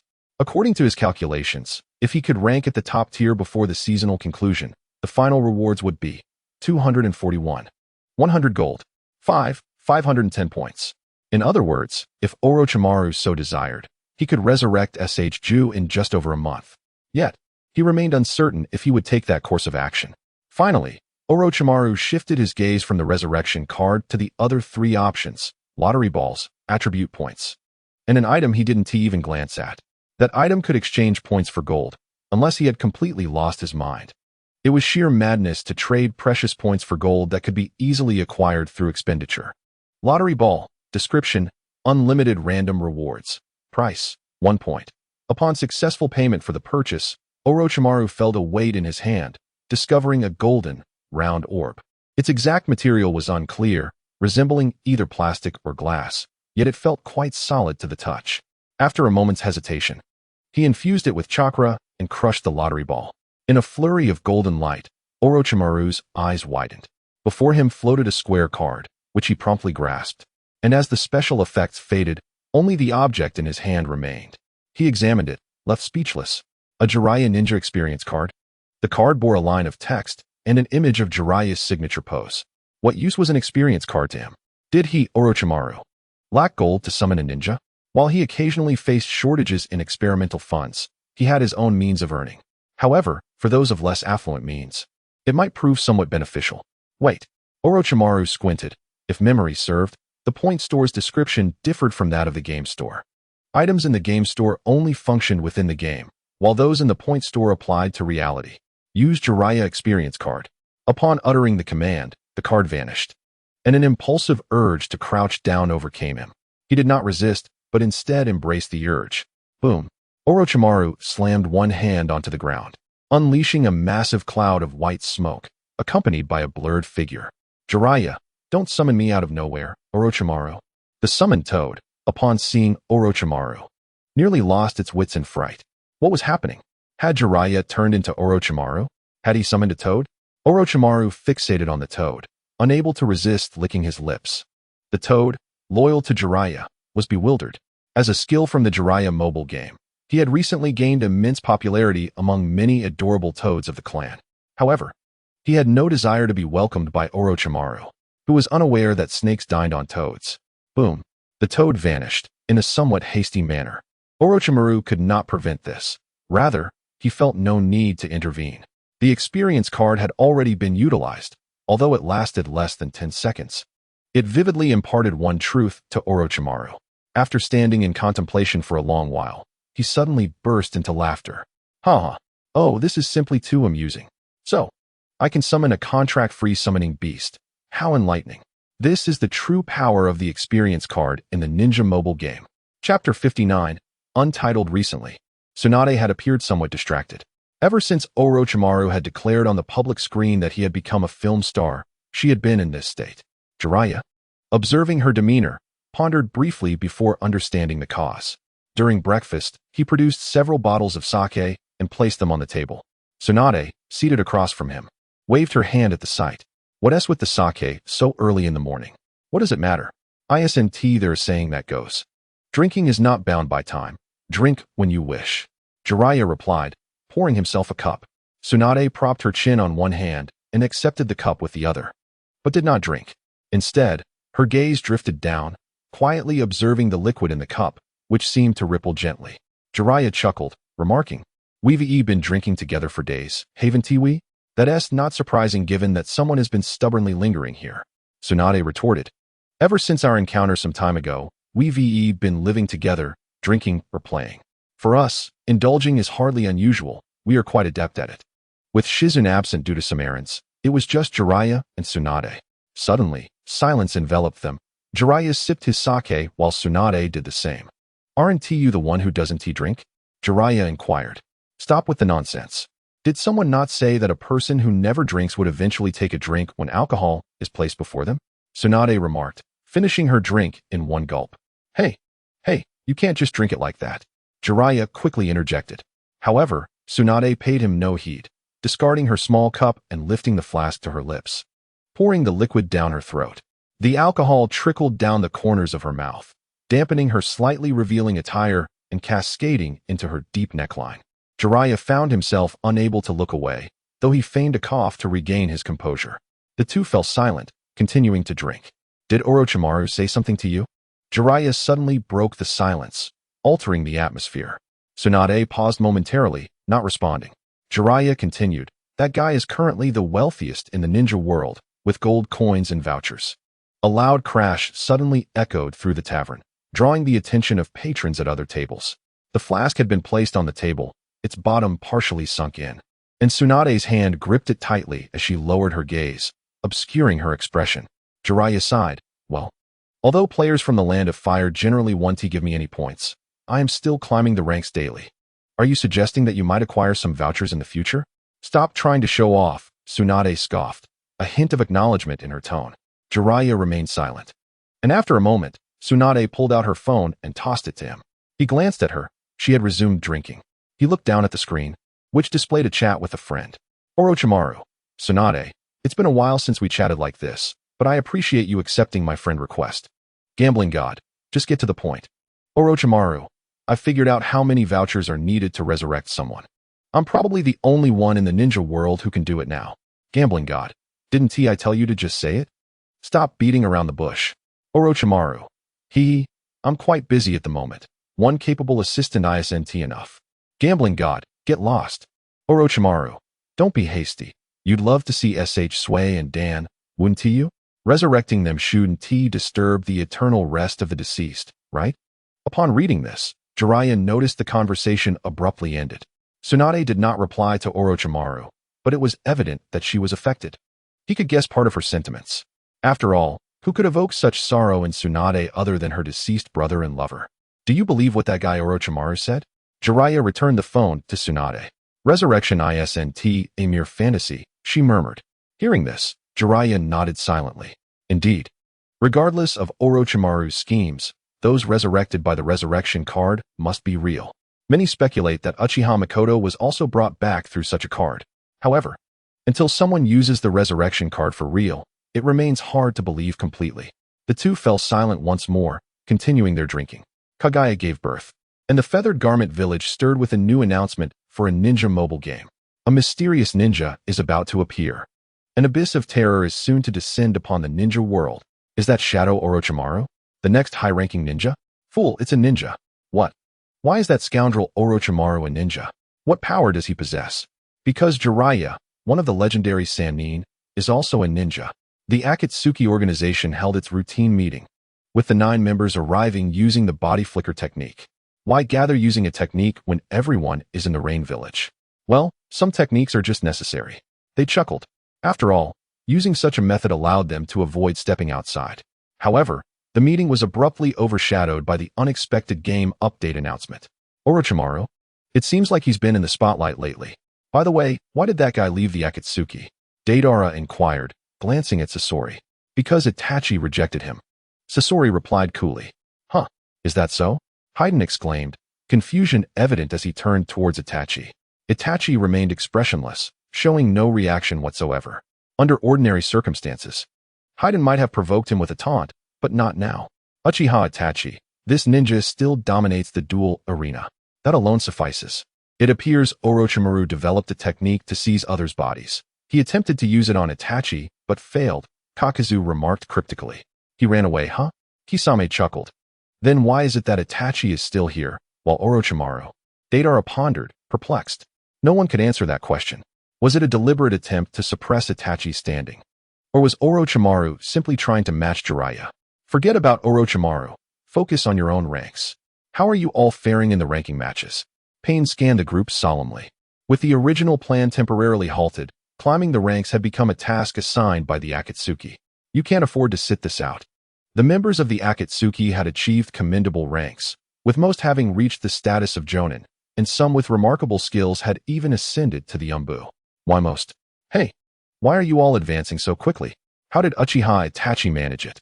Hayden, a Nin, shouted in frustration. Indeed, he may not be dull-witted, but to say he is exceptionally clever would be an overstatement. Just disable him, Jago suggested. Is Hayden still a Nin? Kakuzu hasn't lent him a hand. Truly a heartless partner, Kisame teased. No, I promoted him to Jonin, but the system detected account boosting and demoted him back to Nin, Kakuzu stated flatly. Kakuzu, didn't we agree to keep this confidential? Hayden fumed, abruptly severing the body flicker technique. Moments later, Kakuzu did the same, leaving the others speechless, likely able to guess what had transpired. Conan remained silent, but suddenly recalled something and scanned the room. Has Obito not arrived? She inquired. Speaking of which, that guy, despite being a newcomer, seldom shows up. Deidara complained. Obito had joined the Akatsuki under the guise of a newcomer and was currently partnered with J-Go. The Akatsuki had long lacked a position, and his entry completed the organization's roster of 10. J-Go? Pain turned his gaze towards him. I'm not quite sure. He has been acting strangely lately, preparing for something. J-Go replied honestly. Pain nodded, saying nothing further. After announcing the meeting's conclusion, the members gradually dispersed. Chapter 60. 4 High-Ranking Techniques. Welcome to this Ninja Information Session. I am your host, Keisei. However, today we have a familiar face among us. The audience's eyes widened in surprise. Among the 4 guests, they only recognized one, the previously featured Orochimaru, likely the highlight of this episode. Yet, why were there 3 others alongside him? Was it similar to the episode with Might Guy? But surely, there shouldn't be this many guests. At this moment, the screen displayed Keisei sitting in the center, with Orochimaru to his left and 3 others to his right. From this angle, he's not exactly in the center. Should we introduce everyone? Keisei smiled, glancing at the guests. Orochimaru also smiled, though his grin seemed strained as he occasionally cast wary glances at the other 3. How could they have called all of them? Oh, is this the inner workings of the mysterious screen? I don't see anything particularly special, Deidara remarked, looking around the sofa. Beside him, Pain and Conan maintained their stoic expressions. Family, who understands? We just finished the organization meeting and were invited here. Deidara was quite pleased. But Pain and Conan were initially reluctant, concerned that excessive exposure could make the Akatsuki a target. Nevertheless, they still came. Primarily, Cheng recalled that the guests who came to introduce themselves as ninjas seemed to do so without any expectation of compensation. No one had mentioned any hardship fees. The first intelligence meeting was unfamiliar, and both Kai and Xiao Li felt particularly honored, naturally saying little. The second meeting was approached with a sense of exploration. And although they gleaned little, they found it inappropriate to voice their thoughts. By the third meeting, Itachi had already achieved his objective, and he harbored no notion of demanding payment simply for presenting himself. How could that be permissible? This was merely a part-time endeavor. Each guest was exceedingly qualified, diligently introducing their respective ninjas. As a token of gratitude, a mysterious light curtain descended, bestowing rewards upon the guests. Cheng's words immediately stirred a tremendous ripple throughout the ninja world, igniting excitement in everyone. Mysterious light curtain rewards? Was there any doubt? While others were filled with anticipation and eagerness, those who had previously attended the intelligence meetings were left dumbfounded. Nanny. Kai and Xiao Li exchanged glances and embraced each other, both weeping profusely. Observers nearby looked on with disdain, surely thinking that the two were making fools of themselves, and it was likely they would not have another opportunity. I concur with that sentiment, Niji remarked coolly. Upon hearing this, Kai and Xiao Li cried even louder. Yet within moments, they regained their resolve. Li, this is a significant defeat. Teacher Kai, I propose we intensify our training to prove ourselves. Who knows? Perhaps there will be another chance to attend the intelligence meeting. Well said, Li. In that case, let us practice one-handed handstands while watching the intelligence meeting. Indeed, Teacher Kai. The duo, representing the realm of the living, immediately began their training. Tian sat cross-legged atop a wooden stump, propping her cheeks on her hands, suppressing the urge to interject and avoid becoming the target of ridicule. Those poor souls, truly unfortunate. Rewards will not involve you. Yet life remains unchanged. Orochimaru, on the other hand, was fortunate. Tsunade and Jiraiya had yet to finish their breakfast when the intelligence meeting prompted them to extend their meal. However, upon hearing Cheng's words, Tsunade casually mocked Jiraiya, only to be met with an unexpected reaction from him. No, it can't be. What is happening? Jiraiya exclaimed, his eyes wide in disbelief as he fixated on the light curtain, muttering incessantly. Tsunade furrowed her brow, sensing something amiss. She lifted her gaze to scrutinize the contents of the light curtain, including the identities of the guests. Wait, I remember those two. Weren't they the ones who saw Pain and Conan's faces? Tsunade suddenly recalled that during the latter stages of the Second Great Ninja War, they had encountered 3 children in the Rain Village. But hadn't Jiraiya said that the 3 disciples he collected from the Rain Village had perished in the war? What was going on now? Moreover, they were clad in Akatsuki attire. Jiraiya was at a loss for words, his mind a chaotic jumble. The Akatsuki was noteworthy, but not the crux of the matter. Even after their separation, he had heard tales of Yahiko and others' exploits while far away in Konoha. Yet now, there was no doubt that Konan was indeed Konan, and the figure beside her bore a striking resemblance to Yahiko. But what was this about the Rinnegan? Where was Nagato? Ladies and gentlemen, even if you do not introduce yourselves now, during the ninja introductions, everyone will still come to know your names. Orochimaru, Deidara, Pain, Konan. When Gu Cheng repeated this, the four individuals stated their names as an introduction. However, Deidara, ever the impulsive one, eagerly interjected, "The high-ranking ninjas are introducing themselves, right? Are we here for our ninjas?" Indeed, Gu Cheng replied with a slight smile. This was an unprecedented intelligence meeting featuring all four high-ranking ninjas simultaneously. Hiss! Everyone in the ninja world gasped in astonishment. It was well known that high-ranking ninjas represented the pinnacle of strength in their versions, especially considering they were currently experiencing the aftermath of being decimated by Uchiha Itachi. But how could this be? 4 of them at once? Would the arena even be playable? Unprecedented, Deidara scoffed. The ninja mobile game has barely been open for half a month. Don't make it sound like it's been years. Gu Cheng was speechless. Could he claim that the ninja mobile game had already existed for 10 years? He had no idea what anniversary benefits awaited him after his transmigration. Hee. Using such terminology isn't a major issue, is it? Orochimaru chuckled. Less interruptions, Orochimaru. If it weren't for the rules against fighting, I'd eliminate you right now. Deidara retorted, leaping up. Oh, you talk a big game. Why not try taking a swing at me? Humph. Art is. Deidara.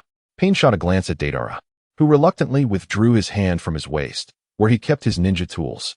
Although he had mentally prepared himself for the no-fighting rule, he was not intimidated. After all, it was merely talk. The pressure remains, doesn't it, leader? Orochimaru teased Pain with a grin. Pain's dark purple eyes revealed no emotion. Yet only Konan was aware of the intense murderous intent brewing within him, whether it was due to Orochimaru's seemingly supportive remarks or the provocation directed at Deidara, all while revealing information about the Akatsuki and bringing up past betrayals. These reasons alone could justify a significant number of attempts on Orochimaru's life. The audience struggled to comprehend the unfolding dynamics among the guests. How to put it? The intelligence meeting had yet to commence, and already one information bomb after another had left the audience's head spinning. Orochimaru was once part of the Akatsuki? That circular "I belong to the leader"? Were they not 4 ninjas from the Akatsuki? In conjunction with Uchiha Itachi, didn't that imply they were leaving no room for survival? Chapter 61, Practical Exercises Now. Let us proceed directly to the practical combat segment with our ninjas. Perhaps in the spirit of innovation, Gu Cheng distributed phones to the 4 guests, skipping the introductions and diving straight into combat. The expressions of the participants varied, yet none objected. Since they had agreed to come, they would follow the host's direction. After all, wasn't that the host's role? The audience, upon witnessing this, grew intrigued. To engage in direct combat without knowledge of skills? The host was truly a connoisseur of chaos. Indeed, it was exhilarating. The selection of ninjas was also bypassed. Each individual was assigned their signature ninja and entered the arena. Deidara and Orochimaru, Konan and Pain, Tendo. The other members of the Akatsuki were also watching the intelligence meeting. To be honest, they were unaware that Pain, Konan, and Deidara would be participating in the meeting, except for Scorpion, who had some prior communication with Deidara. When they saw this pairing, they silently acknowledged the host's rather mischievous sense of humor. The battle commenced. Pain maneuvered within the arena, and it felt quite peculiar. He noticed that the ninja had a suffix of Tendo, which others might not know, but certainly, he was aware. It was likely that Pain would eventually have several ninjas under his command. Pain found this quite normal, considering the distinct skill mechanisms of the 6 paths, which were well suited for individual ninja roles. Was he perhaps influenced by the ninja mobile game? Shouldn't it refer to their respective abilities? Pain shrugged it off. He had no intention of wasting time examining skills for their effects, and instead approached his opponent, Konan. 3 skill icons were displayed prominently. Still, his thought remained. Others might not know, but he certainly did. Did Tendo's 3 skills not correspond precisely to 3 ocular techniques?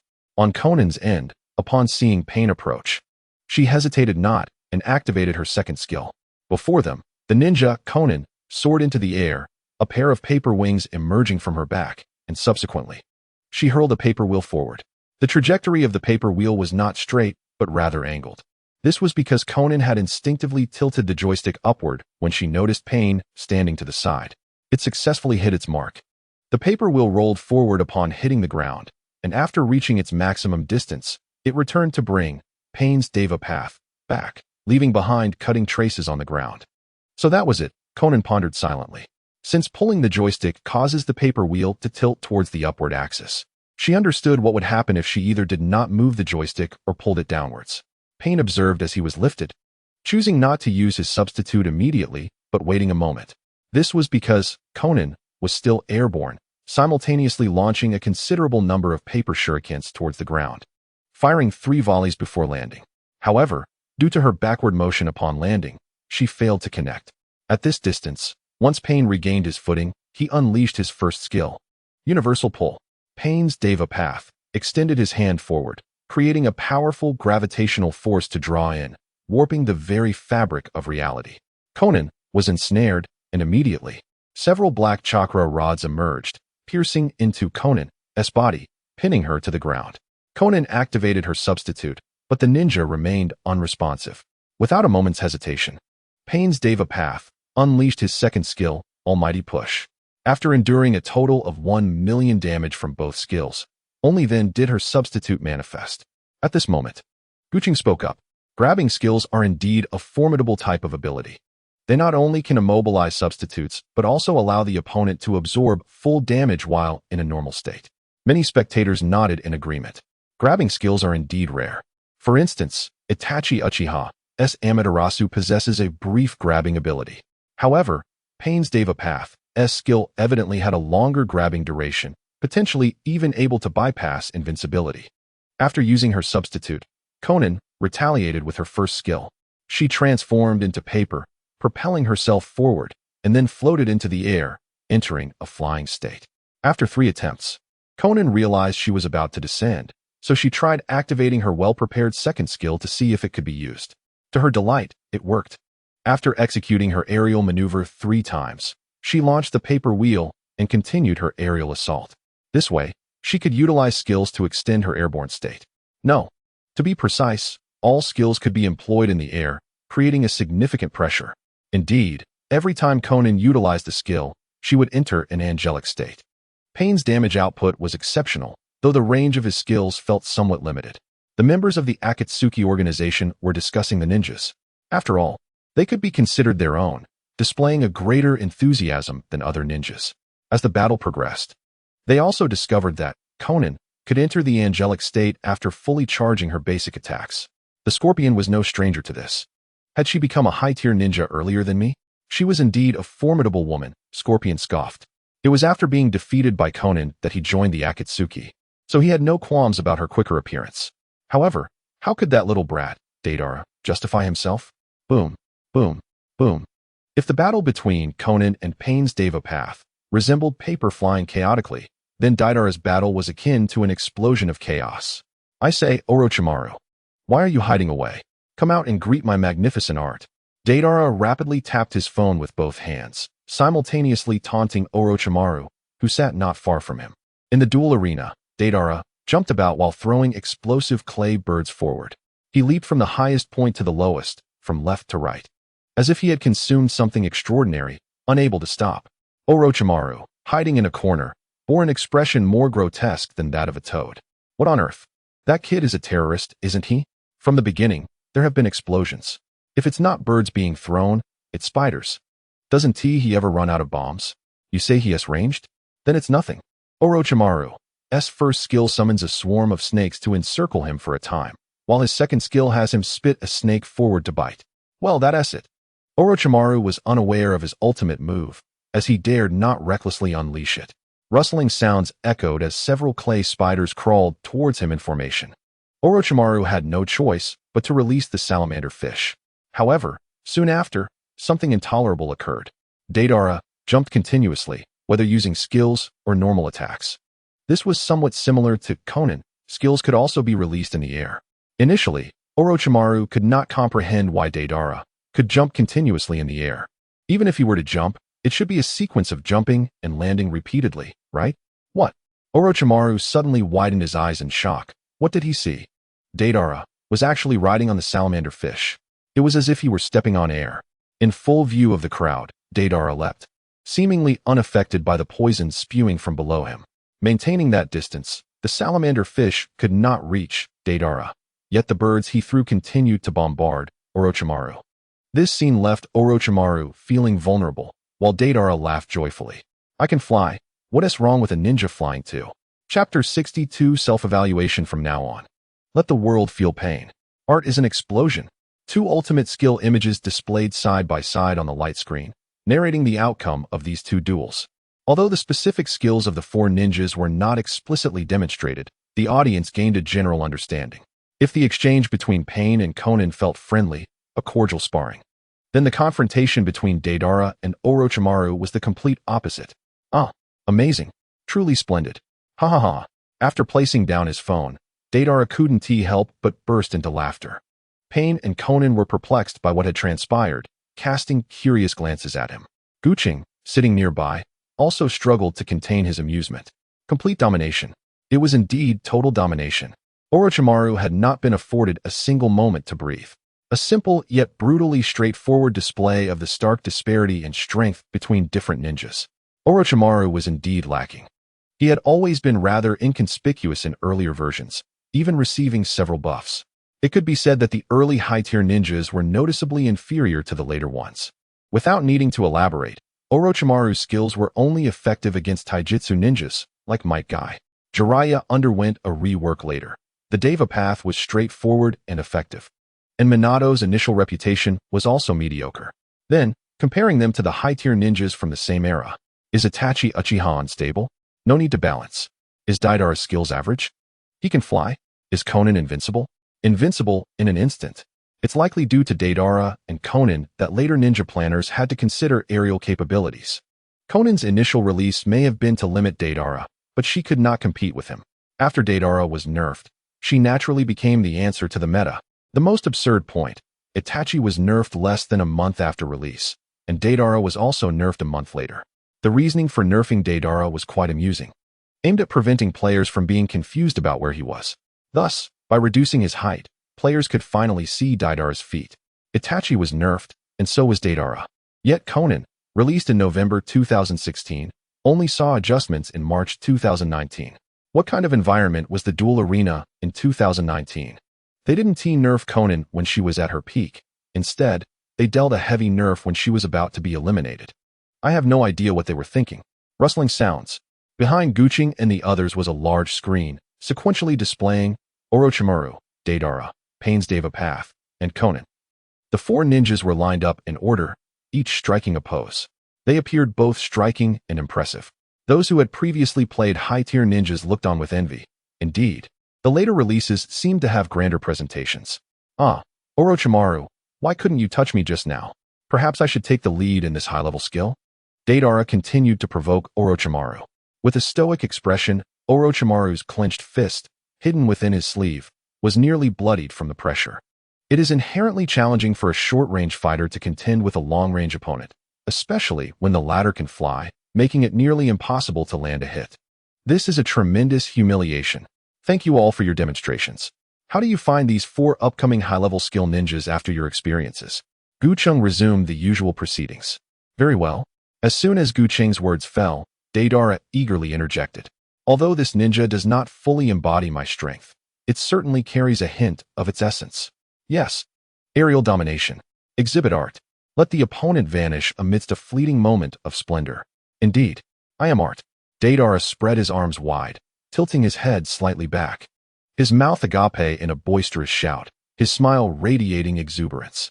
Pain and Conan exchanged glances, speechless.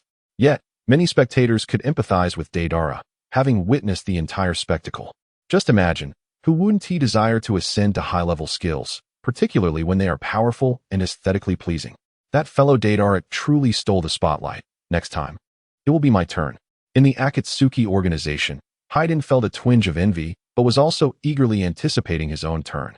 At least after today, everyone in the Akatsuki would grasp one undeniable truth.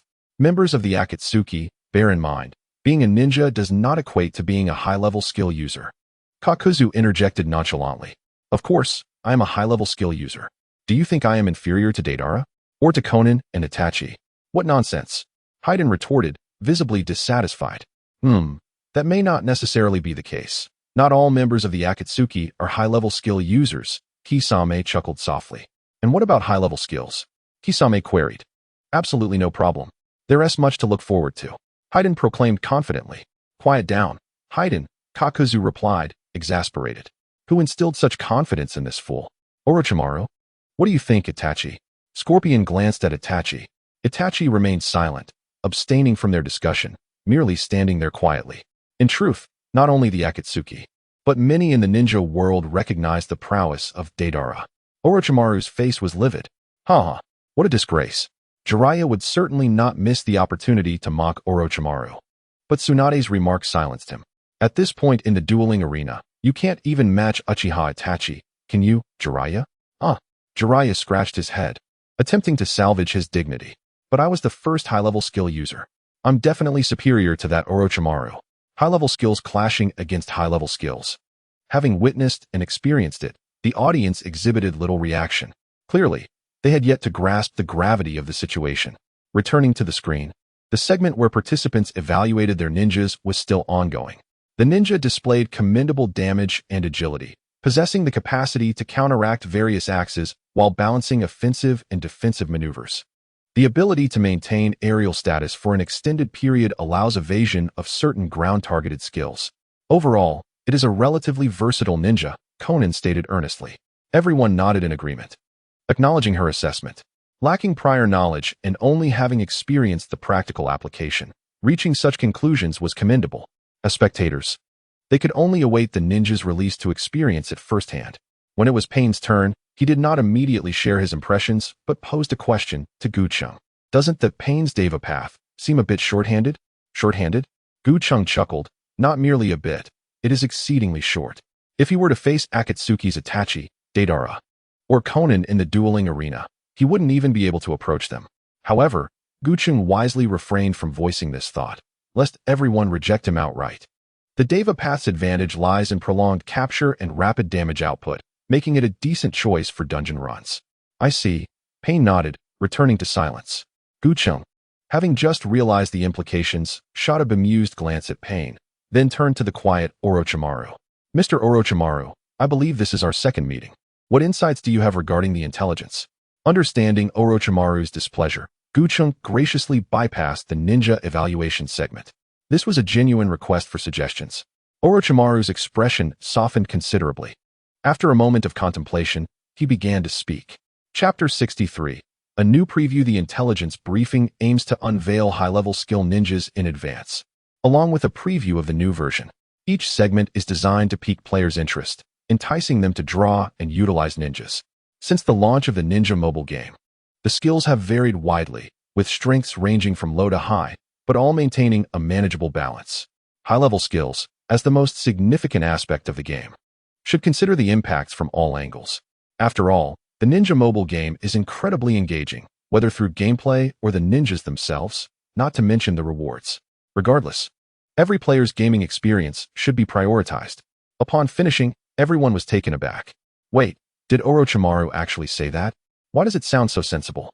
Orochimaru is a notorious rogue ninja, and everyone is aware of how he ascended to the shadow level tier. Many despised Orochimaru's methods, and the snake himself. But what is happening now? This individual genuinely provided suggestions that sound quite reasonable from various perspectives. The Akatsuki members speculated whether Orochimaru had been overshadowed by someone else. Is the Orochimaru sitting there not the same Orochimaru? Orochimaru remains unchanged. It's merely that the Ninja mobile game pertains to him, hence his remarks. Truly, there is much to read between the lines, Gucheng sighed. Among Orochimaru's myriad statements, aside from lamenting the low strength of his ninja, there was an implication regarding reward provisions. Upon further reflection, most of it was mere chatter. Thank you for your suggestions, Mr. Orochimaru. I trust the Ninja mobile game officials will take note. Now, let's move on to the new version's activities, which mark the largest update since the game's launch. Gucheng casually transitioned to this topic, introducing the new version. Orochimaru's brow twitched. He likely realized that his ninja would be as it is. Are there any new ninjas being released? Deidara inquired, his face brimming with curiosity. Certainly, there are ninjas, and quite a few at that. In addition to ninjas, there are new modes, Cheng responded. Ninjas? Are there any from the Akatsuki? Cheng smiled, pleased to have a supportive audience. But he first gestured for everyone to look at the large screen. At that moment, the guests' images in the lower left corner of the light screen shrank, replaced by a large image occupying most of the screen. It displayed the 4 ninjas featured in today's intelligence briefing, with a line of text above that sent the audience into a frenzy. Select your high-level recruiting ninja. The guests were also taken aback, all displaying expressions of surprise. Except for the stoic Pain. What is this? Deidara asked. Due to the simultaneous release of 4 high-level skills, players might find their coins insufficient. Instead of providing coins to draw ninjas, it would be more straightforward to simply give away the ninjas. After the version update, everyone will be able to choose one from the newly released 4 high-level skill ninjas for free. Cheng chuckled as he reflected on how benevolent he was, wondering where one could find such a considerate planner. We can select? Deidara asked again, as this was the question on every audience member's mind. Of course. Cheng replied nonchalantly. Amidst the fervent cheers of the ninja world, it became evident that the scarcity of gold coins was a pressing concern. The announcement of 4 exceptional ninjas being introduced to the mobile game elicited excitement in some, but for many, anxiety about insufficient funds loomed larger. Although the chances of acquiring all 4 were slim, selecting a favorite remained feasible. As the scene unfolded, the enigmatic figure of Cheng wasted no time. The luminous screen flipped to reveal several silhouettes, not quite ninjas, but rather pure black shadows, a nod to traditional artistry. Nonetheless, the names of the ninjas were still present. While the reactions of others were uncertain, the members of the Akatsuki could hardly contain themselves upon witnessing the revelation. Jiraiya, Scorpion, Haiden, Kakazu. The list was brief. And as the revelation settled, a profound silence enveloped them. They had been speculating on the new characters, yet the outcome was now starkly clear. Their respective ninjas would debut alongside the latest version of the game. What did this mean? Were there ninjas of high rank who would appear without a briefing? The answer was already dawning upon them. After a moment of contemplative silence, Kisame chuckled. Well, it seems we've been played. Haiden, agitated, brandished his scythe, questioning why he and the others were not included among the elite.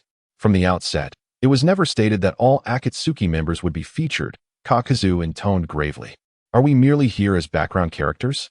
Hey, Itachi, what makes you worthy of this honor while we are not? Haiden directed his ire at Itachi. Perhaps it's simply a matter of limited slots, a voice interjected. Everyone turned to see a figure donning the Akatsuki garb, and a circular mask emerged from the outstretched finger of the Outer Path statue. Oh, how delightful to see you all. I hope I haven't missed any excitement. Deidara's playful demeanor contrasted with the gravity of the situation. Have you completed your tasks? Zetsu inquired. Indeed, all is prepared. Yet, I am curious about your discussions. Do share, Deidara replied, a mischievous glint in his eye. Didn't you just hear us? Why can't we be part of this elite group? Haiden retorted, exasperated. Do not fret. Not being among the elite does not diminish our status as ninjas. Strength is not solely defined by rank, Itachi reassured, offering a semblance of comfort. Indeed, while the elite were rare and precious, their prowess did not inherently surpass that of other ninjas. Consider the likes of Kakashi Hatake and Asuma Sarutobi. These ninjas thrived in the arena, proving their strength was formidable. The Akatsuki seemed poised to dominate the mobile game landscape. In the briefing session, Orochimaru recognized the newcomers and could not help but express his admiration. It appears this update has truly become a showcase for the Akatsuki. Silence, Orochimaru. Deidara admonished, turning back to Cheng. Is there more? Following the introduction of additional ninjas, details on acquisition methods and specific abilities will be available for your perusal. Besides the usual updates to story chapters, I am excited to unveil a significant new feature. Cheng announced, gesturing grandly. The display shifted, revealing a leaderboard featuring various organizations ranked from highest to lowest. With all eyes upon him, Cheng declared, the first cross-server feature in the Ninja mobile game, the Organization War, is about to commence. Chapter 64, The Impact of the Story, where leaves dance, flames ignite, and shadows of fire illuminate the village, Konoha will once again take root and flourish. On this day, Konoha village was shrouded in solemnity. It should have been a day of celebration with the update of the Ninja mobile game, a time to embrace new features, yet joy was nowhere to be found. The fourth chapter of the story, Burning Konoha, unfolded dramatically as Sunagakure and Otogakure launched a surprise attack during the Ch-nin exams. This marked a long-awaited conflict for Konoha, one that ended swiftly, yet the villagers were too consumed by grief to ponder its implications. The third Hokage had fallen. The news struck with an unexpected force. Even when Orochimaru made his appearance in the previous chapter, no one anticipated the ensuing clash with the third. Why would this happen, grandfather? Naruto sat motionless on his bed, his expression vacant, clutching his phone as if it were a lifeline. The first thing he did upon waking was not to dress or wash, but to launch the ninja mobile game. The shock left him dazed. It was not the overwhelming sorrow one might expect, but rather a peculiar, suffocating confusion. As he stepped outside, the familiar, disdainful gazes of the villagers had vanished. No, the villagers remained, but they stood in small, silent groups, exchanging no words, their collective grief palpable. Konoha had quieted in mourning. As Naruto passed by, people seemed momentarily startled, yet they merely turned away, returning home without uttering a word. Puzzled, he turned to his comrades in Team 7, voicing his confusion. Is it because you saved the village? Sakura's voice was heavy with melancholy. Naruto fell silent, exchanging glances with Sasuke, who mirrored his contemplation. Their past battles against Gaara had indeed seen Naruto emerge victorious. Yet the sacrifice of the third Hokage left an indelible question mark lingering in the air. Why did he have to die? Naruto finally asked, unable to contain his grief. Did you not pay attention? Kakashi lightly tapped Naruto's head. Where leaves dance, flames endure. The will of fire? Naruto pondered, his gaze falling to the ground, obscuring his expression. Sasuke leaned against a wall, reflecting on his own failures as Naruto triumphed. Kakashi-sensei.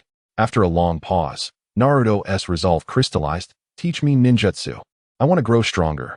Kakashi regarded Naruto's earnest gaze with warmth, a smile creeping onto his face. It's been far too long since we've held a proper training session, hasn't he? Strength is not merely about playing the ninja mobile game. It requires a capacity for change. Naruto clenched his fists with determination. And don't forget, Kakashi, you should have taught me Chidori by now. Sasuke interjected. Count me in. Sakura chimed in, stepping forward. The sight of the trio ignited a spark in Kakashi. How do I put this? I feel a fire igniting. Thus, Team 7 embarked on their training journey. On this day, the Konoha server saw many players absent, perhaps responding to a collective urgency. The third Hokage, aware of the village's somber mood, felt a bittersweet mix of helplessness and relief. Having accepted his fate the night he inherited the title from the second Hokage, he was prepared for sacrifice. In a way, his demise could inspire the village, making it a worthwhile sacrifice. Grandfather, prepare yourself. The door swung open to reveal Konohamaru, who charged in wielding a kunai, his face brimming with determination. The third Hokage, pleased to see such resolve, thought to himself, you've learned not to trip over your own feet. Smack. Konohamaru felt a fleeting blur before the kunai slipped from his grasp, only to find it in the hands of the third Hokage. You have lost again, Konohamaru, the third chuckled.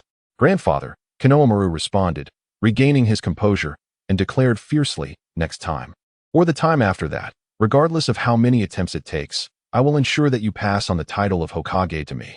I will not accept any other Hokage. Is that a hint for me not to perish? The third returned the kunai to Konohamaru, his tone turning serious. The title of Hokage is not something I intend to hand over to you personally. Konohamaru. Startled, Konohamaru questioned, why must I take it from you? The third's expression softened, radiating warmth. Are you not seeking to wrest the title of Hokage from me? Yes, indeed. I'll be waiting patiently in the Hokage office. Just you wait.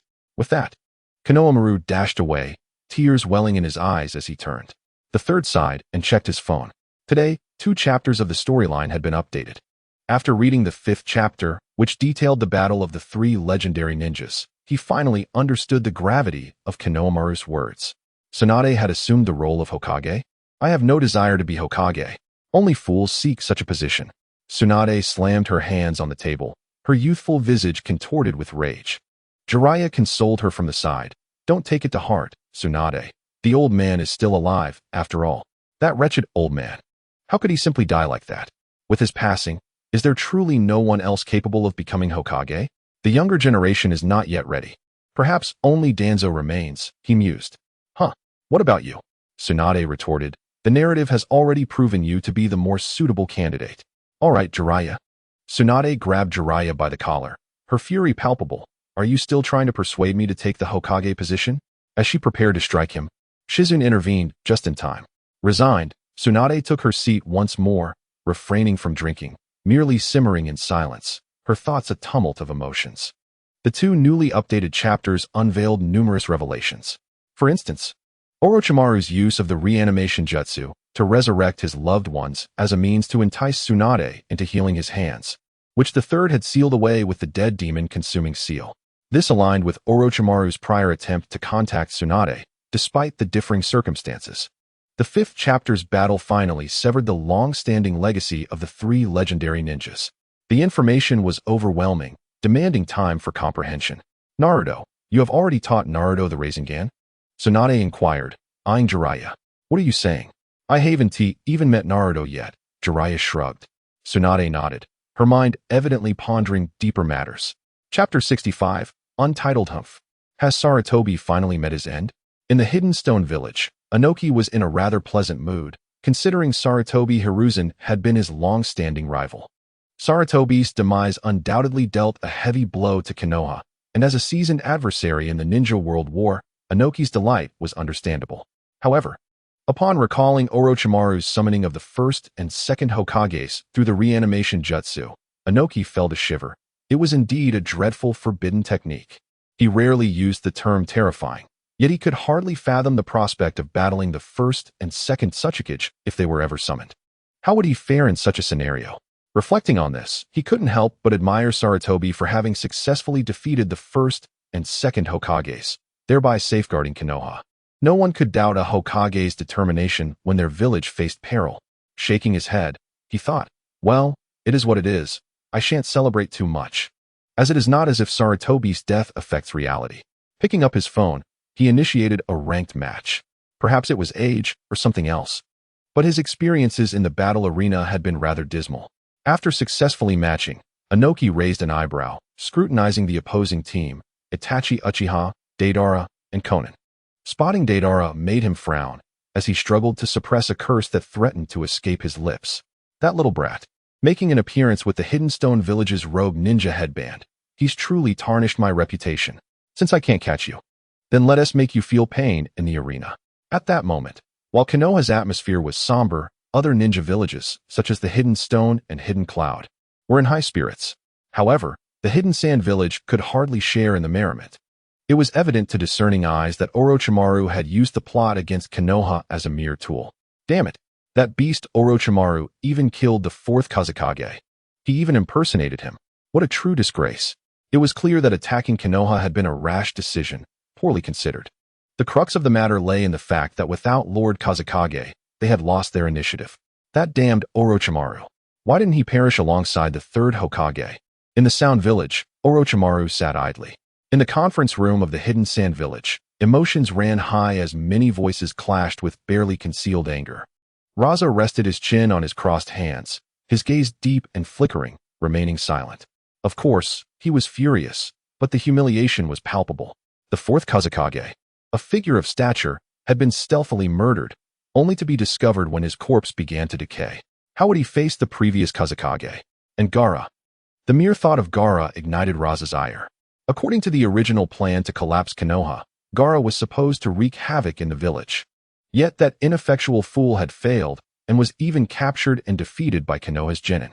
Clearly, Gaara had no value as a Jinchuriki. Will I also amount to that? At home, Gaara stared down at his phone.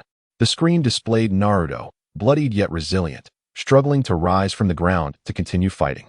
This incredible willpower and profound desire to protect his comrades was something he had never experienced. Perhaps this was a tale of his own. Thus, Gaara felt a heightened sense of immersion in the storyline. Gaara, father wishes to see you. Temari gently opened the door, her expression a complex blend of emotions. Gaara rose. As he passed by Temari, his older sister, he suddenly halted. Can I join the organization? What? Temari's eyes widened in disbelief. That organization included their father, the Kazekage, as well as several elite ninjas from the Hidden Sand. Despite the organization having existed for some time, Gaara had never expressed an interest in joining. completely disregarding its gameplay. Yet today, he had spoken up. This strange feeling, this deviation from his usual demeanor, seemed to stem from the changes brought about by the emergence of the ninja mobile game. Seeing Gaara's calm gaze fixed on her, Temari took a deep breath and replied earnestly, "I will speak with father about it." Gaara nodded and exited. Temari watched her younger brother's retreating figure, her expression shifting multiple times before settling into a resolute demeanor. Meanwhile, the Akatsuki members gathered once more, presumably out of boredom, as they convened to draw ninja after the version update. I just pulled 2 sets of Pain and 3 sets of Orochimaru, and 2 sets of Conan. Not too shabby, Haiden remarked to himself. What? Kakuzu's eyes widened in shock. After witnessing Haiden's 10 draws yielding a plethora of Orochimaru fragments, he couldn't help but suspect that Haiden had depleted the pool of fragments. After Haiden finished drawing, he looked up to see Kakuzu sitting far away. "Why are you so far, Kakuzu?" "Shut up." Kakuzu believed that the fragments from the draw were finite, and since Haiden had drawn them all, he thought it prudent to keep his distance. 110 draw yielded a set of Pain. That is all. Haiden, remember to pay me back for the money spent on gold coins. You'll have to earn your own money from now on. What? No, Kakuzu. Little Kakuzu. Do not be so cruel. Allow me to play with my ninja, shall we? It seems Kakuzu has not heard, as he dismisses Haiden's pleas and departs with a demeanor tinged with indifference. In truth, Haiden had recently procured coins for the ninja draw by borrowing from Kaku, who typically does not earn much and thus relies on loans for such indulgences. Consequently, he exaggeratedly promised to repay tenfold to secure a sum. Alas, Kakuzu has now cut off his funds. "Hey, Deidara, you are an artist. Surely, you have some money?" Haiden approached Deidara. I am but a fleeting artist. Do you think I sell clay figurines?" Deidara scoffed. "Come on, you must have coins on your account, right? Then your money would be useless," Haiden pressed. What about your coins?" "I spent them. I can't stand seeing them sit there. I spend whatever I earn." "Get lost." Haiden pivoted and sought out Sasori, who had just emerged from his puppet, his real body engrossed in his phone, his expression serious. Haiden stealthily approached, observing Sasori practicing with his own puppet. Sasori. Unlike Deidara, your eternal art must be valuable. Surely you can spare a puppet for me to sell? We can split the proceeds 50-50. No. How about 70-30 in my favor? Haiden suggested, his tone sweetened. Sasori slowly turned his head, casting a glance filled with emotionless malice at Haiden. Haiden felt a chill run down his spine, promptly leaping back several meters. Only when Sasori returned his attention to his phone did Haiden exhale in relief. Honestly, they keep claiming to be artists, yet neither can sell their work. What a pair of failed artists. Haiden muttered under his breath. In truth, he was not frightened. After all, he was not intimidated by pain. He merely sensed that Sasori might lash out at him. Was that fear? No, it was merely a precaution. Haiden surveyed the surroundings for his next target. Though it was an Akatsuki gathering, it was not a formal assembly, as Pain, Conan, Zetsu, and Kakuzu were absent. It seemed Itachi had also not arrived, but Kisame had. "Kisame, I wish to discuss something with you. Do not misunderstand. I am not here to borrow money." Chapter 66. Is someone from Akatsuki about to cry? Just kidding, someone is laughing. Ultimately, Haiden was unsuccessful in securing a loan. The Akatsuki organization lacked a fixed salary, only earning during missions as mercenaries, which provided meager compensation. Money was hard to come by. If they lent to Haiden, when would he ever repay? Even Kisame had declined. What a bunch of stingy misers. Is this what it means to be part of an organization? Haiden rubbed his forehead, feeling a headache coming on. As soon as he finished speaking, he turned to see Kakuzu returning after a brief absence. "Kakuzu, did you go to get money?" Haiden exclaimed with delight. "I knew you would." Kakuzu interrupted Haiden and called out to Sasori and Kisame, "Come over here." Haiden was puzzled, yet the two approached with grave expressions. Kakuzu's demeanor mirrored theirs. The three sat together on the ground, each producing their phones to reveal their respective screens. Haiden leaned in to see that all 3 screens displayed the training ground, showcasing their respective ninjas. "What is this? Showing off your ninjas? But you really do have coins. You bought them," Haiden said enviously as he sat beside them. "You've all played with them, right? Let me show you mine," Kakuzu said, controlling his ninja. The training ground featured Kakuzu's newly acquired ninja, Kakuzu, which he had purchased with coins. Skill 1 involved extending arms made of tentacles to grasp forward. Pulling the joystick upward allowed the arms to reach higher. Skill 2 hardened his skin into a defensive state, enabling him to counterattack with tentacle arms emerging from the ground. Skill 2 could also be activated to strike at targets. His ultimate move was the final shot of the Grievous Earth, a standard damage-dealing ultimate. Kakuzu's ninja was showcased. Is that it? Finished? Haiden thought to tease, but held his tongue due to his financial woes. As expected, Sasori understood. He slightly extended his phone, and the ninja, Sasori, mirrored his fingers' movements on the screen. Notably, Sasori was not an ordinary ninja but a puppet master controlling the third Kazekage's puppet in battle. He cared not for the implications of revealing this puppet. His concern lay with the ninja itself.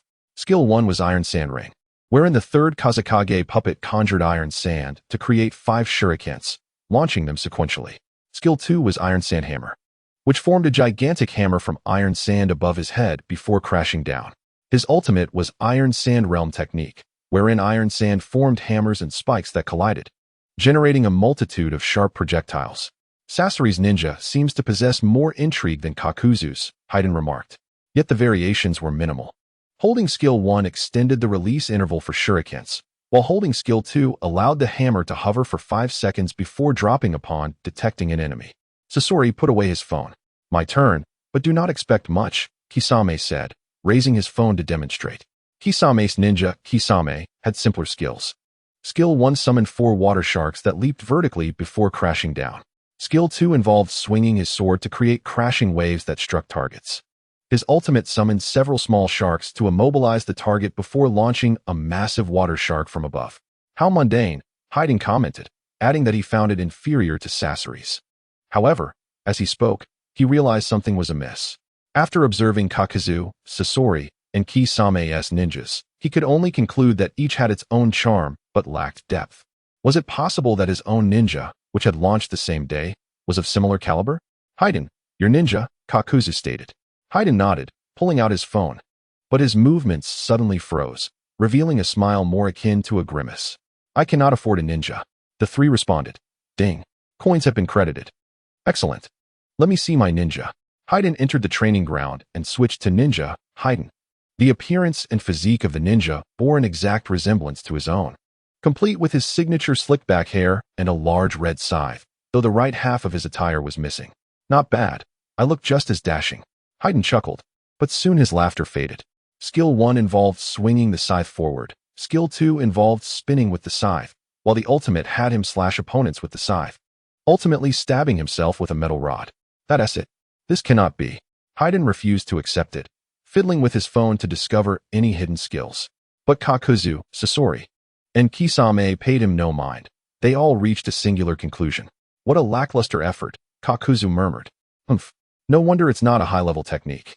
How could such a ninja be taken seriously? Sasori scoffed. Oh dear, they are incomparable to Itachi and the others. Kisame chuckled, his laughter lacking mirth. The ominous premonition had materialized. Their ninjas were mere background characters, lacking in both strength and craftsmanship. Whoever claimed that not being a high-level technique meant low strength was clearly mistaken. The Akatsuki was meant to dominate the battleground? Bah! Not only Sasori and Kakuzu, but even honest Kisame could not accept this. Being part of the same organization, who would feel inferior? Did they not measure up to Konan, Itachi, or Deidara, Orochimaru? Pain. They were true ninjas. Finally, Haiden set aside his phone and grasped his ever-present weapon, the bloodstained scythe of March. Kill him. Haiden's expression was devoid of emotion. Who? Pain. Kakuzu shot a sidelong glance. That host. Let us locate him without delay. If he refuses to comply, let him offer his life to the Dark Lord. Haiden seethed with murderous intent. Speaking of which, that individual has recently placed a bounty in the black market, which piqued the interest of Kakuzu. The host is no different from the guests, merely a tool drawn into the spotlight. Scorpion does not perceive a threat from the host to alter the ninja. He turns to Deidara, who is not far away. Deidara, how fares your ninja? This inquiry captures the attention of the other 3. Among the 4 elite ninjas, it is only natural for Deidara to select his signature ninja without a second thought. By the way, while they were studying ninjas, Deidara had already engaged in practical combat during the ranking matches, hadn't he? Oh, Scorpion. Deidara lifted his gaze towards them and then approached. The others noticed that he was simultaneously manipulating his phone, likely engaged in a fierce battle.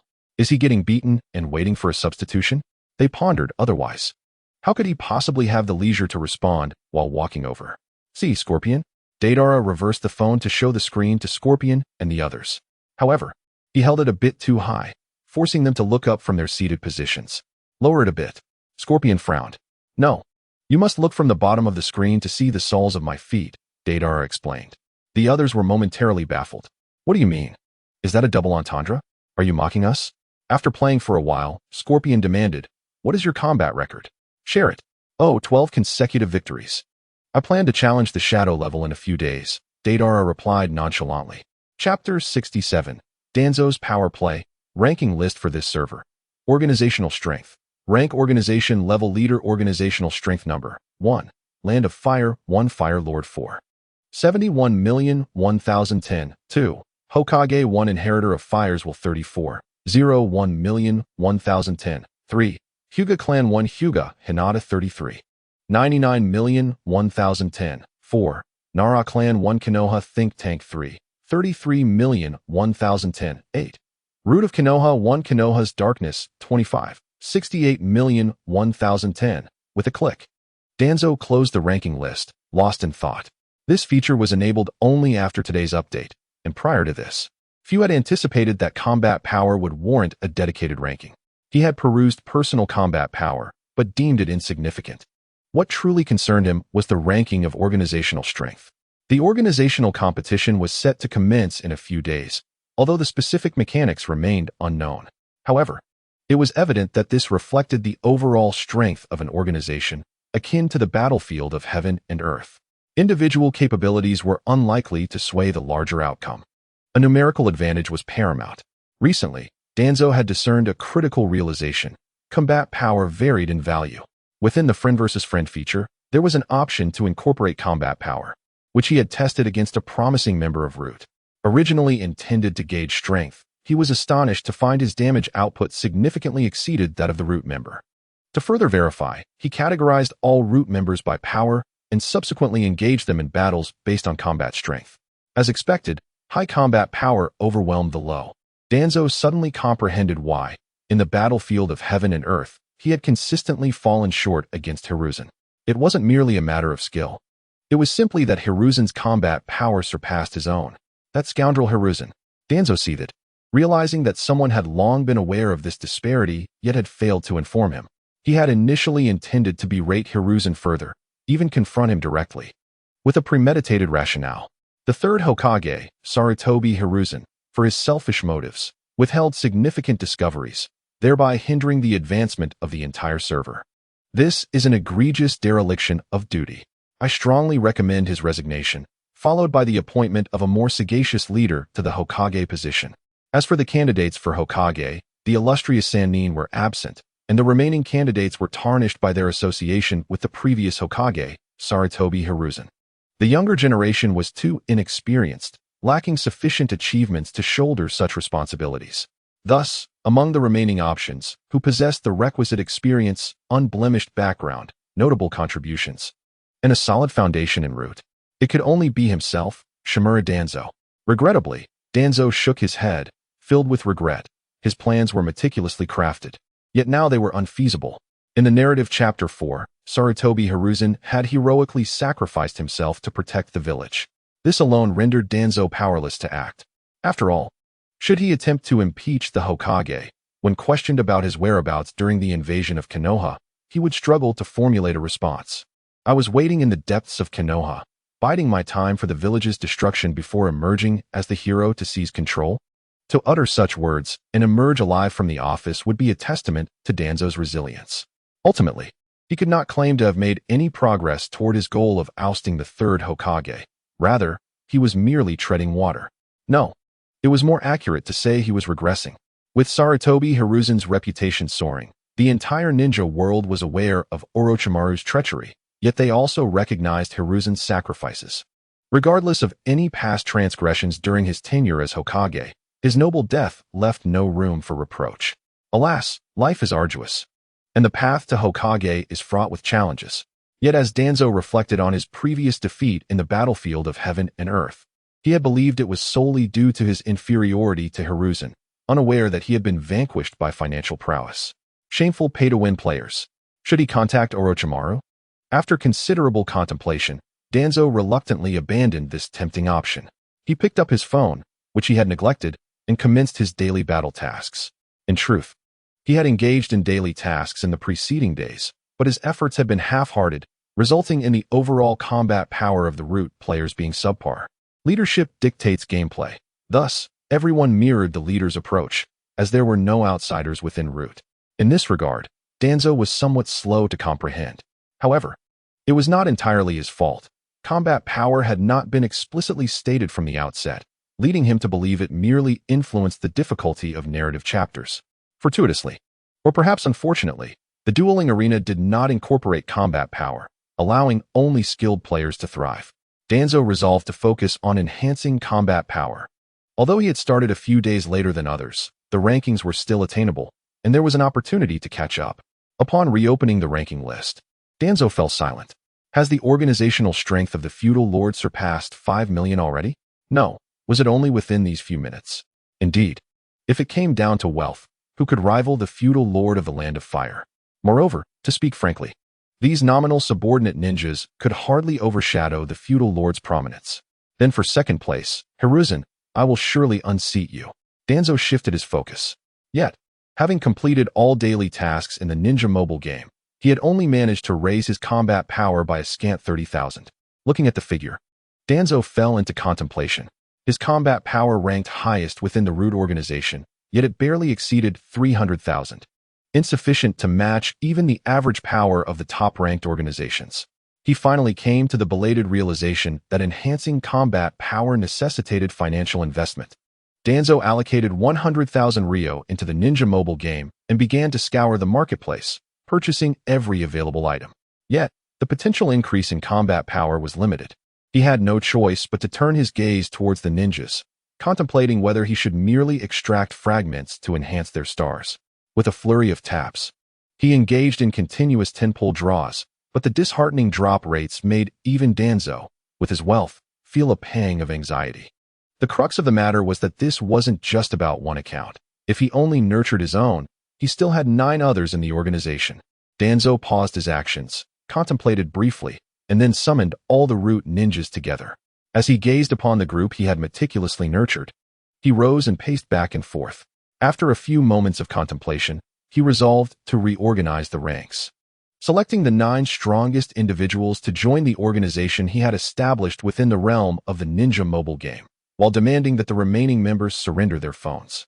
The Root ninjas exchanged puzzled glances, uncertain of Danzo's intentions, yet obediently designated the 9 individuals. These chosen few swiftly confiscated the devices from their peers, culminating in a pile of surrendered phones. Danzo surveyed the assembly, perceiving the confusion etched upon many masked faces. From this moment forth, you are prohibited from engaging with the ninja mobile game, and mobile devices are strictly off-limits. He proclaimed, your sole mission is to accept every commission. Whether within the village or beyond, I am indifferent to the source. As for finances, you are to employ every means possible to amass wealth. I care only for the results, as I require substantial funds. Now depart. The Root ninjas, having long since relinquished their humanity, executed commands without question, no matter how unreasonable. The previously bustling area was soon deserted, leaving only the selected 9 behind. Danzo resumed his seat, his gaze profound and contemplative. Indeed, this was his strategy, to sustain an organization of 10 through the might of the Root. Chapter 68. The battleground transformed. Ah, what a wretched occurrence. The Raikage seethed, his forehead pulsating with visible veins, while arcs of blue lightning flickered across his body. The secretary, Mabui, remained unperturbed as she summoned the station ninja team to remove the now dilapidated desk. Their movements were swift and efficient, replacing the broken furniture with a brand new one.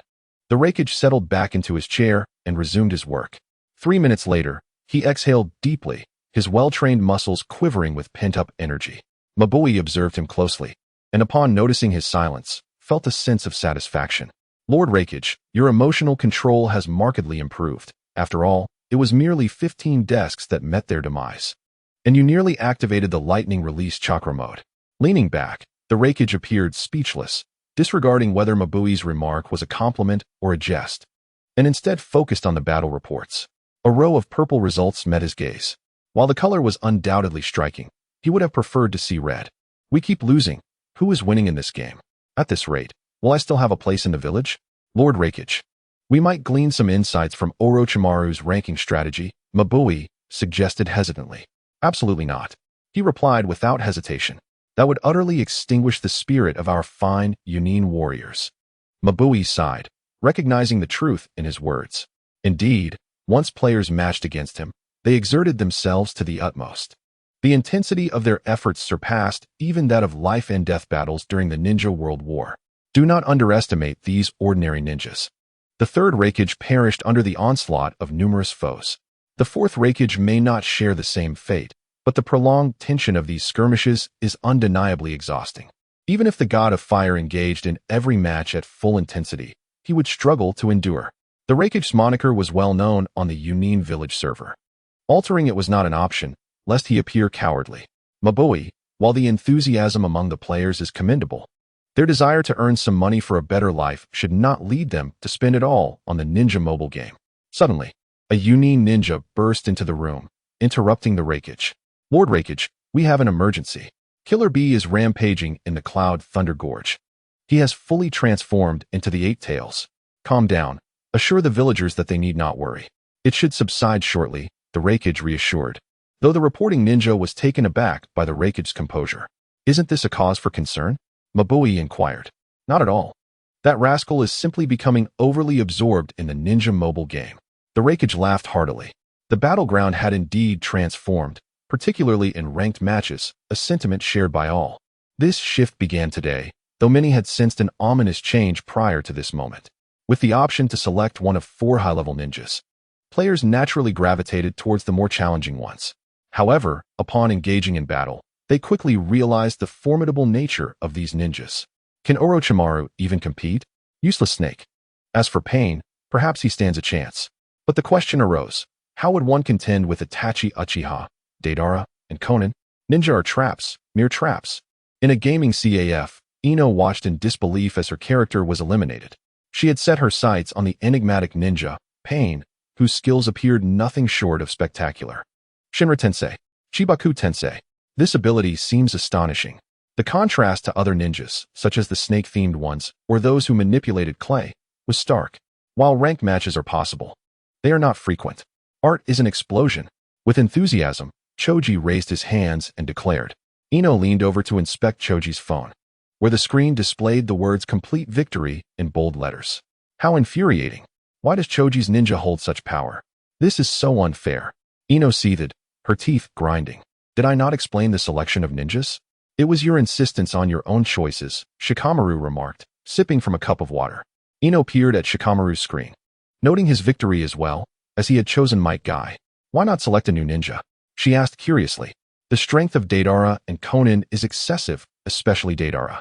If I lose in a civil war, that match would be forfeit, Shikamaru explained. Is that so? Aren't you a strong Umbu member? Ino teased. I am aware. But Choji pointed out that Deidara can fly off-screen, rendering him untouchable. This is no secret, as it merely requires holding down the skill button to achieve. Upon reflection, they recalled hints of this phenomenon during the intelligence briefing. Essentially, only Itachi's Amaterasu could reach him, prompting players of Deidara to exclude Itachi from their matches. Incorrect. There is also Rakage's Lightning Strike. A seasoned ninja approached and seated himself beside the trio. Asuma-sensei? Ah, our Team 10 seems fated to meet here unexpectedly, Asuma chuckled. You only entered upon seeing us outside, didn't you? Choji revealed. Asuma-sensei, you were supposed to rendezvous with Kurenai-sensei, right? I trust it went well? Ino jested. Kurenai is currently training her students in secret. Even I am unaware of the details, Asuma replied, somewhat exasperated. Indeed, the only technique capable of reaching Deidara is Rakage's Lightning Strike, Shikamaru noted, already practicing in the training grounds. Lightning Strike could indeed target flying foes, likely due to its descending nature. However, securing a secret technique to restrain a ninja remained a formidable challenge. Recognizing this truth, Shikamaru had opted to forego Deidara. Along with Konan and Itachi, Shinobu is among the few who can soar and confront ninjas, while Uchiha Itachi remains an ongoing dilemma. In contrast, Pain's Deva Path can contend with other ninjas. This is indeed the third version of the Three Kings. By the way, Shikamaru, have you yet to utilize your points? Asuma glanced at Shikamaru. I received 10 points from the Umbu, but it wouldn't hurt to give it a try, Shikamaru responded, accessing the points shop and casually purchasing a lottery ball. Suddenly, a flash of golden light appeared in the CAF, capturing the attention of those nearby, though it vanished almost instantly. Shikamaru felt a weight in his hand and looked down to see a black object with a label affixed to it. Upon closer inspection, he instinctively read aloud, Simulator? Chapter 69, can reach the top of the server puff. At the bar of the Cube Internet CAF, Gu Cheng nearly spluttered. What did he just witness? Shikamaru had remarkably drawn a simulator from the lottery ball. Wait, isn't this a ninja mobile game? Could it be that the power of the simulator transcends dimensions and influences the ninja world? Such strength. What is a simulator? At the nearby table, Dingji leaned closer to Shikamaru, curiosity etched on his face. Other patrons observed from a distance, respecting the boundaries of politeness. Clatter. Shikamaru placed the cool, oddly textured black object on the table. His fingers grazed the surface of the simulator, and the protrusions perfectly conformed to his touch. A keyboard. The term inexplicably surfaced in Shikamaru's mind, evidently the name of this device. He removed the paper hanging from the keyboard. The front read simulator, while the back contained usage instructions. What does it say? Ino, seated opposite, inquired anxiously. Connect it to a mobile device. And you can control the ninja mobile game using the keyboard, Dingji read aloud after deciphering the text. Oh, so it's a new way to play the ninja mobile game? Asuma expressed interest. Shikamaru noticed a groove at the top of the keyboard and placed his phone horizontally within it, which fit perfectly. Whoosh. The keyboard powered on. Dark rays of light flickering through the gaps between the keys. It seemed as if the device had come to life, the lights pulsing with a specific rhythm. Then, before the eyes of all present, the phone screen connected to the keyboard suddenly expanded, growing larger than the keyboard itself before stabilizing. Hey. Ino's eyes widened in astonishment. Do not be surprised, Ino. The phone inherently possesses a function to adapt to the size of the operator. Asuma reassured her with a pat on the head. Why? Even for accommodating different hand sizes, it shouldn't be that extreme, Ino replied, perplexed. I understand. It's designed for creatures like summoning beasts to utilize, Dingji remarked. What? So you mean to say that those I've been battling in the arena might not be human? No wonder I struggle, Ino exclaimed in dismay. Ignoring their commotion, Shikamaru drew the keyboard closer and adjusted its position. He placed his hands on the keys, straightened his back, and focused intently on the non-reflective screen before him. The enlarged screen indeed appeared more appealing. He nodded and pressed a key. The display instantly illuminated, revealing the Ninja Mobile Games page he had left open. At that moment, a pop-up appeared, detected that you were using a simulator. Would you like to manually adjust the key layout or continue with the default settings? Hey, what is it asking? Ino stood up and squeezed closer to Shikamaru. Naturally, it's about control, such as which key corresponds to the basic attack and which one unleashes skills. With so many keys, it's best to adjust them for comfort. Shikamaru explained as he began to make adjustments. There was a key layout combining up, down, left, and right, which he considered setting as movement keys. However, upon testing, he found it too far to the right, leaving a considerable empty space on the left. After careful examination, he focused on 4 keys. These are the default movement keys for the simulator. Upon placing his hands on them, he realized they were indeed the most suitable. The skill keys were more flexible. Shikamaru randomly selected a few, designating them for basic attack skills, secret techniques, and summoning, of course. Once he made the necessary adjustments, he entered the practice arena to test a ninja. The crisp sound of keystrokes filled the air, yet gradually, Shikamaru's expression turned serious. Ino and the others exchanged glances but shook their heads in confusion.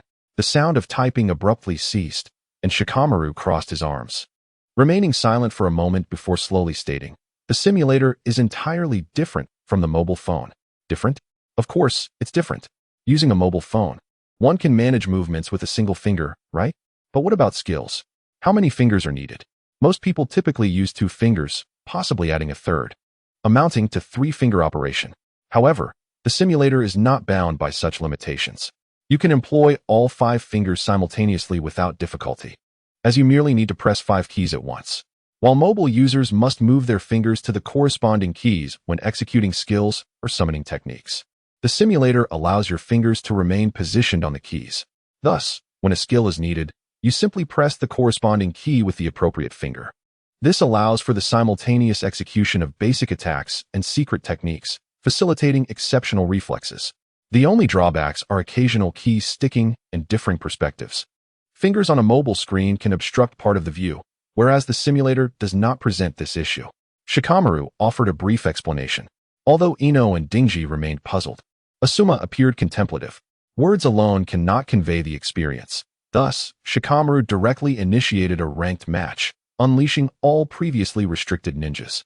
While selecting ninjas, he noticed that Uchiha Itachi had been banned by the opponent. After a moment's contemplation, he chose Kaku, equipped with the secret technique Lightning Strike, while opting for Asuma Sarutobi and Pain's Deva Path as his other two ninjas. Upon entering the game and observing the opponent's lineup, Ino gasped in shock. The first ninja on the opposing team was, as expected, Deidara. However, the remaining two ninjas seemed randomly selected and were not particularly powerful. Such scenarios are not uncommon. Some players prefer to bring Deidara, while carelessly selecting their second and third ninjas. It appears to place the entire outcome on the first position, seemingly testing skill. But in reality, it relies entirely on Deidara's strength for showmanship. The battle commenced. Shikamaru maneuvered Kakazu boldly toward the opponent. The opponent was likely startled by his audacity and swiftly launched a clay bird. This was Deidara's second skill, a common opening move among most Deidara players. As long as the bird is thrown at the start, regardless of its accuracy, the player can proceed to haphazardly unleash skills, and victory is almost assured. Bang! Just before the bird reached Kakazu's face, he opened his shield and absorbed Deidara's attack. Furthermore, he crouched down, thrusting his arm from the ground and directly launching Deidara into the air. Kakazu's second skill is triggered upon receiving damage, officially termed a counterattack. Shikamaru elucidated while advancing to strike Deidara. While executing basic attacks, his other finger rested on the secret technique key, prepared for action. You planned to use a substitute and unleash your first skill, then soar, didn't you? Shikamaru had already anticipated the opponent's strategy, and indeed, it unfolded accordingly. As Deidara was struck by Shikamaru's lightning strike, a frantic expression appeared beneath the avatar. Shikamaru remained expressionless, inwardly reflecting. Regrettably, I find myself wielding the likes of Guy and Raiden, which renders my ascent virtually impossible. Unsurprisingly, this match was won by Shikamaru, though, to be fair, he did not truly showcase the simulator's divine prowess. In subsequent rounds, he effortlessly evaded all of his opponent's attacks with fluid movements. Up, down, left, right. His erratic maneuvers causing onlookers to feel a chill run down their spines, drenched in perspiration. Shikamaru's movements were remarkably precise, gliding seamlessly as if choreographed. While it may sound simple, mastering such skills is anything but easy. His reflexes appeared to have heightened as he executed his abilities with pinpoint accuracy in an open field. After securing several consecutive victories in ranked matches, Shikamaru casually adjusted his fingers, wearing an expression of nonchalance. If the simulator and mobile devices did not have separate matchmaking, I could claim the title of the top player across the server. Chapter 70. The Prelude to the Tournament Goodbye. Jiraiya-sensei, gazing at the familiar visage on the ultimate jutsu chart, Jiraiya fell into a long silence before finally affirming a truth. Whether Pain's Deva Path was Nagato or Yahiko, one thing was certain, he was indeed a student of his. Suddenly, beneath his opponent's avatar, emoticons of head pats appeared, followed by a flurry of laughing and crying emojis, along with splashing water symbols. Jiraiya chuckled wryly. Although the opponent who triumphed over him was not his student, it felt as though he was being mocked by them. Of course, it could be Yahiko. Nagato was unlikely to deride anyone. Conan, what transpired during these years? Jiraiya lifted the cup from the table and, without a glance, downed its contents in one swift motion. He rose, straightened his attire, and ensured he had not forgotten anything. Are you certain you wish to return? Tsunade inquired, raising an eyebrow, her tone laden with uncertainty. Indeed, it has been far too long, Jiraiya replied, casting a glance at Tsunade seated across from him, offering a gentle smile. Perhaps you could accompany me. Enough of that. Given the current circumstances, returning would undoubtedly lead to entrapment. Tsunade dismissed with a wave of her hand. Very well. I shall take my leave. With no further words, Jiraiya nodded in farewell and turned to depart. Only Tsunade remained at the table, pouring herself another cup from the jug and drinking in solitude. Her gaze wandered, seemingly lost in thought. Quickly, quickly. The organization is almost at full capacity. If we delay, we may miss our chance. Wait for me. On a bustling street, two children sprinted breathlessly, each clutching a mobile device. Bystanders paid them little mind. After all, this was the norm since the last organizational establishment. Aspiring to join a reputable organization was fraught with difficulty, and as time passed, even those initially deemed inferior might find themselves unable to gain entry. Beside the road, two individuals observed the children dash past, each displaying a distinctly different expression. Are they starting the organizational gameplay anew? How absurd it is to require a group for a mere game. Are they truly unfortunate souls without friends? The tall, masked man scoffed, while his companion, possessing an androgynous beauty, held an entirely different perspective. How wonderful it is. Even in urgent times, they remain steadfast together. Zabuza cast a sidelong glance at Haku, whose hopeful expression seemed to resonate deeply. Is this truly an emergency? It's merely an organization. If one is full, we can simply find another. What are you saying, Zabuza? What if all available organizations are at capacity? Wouldn't that make us pitifully unwanted? Haku's tone was earnest. Zabuza merely huffed, though he refrained from arguing further. Very well, if you wish to avoid becoming that desolate figure, then let us seek a destination. Zabuza affectionately ruffled Haku's hair. All right, Zabuza-sensei, Haku smiled, taking Zabuza's hand as they set off in search of a place. The two remained inseparable from the very beginning. What a pity. In the end, they still rejected us.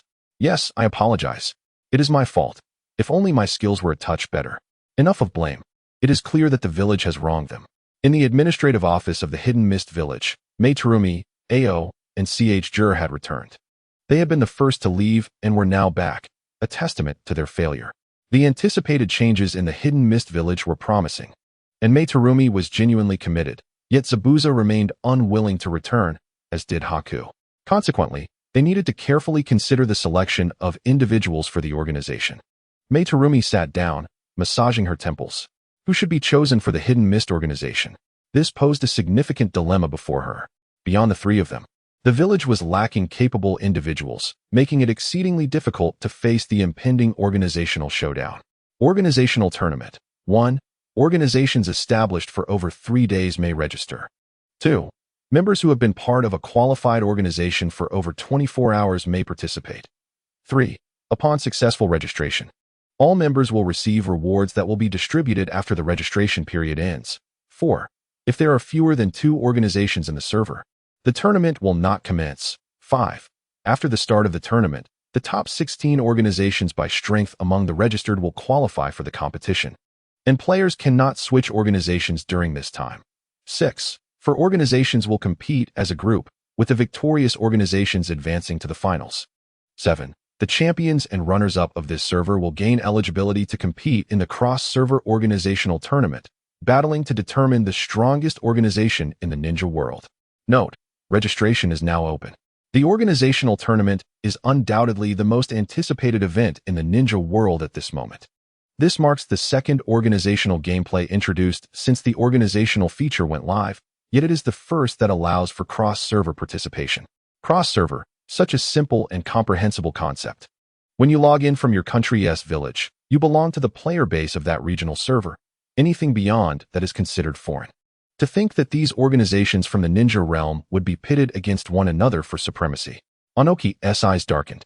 This event was grander than he had initially imagined, in both scale and scope, perhaps even surpassing the previous Great Ninja Wars. Though the official start date and rewards remained unannounced, no one could dismiss its significance. The victor of the organizational tournament within this server would represent their server in battles against organizations from other servers, ultimately striving for a singular champion. Just contemplating this ignites a surge of excitement. In many ways, this transcends mere organizational gameplay. It reflects the surface strength of the various ninja villages across the servers. If you lose here, no words can amend that. Everyone will recognize the outcome. In other words, this is a battle that must not be lost. Onoki set his phone down, his aged features twitching before slowly morphing into a smile. How splendid. Nothing could rival this. What is worth fought over? Beyond territory, the pursuit of fame is paramount. The entire ninja realm will be watching, making this the perfect occasion to ascend atop the vanquished. The previous great ninja wars brought some gains to a Wagakure, yet Onoki remained unsatisfied, having paid a hefty price without reaping the anticipated rewards. No one would find contentment in such a fate. However, the complexities of the ninja world in recent years have rendered conflict improbable. But now? Is this not an opportunity laid before him? Or could it be that this was the true purpose behind the emergence of the ninja mobile game? Onoki was uncertain. He only knew one thing. The ninja mobile game organizational tournament? No. The Great Ninja War is reigniting right here. Chapter 71. Organizational Integration. Everyone. This is the situation. In the Hokage's office, a profound silence enveloped the room following the third Hokage's words. Unlike usual, a considerable gathering of notable figures from the village had assembled. For instance, the village's higher-ups, the leaders of various ninja clans, and renowned ninjas gathered here, summoned by the third Hokage due to a confidential report. It was unexpected that a Wagakure would orchestrate such a grand scheme. Indeed, it appears that the Tsuchikage is employing his true strength. Nara Shikaku reflected, standing nearby. There was no choice. This was in preparation for the impending competition that would sweep through the ninja world, sighed Kimichi Choza. Rumors abound that this is a new ninja world war. Kakashi chuckled lightly. So what does Lord Hokage require of us? Yamanaka and Noichi inquired directly, echoing the thoughts of everyone present. However, many astute individuals had already discerned the situation. As the saying goes, a glimpse through a tube reveals a fragment. The Wagakure is indeed making significant moves, seemingly with no intention of concealing their plans. Not only Konoha, but other ninja villages have also received the news. After all, none can claim innocence. Without a few spies, one would hardly sleep soundly. Unless the circumstances are extraordinarily unique and exclusionary, it is implausible for information to remain entirely contained. It is said that Noki is meticulously selecting and reorganizing the entire Iwagakure structure after thorough assessments. For what purpose? One need only think about it. The Tsuchikage is consolidating power, essentially determining the champions of Iwagakure's internal competition ahead of time, remarked Yamanaka Ino. Such audacity from that esteemed individual. An act that is bound to offend many. Inuzuka Kiba licked his lips. From what is currently known, Iwagakure's ninjas are indeed proactive during the selection process. Perhaps there is a sense of imbalance for those who do not succeed, yet Noki manages to keep them in check, Mito Minyen stated earnestly. Truly remarkable. To single-handedly dictate the outcomes of victory and defeat, thought Nara Shikamaru gravely. That is the optimal strategy. As long as the strongest are assured victory, it suffices. Danzo scoffed, glancing at the third Hokage. The third furrowed his brow slightly, aware that Danzo was hinting at him. Yet Naki's methods are ill-suited for Konoha. What has Noki done? In essence, he has studied the organization members of a Wagakure and categorized them based on strength and combat capability. Those with superior overall strength are grouped together, thereby establishing two of the strongest factions. If not for this, the typical course of events would involve a competition where everyone participates, and the victors advance. However, Noki believes this method is too reliant on luck and prone to internal strife. Instead, he opts to select the most formidable individuals and directly arrange the champions of his faction. If chosen, one is guaranteed victory, as their faction's opponents will forfeit, allowing them to advance effortlessly to the inter-faction competition. This is also to avoid attrition. After all, engaging in consecutive battles can be mentally exhausting. Is this fair? It seems rather unjust. Those selected are elated, while those overlooked have essentially lost even before participating, with no sense of involvement whatsoever. Though those lacking skill would likely lose regardless, the experience of execution is entirely different. But is it truly unfair? Through this method, Noki eliminates all uncertainty, ensuring the selection of two factions composed of the strongest personnel. In other words, the focus is solely on skill. Those lacking talent are dismissed, while those excelling receive affirmation. All personnel are personally chosen by Noki. Rumor has it that he has even placed himself among Iwagakure's vast pool of ninjas, prepared to eliminate anyone stronger than himself. Of course, whether he might exploit this for personal gain or employ underhanded tactics remains uncertain.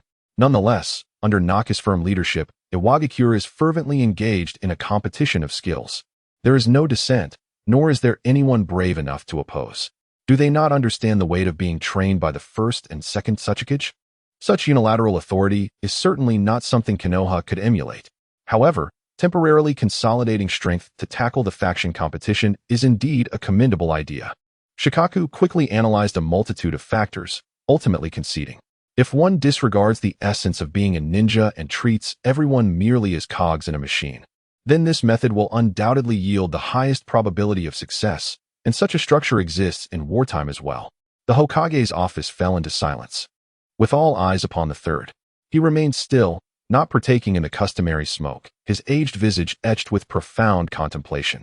It seemed he was still pondering, while Danzo harbored discontent at the third's hesitance during this crucial moment. If they could consolidate the village's ninjas, it would be an opportune moment to select some promising candidates for the route. Hisashi, I propose we entirely disregard ninja identities and rigorously evaluate based on skill and combat prowess to select 2 factions. Upon Danzo's proclamation, several attendees paled, most of whom bore the weight of their family names. Did this not imply a withdrawal from the established clan hierarchy, transforming them into free agents directly governed by the village? Shikaku, you are Konoha's strategist. What is your perspective? Nara Shikamaru, unusually, did not immediately endorse Danzo, but sought Shikaku's opinion. If victory is the sole objective, Shikaku replied succinctly. Indeed, if nothing else is considered, solely victory, then it is certainly feasible. The third Hokage lowered his gaze, inexplicably gripped by a sense of foreboding, as though he could not divert his attention from the impending faction competition. Given that this involves a grand conflict across the entire ninja world, the absence of clearly defined rewards thus far seems to indicate its significance. After a moment of deliberation, the third resolved firmly, let the village operate in a wartime capacity. Ninjas shall voluntarily enlist, striving to ensure selections are based solely on strength. Hisashi, Danzo exclaimed, exasperated. Initially, he had felt a glimmer of hope that the third had come to a realization, only to find him unchanged. Danzo, lead your Umbu well. The third Hokage cast a casual glance at Danzo, who clenched his teeth and was compelled to silence himself. The route, ostensibly a subdivision of the Umbu, is managed by Danzo as its leader. Although it is a consolidation of strength, there is no need for excessive formality. All must contribute and cooperate, aiming for ultimate victory. Yes, the clan leaders and ninjas from the Nara, Yamanaka, and Hyuga families responded in unison to the Hokage's command. Among them, Hyuga Hayashi remained silent until the end, finally expressing his compliance with the Hokage's directives. Suddenly, someone recalled something and, glancing around, scratched their head and said, "Did not Lord Jiraiya return to the village?" Chapter 72.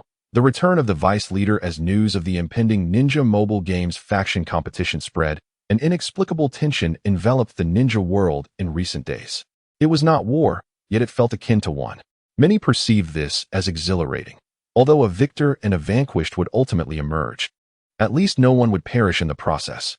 With rewards still shrouded in mystery, everyone was eager to prepare for the upcoming challenge.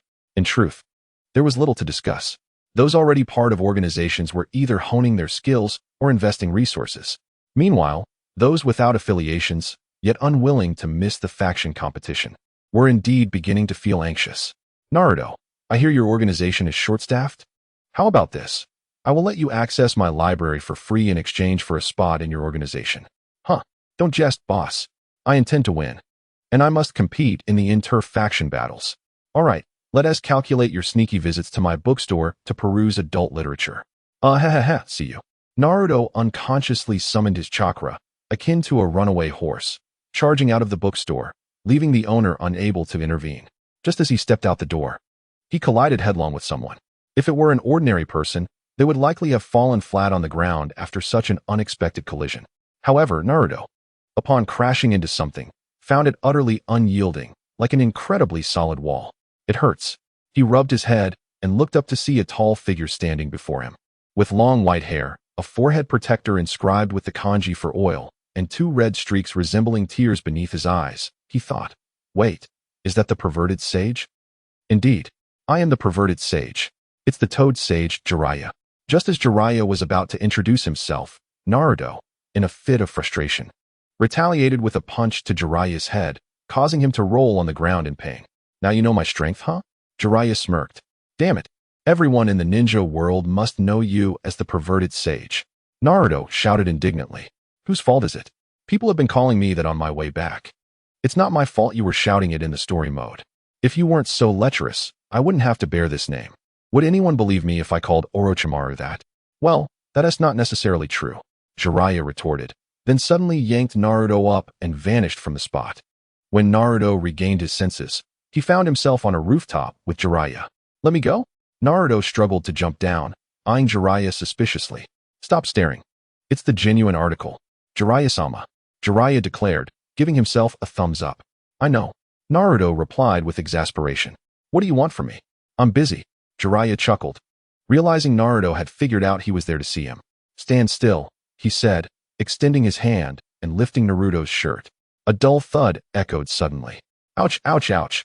Jiraiya cried out, clutching his eyes and collapsing to the ground. Hey, don't just talk to yourself. Naruto retracted his fist from Jiraiya's eyes and adjusted his disheveled clothing. You fool. I was checking the seal of the Nine Tails. Jiraiya sprang up, shouting in exasperation. I told you not to talk to yourself. You should say what you mean. Naruto shouted back. The two glared at each other, their eyes wide, each firmly fixed on the other. Although they had already become master and disciple in the story, this was their first encounter in reality, and it was anything but friendly. After a moment, Naruto huffed and turned to leave, but Jiraiya, feeling a headache coming on, had no choice but to grab him. All right, Naruto. The third Hokage mentioned that the Nine Tails chakra has been unstable lately and has leaked several times. Have you experienced anything like that? Jiraiya asked seriously. I don't know. I haven't felt anything. Seeing Naruto's calm demeanor, Jiraiya's heart stirred. But he chose not to press the matter further. He suddenly burst into laughter. I seem to have heard from the villagers that your organization is short on members. Your popularity is quite low. My organization doesn't need you, Naruto scoffed, casting a sidelong glance. Ugh, Jiraiya could no longer laugh, surprised that Naruto had seen through his thoughts. But Naruto, this time the game rules are different. Your organization might not even make it past the group stage. Don't joke around. Our Team 7 is filled with experts. Only Sasuke is a bit lacking. Naruto crossed his arms confidently. Jiraiya ignored Naruto's bravado and continued. Konoha currently has over 100 organizations, but only the top 16 in combat strength can participate. Where do you rank, Uzumaki Naruto? Naruto's expression soured, and a bead of cold sweat trickled down.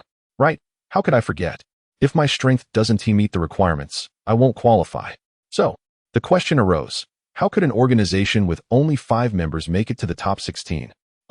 Invincible Sage, Naruto rubbed his hands together sheepishly. Our organization has been in need of a vice leader. Haha.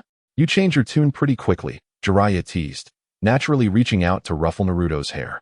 Naruto did not resist or protest. In the current ninja world, due to the ninja mobile game, most people despised being patted on the head unless it was from their parents. However, despite his intentions to recruit Jiraiya, Naruto didn't mind it. After all, few people were willing to pat his head. Naruto, what were you doing at the bookstore earlier? Studying? Jiraiya asked casually. Naruto's expression shifted, and he sighed. Due to the influence of the ninja mobile game's storyline, Team 7 now spent part of their daily training time training. They needed to focus during training, leaving no time for distractions. After training, when it was time to rest, Naruto would worry again, thinking, we have so few members. With just Team 7 and Sasuke's mom. That makes only 5 of us. Don't casually include my mom. She might not always be there to play, Sasuke said coolly. Sasuke, not only are you not helping to recruit people, but you're also throwing shade. Be careful, I'll tell Aunt Mikoto on you. Naruto shouted. What? You brat. Sasuke exclaimed, and the two began to bicker. After a while, Kakashi intervened, saying, you two go recruit people now. Whoever brings in the most will get a special treat. So you went to that bookstore just to recruit people? Why did you refuse the owner? Jiraiya inquired. Even if we're short on members, I can't just take anyone. Besides, I was just passing by. I went to my usual bookstore to test my training results, Naruto explained. What do you mean? Forget it. I'll demonstrate, Naruto said, crossing his hands to form a seal. A cloud of white smoke erupted, revealing a graceful figure swaying within. As the mist cleared, a young girl with golden hair and twin ponytails emerged, her smooth skin glistening. Jiraiya's eyes widened in astonishment, his mind momentarily blank. The next moment, blood spurted from his nose like 2 arrows, propelling him away. Bang! Naruto released the transformation jutsu, returning to normal. He looked up at the figure flying away and waved, shouting, "Hey, where are you going? You haven't agreed to anything yet." "And no problem," Jiraiya's voice, now fading like a shooting star, echoed back. "This vice leader position is mine for the taking." Chapter 73. Rewards and Preparations. The rewards for the organizational competition have finally been announced. Even though people had anticipated it, the scale of this event and the number of participants were unprecedented. Yet, no one expected the rewards for the organizational competition to be this generous.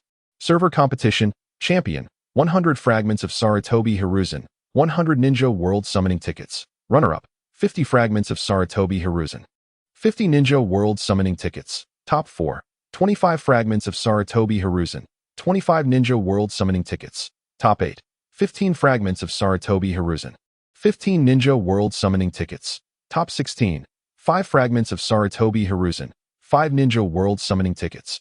Participation reward, 1 fragment of Sarutobi Hiruzen, 1 Ninja World Summoning Ticket. The champion of this server can directly acquire a complete card of a ninja, making many players with only one ninja envious. After all, Ninja World Summoning Tickets are hard to come by, and their only ninja was drawn from a high-level selection, which is not as strong as the high-level options. As for the ninja in question, naturally, no one knew ahead of time. They only knew one thing. The third Hokage, Sarutobi Hiruzen, was undoubtedly a ninja.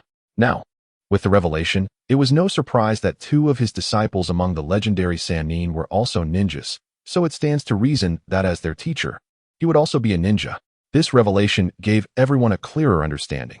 As the leaders of various ninja villages, the rankings of the Kage were also ninjas, albeit with some unique channels for obtaining them. Although the specific skills of Sarutobi Hizashi remain unknown at this moment, anticipation abounds among the community. Moving forward, if the rewards within this server merely provoke envy, then the cross-server rewards are sufficient to drive everyone into a frenzy. Cross-server competition, champion, resource card 3, revival card 1, runner-up, resource card 2, top 4, resource card 1, top 8, 1,000 point coupons, top 16, 500 point coupons, top 32, 100 point coupons. All members of the champion server, Lottery Ball 1 revival cards have arrived. Aside from purchasing in the point coupon mall, a second avenue for acquisition has finally emerged. The most crucial aspect is that the revival card from the point coupon mall requires an evaluation of the revived individual's worth, resulting in varying costs in point coupons.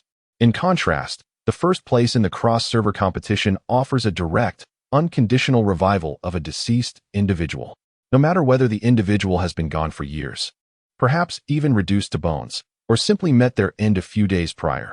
The revival card can fulfill your desires.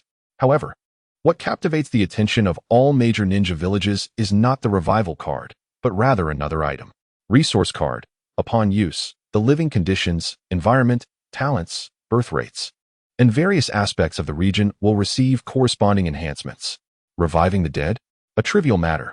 Behold this marvel. This is what true power embodies. This is the ultimate force capable of altering the very essence of a nation. Is regional environment significant? Just ask Sunagakure.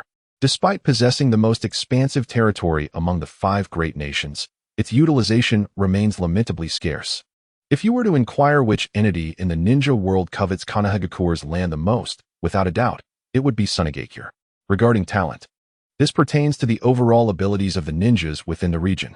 This can be enhanced. It is akin to a complete transformation of a ninja from the inside out. Those who have purchased attribute points in the point coupon mall may grasp this notion. Attribute points randomly enhances one ability of a ninja's entire being. However, attribute points only affect the individual and are unilateral, whereas the enhancement from the resource card encompasses the entire region. One can hardly fathom the extent of this extraordinary power. Merely exclaiming in awe suffices. In summary, the rewards of the ninja world's great battle, or rather, the organizational competition, serve to ignite an already fervent atmosphere once more. Things are getting interesting. Orochimaru, after watching the competition rewards multiple times, sat in contemplation. Undoubtedly, he must participate, as it is within the ninja world that the Sound Ninja Village has already secured a victory in the servers. The reasons are well understood. Orochimaru indeed has his own organization, though he often delegates responsibilities to Kabuto. Speaking of Kabuto, his undercover identity has been revealed in the storyline dungeon, and he relishes the tranquility, no longer needing to return to Konohagakure. Lord Orochimaru, the first and second organizations have been allocated, Kabuto reported as he entered. Distribute the funds to them, allowing them to enhance their combat power, and you shall instruct them on cost-effectiveness. Orochimaru nodded in agreement. Understood, Kabuto replied, continuing, Lord Orochimaru. There have been numerous foreign ninjas appearing around the Sound Ninja village. Orochimaru smiled. They must be here for reconnaissance. This was within his expectations, as the storyline dungeon had also revealed that the Sound Ninja village was indeed established by Orochimaru. However, as other villages have turned their attention to the organizational competition, they are merely sending small teams of ninjas. Perhaps, once the competition concludes, the situation here may become precarious, especially since Orochimaru is viewed as a thorn in the side by both Konohagakure and the Akatsuki. Yet, who can predict the events that will unfold? Kabuto, meticulous in his work, handed a personnel list to Orochimaru, who scanned it and suddenly smirked. Sound 1 consists of Orochimaru, Kimimaro, Gitmaru, Doyu, Zeikon, and Jirbi. Sound 2 includes Tsuzen, Sakuchi, Kintetsu, and Kabuto. These individuals can be considered the more formidable members of the Sound Ninja village, though in terms of foundation, they cannot compare to the long-established, great ninja villages. Nevertheless, these are the very individuals Orochimaru has personally nurtured. The latter ones are still somewhat lacking, Orochimaru remarked. Seemingly in contemplation, Kabuto understood and suggested, should we incorporate Go and Suigetsu into the team as well? Orochimaru set the list down without a word, picking up his phone instead, which displayed a new announcement regarding the organizational competition. The inaugural organizational competition will commence on. The server competition will begin at noon 12 days from now, with the finals taking place the following evening at 9. The cross-server competition will commence 10 days later at night, with the final results determined by noon the following day. Detailed rules for the competition are as follows. There is still time, but not much. Overall, it is indeed a significant event, both in terms of rewards and preparation time. Past high-stakes intelligence meetings, battlefield confrontations, and other updates commenced with little notice, leaving no room for extended preparation. This underscores their earnest approach, despite the fact that they remain oblivious to who is orchestrating the competition behind the scenes. After reviewing the details of the competition from beginning to end, Orochimaru scrolled back to the top to peruse it once more. Moments later, he abruptly uttered, Kabuto, place me on the same team as you. Chapter 74. Various forces in preparation within this server. The 16 organizations will be divided into groups of 4 for the preliminary rounds, with organizations randomly assigned to compete for advancement to the finals. The organizations that reach the finals will comprise the top 4, with the champion and runner-up organizations eligible to advance to the cross-server competition. The structure of the cross-server competition closely mirrors that of the server competition, albeit with a slight delay. Shikamaru carefully reviewed the competition rules, forming a general impression in his mind. Should combat power be factored in, those with higher strength in this regard will have a significant advantage. However, it cannot be said that skill plays no role. Currently, the disparity in combat power among players is not vast, primarily because few have consciously sought to enhance their strength. Naturally, everyone is now busy boosting their power, with even the teams operating at triple capacity. Given the minimal disparity, there remains room for catch-up. Isn't that the best scenario? I was initially worried about falling behind others. Naruto beamed with delight. Shikamaru shot him a glance. But the 16 organizations participating in this server are subject to change at any moment. The competition for pre-match slots will undoubtedly be a protracted tug-of-war. Naruto's smile faltered, as he began to comprehend the implications. Due to the small differences, with everyone earnestly enhancing their combat power, stabilizing their rankings will not be an easy task. Let us get straight to the point. The combat power of players on the leaderboard is already rising rapidly, Sasuke remarked, arms crossed, leaning against the wall. Indeed. You are right, Sasuke. Ino chimed in, smiling as she leaned closer to Sasuke, only to turn and shout fiercely at Shikamaru, hurry up and think of a solution. A bead of cold sweat trickled down Shikamaru's forehead. Ino, step away from Sasuke. Sakura exclaimed, tugging Ino away. Huh, why should I do that? Mind your own business. Wide forehead, Ino retorted stubbornly. Thus, this pair of feuding friends began to bicker publicly, completely oblivious to Sasuke's gradually exasperated expression. Hey, I didn't gather you here to argue. Naruto thumped the table, expressing his discontent. Well, regardless, this is a group activity. We must discuss it together. Choji said kindly. Naruto, would you like some chips? Oh, sure, Choji. Naruto replied, sitting beside Choji as they shared chips, laughing and chatting. Shikamaru felt overwhelmed by the chaos. What is that old man thinking? He pondered, feeling quite disgruntled, as he had originally intended to handle things casually. After all, it is evident that this organizational competition will not be confined to individual prowess, but rather be a contest between nations. The rewards reflect this notion as well. Therefore, Shikamaru had intended to take a back seat.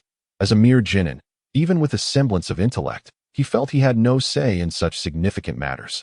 However, to his surprise, his father compelled him to leave the Nara clan and join Naruto's side. It remains unclear what means were employed to persuade Uncle Inoichi and Uncle Choza, but they, too, were brought into the fold along with Ino and CHG. Shikamaru, you must have a plan in mind, right? You are undoubtedly more astute than we are, Asuma remarked, a cigarette dangling from his lips, perhaps mindful of the children present, as he had not lit it. Teacher, Shikamaru thought to himself. With the three of them present, how could Asuma, their mentor, possibly be absent? Without a moment's hesitation, Asuma decisively withdrew from the third Hokage's side and joined them. Thus, Team 10 was fully integrated into Team 7. This also alleviated Naruto's pressing dilemma. The organization was finally complete. Suddenly, Naruto glanced up and spotted Kakashi leisurely sipping tea with Asuma not far away, which ignited his frustration. Kakashi-sensei, aren't you an elite? Has your mind gone rusty? Shouldn't you be planning for the organizational competition? Asuma was correct. Shikamaru was indeed superior to them, and they merely needed to follow his lead. Wasn't it taught in ninja school that a team should have but one voice? Haven't you been paying attention, Naruto? Or did Irakin not relay this to you? Kakashi remarked nonchalantly, sipping his tea. Naruto's eyes widened in disbelief. How on earth was Kakashi managing to drink tea while wearing a mask? Wait, that's not the point. Kakashi-sensei. I even turned down Irika-sensei. And you all, hurry and contribute. Naruto shouted, pointing at the others. Sasuke, who was being tugged at. Sakura and Ino, who were competing with one another, CHG munching on chips, Shikamaru, who seemed overwhelmed, and Asuma and Kakashi, who were enjoying their tea, all fell silent. Some pulled out their phones to search for information, while others bowed their heads in contemplation. Naruto, witnessing this, felt somewhat disoriented. Could it be that he was truly adept at lecturing? In an effort to appear fitting to the scene, he sat down and assumed a pose of deep thought. Moments later, inspiration struck. With a decisive clap of his hands, he beamed with confidence and declared, "Simple. I will defeat the opponents with sheer force." The other 7 were momentarily stunned, as if struck by lightning, and promptly lay flat. What's wrong? Is that not the case? Isn't that a contest of raw strength? Naruto murmured. Shikamaru, weary of the absurdity, exerted the last of his energy to sit up and resumed his habitual contemplative posture. Observing this, everyone fell silent, save for Sakura, who pulled on Naruto's ear, urging him to review the competition rules once more. A few minutes later, Shikamaru opened his eyes, a glimmer of brilliance flashing within them. We may just have a chance to win. In the Hidden Leaf Village, those with organization were organizing, strategizing, funding, and enhancing their abilities. Simultaneously, similar scenes unfolded in other ninja villages as everyone mobilized. Of course, the Akatsuki was no exception. What? Members split evenly, each leading 2 organizations into the competition? Deidara exclaimed, astonished, and the expressions of the other members mirrored his disbelief. Just moments ago, Leader Pain had announced the division of the 10 Akatsuki members into 2 organizations to ensure balanced power, thus qualifying both for victory simultaneously. At first glance, it seemed a strategy to enhance their chances, but upon reflection, could it not be self-sabotage? Indeed, Pain's piercing violet eyes scanned each member of the Akatsuki. Those under his gaze felt a slight discomfort, whether large or small. This was Nagato's decision. He believed there was no better opportunity than the present to showcase the Akatsuki's strength. Just imagine, if both organizations competed simultaneously and achieved consecutive victories until the end. They might seize both the first and second places. What an extraordinary and astonishing feat that would be. The name of the Akatsuki would resonate throughout the world. Yahiko, Surely you would rejoice at the Akatsuki's accomplishments, no? Nagato mused silently. Each group could decide their personnel arrangements, but preparations must be completed before the competition commenced, lest they exceed the time limit. After delivering his orders, Pain departed. He had no intention of consulting with the Akatsuki members. It was simply a command. The others understood this, and after exchanging casual remarks and opinions, they gradually dispersed. In the end, only Konan remained. Her eyes shimmered with waves of emotion, a blend of sorrow and contemplation, which ultimately transformed into a steadfast resolve. As the room emptied, a profound silence enveloped it, or perhaps the entire ninja world fell still. Yet in the near future, a vibrant tapestry of chaos would ignite, for after all, unity is akin to igniting a flame. Chapter 75, Shikamaru. We have already won. A week flew by in the blink of an eye. During this time, everyone was fervently preparing, drumming, and bustling about, all in anticipation of the upcoming competition. Today, the organizational battle had finally arrived. What was the mood like? Unclear. Were they truly ready? Also uncertain. But regardless, there was no room for retreat or hesitation. At the moment the countdown ended, war would commence. Time, 11:50 a.m. Location, Hokage Rock. The 10 members of Naruto Uzumaki's organization were gathered, some seated on the ground, others standing. Yet without exception, they all clutched their phones, their eyes fixed on the slowly ticking clock. Before we begin, Shikamaru stepped forward, his gaze sweeping over Naruto, Sasuke, Sakura, Seiichi, Ino, Kakashi, Asuma, Mikoto, and Jiraiya. Though he had been unceremoniously thrust into this position by his father, he understood the gravity of the competition. The final ranking of the organization would determine the nation's future influence, and their success hinged on their individual efforts. Therefore, even the typically lethargic Shikamaru adopted an unusually serious demeanor at this moment. To be succinct, you have all reviewed the detailed rules of the competition. Proceed according to plan. Each individual has 2 chances at consecutive victories and 1 opportunity to make a purchase, which is essential. While ensuring your health, attack your opponents as much as possible. As long as you strike true and evade hits, even a disparity in power can lead to victory. Differences in strength manifest in various ways, such as health and offensive capabilities. I surmise that while health may vary, it will be displayed as a percentage on the health bar during matches. This means that even if one inflicts only 1 point of damage, if your health is 100 and your opponent's is 99.99, you will nonetheless emerge victorious. The ultimate outcome of the competition will be determined by the number of players remaining uneliminated from each side. If the numbers are equal, the overall strength of the organization will be assessed. In terms of strength, our organization lacks an advantage, so we must lead in numbers. Eliminating even one opponent is a significant advantage, as the total participant count is 1,010.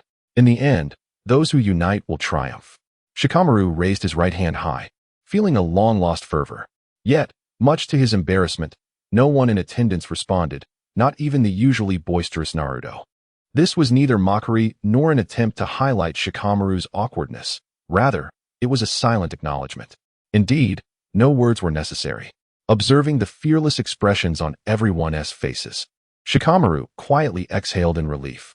Regardless, everything that could be arranged in advance had been organized. The rest would depend on their performance in the moment. This state of calm, yet fervent passion was truly the most splendid state of being, was it not? Over the past few days, they had been adjusting diligently. Shikamaru sat on the ground, retrieving a simulator from his pocket and connecting his phone. As he watched the time on the screen tick away, he felt an inexplicable sense of detachment, as if lost in a reverie. It was indeed no small feat for the Naruto Uzumaki organization to secure a spot in the competition. It was a collective effort that required everyone to contribute their finances. Naruto had invested all his savings into the ninja mobile game, having previously hesitated to draw for even the most coveted skills. Sasuke possessed the wealth of the Uchiha clan. Moreover, they owed a debt of gratitude to Aunt Mikoto, who helped foster a positive atmosphere within the team, consistently supporting their training and matches without a hint of dissent. The presence of Jiraiya was also quite astonishing. With his assistance, the organization barely scraped by to achieve a qualifying spot. After all, Jiraiya was a renowned author of best-selling novels in the ninja world.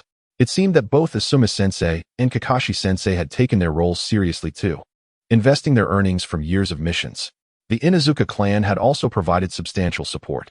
Perhaps it was only Sakura's family that fell slightly short. But it was said that upon learning of the situation, her parents generously offered their assistance, nearly exhausting their own resources. This hastily assembled and remarkably youthful organization had managed to attain a combat strength ranking of 14. They had narrowly avoided dropping out of the top 16. Rumors appeared to be circulating in the village, and not many held faith in their capabilities. Consider this. The foremost organization in the Land of Fire was indisputably the prestigious Daimyo Group, followed by the Hokage Group, which unites the elite of Konoha. Additionally, there were numerous private clans, civilian unions, and various organizations established by high-ranking officials from different villages. For them to claim the 14th position on the organizational strength leaderboard was nothing short of a miracle. Perhaps some of the other competitors were merely holding back. Facing the challenge of breaking out from their current server, they were primarily up against these formidable opponents, who had now become their greatest adversaries. Should their organization triumph and secure either the championship or the runner-up position, they would advance to compete across servers. However, all their opponents in the cross-server matches would be equally formidable contenders, having emerged from the same server. They needed to continue battling with the determination to vanquish each adversary standing in their way. This was the only path to aspiring for the ultimate championship. How astonishing it was. Merely contemplating this sent shivers down one's spine. Not to mention the controversies and repercussions that would follow failure. It is human nature to misdirect frustration. One might triumph over their own, yet falter against others. The scrutiny of one's peers would be the only concern. The weight of this mounting pressure was far greater than one could imagine. Nevertheless, Shikamaru snapped back to reality and glanced to his left. Naruto, surprisingly the top ninja, had outwitted everyone in the first ninja duel in the ninja world. Sasuke, the last of the Uchiha, had been shouldering an unimaginable burden since many years ago. Sakura, hailing from a humble background, boasted the highest theoretical scores in her class at the Ninja Academy. Shikamaru turned his head to the right. Kakashi-sensei was a well-known figure in the ninja realm, having graduated from the Ninja Academy at the tender age of 5, became a nin at 6, and achieved Jonin status by 12, still holding the record. Asuma-sensei, the son of the third Hokage, was chosen in his youth to be among the 12 guardian ninja protecting the daimyo of the Land of Fire. Jiraiya, having been a disciple of the third Hokage, was one of the legendary Sannin, famed throughout the ninja world. Aunt Mikoto, the resurrected matriarch of the Uchiha clan, had experienced more than most in the ninja realm. Shikamaru. It was time to get started. Do not dawdle. His friend Choji gently tugged at his sleeve. This guy was inexplicably anxious. Ino sat beside Shikamaru on his right. Choji, the butterfly of the Inuzuka clan, was a man of considerable strength and character, regarded as one of the most formidable lower ninjas of this session, and was also his close friend. Ino, the pig of the Inuzuka clan, was boisterous by nature yet unwavering in critical moments, proving to be a reliable ally. And then there was him, Shikamaru, the deer of the Inuzuka clan, the intellectual pillar of this assembly.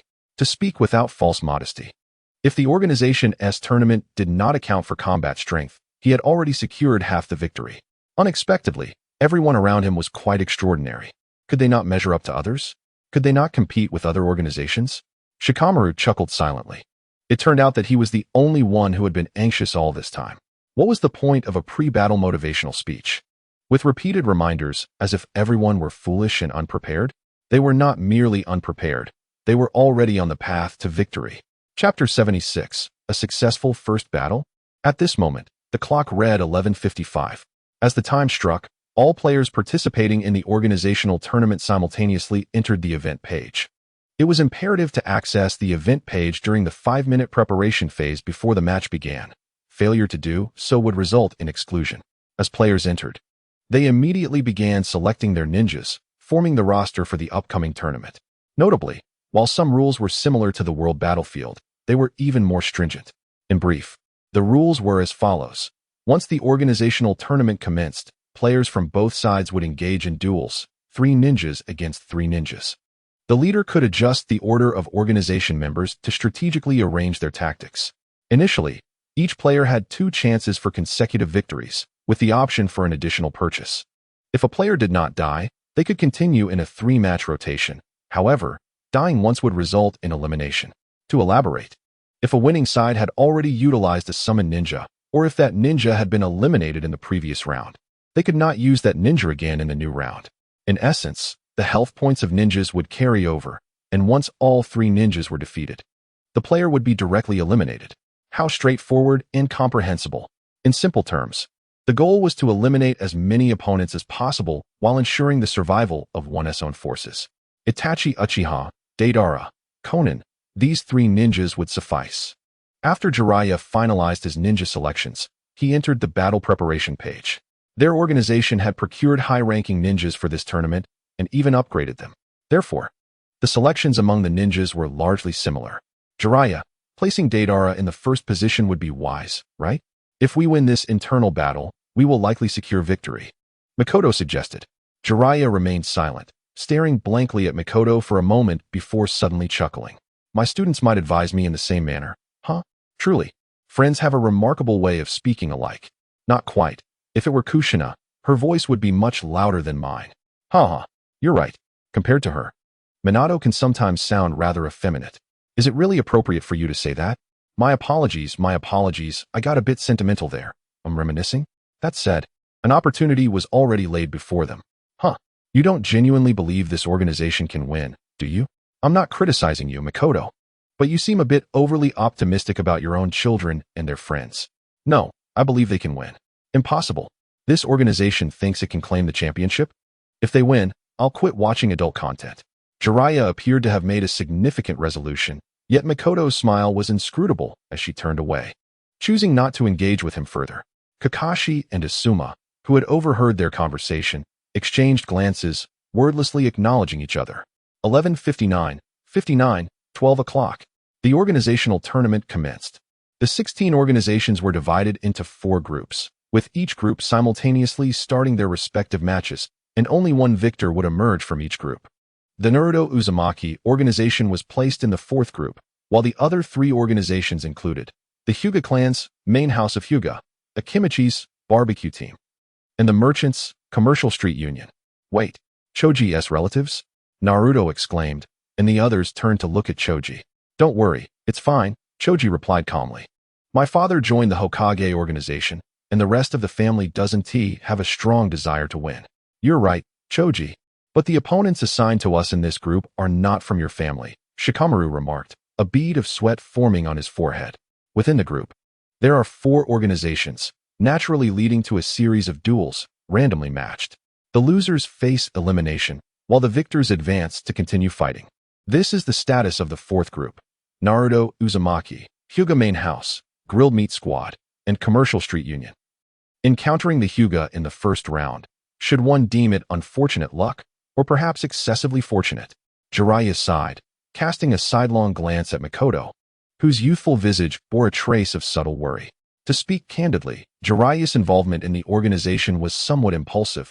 It was more of a whimsical endeavor. After the announcement of rewards for the organizational tournament, he contemplated whether to heed the 3rd Hokage's call. Ultimately, he chose to remain, primarily to observe Naruto's potential. While national competition holds significance, Naruto, the son of the 4th Hokage and the current Jinchuriki of the 9 Tails, also commands considerable importance. In light of these considerations, Jiraiya resolved to stand by Naruto's side. He harbored greater confidence in the Hokage organization, currently ranked 2nd in battle prowess, representing Konoha's ambition for victory. The Hyuga clan, however, consisted of formidable adversaries. Ino tightened her grip on her phone. They are merely mortals beneath the Uchiha name. Sasuke scoffed, glancing at Naruto. Naruto, place me in the front position. He declared his intention to fight in the first slot. What nonsense. Naruto promptly refused. As the leader, who shall lead if not I? Naruto, Sasuke shouted. Enough chatter. Watch me take on 3 opponents. Naruto struggled to articulate a retort, opting instead to glance at his phone as the matches commenced. Sasuke, despite his dissatisfaction, had no choice but to endure, for his own second position was already underway. The organizational tournament involved simultaneous battles, meaning that the members ranked 1st and 2nd automatically engaged with their counterparts from the opposing organization. A loss resulted in disqualification, with members ranked 3rd and 4th stepping in. If victorious, they would continue battling the next opponent from the opposing organization. Thus, Naruto's claim of defeating 3 opponents was indeed feasible. Considering the number of attempts purchased, one could achieve a maximum of 3 consecutive victories, Total dominance indicated one individual overcoming three adversaries. It is crucial to note that once the allotted attempts were exhausted, one could only spectate, with the next member of their team taking the lead. The tournament continued uninterrupted until one side's members were entirely eliminated or the event concluded. By the way, can the Hyuga's Byakugan be more powerful in this mobile game? Choji pondered, scratching his head. Isn't Byakugan just for X-ray vision? Can it really see through a phone? Ino questioned, perplexed. That is irrelevant. Shikamaru had already accessed Naruto's match to spectate, and was surprised to find that both Naruto and his opponent in the first position were Deidara. Upon entering, he raised an eyebrow, having just noticed the name of Naruto's adversary, Aspiration in the Byakugan. The battle commenced. Invincible Hokage King. Observing the opponent's name, the members of the Hyuga clan collectively gasped, as Hinata silently swallowed. Encountering Naruto-kun in the first round, was this a sign of fate? Exploding clay owl. Tapestry bombing. Art is an explosion. The first match concluded swiftly, with both Daidaras detonating each other, and the subsequent matches proved equally perplexing. Minutes slipped away, and Naruto, bewildered, raised his head to meet the gazes of the onlookers, muttering, "I lost." What? Sasuke erupted in fury, nearly unleashing his Chidori on Naruto. The others were equally incredulous. Not you, Naruto. You lost. That guy has an issue. Naruto suddenly regained his composure, shouting, "That guy? Why does he mimic everything I do? His skills, the summoning technique. Even the ultimate move. Because you all ninjas are the same," Sakura quietly added. "No, perhaps it's a matter of mutual understanding." Shikamaru, having observed the entire match, wiped his brow nervously. "I've never witnessed such a match. It was as if both sides were connected mentally, their actions completely synchronized. Truly the unpredictability of a ninja." Asuma chuckled awkwardly. "No, that's not it." Naruto protested vehemently. "I just lost? This isn't fair. Why did I die when we share the same skills?" The spectators, silent, internally agreed. His opponent's strength surpassed his own. Foolish boy. Chapter 77. Group matches in progress. Seeing herself defeated, Hinata set down her phone. She had only managed to defeat Naruto once before her health dwindled, leading to her being bested by the next player from the opposing organization who filled Naruto's vacant third position. Thus, in the confrontation between Naruto Uzumaki and Hyuga main house, she had little impact. Of course, Naruto was also out of the game. Reflecting on this, Hinata felt a silent apology in her heart. Still, giving her all in the battle against Naruto-kun was likely what he wished to see. Overall, Hinata's record stood at 1 victory for 1 loss against Naruto, which she considered not a loss but a small gain, as she had at least managed to deplete some health from the second opponent. Therefore, her father, Hayashi Hyuga, did not admonish her but instead encouraged her to spectate and prepare for the next round. Hinata lightly scrolled through the screen of her phone, her eyes scanning the participants. First position, Spark Princess, Nara Simulator player.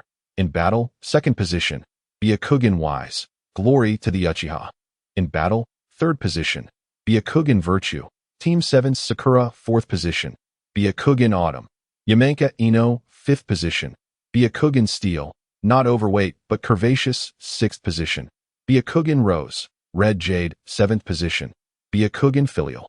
Takaru Rin, eighth position, Byakugan Fire, Uchiha Kodo, ninth position, Hyuga Sunflower, the Great Jiraiya, 10th position, Aspiration in the Byakugan, Invincible Hokage King, defeated, aside from the first 2 matches. The others were still in preparation.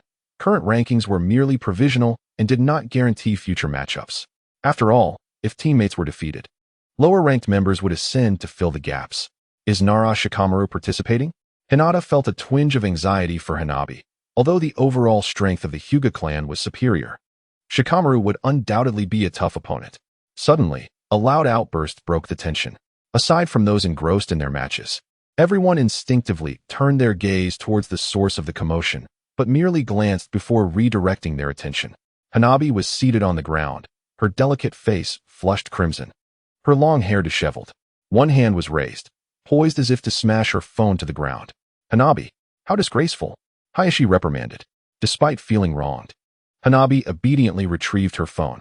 Her sharp eyes caught sight of Hinata discreetly waving to her, and her face brightened as she hurried over.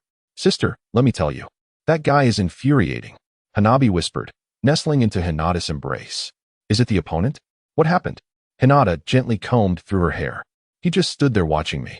When I approached, he dodged, and I couldn't land my skills at all. Instead, he completely outsmarted me.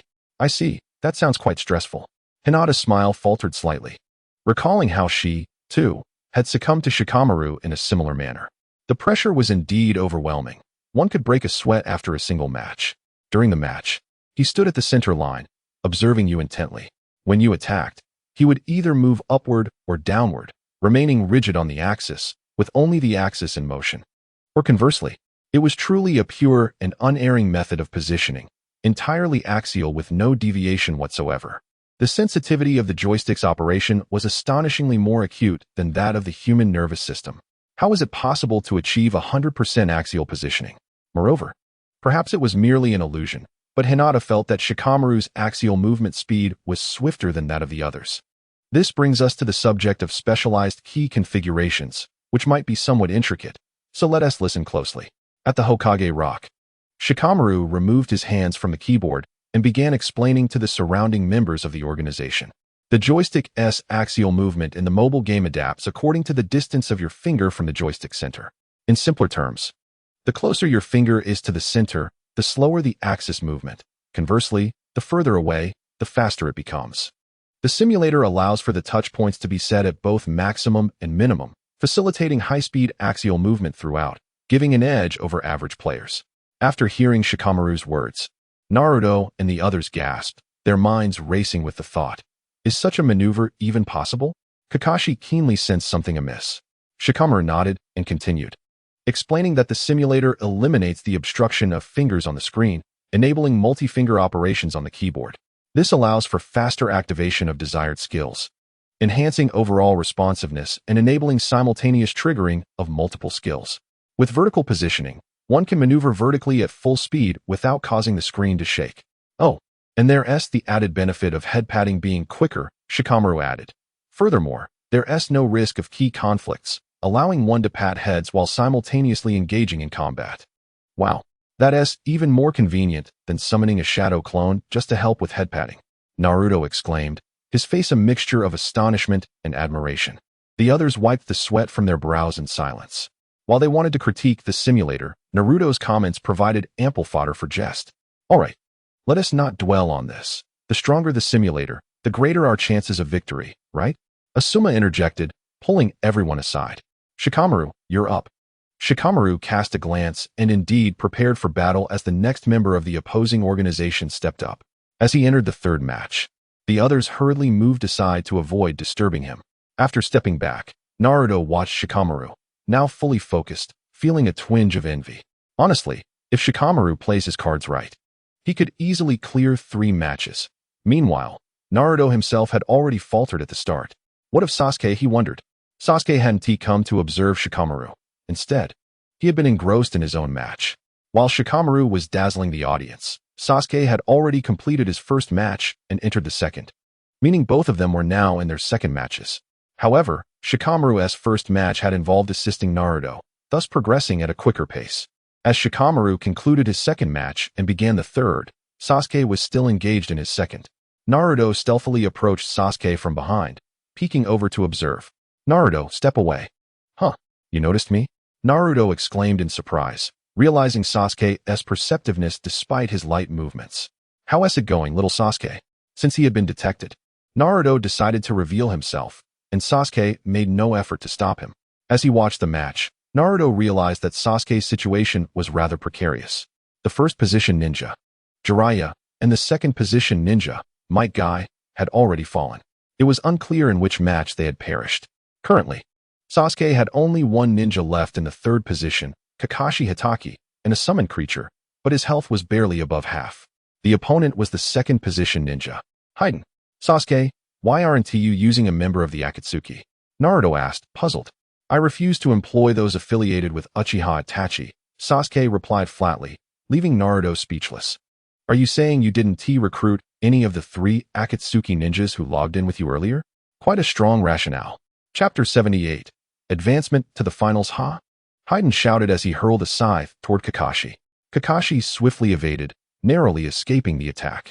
Though he missed, Haiden advanced with determination. Sasuke understood Haiden's intentions. He wielded a technique that, if it struck, would result in a devastating combo. Therefore, he could not afford to be caught by Hiden's insertion technique. Kakashi crouched and summoned a massive whirlwind that surged forward. Wind release, wind scythe technique. This technique possessed significant crowd control capabilities with impressive duration. Hiden reacted decisively, summoning a larger creature, Shikaku. However, due to a miscalculation, he failed to hit Sasuke. In response, Hiden quickly unleashed another skill, executing a spinning attack, cutting punishment. Due to Shikaku's presence, Kakashi was forced to retreat to the edge of the battlefield, leaving him with no room to evade. When Sasuke was struck, he immediately retaliated, landing a basic attack on Hiden. Hiden did not substitute, which was anticipated. Sasuke maneuvered Kakashi with precision, dodging left and right.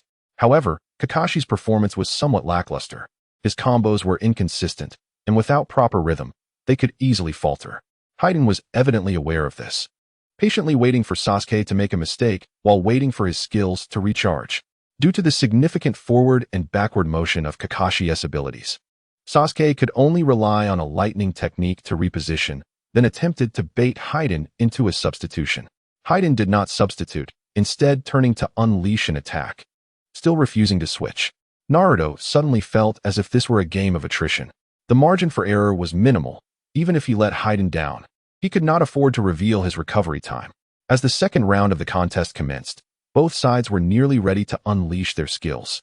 Hiden likely understood that his first skill, the scythe throw, was difficult to land and opted to initiate with his second skill, a spinning slash. However, just as the scythe was about to connect with Kakashi's face, he was interrupted by Kakashi's dog canine pursuit technique.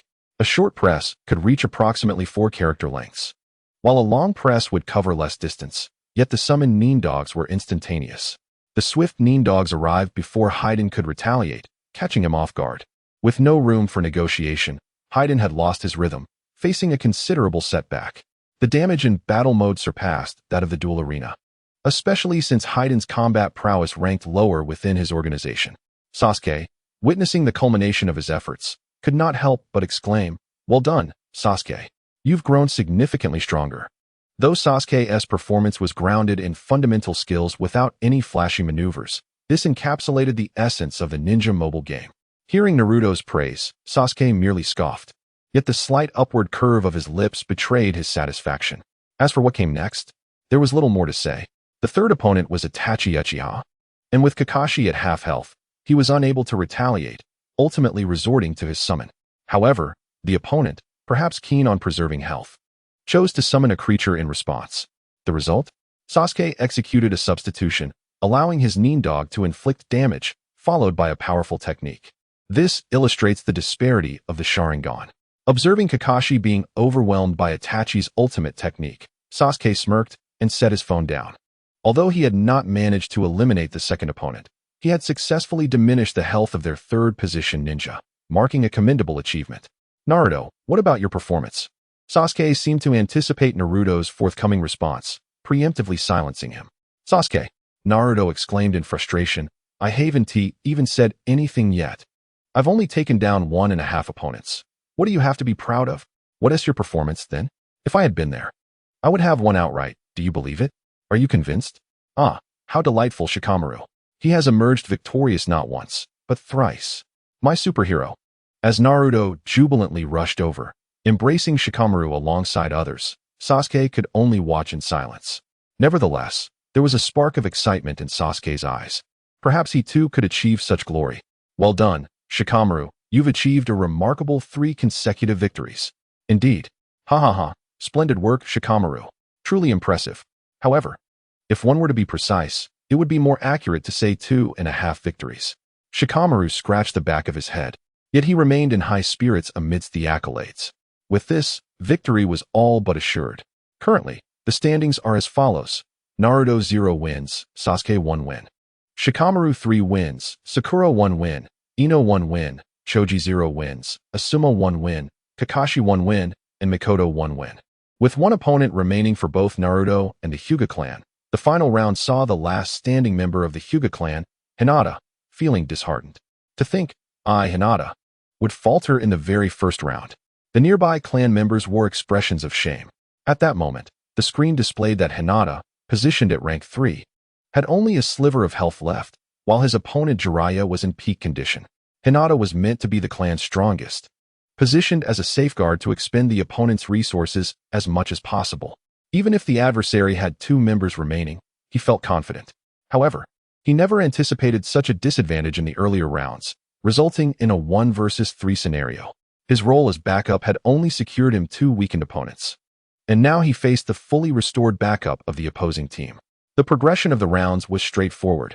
Naruto fell in the first position. Shikamaru claimed the first. Sasuke took the second. Shikamaru secured the third.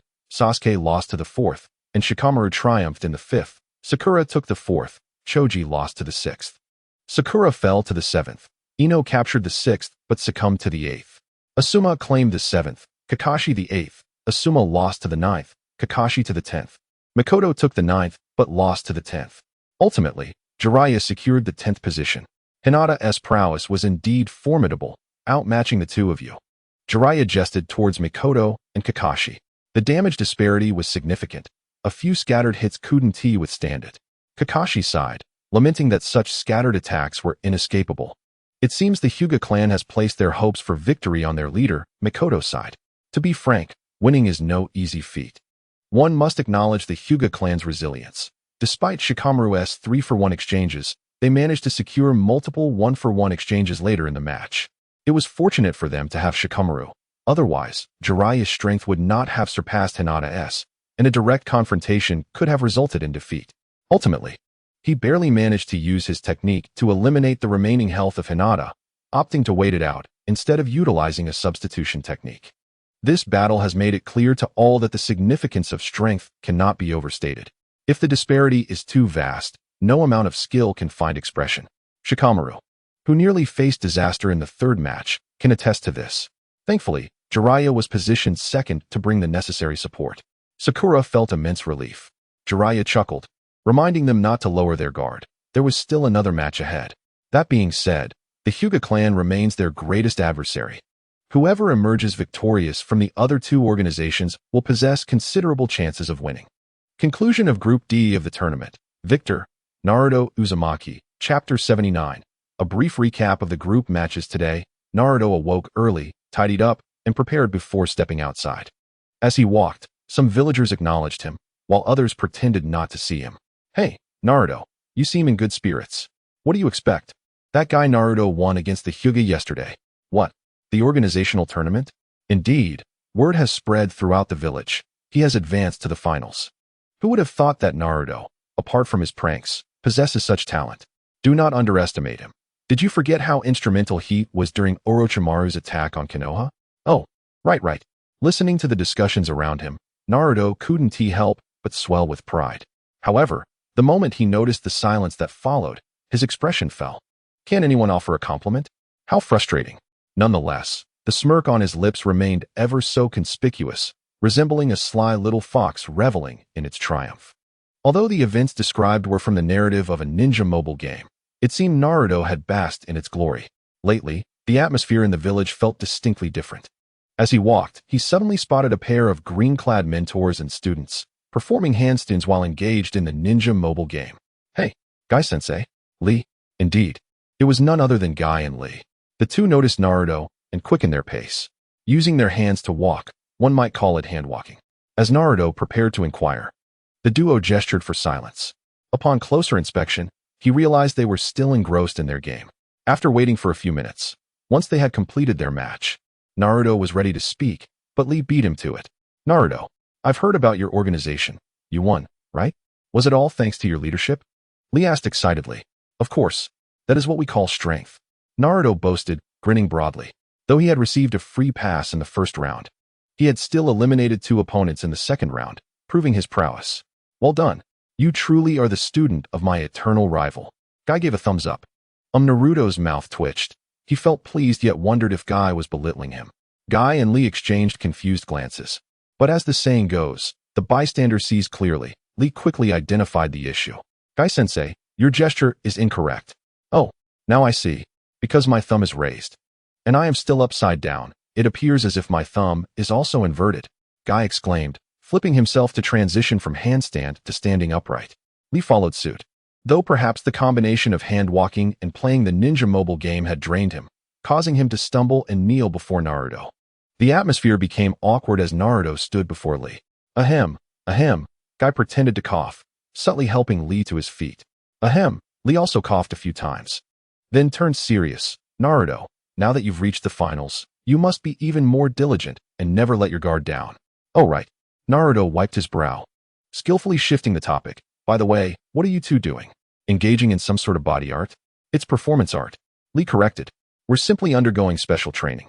Don't you think it's effective to practice ninja techniques while also conditioning the body? Guy flexed his muscles, striking poses, with Lee joining in. The sunlight shimmered on the two of them, but Naruto felt it was time to excuse himself. Hey Naruto, Guy called, pulling out his phone to show him. Each of the top 4 organizations is formidable. We absolutely cannot be careless. Naruto's gaze shifted across the screen. Upon seeing the other 3 organizations, his expression became serious.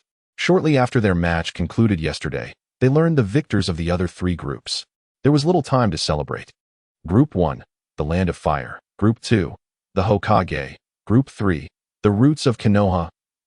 Familiar adversaries in the first heavenly and earthly battlefield. They faced the latter 2. The organizational struggle among the other factions did not incite significant turmoil. One particular faction, led by a prominent feudal lord, emerged with 10 top-tier combatants, effortlessly overwhelming both common civilian organizations and ninja clans alike. The feudal lord reveled in this newfound power.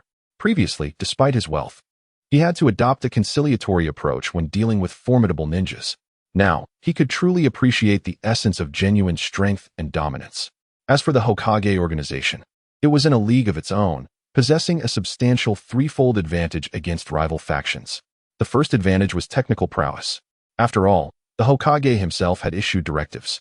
Although voluntary, any ninja clan failing to grasp the situation would find it difficult to thrive in the village. Each clan submitted their finest techniques, which were meticulously vetted by the 3rd Hokage before finalizing the roster. Unlike the initial members he had handpicked, this selection was based on actual merit. It was evident that the organization comprised the most skilled practitioners from the Hidden Leaf Village. The second advantage lay in combat capability. With skilled players at their disposal, they could enhance their combat strategies based on the foundational capabilities of each player's account.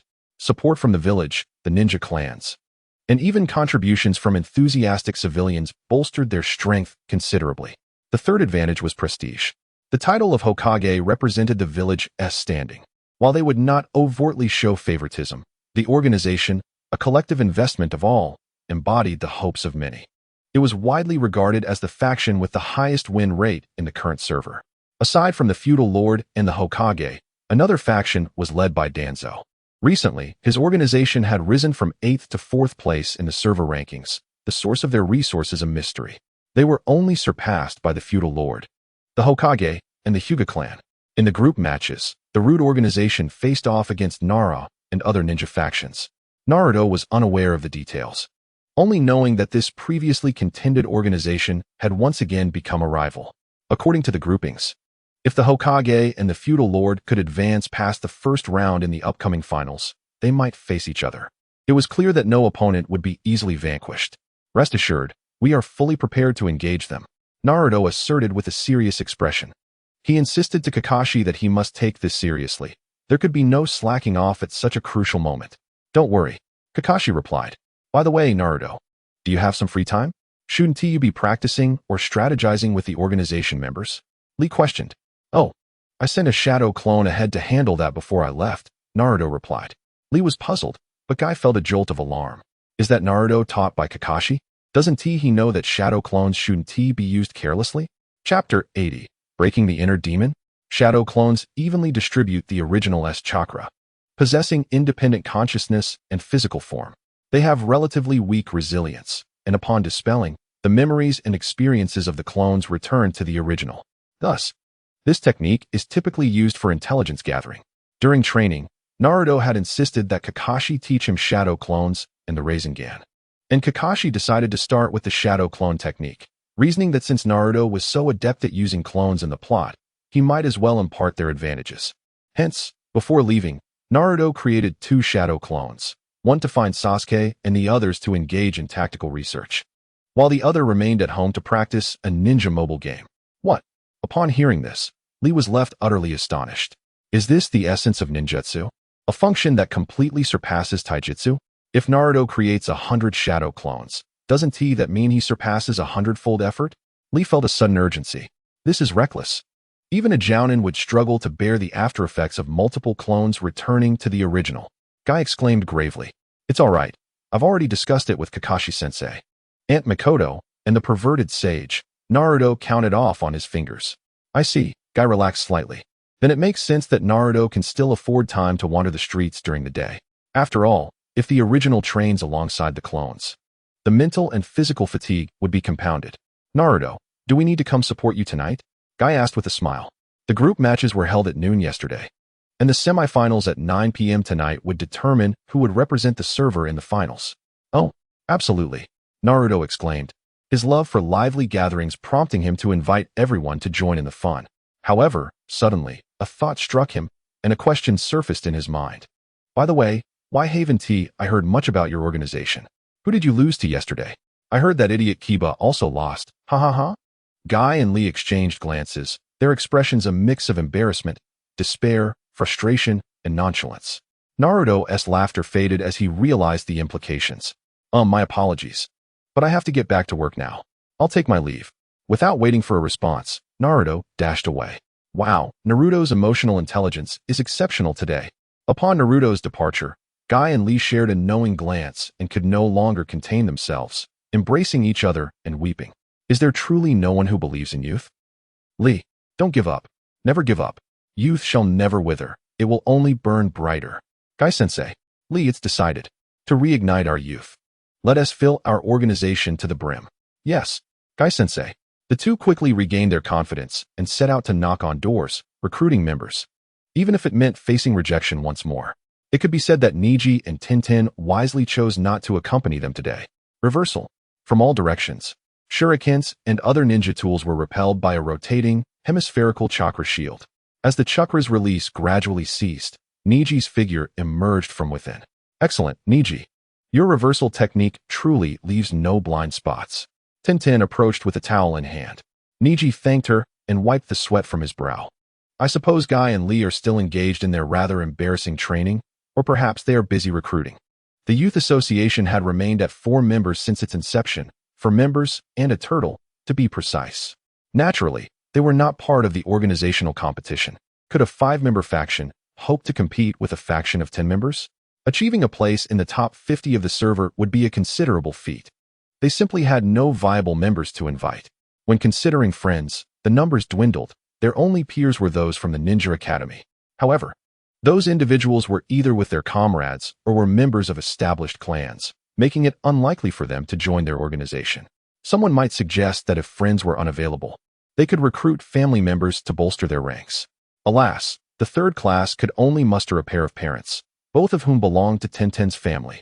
As for those who once shared in their youthful enthusiasm, Guy, Lee, and Niji had all experienced that phase, though the reasons for its demise need not be elaborated.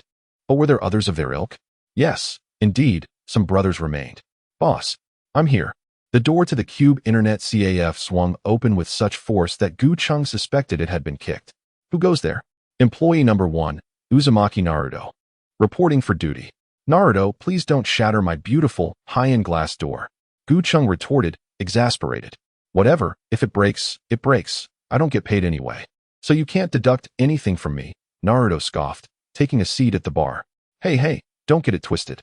You're here to help because you lost our bet, right? Humph. Didn't you say that a ninja parting ways for 3 days is like a curtain call? You can still look at each other after the curtain is drawn. That is truly a moment of renewed admiration.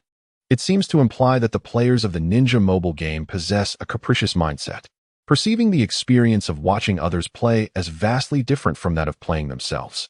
Never mind. Let us have another match. I shall not be defeated. Upon hearing this, Gu Chung regarded Naruto with keen interest. So that was it. No wonder this fellow sought him out on the eve of the finals. He sought revenge? No, wait. Gu Chung's expression gradually turned serious. Naruto came to confront his inner demons. Boss, I have recently discovered that if I cannot defeat you, I have no means of growing stronger. Let us engage in a complete duel. Naruto spoke with utmost seriousness. He had gone to bed early the previous night, meticulously preparing for this moment. After losing twice in a row, he felt no dread. Instead, he chose to embrace the challenge. Very well, I shall accept your challenge, Cheng declared, swiftly producing his phone and placing it on the table with a decisive flourish, as if it were a sword, transforming the scene from mere players into combatants poised for a duel. Naruto met Cheng's gaze, his determination equally palpable, refusing to be outdone. Naruto, why are you hesitating and not bringing out your phone? Cheng raised an eyebrow. While Naruto suddenly appeared anxious. Under Cheng's scrutiny, he finally scratched his head sheepishly and confessed, I forgot my phone at home. Cheng momentarily faltered, his words caught in his throat. Sensing Cheng's impending comment, Naruto exclaimed, do not underestimate my resolve. I merely left my phone behind to let my shadow clone practice techniques. So, even with revenge on the line, he was engaged in such antics? Moreover, didn't the shadow clone retain the experience to be transferred back? Why hadn't he dismissed the shadow clone yet? Right, Naruto exclaimed, realizing his oversight, and promptly dispelled the shadow clone. As his body swayed, he was suddenly overwhelmed by the influx of information. However, he quickly regained his composure and flashed Cheng a smile brimming with fighting spirit. Come on, boss. Come with what? Cheng replied. What do you have to fight me with? The phone, of course. Now that I've dispelled the clone, Naruto fell silent, realizing that while the shadow clone returned with memories, it could not conjure a phone from home out of thin air. He looked up at Cheng, seeking even the slightest hint of mockery on his face. To his dismay, Cheng offered no subtlety, smiling openly at him. Naruto's frustration boiled over into a roar. Boss, you've tricked me. Chapter 81. Grouping for the Finals, Server Championship, Top 4. Hokage of the Land of Fire, Naruto Uzumaki from Konoha's roots, with only 5 minutes until 9 o'clock. All participants had assembled and entered the event page. Tonight's match attracted considerable attention, prompting Cheng to activate the in-game live broadcast feature. Upon entering the game, players across the Land of Fire could view a minimized screen in the lower left corner, which, when clicked, displayed the live stream of the finals. Other nations were equally engaged. It's about to begin. What is that guy, Akatsuki, up to? The members of the Akatsuki organization were not gathered together but remained in their respective quarters, with Deidara no exception. However, as the seconds ticked away, Akatsuki still had not entered the event page. Failure to join during the preparation phase would result in losing eligibility. Although in the Rain Village server, the Akatsuki organization faced no possibility of defeat, attendance was another matter entirely. Suddenly, a name appeared beneath the list. Deidara scrutinized it closely. Who else but Akatsuki? He erupted in laughter. Akatsuki, you rascal, where have you been lately? Be careful, I might just reward you with a blast of art. Shoo, Deidara, quiet down, came Akatsuki's voice. I'm just formulating strategies, and when the time comes, I will surely prevail. As for the server championship, that was one thing. Tardiness in cross-server competitions was altogether unacceptable. Understood. The championship had internal team voice chat, which could be freely muted. Obito silenced his mic, returning to his stoic demeanor, although his expression remained unchanged. The server championship was indeed of little consequence. It was more prudent to review the intelligence gathered from other ninja villages. As anticipated, all the village leaders had advanced to the finals, which was only natural, given that they were the best from their respective villages. Thus, it was likely that the cross-server opponents would be just a select few. Obito suddenly turned, glancing at a peculiar device stacked on a nearby table. His expression darkened, revealing a mixture of intrigue and caution. Atop Hokage Rock, the team of 10, led by Naruto Uzumaki, had gathered, with no one absent. Additionally, there were others present. Go for it, Kakashi. Secure a splendid victory against your opponent. Guy beamed with his characteristic exuberance. So, what brings you here, Kakashi? Sighed Kakashi. Isn't the live stream available in-game? What are you talking about, Kakashi? How can you feel my enthusiasm through a screen? I wish I hadn't heard that. Meanwhile, on the other side, the scene was almost identical. Lee was fervently attempting to impart game strategies and various tactics to Naruto. Yet, to Naruto's ears, it sounded utterly absurd. Using chakra to instantly unleash a powerful attack at the start? Can anyone actually conceive of that? The notion of summoning and resummoning was too abstract. Was he running a zoo, feigning weakness to lure the enemy? If you pretend to be a pig for too long, You might actually become one. All right, Lee. The match is about to start. I've memorized everything you said. Unable to endure it further, Naruto interjected. Wait, Naruto. I have one last move. A secret weapon I came up with myself, but I'm passing it on to you now. Lee's expression was filled with reluctance. Why not keep it for yourself? No way, Lee exclaimed resolutely. With a great enemy looming, how can I not lend a hand? But aren't the opponents from our village? Lee whispered a few words into Naruto's ear, and Naruto's expression became indescribable. Naruto, it's starting. What are you still doing? Sasuke called out, prompting Naruto to nod and rush over to join Sasuke and the others. He glanced back at Lee, who flashed a grin. Understood. Regardless of whether it would be useful, I shall not relinquish the outcome of this match. Naruto thought. All right, our first opponents in the finals are the village's upper echelon. However, do not let this deter you. Everyone, let us showcase our true abilities. Jiraiya clapped his hands, surveying the vibrant members of the organization around him. He suddenly felt a surge of hope. Perhaps they could truly achieve victory. We have assessed our combat power and found ourselves at a significant disadvantage, Kakashi remarked. Turning to Shikamaru. Shikamaru, do you have anything to add? Upon hearing this, everyone turned their attention to Shikamaru. The strategies have been conveyed to everyone, but to be honest, aside from raw strength, executing tactics is quite challenging, Shikamaru replied with a grave expression. The complexity of the ninja mobile game cannot truly compare to an authentic ninja battle. The inherent limitations of the operation restrict our potential. Regardless of how powerful the techniques or strategies may be, they remain confined within these boundaries. There's nothing more to discuss. It's starting now. Naruto, do you have any issues? Sasuke glanced at Naruto, who sat beside him. We will win. Naruto replied without lifting his head. As before, the two showed no hesitation, opting to take the lead in positions 1 and 2. Who were their opponents? Uncertain. One might say they did not even recognize the leader of their own faction. Yet, there was no need for fear. Victory was all that mattered. As Naruto and Sasuke simultaneously entered the match, the others readied themselves with serious expressions, brimming with anticipation. As spectators and supporters, the four stood silently at a distance, prepared to rally behind their comrades.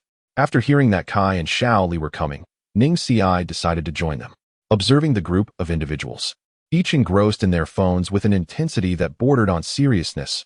Ripples of emotion stirred within his pure-colored eyes. Organizing a competition?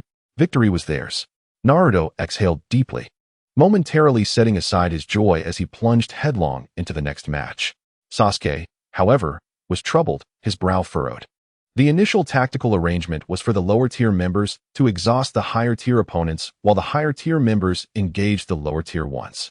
It may seem contradictory, but if the lower tiers could inflict any effective damage, it would not be in vain, as the disparity in strength was a harsh reality.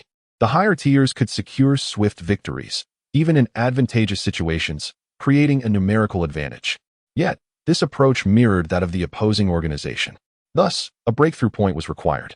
If every engagement ended in a one-for-one exchange, it would devolve into a contest of overall organizational strength, leading to inevitable defeat. Yet for them, this was the most favorable scenario. Shikamaru's words echoed in Sasuke's mind, causing him to relax his brow and quickly regain his composure.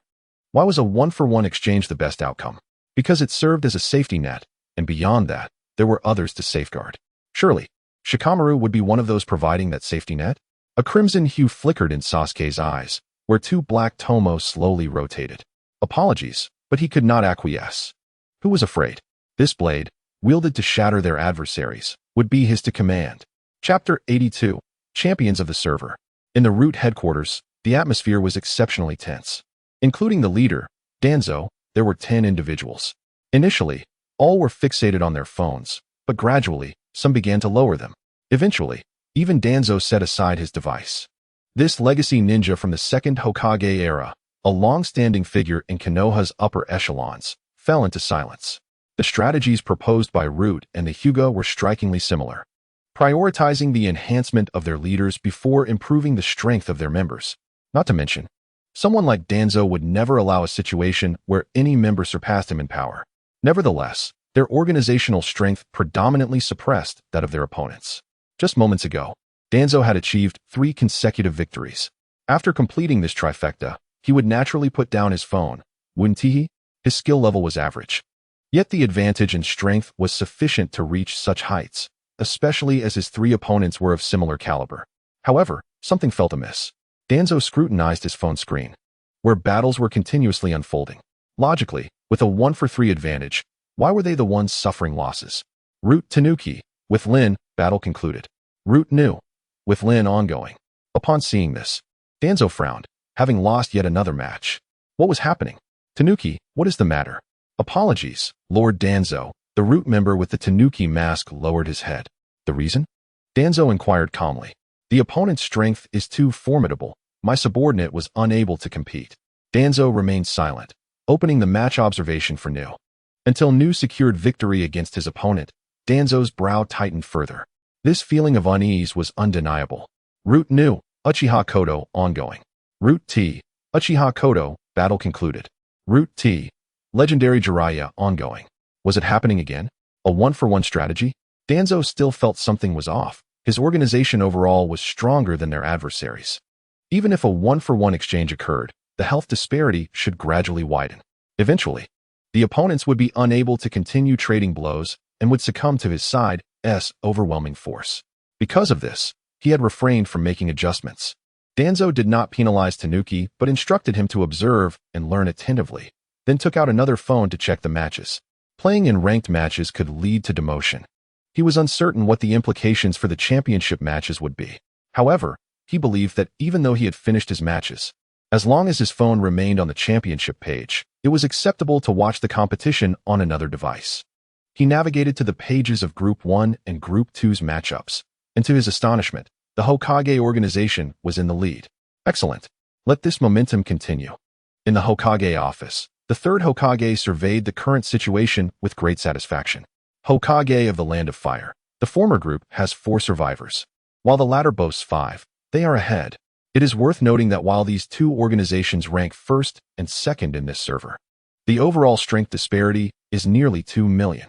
This is crucial, as even a fraction of that 2 million, when dispersed, translates into a significant advantage in the matches. Thank you, Shikaku. The third Hokage glanced at Konoha's strategist, the man renowned for his intellect among the Nara clan. It is the result of our collective efforts, Shikaku smiled.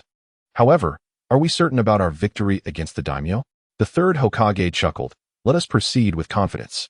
Is there any reason we cannot triumph over the daimyo? We are merely participating in a competition. A bit of rivalry is entirely normal. Even if the daimyo is present, I would confidently assert our intent to win, entrusting the task of representing our server to us.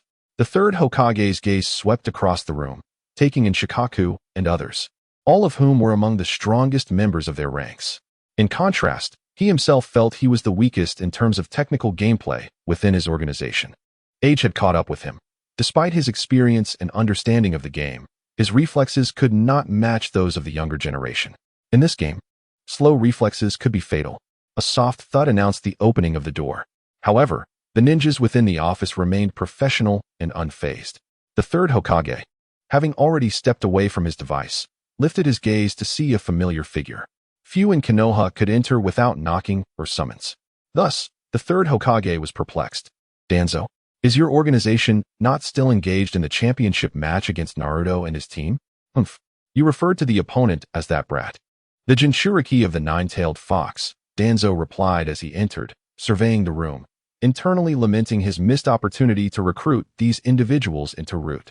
Yet perhaps it was for the best. He could finally lead his own cultivated talents to square off against Sarutobi's team. Sarutobi, you may have triumphed over the daimyo, but soon it will be our turn to compete. Danzo sat beside him, pouring himself tea without a care. A sense of oddity arose within the third Hokage. Did this man believe he had already secured victory? Whatever he thought internally was his own affair. His expression remained unchanged. Danzo, what are your thoughts on the cross-server championship?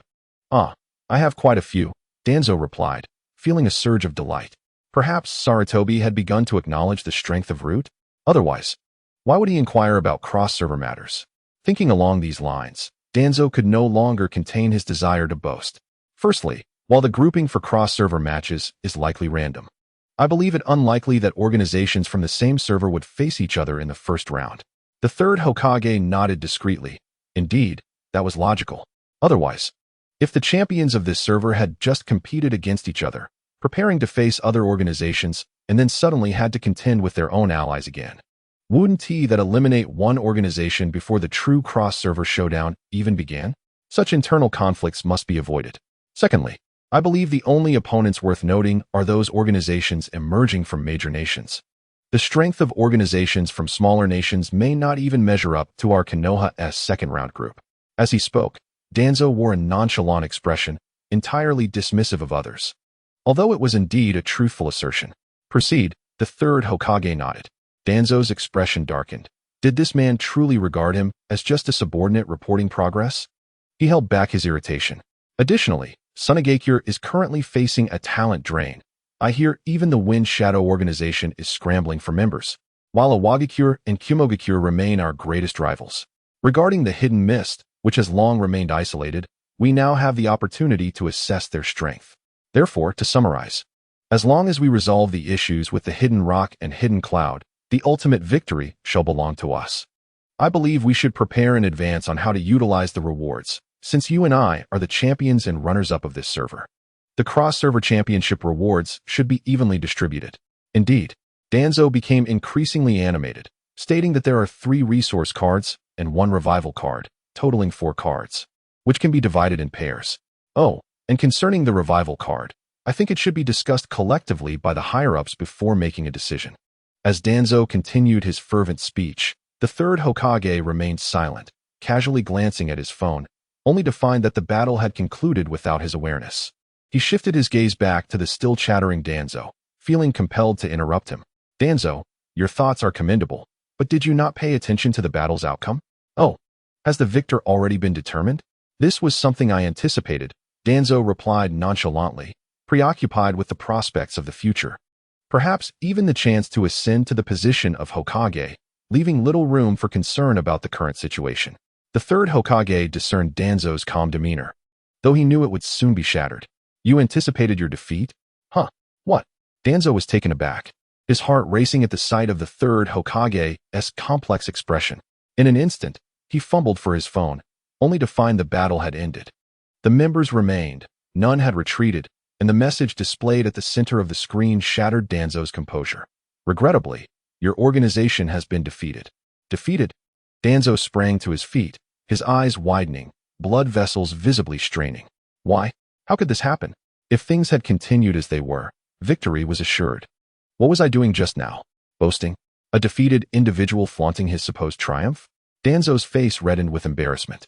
Congratulations, your organization has achieved victory, Danzo. We too have completed our battle, the third Hokage said lightly, causing Danzo to instinctively bend his knee. With a sense of determination, Danzo turned and departed without a backward glance, as if he had made a decisive resolution. The third Hokage sighed, left with nothing more to say. Thus, the organizational competition in the Land of Fire came to a formal conclusion. While the ultimate victor remained unknown, the organizations embarking on cross-server challenges were clear. Uzumaki Naruto, Hokage, Chapter 83. Information session on the cards, mysterious ninja set to appear. I am the one who has lost my way in the journey of life. Seeking a unified world. Following the conclusion of the server competition, the Ninja mobile game unexpectedly announced an update preview featuring the imminent arrival of new high-tier ninjas. Unlike the initial release of a single ninja or the previous introduction of 4 ninjas at once, this time, 2 ninjas were set to debut. The first was a shadowy figure, seemingly a rogue, encircled by a chain. The second had a more flamboyant hairstyle, slightly tilted, and was discernible holding a kunai. The announcement contained 2 images, yet the description was a singular phrase, with the beginning, end, and middle segments presented in different colored fonts. Lost on the journey of life? Similar to Naruto and Guy, who have come to understand this struggle, it undoubtedly referred to him. Hello everyone, I am the host of this information session. Although we are familiar faces, the high-tier ninja is also well known to everyone. Greetings, I am Kakashi Hitaki from the Hidden Leaf Village. I never imagined I would have the opportunity to participate in an information session so soon.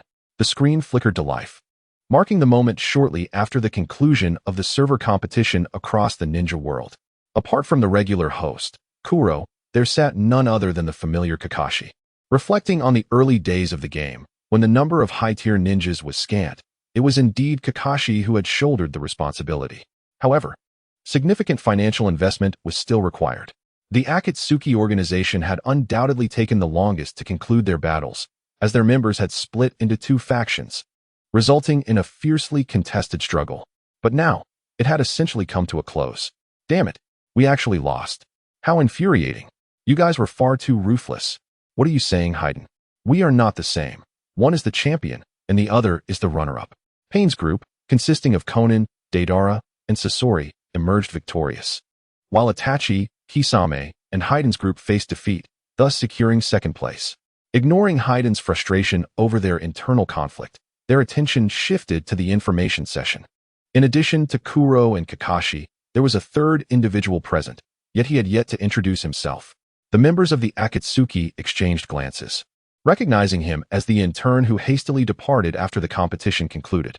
Hello everyone, I am Obito, haha. I suddenly appeared in front of the entire ninja world. But I'm still a bit shy. The man, donning an orange mask, sat awkwardly on the couch, introducing himself with the bashfulness of a timid girl, even causing his mask to appear flushed. The audience, however, found the display unsettling, eliciting a sense of discomfort. The tone caught Kakashi's attention as he discreetly observed the man, mentally noting his presence. Though subtle, Obito sensed the scrutiny. Useless Kakashi. Despite the outward antics, the face behind the mask remained devoid of warmth, only shifting when he insulted Kakashi. Obito found it hard to maintain composure. He never doubted his place in the high-tier information session, as even a corpse like Pain could attend. However, he never anticipated sitting alongside such a worthless individual for the upcoming ninja introductions. Cough. How unfortunate. Kuro internally chuckled, relishing the prospect of having these two individuals share the same stage. To provide a sneak peek, this esteemed technician from the Hidden Leaf is a high-tier ninja, while this masked man is the current high-tier, Kuro announced. Suddenly, a sound akin to shattered hearts resonated. Nagato turned his gaze towards the gathered Akatsuki members, noticing their expressions transform into a mix of disbelief and disappointment. He realized, oh right, it's not surprising that Madara would do something like this. But it's troubling for everyone else. Obito? High-tier? How could he possibly qualify? Haydn exclaimed. Who does he think he is? Deidara seethed. A mere nobody who could perish under my art. You have the least right to make such statements, Sasori remarked, his voice low. A mere child, clearly destined for an early demise, in such a formidable arena. As the discussion unfolded, the information session transitioned to its main topic, with the theme screen shifting to a training ground. Standing on one side was Kakashi, still clad in his familiar attire, though he had removed his jacket. On the opposite side stood an upright figure, notably different in mask style and clothing from the man seated at the information session. Is it acceptable to change into different clothing and a new mask? Obito explained nonchalantly. Everyone nodded in agreement. There was nothing amiss. Aside from one wearing a black robe and the other in Akatsuki attire, with similar mask designs. Significantly, both ninjas were present in the same training ground, an arrangement orchestrated by Kuro. Since it involved these two, it was permissible for them to demonstrate their skills together. So who will go first? Kuro inquired. I will. Kakashi replied, glancing at his phone, though internally he felt a wave of helplessness, for he was unaware of the skills. Indeed, this information session felt rushed, held to prevent audiences from dozing off, leaving Kakashi to navigate the challenges without preparation. Kakashi maneuvered the ninja within the training ground, executing a series of basic attacks, successfully concluding with a landing strike, which he deemed satisfactory. However, Kakashi was not the only one. It seemed that everyone in the ninja world had noticed. The ninja exhibited a series of transformations in their basic attacks and secondary skills. Kakashi demonstrated sequentially. The default attack was Raikiri, similar to the paywalled Hataki Kakashi. A single tap would activate Doton, Dori Heki, naturally with a canine motif. After 3 taps, it would be Suetun, Suiridan. And when the final segment of the ninja ascended to the heavens, a tap would unleash a small gust of wind, which could be amplified by first using fire and then wind on the ground. Kakashi mused, contemplating the versatility of utilizing different ninjutsu based on varying circumstances. The audience found this intriguing. Rather than a long or short press, the switch was made through basic attacks. Truly, the prowess of a Konoha technician, adept in 5 elemental natures, earned the admiration of many. Hataki Kakashi, you've indeed become distracted, failing to focus on the most crucial aspect, Obito suddenly mocked. Kakashi frowned, his gaze shifting to the upper left corner of the screen on his mobile device, where a line of text followed the ninja's name, Hatake Kakashi, Mangeki Sharingan.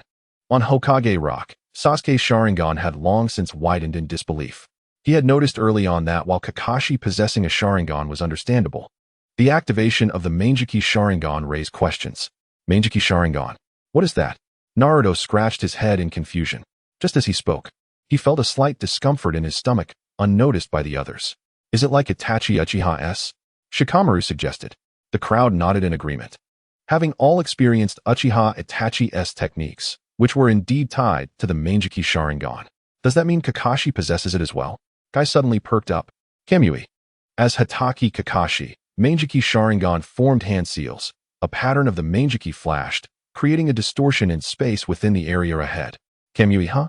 It appears to be a technique that forcibly draws objects within the barrier into another dimension, if it can be released from a distance. It is indeed an impressive ocular technique, Obito remarked, noticing that both Guchin and Kakashi were looking at him, his expression stiffening beneath his mask. He scratched his head, feigning a sheepish grin. It just looks that way. I shouldn't have misspoken, right? In Chapter 84, the chaos caused by the Nine Tails was my doing. Hatake Kakashi, Mangeki Sharingan, utilized Reibutsu, Raikiri, in conjunction with the lightning clone technique, creating a pinching attack from two sides. The main body and the lightning clone attached lightning to numerous shuriken and launched them simultaneously. Ultimately, the lightning clone vanished, while the main body leaped high, culminating in a descending Raikiri. You stand no chance against me, who has replicated over 1,000 ninjutsu. With the technique illustration displayed, the demonstration of this ninja's skills came to a close. It was Guchin who arranged for the illustration to be viewable in the training grounds. Thank you, Mr. Kakashi, for your demonstration. I must say, you are a finely crafted ninja, Guchin smiled. Kakashi returned the smile, thinking, how should I put it? Quite faithful to the original. Though, he still could not activate the Mangeki. Kakashi was previously unaware that his eye could manifest the Mangeki. Now he had gained insight into the accompanying ocular techniques. Spacetime ninjutsu. Obito, you left me with a splendid ability, Kakashi contemplated. Now, may I trouble the mysterious masked man to demonstrate his ninja skills? Guchin nearly exploded Obito's cover. Obito scoffed, but said nothing further. The mysterious masked man remained still in the training area, observing the lively display of Hatake Kakashi, Mangeki Sharingan. His irritation suddenly spiked. He dashed forward, seizing a chain, delivering several swift strikes against Hatake Kakashi, Mangeki Sharingan. Kakashi. Guchin, no. I can't laugh yet. Let us wait. Just a little longer, maybe 40 seconds, or until the next chapter. It's better to demonstrate against the opponent ninja. Obito continued, his movements unceasing. The first skill was Fire Release, Great Fireball Technique, which he unleashed towards the front. The second skill, the mysterious masked man suddenly vanished and reappeared, seemingly leaping into his opponent's face. With a spinning chain and an explosive tag, he struck at his adversary. For his ultimate move, he performed the summoning technique, Nine Tails. The masked man slapped the ground and instantly vanished. In the next moment, a raging Nine Tails appeared in the distant sky, briefly charging before unleashing a devastating tailed beast bomb upon the duel arena. In the aftermath of the explosive brilliance, the mysterious masked man reappeared. Obito set his phone down, sitting quietly. However, Kakashi on the opposite sofa could no longer remain composed. His exposed eye widened, bloodshot, and full of disbelief. The ultimate technique was the summoning of the Nine Tails. A ninja would never exhibit abilities they did not inherently possess. Even a basic attack would have its origins. This notion had been corroborated throughout multiple updates of the Ninja mobile game. Even the Easter egg of the ultimate technique was understood by all. It merely indicated whether two ninjas had intersected within the narrative of the game. So what was the meaning of this? Kakashi could not contain himself, directing his inquiry towards the masked man on the sofa. Observing Kakashi's unraveling demeanor, Obito felt a surge of satisfaction. During that phase, the masked version of himself had done nothing but seize the Nine Tails and wreak havoc upon Konoha. Hence, this ultimate move was anticipated. Obito remained silent, merely displaying the mysterious masked man's ultimate technique illustration. To possess power without the ability to protect those who matter, what significance does such strength hold? Upon reading this, Kakashi's mind went blank. Was that not the cemetery where the fallen from the war were interred? Were those flowers not the ones he frequently bought for Rin? Do not be agitated, and certainly do not be surprised, Mr. Hitaki Kakashi, Obito began, his voice shifting from a light-hearted tone to a low, mocking one. That night, I did not see you because the Hokage had issued orders to protect the young ones, he said. The words lightly spoken, yet resonating with a chilling truth that sent shivers down the spines of those present. For Kakashi, it was akin to pouring gasoline on a fire. The destruction of the flowers he had given Rin symbolized his infiltration of Konoha, and the words he had spoken combined with the summoning of the Nine Tails revealed the truth behind that incident unexpectedly and brutally. Indeed, I orchestrated the Nine Tails rampage. Obito took pleasure in Kakashi's shattered expression, seizing the moment to admit. You bastard! Kakashi roared, his fury palpable. If he did not express anger, he would not be human. The Nine Tails rampage had resulted in the highest death toll since Konoha's founding, causing unparalleled devastation to the village. Countless ninjas perished, and that night birthed innumerable orphans. The hatred stemming from that tragedy remains unburied even today. And what of the fourth Hokage and his wife, as well as Naruto? All this misfortune was the doing of the man before him, this masked figure. He had been seated right next to him moments ago. Have you ever met the fourth Hokage? Kakashi's voice turned hoarse as his hands began to form hand seals. Minato Namikaze, the man who ended the third Great Ninja War, proved that even in our struggle, I could only gain a slight advantage. Obito spoke as if recounting a tale, mentioning Kushina Uzumaki, a woman of remarkable tenacity who survived long after the extraction of the Nine Tails, her vitality rivaling that of a cockroach.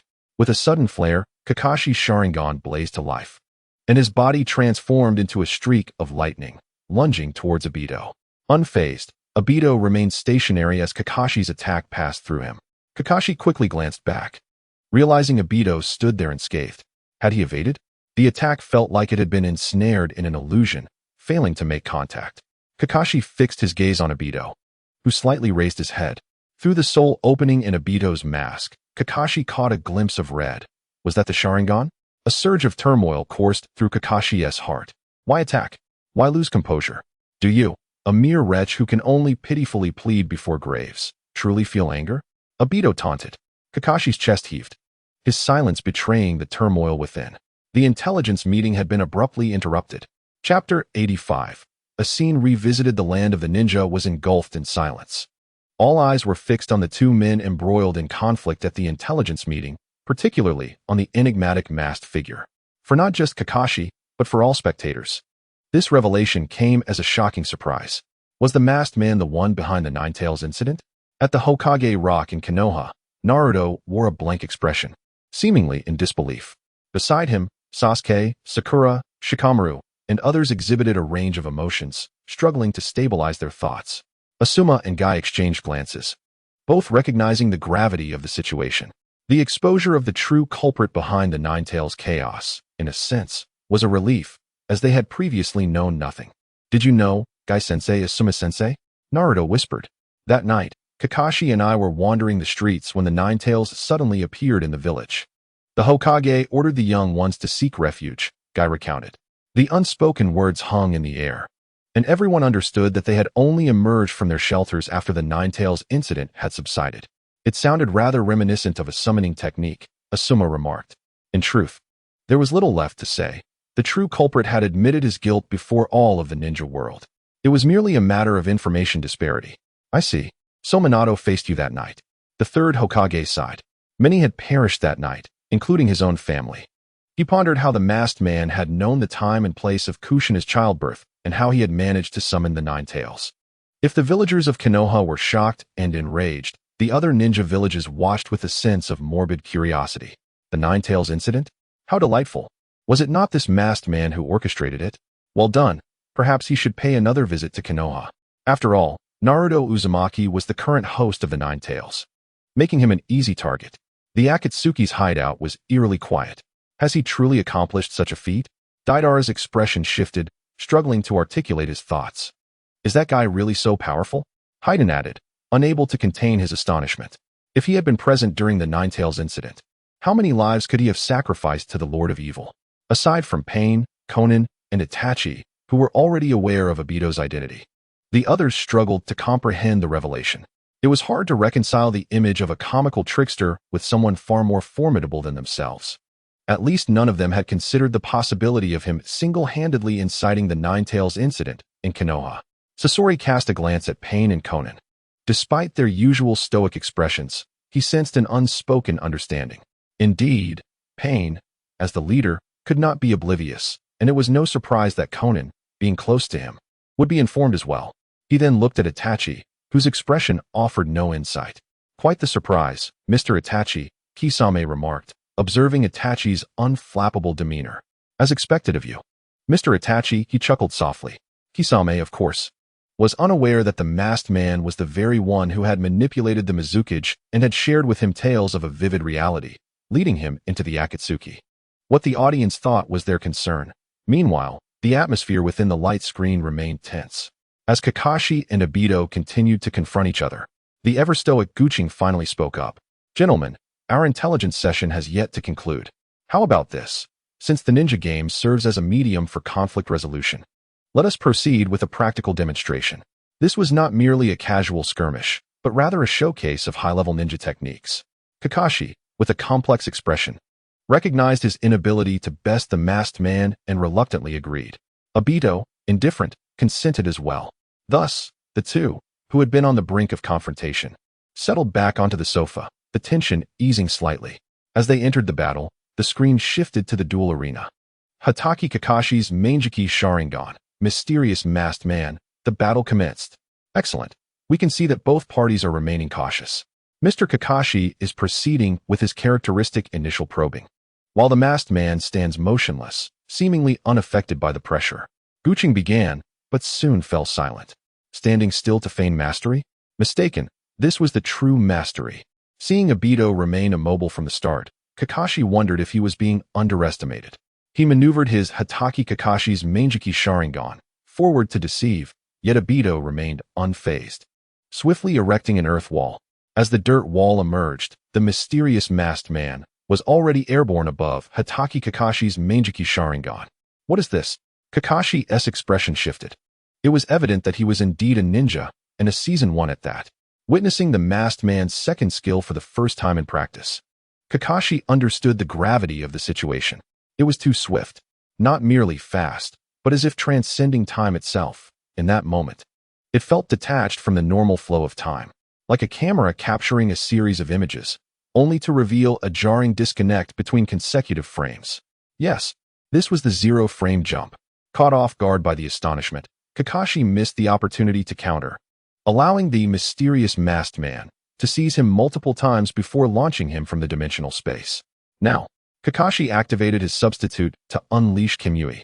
Obito was unable to respond, and it was only after the Kimui absorption concluded that he was able to substitute. Boom! The mysterious masked man unleashed a fiery blast, sending Hatake Kakashi's Manjiki Sharingan soaring once more. Are you confused, Hatake Kakashi? On what grounds do you believe only you can capitalize on the recovery time? Obito retorted, his voice laced with mockery. Kakashi offered no reply, maintaining a calm demeanor. From the previous exchange, he had surmised that his opponent's instantaneous jumps were exceedingly rapid, yet he himself had considerable recovery time after using Kamui. As Obito sensed Kakashi contemplating his next move, the corners of his mouth curled into a smirk. The mysterious masked man executed a series of swift maneuvers, culminating in a summoning technique, followed by a devastating attack, and concluding with the summoning of the Nine Tails. I am the ruler of this world. As the screen was engulfed in blinding light, an ultimate technique was revealed, markedly different from the last time Obito had summoned it. It appeared to be his personal declaration, undeniably brimming with arrogance. Kakashi, gazing at his ninja and witnessing the final second ticking down for his substitute, could only set aside his device. During his experience at the training ground, Obito keenly sensed that the damage inflicted by the mysterious masked man was considerably high, perhaps slightly inferior to that of the youthful Uchiha Obito. As anticipated, a mere substitution technique was all it took to eliminate him. So it was you, after all. Kakashi cast a subtly complex glance at Obito. Previously, he had encountered a player known as the hero of the Sharingan, who had dispatched him with a flawless combination of attacks, a death that mirrored his current predicament. Yet, why? The opponent's username, the various remarks made upon their appearance, and their demeanor towards him. All of it caused Kakashi to press his fingers against his temple. A sudden sharp pain radiating from the side of his head. Coincidentally, Obito adjusted his mask. Chapter 86, Anomaly of Kamui? Very well, this intelligence meeting shall conclude here. Players who have yet to receive the high-level rewards from the last session are encouraged to collect them promptly to avoid missing out. We extend our gratitude to our two guests. Their attendance rewards will be dispatched upon their return. The new version not only introduces fresh storylines, but also unveils additional functional modules for exploration.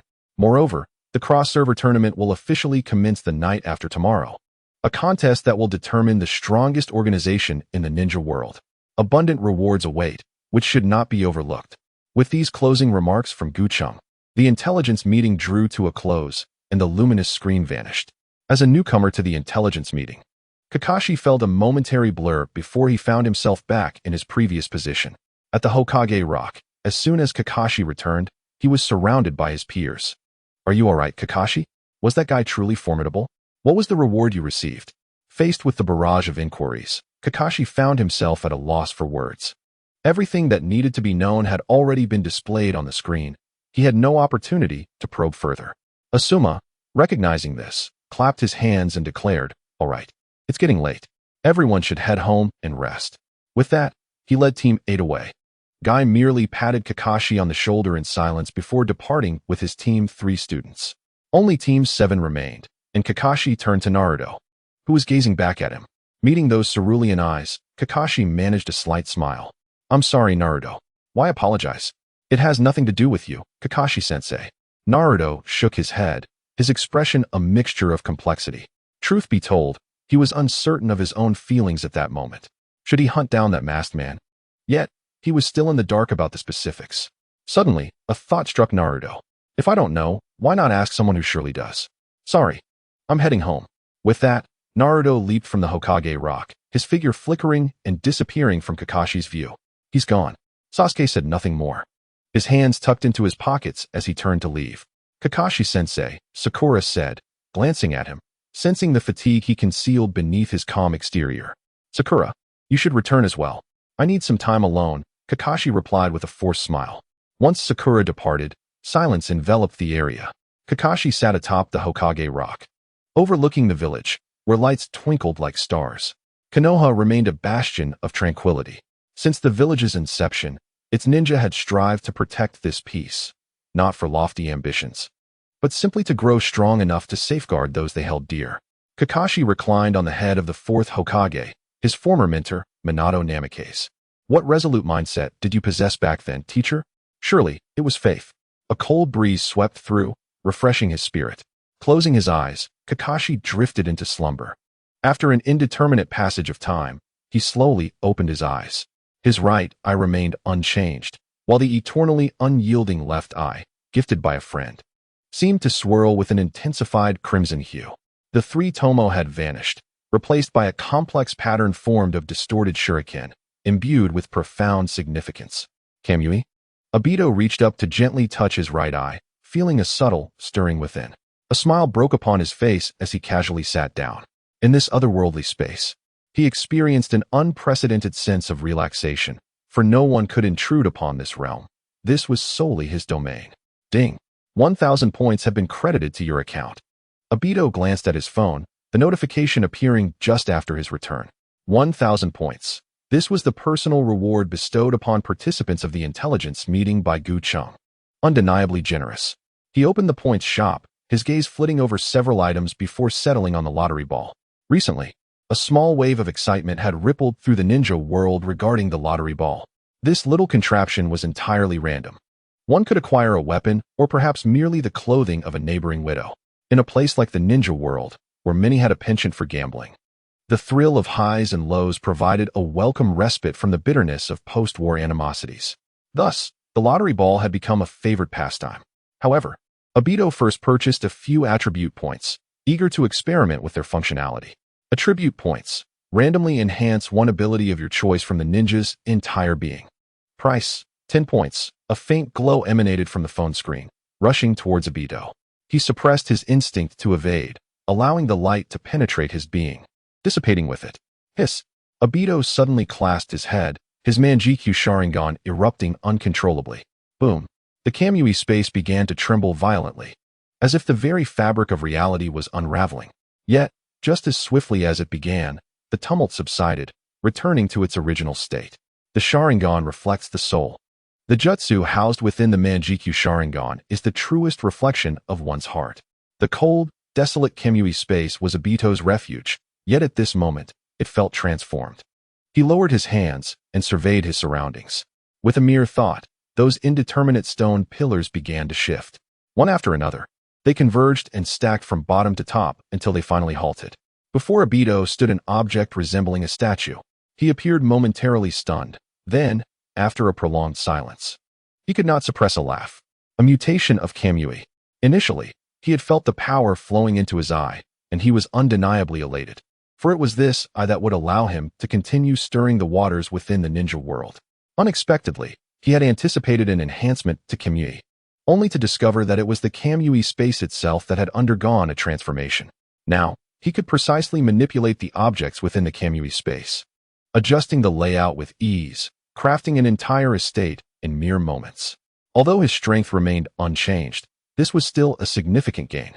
Obito turned away from his phone, continuing to experiment with the Kamui space.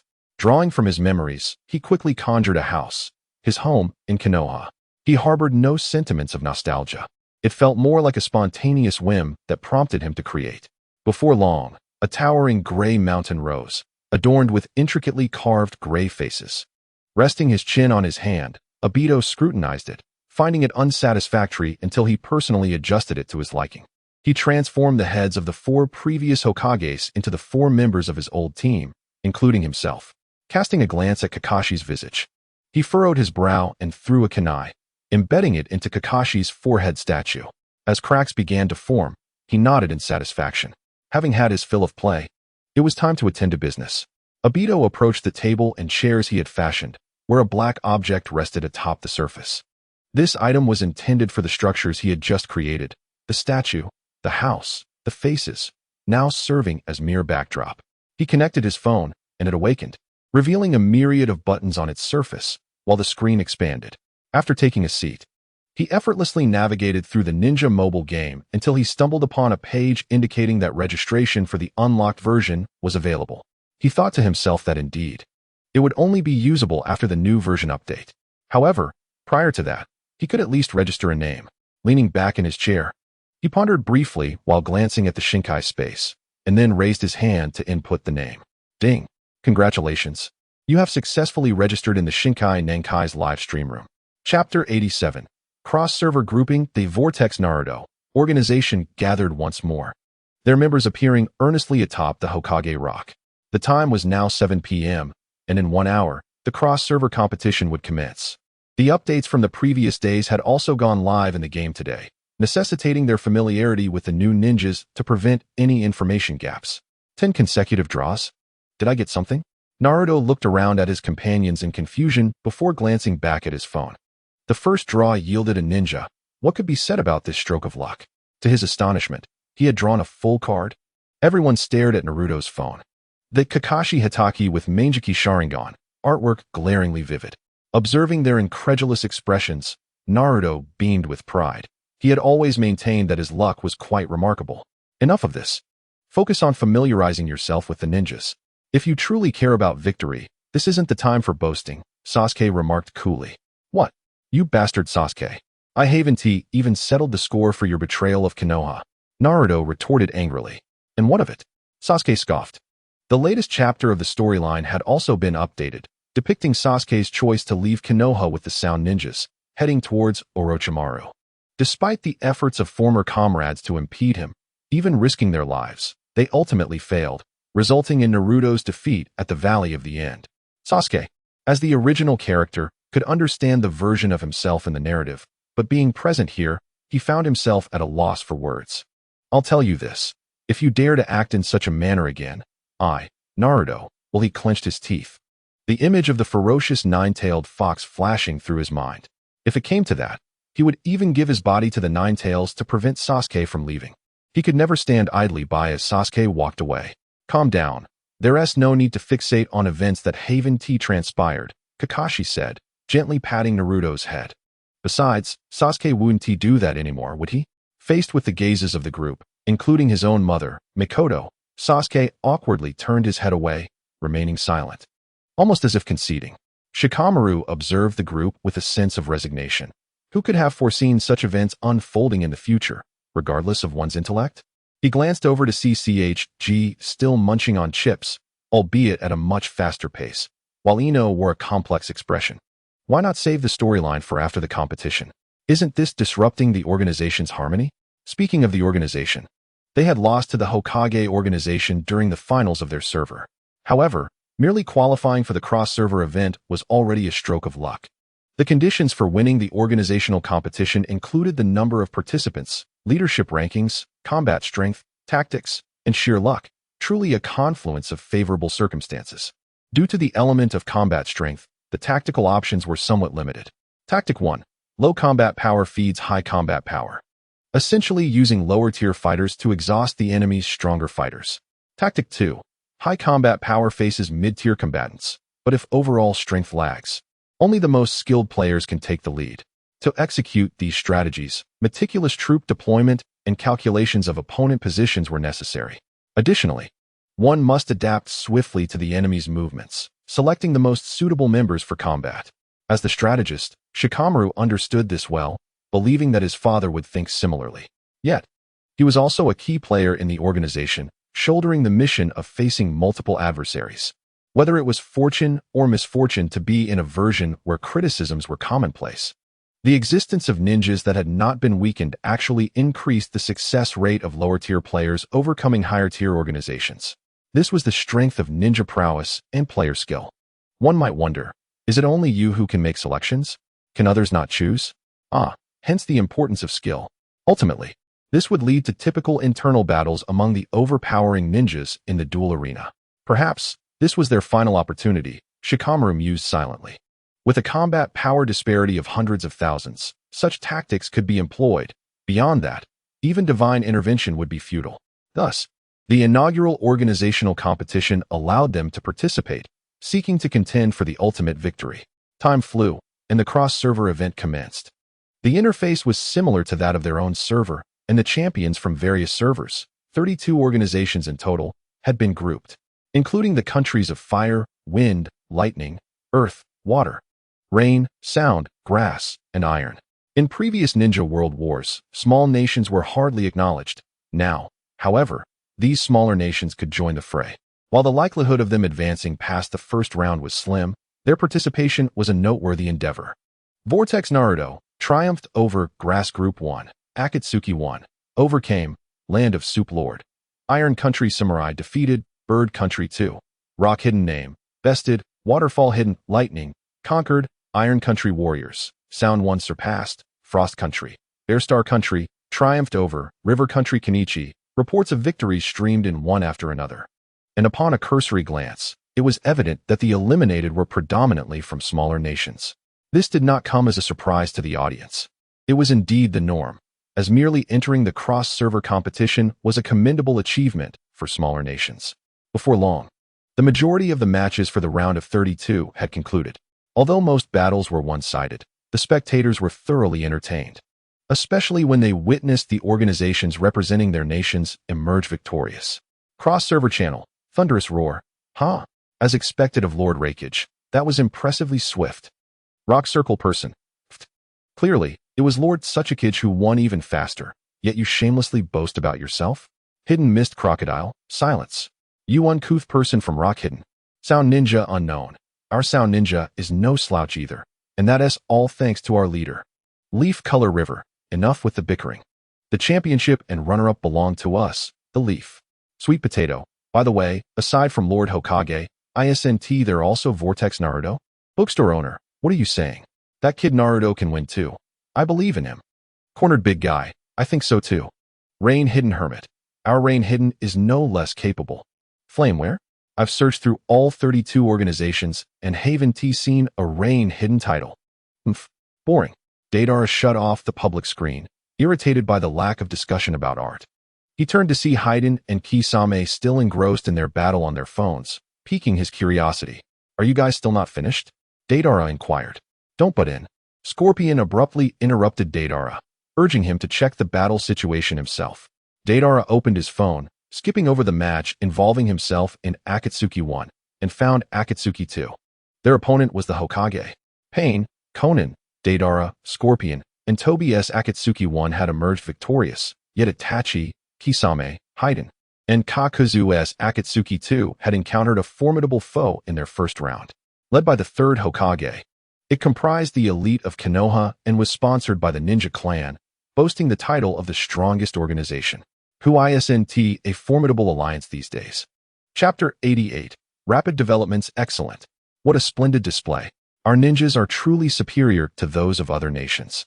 At the mansion of the feudal lord in the capital of the Land of Fire, the feudal lord was watching the cross-server competition with utmost excitement. After all, he nominally leads the Hidden Leaf Village. The stronger the Leaf Ninjas become, the more prestige he garners. If Leaf ultimately triumphs, it would signify the unyielding dominance of the Land of Fire within the entire shinobi world. This is all a result of the Daimi's relentless encouragement, with his subordinates boasting around. Ha ha ha, not at all. We merely feel somewhat inconvenient to make our own appearance. The Daimi chuckled heartily. Although he had lost to the Leaf in the previous competition, he had a very reasonable justification. I am the Daimi. You are the ninjas. Should I personally participate in the Great Ninja War? Regardless of the Daimi's scheming, what truly mattered was that everyone would naturally think this way. Excellent work, Sarutobi. While the Daimi engaged in idle chatter and took a sip of water, he suddenly discovered that the Hokage organization had emerged victorious. Their opponent was Akatsuki's second group. He had never heard of them, but as long as they won, it sufficed. As the saying goes, to the victor belong the spoils. With 5 Rain Ninjas, Itachi, Kisame, Haiden, and Kakuzu found themselves unable to advance in the competition. There was no way. Every additional flaw diminished their chances of victory, and with 5 more flaws, winning would require divine intervention. Was this tactical approach flawed? In the depths of the rain, Nagato wore a perplexed expression. Initially, he had planned for the 2 Akatsuki organizations to meet in the finals to showcase their might. But what was the current situation? One had already fallen in the first round. Now, it remained uncertain whether Akatsuki could even stabilize their position. Time was of the essence as the round of 16 began. Lord Orochimaru, it seems our opponent is Akatsuki? He indeed. In the Sound Village, Orochimaru and his team were competing in cross-server battles, only to unexpectedly encounter Akatsuki in the second round. Kabuto scanned the room, which included the Sound 5, along with the temporarily summoned J-Nin and the reluctant assistance from Suigetsu. This comprised the entirety of the Sound's forces. Thus, the question arose, could they contend with Akatsuki? Kabuto glanced at Orochimaru. Although Orochimaru's expression seemed unchanged, Kabuto sensed a hint of gravity beneath the surface. My apologies, Lord Orochimaru, Tosu murmured, and those around him bowed their heads in shame. The second organization had been eliminated in the first round, although Orochimaru had not expected them to reach the finals. An early exit was still vexing. You may leave, Orochimaru stated flatly. Tosu and the others hurriedly exited. Do not misunderstand. Leaving here did not imply descending into hell. These individuals still held value to Orochimaru. The cross-server competition continued fiercely, yet some had already sensed the brewing storm. Would they encounter those troublemakers? On the Rock Village side, Noki fell into contemplation. Although the initial groupings had been entirely random, having been placed in the same or adjacent groups made future encounters inevitable. Lord Tsuchikage, what should we do in the next round? Someone inquired within the office. Noki immediately puffed up. What to do? Eliminate them. Have you forgotten the sacrifice of over 10,000 rock ninjas? Had you forgotten how my father fought alone against 10,000 rock ninjas and perished from exhaustion? In the Reikage's office, the voice of Reikage resonated loudly, causing others to cringe. But as the saying goes, like master, like disciple. And the crowd erupted with excitement, clamoring for revenge for their predecessors. Seeing everyone so fervent, the Reikage felt satisfied within. He picked up his phone, intently watching the opponent they would face after winning this round. Noki, I will crush your spirit. Do you believe it? Oh, how lively it is. In the Cube Internet CAF, Gucheng sipped water while monitoring the unfolding battle, noting the fervent enthusiasm of the participants. It was understandable. fueled by patriotism and the allure of victory. Such fervor was hardly surprising. He too was curious about the final victor. From the perspective of combat capability, it was undoubtedly the organizations with superior strength that held the advantage. A prime example was the Hokage organization, along with the various ninja villages led by their Kage. In Cheng's view, while each server produced two organizations, ultimately, only the champions of their respective realms would emerge victorious. Although he believed in the potential of great nations, he did not foresee any competition from the wind and water factions. I apologize, Terumi Mei. In the high-level meeting room of the Mist Village, Ao expressed deep regret, and the others present shared the sentiment. Terumi Mei surveyed the members of her organization, opening her mouth but finding no words to express. The Mist Village had already been eliminated. The second group had failed to pass the first round, while the meticulously crafted group of Terumi Mei encountered the Rock Village in the second round. And that was the end of their journey. Swept aside like a mere clearing of the battlefield. At that moment, the Rock Village, still engaged in combat with the Mist, was already contemplating their next opponent. The Cloud Village. This was truly no cause for laughter for the Mist. Reminiscing about the past, the second Mizukage and the second Tsuchikage had been sworn rivals. Now, they could not even meet the gaze of their adversaries. If this continued, how could the Mist Village justify its place among the great ninja villages to their predecessors? Terumi Mei quickly adopted a serious demeanor. Reform is imperative. The Mist Village must undergo significant transformation. In this new era of competition, we cannot lag behind. Yes, the Mist Ninjas shouted in unison. Amidst this, CHJR's expression shifted several times, ultimately solidifying into a steely resolve. Finally, we turned to the Sand Village. The situation in the sand was somewhat better than in the mist, yet not by much. The circumstances remained dire. Is it the Leaf Ninjas we face next? Gaara's expression was grave as he scrolled through his phone, the rapidly changing battle outcomes leaving him unsettled. They had been fortunate in the first two rounds, defeating two minor nations, but their luck was about to run out. The Uzumaki Naruto organization. Gaara gazed at the screen, his eyes momentarily unfocused. This organization, named after the individual recognized by all in the shinobi world, was about to clash with them.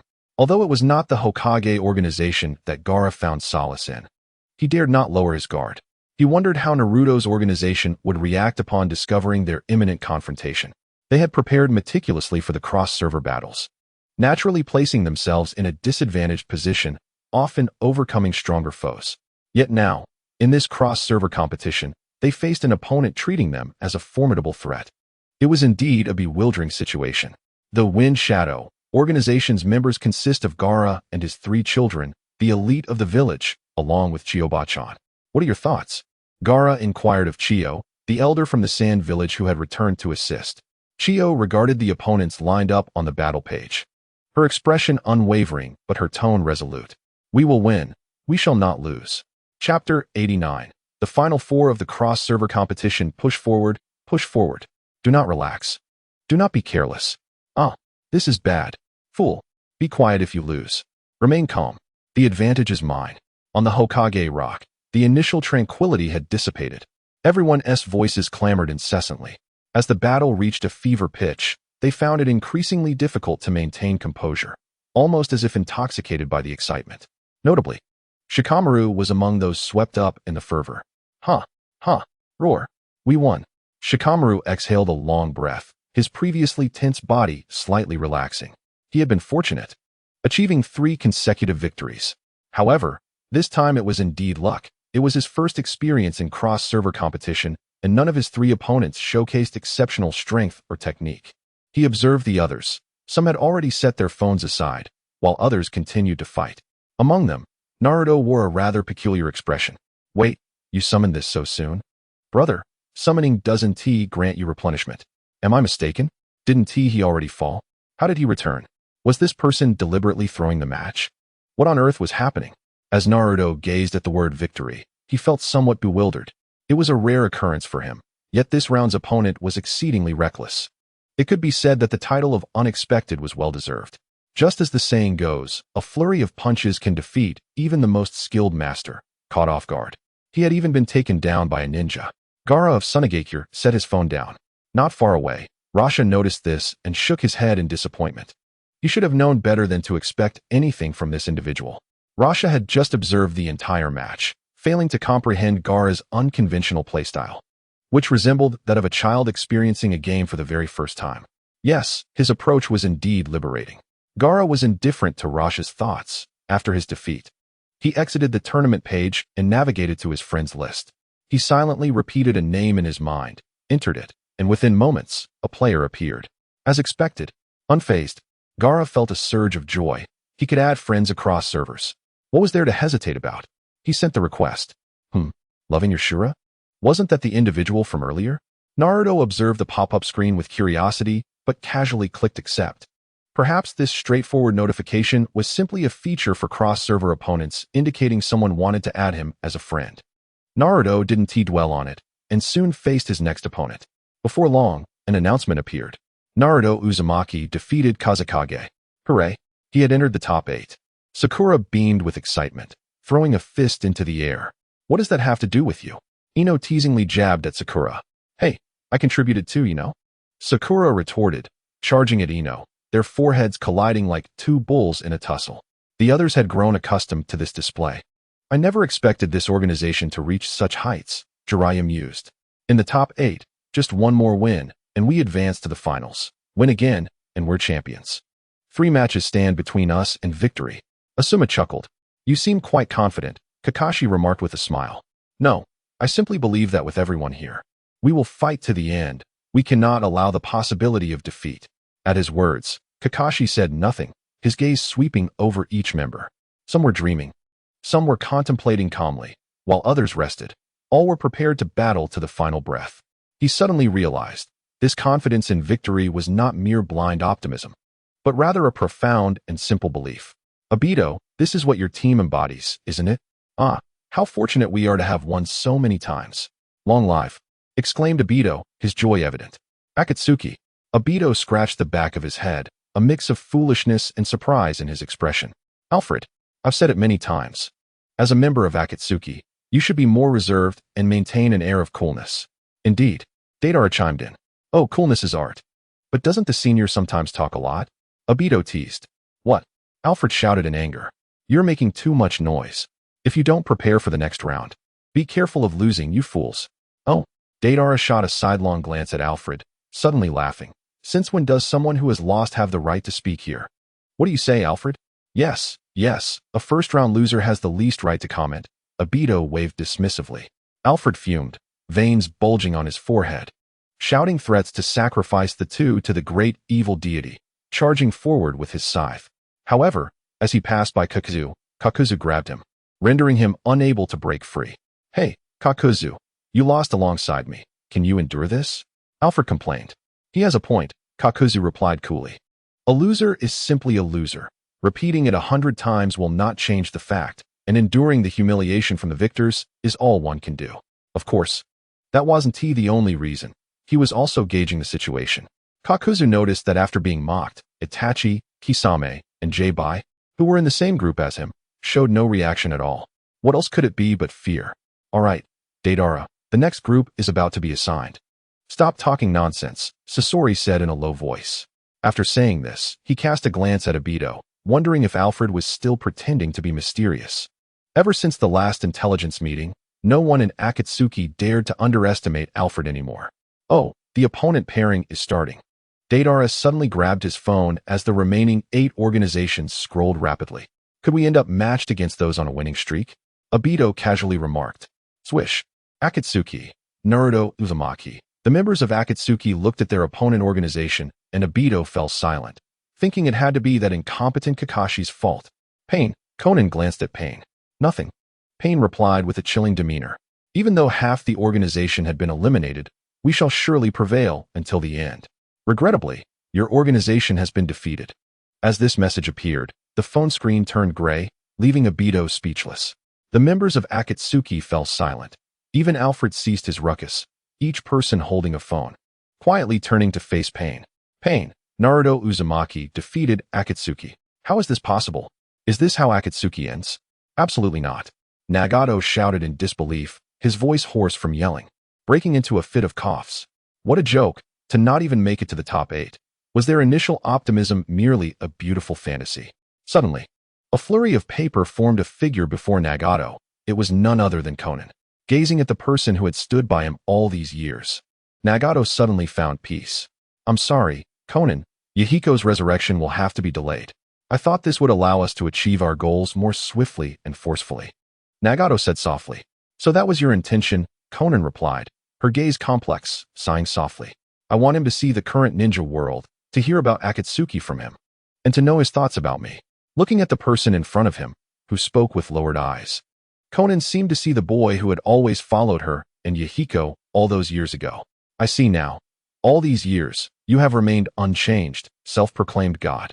What you truly desire is merely the most ordinary dream of a common person. Conan approached, revealing a smile. Nagato, next time, let us strive together. Thank you, Conan. Nagato replied softly. With that, today's tournament concluded, and the final victor would be decided at noon the following day.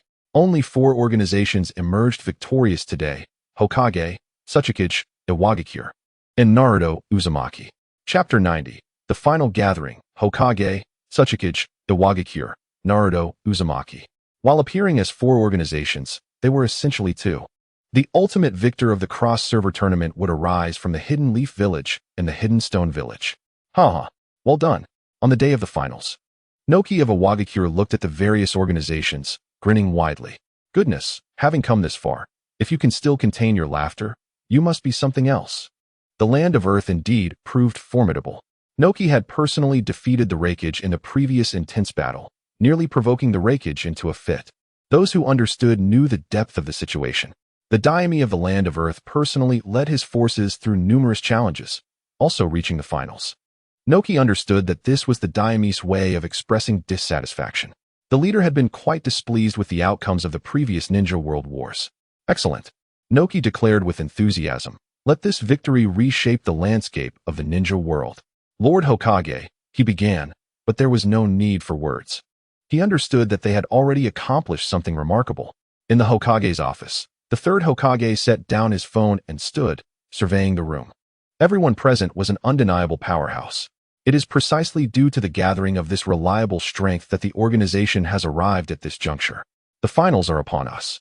The last 2 matches and all the efforts we have sown will be reaped in this moment. Consider the eager anticipation of your fellow villagers watching from afar. Think of the enemies who remain relentless, casting their covetous eyes upon Konoha. And then there is war, a scourge universally reviled across this land. Indeed, this is war. Yet, we have not lost, nor shall we, for behind us stands unwavering support. Since the founding of our village, countless hands have rested upon our shoulders. Though intangible, we can feel their presence. Yes, this is the indomitable will of fire that has been passed down through generations. It shall never extinguish. As the 3rd Hokage bowed, silence enveloped the gathering, all eyes fixed upon this leader who humbly acknowledged his subordinates. The organizational tournament, though not war, bears the weight of battle, and it is only now that the gravity of the situation is felt. Should the enemy prevail, they would inevitably gather strength to incite war and devastate their homeland. Thus, inaction is not an option. We must fight with our very lives. I implore you, the 3rd Hokage beseeched. No one responded, for they could not bear such a burden. They merely fumbled with their phones. There was no need for discussion. At this point, it was clear that both teams were matched in raw strength. What set them apart was their fighting spirit, their momentum, a fervent will ignited. The 3rd Hokage felt a surge of comfort, thinking that should they win this tournament, it would fulfill the hopes of the former Hokage. Unlike the others, Shikamaru quietly produced a keyboard from his pocket. A last-minute acquisition from his son, who was about to leave. What? The keyboard is gone. Shikamaru covered his ears, silently enduring the torment his teammate inflicted. Are you serious, Shikamaru? Today is the finals, Ino exclaimed, seizing Shikamaru's ear in frustration. Though the Hokage's presence was equally crucial, borrowing it was unwise. Choji wore a serious expression. Isn't that what you referred to as divine power? Naruto shouted at Shikamaru, hands outstretched. Shikamaru, you lack divine power. Shikamaru pressed his forehead in exasperation, stating that losing the keyboard did not equate to losing his strength. The group, at a loss, felt there was no point in further blame. Shikamaru had contributed significantly to their progress thus far. Well, it's not the end of the world. Sasuke remained calm, asserting that they had no possibility of defeat, wagering the name of the Uchiha clan. Humph, I bet on the Uzumaki name. Naruto retorted defiantly, glaring at Sasuke. Sasuke, speechless, thought this fool would argue over such triviality. He was not seeking the spotlight. All right, since we are prepared, let the battle commence, Jiraiya declared, brimming with confidence. Yes. The crowd ignited with fervor. What more is there to say? If we don't obliterate our opponents, we are not true Konoha shinobi. Naruto and his companions faced the feudal lord of the Earth Country, having not encountered the Fire Country's lord, but rather clashing with the Earth's. Their peers, along with nearly every resident of Konoha, were riveted by this confrontation. The battle commenced. Hiss. Has Naruto really become this strong? He took the lead. Sakura, Ino, and Choji displayed their prowess, exchanging blows with their adversaries. Kakashi, Asuma, carry our legacy and conquer them. It is the spirit, indeed, sensei. Lady Tsunade, want you cheer for Jiraiya and the others? The streets erupted with shouts. Humph. If he returns to the village after this and still loses, he won't survive the night. Calm down, Lady Tsunade. My goodness, Shikamaru has already won too. At this moment, the people across the Fire Country were overwhelmed with excitement. They witnessed something remarkable. The two organizations representing the Fire Country held a commanding lead. Impossible. How could they be dominating Iwagakure? Absolutely inconceivable. Inoki was nearly driven to madness. A dual-front operation yielding dual victories was not a reason for despair. Why was he now near tears? Setting aside the feudal lord for the moment, he had no time to ponder why the lord, despite having overwhelming combat power, was lagging behind. In his duel with the Hokage, he had seen clearly that those under him, once so valiant, appeared suddenly deflated. What are you doing? Have you not awakened? You cannot tell me I will lose this once-in-a-lifetime opportunity. Inoki roared in a fit of rage, attempting to salvage the collapsing situation. The members of the organization exchanged glances, each wearing expressions of despair. How to articulate this? They reminisced about the days of facing off against Minato Namikaze. No, have the Konoha folks taken drugs? Even through their phones, they could feel as if their opponents were about to leap from the screens and snap their necks. There was no choice but to grit their teeth and endure. Inoki finally caught his breath, calming himself.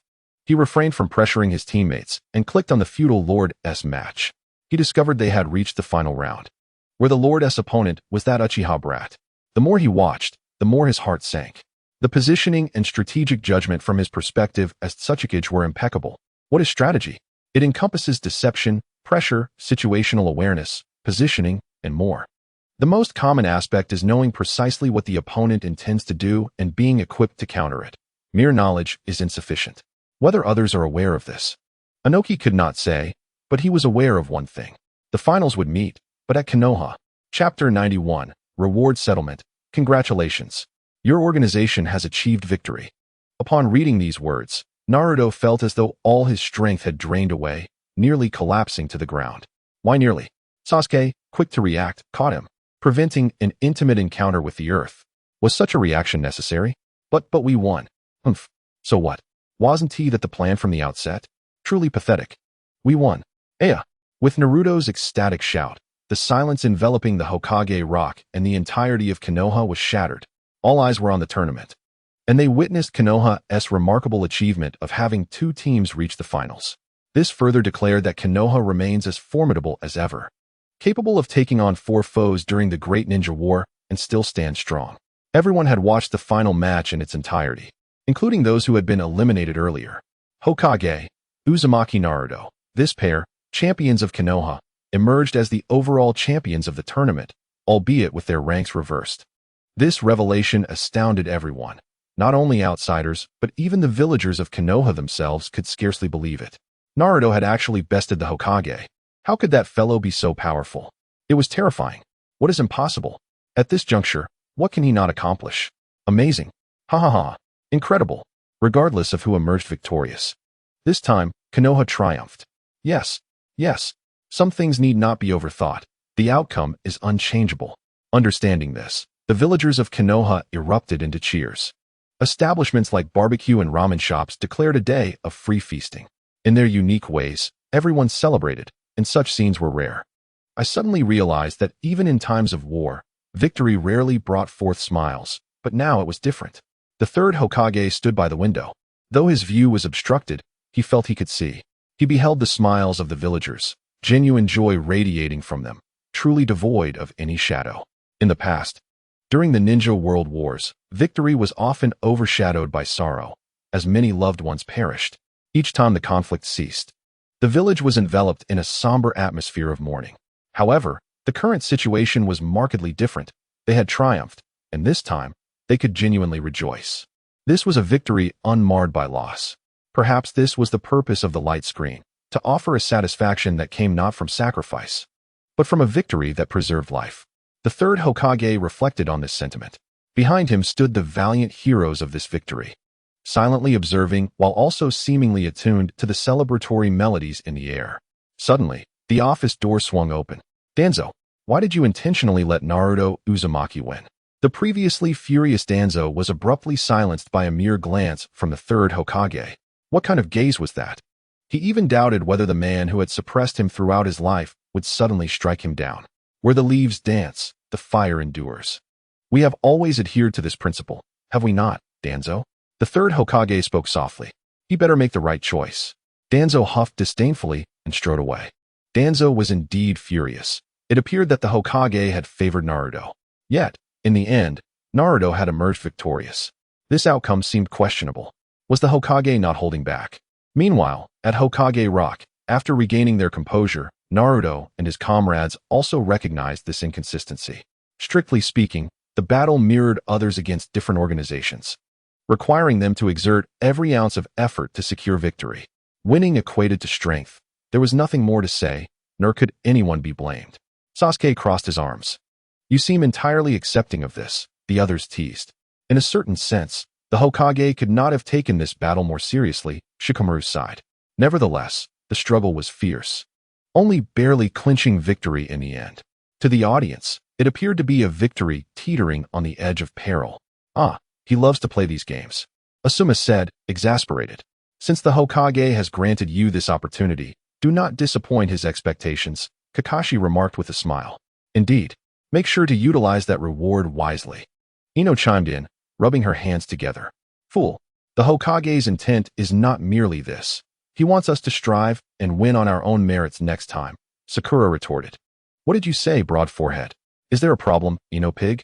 Next time, that will be exceptionally difficult, Jiraiya mused. Considering that they had merely taken advantage of the initial tournament, during which everyone was still in the exploratory phase. The next time, if this organization wished to win again, it would be a monumental challenge. Nevertheless, regardless of the circumstances, we are champions, and it is time to reap the rewards. As Jiraiya's words faded, the light screen suddenly illuminated, displaying Hokage Rock and the figures standing upon it. We are on screen. Sakura and Ino, who had been bickering moments prior, immediately ceased their quarrel, linking arms and posing joyfully for the light screen. Other villages watching could not help but marvel at the profound camaraderie of Konoha. Naruto widened his eyes as 4 cards materialized before him from his phone screen. Everyone observed as these cards floated mysteriously, suspended in the air before Naruto. 3 were green, and 1 was gold, adorned with vibrant particles of light, exuding an extraordinary aura. Resource card, revival card.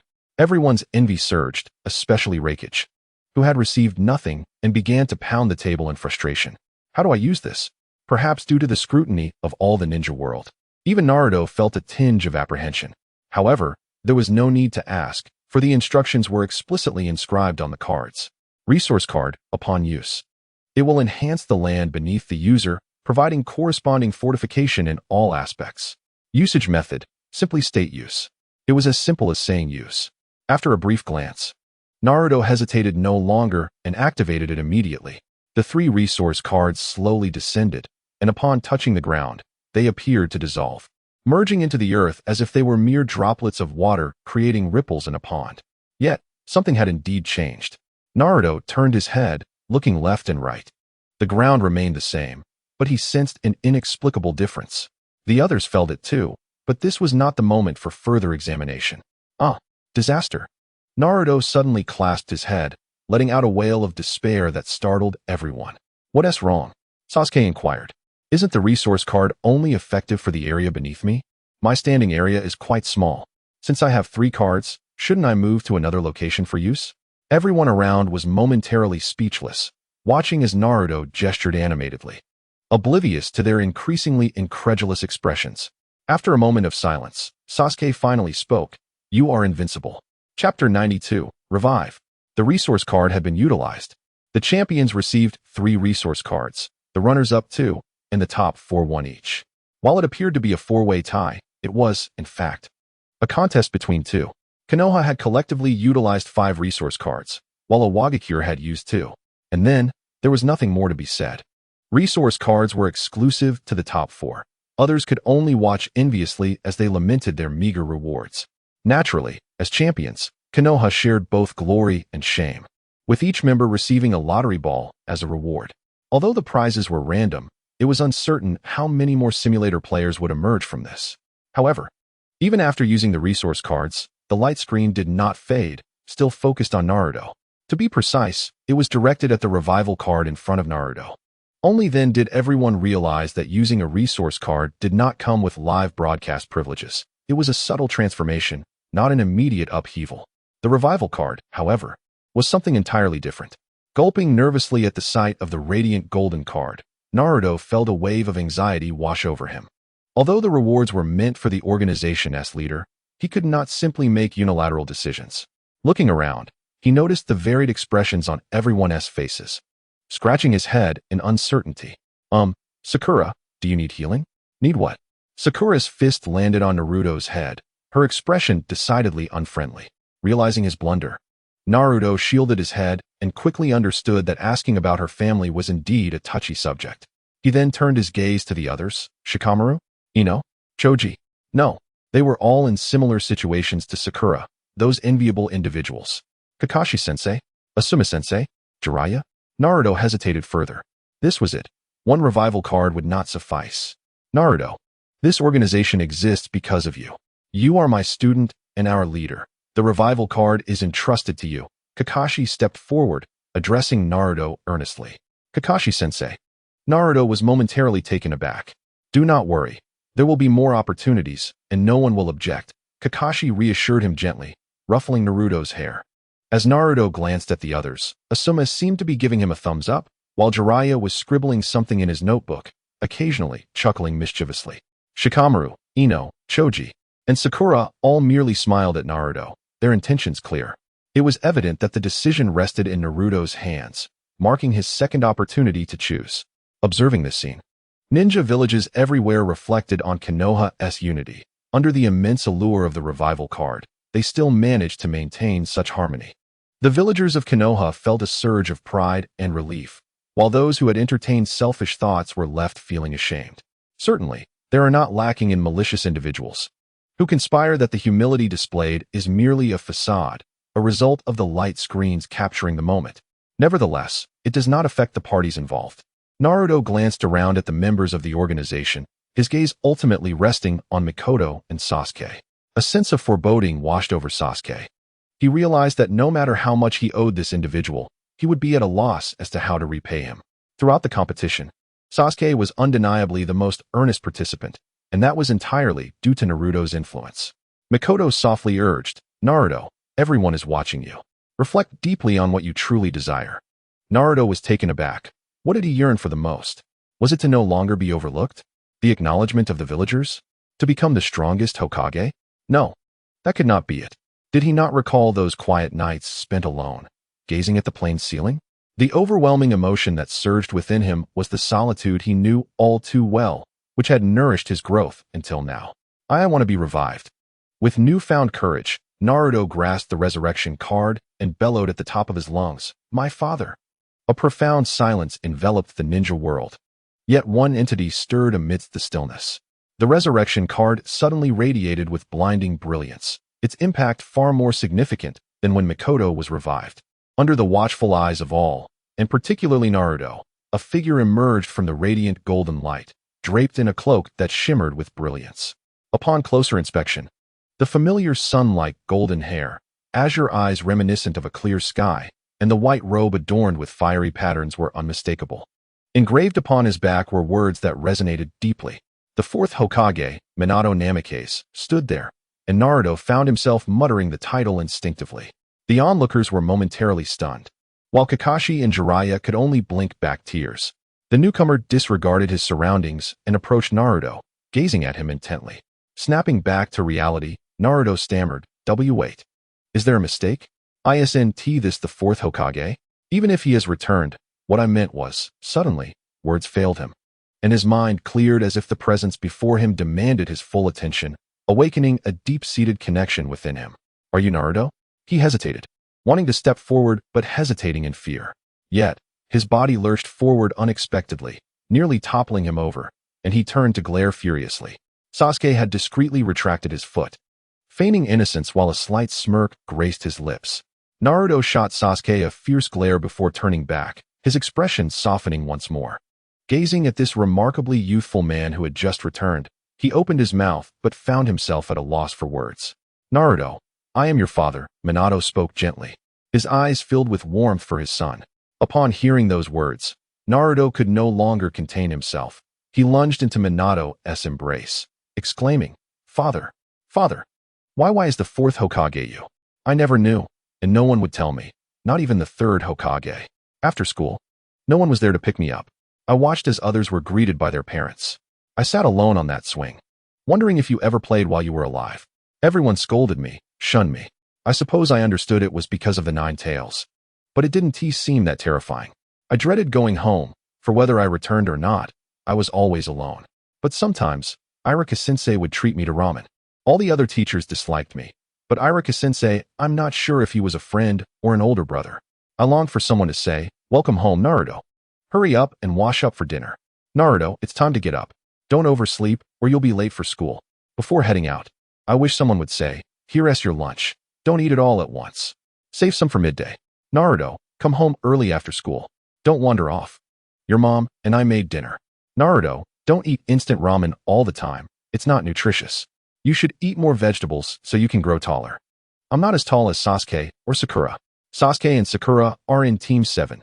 Our teacher is Kakashi, not sure if you know him. He is a bit awkward, but reliable. And Shikamaru and the others. Without them, I wouldn't have won. I couldn't achieve anything on my own. And then there's the pervy sage. The first time I met him was at the bookstore when I was caught peeking at adult magazines.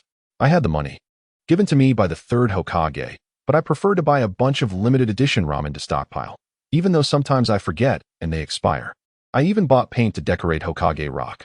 I always got caught, but they could never catch me. Ha ha ha. I'm sorry. I painted over your face on the rock, and I've washed it several times. I wonder if one day my face will be carved there. And someone will mess with it. Thinking about that makes me so mad. I used to imagine that maybe you and Mom were keeping secrets from me. Just like in the latest plot twist with Sasuke, you both defected from Konoha as traitors, as villains. How wonderful it is that my father is the fourth Hokage, the one who saved the village. He is the Hokage I admire the most. I've even wondered if I resemble you. And now I see that you are indeed much more handsome than I am. Heh. I wonder if Mom is as beautiful and gentle as Sasuke's mother. I'm so excited. It would be wonderful if you could cook delicious meals and love ramen as much as I do. Then I could enjoy it every day. I don't even know what I'm saying anymore, but I truly miss you, father and mother. I really miss you. Naruto had an abundance of words to express, all the fantasies he had nurtured over the years. Yet at this moment, he could utter not a single word, only sobbing as he clutched Minato tightly, tears streaming down his face. A profound stillness enveloped Konoha. At this moment, within the Ninja Academy, young students, newly admitted, silently observed. Meanwhile, Irika stood at the podium, tears welling in his eyes as the scene before him blurred. Hokage-sama, you said that the fourth Hokage wished for the villagers to regard Naruto as a hero, but has that hope not fallen short? Irika pondered. Irika, it is normal to feel this way, yet this belief transcends life and death. Observing the father and son embracing in the light, Irika wiped his eyes and revealed a knowing smile that shone brightly on his face. At that moment, a hero stood before him. Chapter 93. Minato plays the ninja mobile game Minato Namikaze has been resurrected. Under the gaze of the entire ninja world, this once-renowned fourth Hokage stepped forth from the Pure Land, returning to the realm of the living. It must be said that many felt a twinge of envy. Unlike resource cards, resurrection cards yield immediate results. Whoever is revived simply is. In the wake of Minato's inherent presence, Other ninja villages found themselves compelled to momentarily restrain their actions. Of course, everyone learned something remarkable. The fourth Hokage is Naruto's father. Indeed, it is quite astonishing. Strolling down the street, Shikamaru listened to the conversation between Ino and Choji, feeling somewhat helpless. Those of their generation were indeed the most astonished, having witnessed the father-son reunion firsthand. Aside from the emotions of the moment, they were filled with disbelief.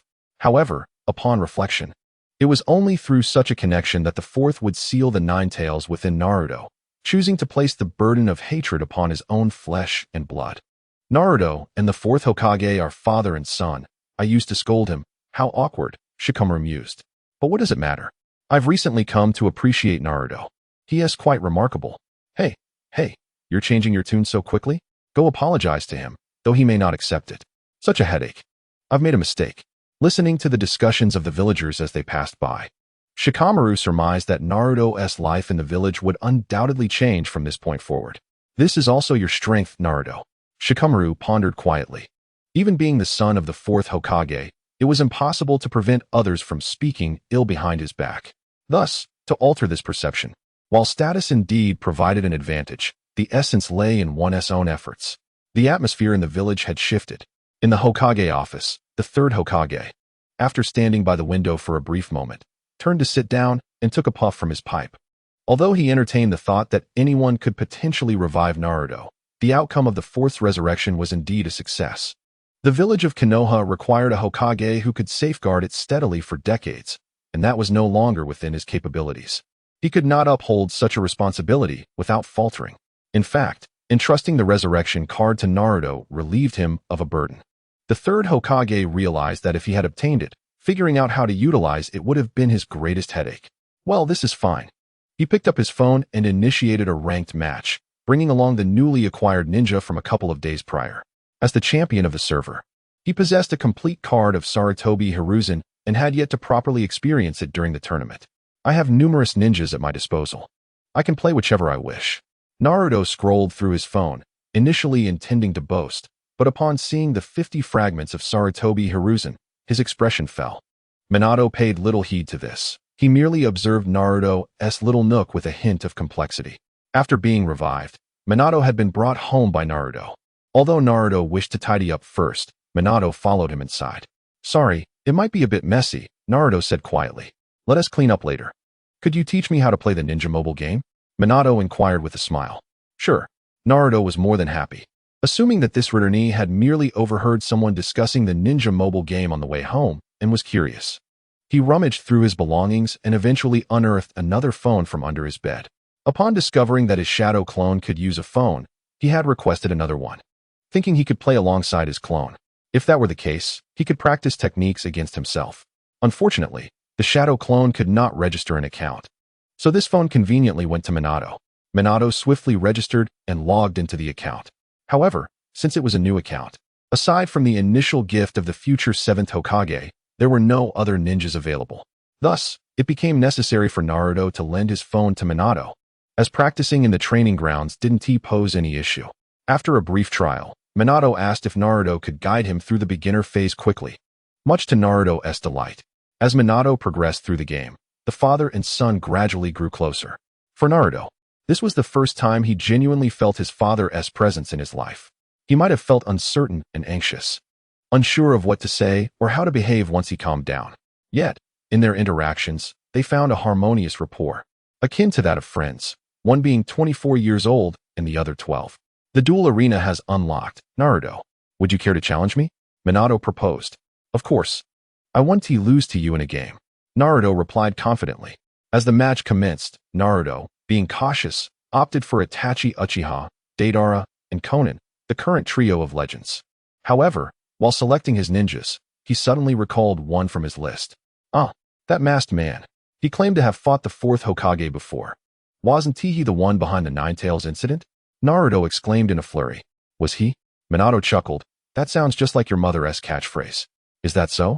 Naruto scratched his head sheepishly. I had considered reviving you both, but I ended up leaving my mother behind. As he spoke, he quickly realized it wasn't about the Nine Tails incident, but rather the 4th Hokage and the masked man. Yes, it was indeed that person, Minato recalled. his gaze shifting as memories washed over him before softening. Naruto, the match has begun. Initially, Naruto intended to relish a teaching moment, guiding his time-displaced father through the game. However, the more they played, the more astonished he became. The fourth S reflexes were incredibly swift, faster than anyone he had ever encountered, even surpassing Kakashi-sensei. Wait, is that a summoning technique into a body? You can play like that? How did you think of it? Hey, be careful activating your ultimate. If you can't defeat it, you might lose. Impressive. Astoundingly strong. Ultimately, Naruto emerged victorious. But his expression bore astonishment as he regarded Minato as if he were a marvel. Was this truly a newcomer to the ninja mobile game? With further practice and acquiring a few more ninjas, he could easily ascend to the Umbu. How about that, Dad? Impressive, right? Minato proclaimed proudly. Absolutely. Wow, fourth. Naruto exuberantly exclaimed, though he stumbled slightly on the title. Minato, unfazed, extended his palm, and within moments, a sphere of chakra materialized in his hand. The swirling motion stirred the air, tousling both Minato's and Naruto's hair. Is this the Rasengan? How does the fourth know this? Naruto's eyes widened in disbelief. Apparently Jiraiya-sensei hasn't shared this with you. I'll teach you this technique later, Minato offered. Great. But before that, you didn't pick up any bad habits while training under Jiraiya, did you? How could that be? Don't worry. That lecherous sage is trying to reform now. Reform? Minato fell silent, unable to fathom what that would entail, much like trying to envision Tsunade-sama quitting gambling. He couldn't imagine the lecherous sage managing to give that up. Chapter 94. The seed of live streaming. Kakashi stood atop a building, hands tucked into his pockets, quietly observing the village below. The view here, while not as grand as from Hokage Rock, sufficed as everyone had dispersed. What was the point of returning? He was alone anyway. Although they had triumphed, there was no celebratory feast. It felt inappropriate to intrude upon Naruto's reunion with his father. It's wonderful. Kakashi mused silently, while internally expressing his regrets. In that moment, witnessing the resurrection card, he had nearly lost his composure, for he harbored numerous hopes of reviving those he had lost. He yearned to bring back Rin, the companion he failed to protect, Obito, the one who sacrificed himself to save him, and Minato-sensei, Kushinae, and his own father, Tsukumo Hatake. Regarding his father, he wished only to convey a single message to that man. He had forgiven him. Kakashi sighed softly, his gaze ignited with fervor, pondering when the next opportunity to unleash a resurrection card would arise. He was determined to seize it, regardless of who stood in his way. He would prevail. I can't remain idle. Kakashi retrieved the phone he had been gripping tightly from his pocket, intending to engage in a ranked match. However, a small camera-like icon caught his eye on the left side of the Ninja mobile game's main interface. Don't underestimate the Ninja's memory. This feature wasn't present before. It must have been implemented after the tournament concluded. Curiosity piqued, he clicked on it to discover its contents. Ninja Livestream. This grand title was prominently displayed, with a list of sequentially arranged live rooms below. Kakashi clicked on one at random and found a person playing the Ninja mobile game on the screen, complete with gameplay visuals. Is it like a recording? Kakashi wondered, but quickly dismissed the thought. He noticed comments appearing in the live stream, and the streamer was engaging with the viewers while playing. I see. It's live. Kakashi accepted this notion swiftly. After all, the tournament had also been streamed live for the audience to watch. After browsing several streams, he understood that this feature was likely made available by the officials for players to utilize at their discretion. He casually refreshed the page, and a new live stream appeared at the top, boasting the highest popularity index. Upon entering, his expression immediately turned serious. Oh no, please don't. I beg you, spare me. I'm done for. Just kidding. Do you really think I can't handle you? The streamer initially feigned weakness with a timid tone, only to suddenly shift to a mocking demeanor. This reflected in the gameplay as he cowered in a corner, pressured by the opponent's maneuvers, before unexpectedly retaliating when the opponent let their guard down. In simpler terms, he exhibited a strategy of feigned vulnerability to gain the upper hand before unleashing a torrent of taunts, showcasing his swift change of demeanor. It was evident that many viewers were captivated by this act, as the barrage of comments flooded the screen. However, that was not the focal point. The crux lay in the fact that this streamer wore a mask with a hole only over his right eye. Is that the masked guy? Kakashi glanced at the title at the top, which read The Masked Man of Shunwei. Tears cannot be hidden. Shunwei? Tears cannot be hidden? Kakashi's expression darkened. perceiving this as a blatant mockery aimed at him. Suddenly, a unique comment streaked across the screen, standing out prominently. "My favorite coffee," gifted the streamer a shuriken and commented, "Streamer, you're quite skilled, but are there any ninjas stronger than you?" "Yes, there are. Thanks for the shuriken, much appreciated." The masked man replied, "If I want to rank up, I would recommend one ninja." Just then, the match concluded, and he quickly initiated the next game, selecting that very ninja. The mysterious masked man? Isn't that the streamer himself? The streamer is so shameless, promoting himself. After watching that last match, you shouldn't hold any expectations for the streamer's dignity. "Streamer, I'm a student at the Ninja Academy. Could you send me a ninja?" "Who are you, streamer?" "Indeed, the mysterious masked man. It is I, the strongest ninja. Who else could it possibly be?" The masked man locked in his signature ninja. The match commenced. "Let me teach you how to start. Just unleash fire and grab, pulling the opponent into my infinite mask space," he exclaimed. "Now, wait for them to fall out of the time space and then unleash your skills without revealing any after effects." The streamer understood. The substitution technique allows you to leap away, don't you see? This spectator clearly misunderstood. The substitution technique has a recovery time. If the opponent is locked onto you, won't you be captured? "Ah, they use substitution. I'll just employ a chaotic maneuver, up, down, left, right." He laughed. "I dodged. Now, I'll counter with an invincible leap, jumping right in front of him." "Huh, here comes the second wave. Let me teach you a little trick. Deceive with your gaze. I'll start, then suddenly walk away and stand still." "Ah, they substituted, right? Now I'll unleash my ultimate move.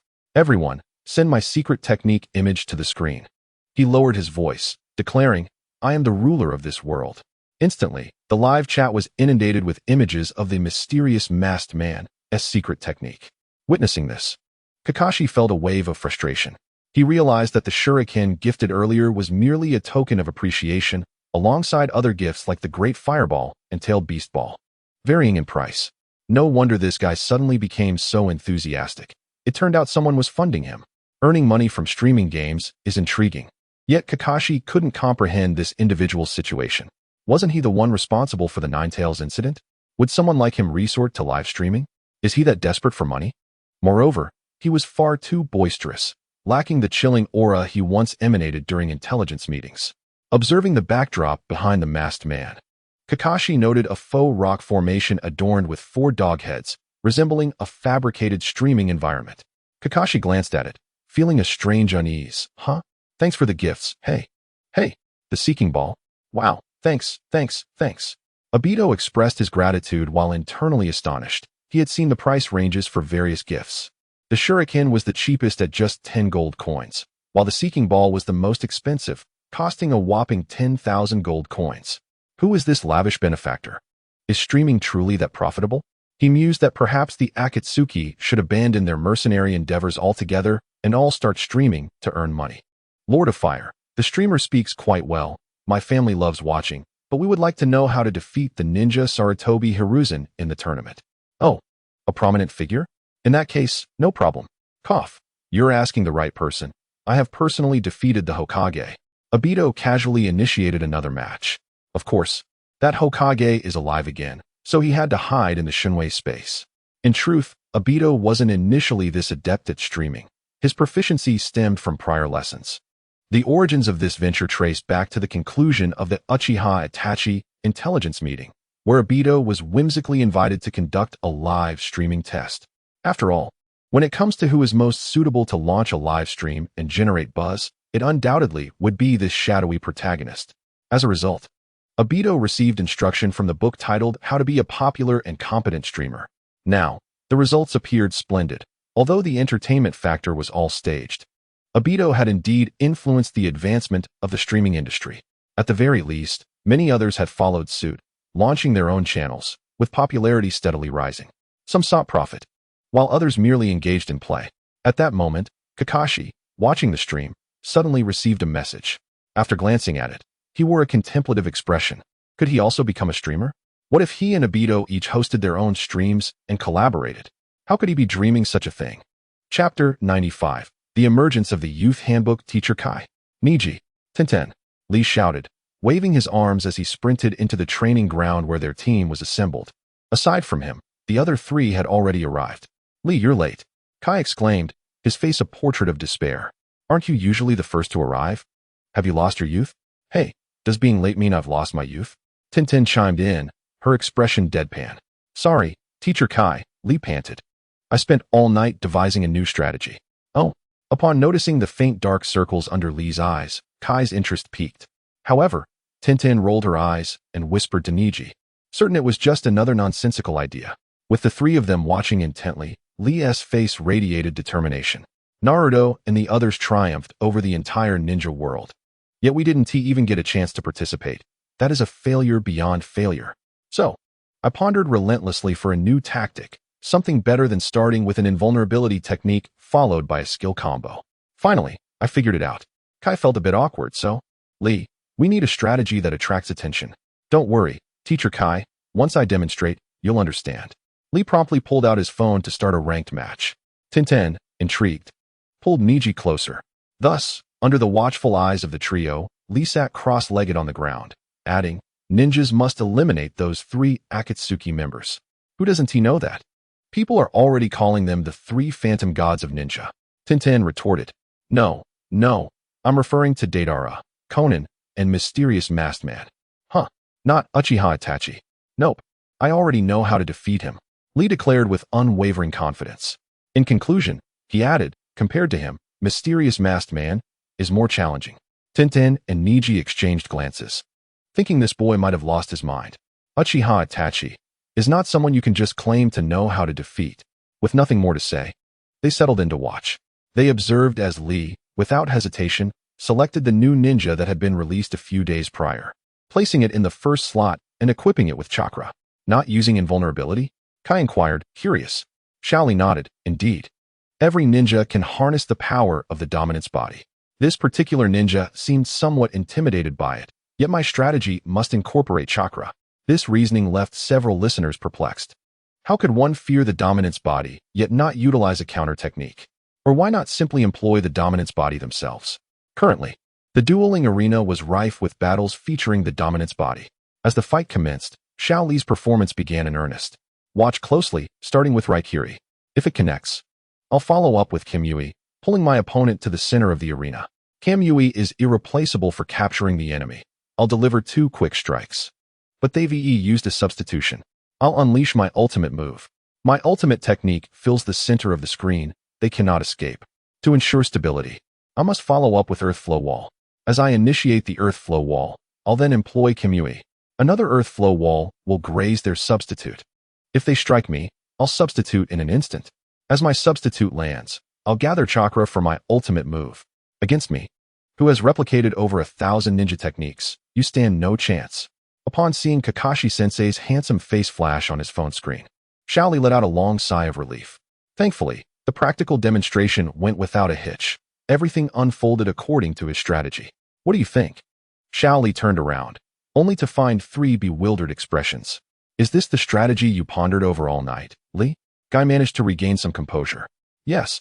Although I lost many times during my research, this is the most refined version of my strategy. Reflecting on the results of his intense efforts last night, Xiao Li felt that his dark circles were well earned. So how will you confront Uchiha Itachi? The second opponent was incessantly inquiring. This one requires a bit of guesswork. Xiao Li replied, lowering his head to focus on the match. As the countdown reached its end, Xiao Li did not charge in recklessly as he had in the previous round. Instead, he maneuvered his ninja to hide at the top against the wall. In the next moment, a rapidly advancing clone came into view. Since Xiao Li was positioned higher, the clone from below missed its target and turned back slowly. Xiao Li approached the center and launched a Raikiri, fortunate enough to strike his opponent directly in the face. Raikiri into Kim Yui, utilizing their substitute. I'll wait a moment. They summoned a creature. I'll counter with the summoned Shikaku and unleash my ultimate move. Given Shikaku's lengthy duration, even if my ultimate fails to overcome their summon, I'll remain safe. The previous round's scenario replayed, and Xiao Li's second ultimate move eliminated the opponent. So, in battling Uchiha Itachi, it's a matter of guessing whether they place their clone above or below, Niji realized. Exactly, though it's indeed challenging, sometimes one must react and utilize secret scrolls to counter with chakra. Xiao Li nodded in agreement. Once the ultimate move concludes, can one only follow up with Earth Flow Wall? Kim Yui seems feasible too? The incessant question continued. Indeed, it is possible, but Earthflow Wall is quick to deploy a second time, allowing for a tactical grace. Shaoli explained. Kakashi's ultimate is full screen, but isn't there too much risk in continuously using it? Guy asked. Indeed. A higher level of dominance body can absorb it, as can lengthy summons, which is why I've prepared 3 long-duration counter-summons for exchanges. However, if one can resist the urge to unleash their ultimate with this ninja, I cannot fathom what such a person would be incapable of. The group continued to raise their questions, and Shaoli earnestly responded, illuminating the complexity of his tactical experiment. Now for the third ninja, Guy reminded. Let us begin with Raikiri again. Following up with Kamui. They VE substituted. I'll unleash my ultimate move. They VE stopped moving? Oh, they VE exited the game. Shaoli put away his phone and stood up, his expression radiating confidence in his strategy. Impressively, Guy internally praised. In the first round, your opponent was caught off guard and fell into your rhythm. In the second, they prepared, yet you adeptly shifted your approach. In the third, you reversed your strategy. Echoing the first round, the entire progression of the match was within your calculations. Truly an intellectual feat. The proficiency displayed suggested just how many rounds Shaoli had endured the night before. Wait, you've entered the Umbu? Guy suddenly realized, noting that Shaoli had just restricted 3 ninjas. Yes, everyone struggles to counter my strategy. Shaoli chuckled. But if you face the opponent again, they learn your methods? As soon as the question left their lips, they sensed the redundancy of it. What are you saying, Tian? Shaoli asserted. How could I allow my opponent to rematch? All right then, Tian sighed. The once undauntedly Rock now denied his opponents a second chance. In the ninja mobile game, you've committed numerous misdeeds. Niji reflected, surprised that Shaoli could ascend through the Umbu relying solely on one strategy. I shall name this strategy the first set of the Youth Bible, Shaoli declared, giving a thumbs up, his bright smile revealing his gleaming teeth. Well done, Lee.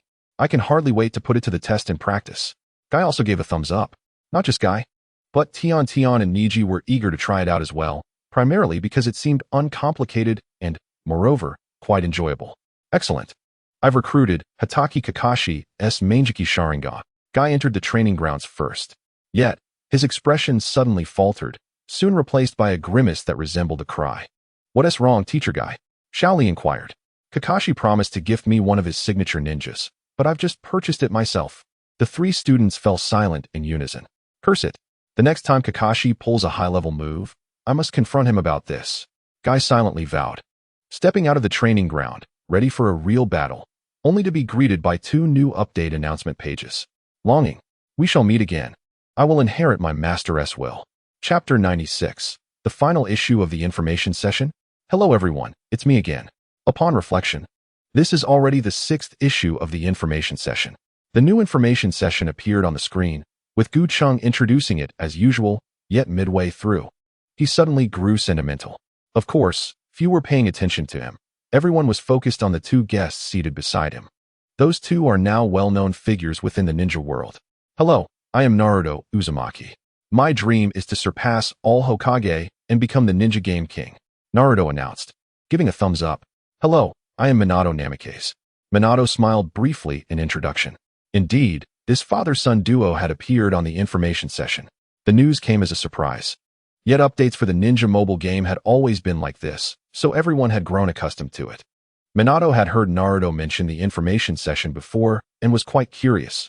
However, he never expected to have the opportunity to appear himself shortly after his resurrection. And being on the information session also signified something significant. Today, it is Mai and Naruto's high-level ninja showcase, right? Minato glanced at Gu Cheng, the owner of the Magic Cube Network, who had endured Naruto's grievances. Yes, Gu Cheng nodded, and this is the final issue of the information session. Huh, Nanny. Everyone was taken aback by the host's sudden revelation. Even the guests looked stunned. Wait, this isn't scripted. Why are you saying this off the cuff? Are you planning to flee? How do we follow up on this? What is going on, boss? Naruto exclaimed, grabbing Gu Cheng. Without the information session, who will introduce the ninjas? Who says there won't be an information session? Gu Cheng suddenly smiled. I just forgot to mention a few words. This is the last issue of this season's information session. Audience, you seem to have a hint of humor? Naruto stared at Gu Cheng in utter disbelief. He thought he finally got the opportunity to participate, only to find the information session abruptly cancelled. Gucheng pretended to cough a few times, adopting a serious tone. The Ninja mobile game has been live for over a month. Looking back, everyone was filled with anticipation for this game. Now, it has become an inseparable part of our daily lives, far beyond a mere game. Story quests, high-level ninjas, ranked matches, and organizational activities have all yielded significant achievements. As the first season, which lasted 2 months, nears its conclusion, Gucheng silently expresses his apologies. In order to meet the deadline, the original plan to introduce Sasuke and Shisui must be altered. He must now prepare for the second season. The others, realizing this, reflect on how they have been playing the Ninja mobile game for over a month. Was it only such a brief span of time? Sakura sighs, believing it has been 2 years. Ino reaches out to touch Sakura's forehead, noting she doesn't have a fever. Why, then, is she speaking such nonsensical words? Sakura rolls her eyes, ignoring Ino. Their relationship has improved since they collaborated in the competition, and they are out shopping together today. However, Naruto, can you truly become a high-ranking ninja already? At home, Sasuke grits his teeth, filled with resentment. Who could understand? Just a few days ago, they were playing together, and now his peers have advanced. This transformation is too drastic. Sasuke thinks of the 4th Hokage and suddenly realizes, it is no wonder it's Naruto's turn. After all, they both ascended together. Speaking of the storyline, why has it not been updated? What happened after Sasuke left? Naruto expresses his impatience. Don't worry. In a couple of days, there will be the final major version update of this season, and you will understand once you see it, Gucheng reassures him. Minato comprehends.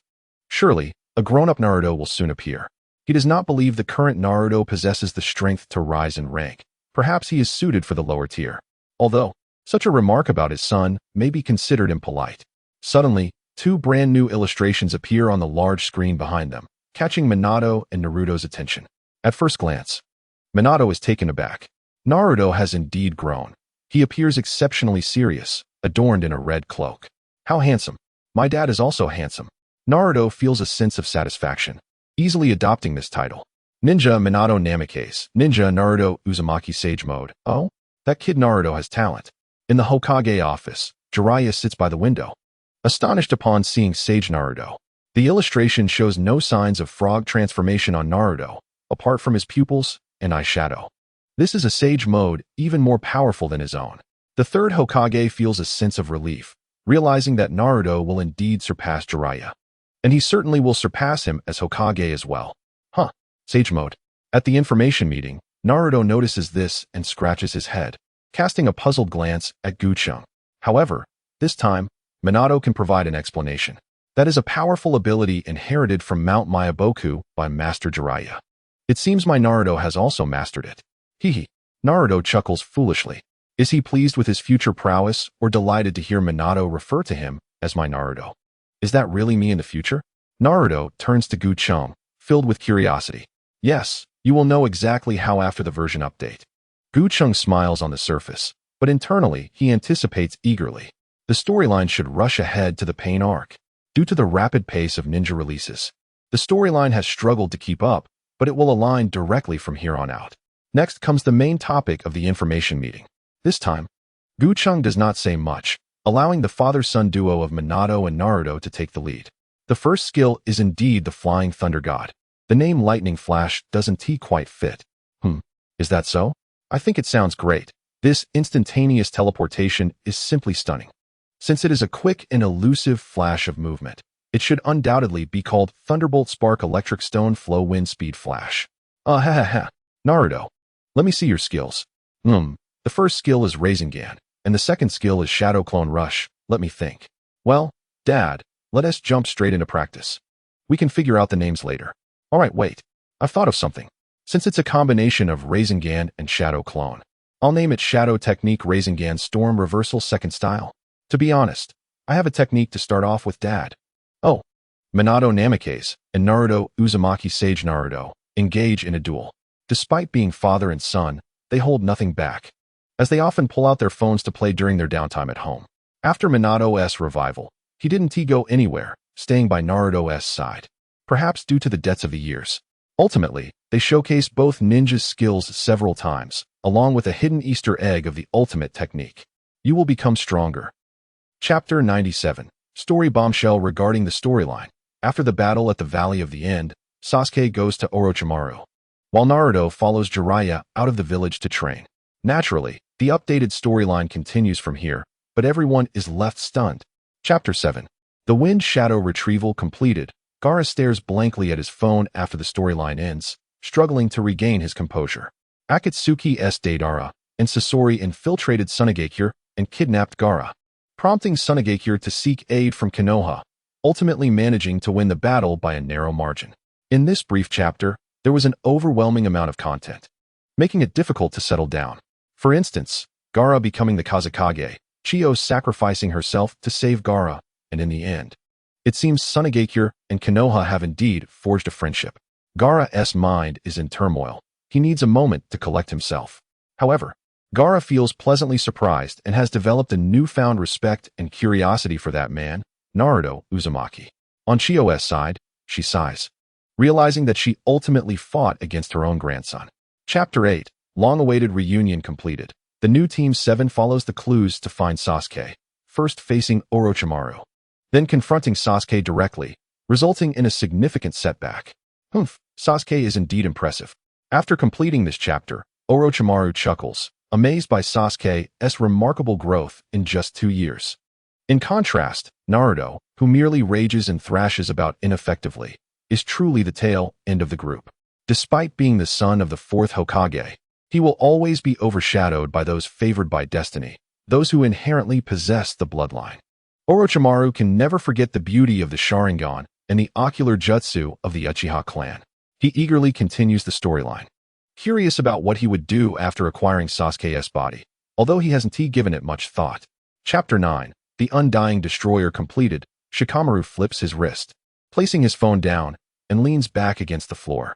He gazes up at the ceiling, a hint of pain now present in his previously languid and lively eyes. Asuma. The moment that man fell, he felt his own heartbeat cease. Haiden's abilities had already shown signs in the Ninja Mobile game, but in the storyline, they suffered a significant defeat because they lacked foresight into the future of the Ninja Mobile game. I'm sorry, Asuma. If only I had seen through the enemy's abilities sooner. What can I say? In the end, Shikamaru is quite capable of avenging me. Asuma, though surprised, finds solace, knowing that ultimately, the immortal duo from Akatsuki was defeated. Asuma and Kurenai, after a long time without their students, find themselves at a dumpling shop together, their emotions affected after revisiting the storyline. Do you remember what I said about the jade? Asuma holds Kurenai's hand, gazing at her flushed cheeks, and earnestly states, the jade will not be destroyed, for the village will always have a future. Chapter 10. Jiraiya's heroic tale completed. Tsunade's wrist weakens, and her phone slips from her grasp as she stares blankly at the table, engulfed in silence. Beside her, Shizun looks worried, her eyes slightly red. Unsure of what to say, Jiraiya has sacrificed himself, like a fool. Tsunade thinks, that guy always had a flair for drama, even in death. He managed to look remarkably heroic. Teacher Jiraiya. Ha, how embarrassing to be killed by a former student. Who else could it be but Naruto, who has gained a new family member? Jiraiya came for a visit, primarily to see Minato, as he had yet to engage in meaningful conversation with him since his resurrection. Unexpectedly, while they chatted and progressed through the plot, Jiraiya's body was seen submerged in the sea. At that moment, both Minato and Naruto wore complex expressions, while Jiraiya appeared unfazed, laughing heartily as he scratched the back of his head. Nonetheless, it was a heartbreaking sight. The sage of the six paths among the three legendary ninjas would forever slumber beneath those waves. Jiraiya sighed internally, realizing he had become the first to perish among the Sannin. Orochimaru met his end in a rather unceremonious manner, with his demise occurring at the start of Chapter 11. The one who sought to devour others was ultimately devoured by his prey, a fitting end for Orochimaru. What others thought was inconsequential. Orochimaru himself could no longer find humor in the situation. Why did he fail to consume? Orochimaru pondered. If he had managed to engulf Sasuke, the mantle of protagonist would have been his. Orochimaru, who? Indra. Sasuke was indifferent to the serpent. Within the narrative, he simply gathered allies and ultimately confronted Itachi Uchiha. Along the way, he also eliminated Deidara, a character widely disliked in the arena. At last, the moment had arrived. Sasuke, oblivious to Mikoto's complex expression nearby, eagerly fiddled with his phone, Unable to contain his anticipation for Itachi's demise, he envisioned himself quietly traversing the dark passage. The memories of his clan's massacre reflected on the walls, an overwhelming excitement gripping him. "Mother, it's almost here. Come quickly and witness my vengeance," Sasuke called out to Mikoto, who hesitated briefly before sitting beside him. The chapter culminated in an intense confrontation between Sasuke and Itachi. Although merely an observer of the narrative, Sasuke seemed to immerse himself in the experience, oscillating between exhilaration and anxiety. Eventually, Itachi gently poked his forehead and collapsed. Sasuke was stunned, finding himself powerless beside Itachi. And the chapter concluded. Had he succeeded? Was this his revenge fulfilled?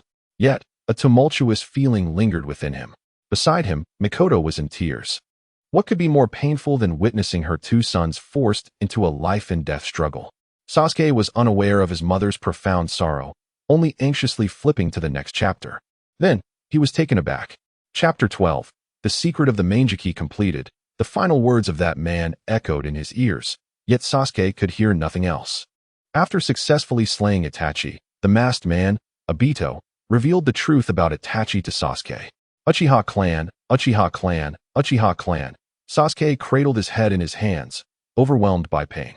He could not discern whether Obito's words were truth or deceit, but there was someone beside him who knew. "Mother, tell me." Sasuke turned back.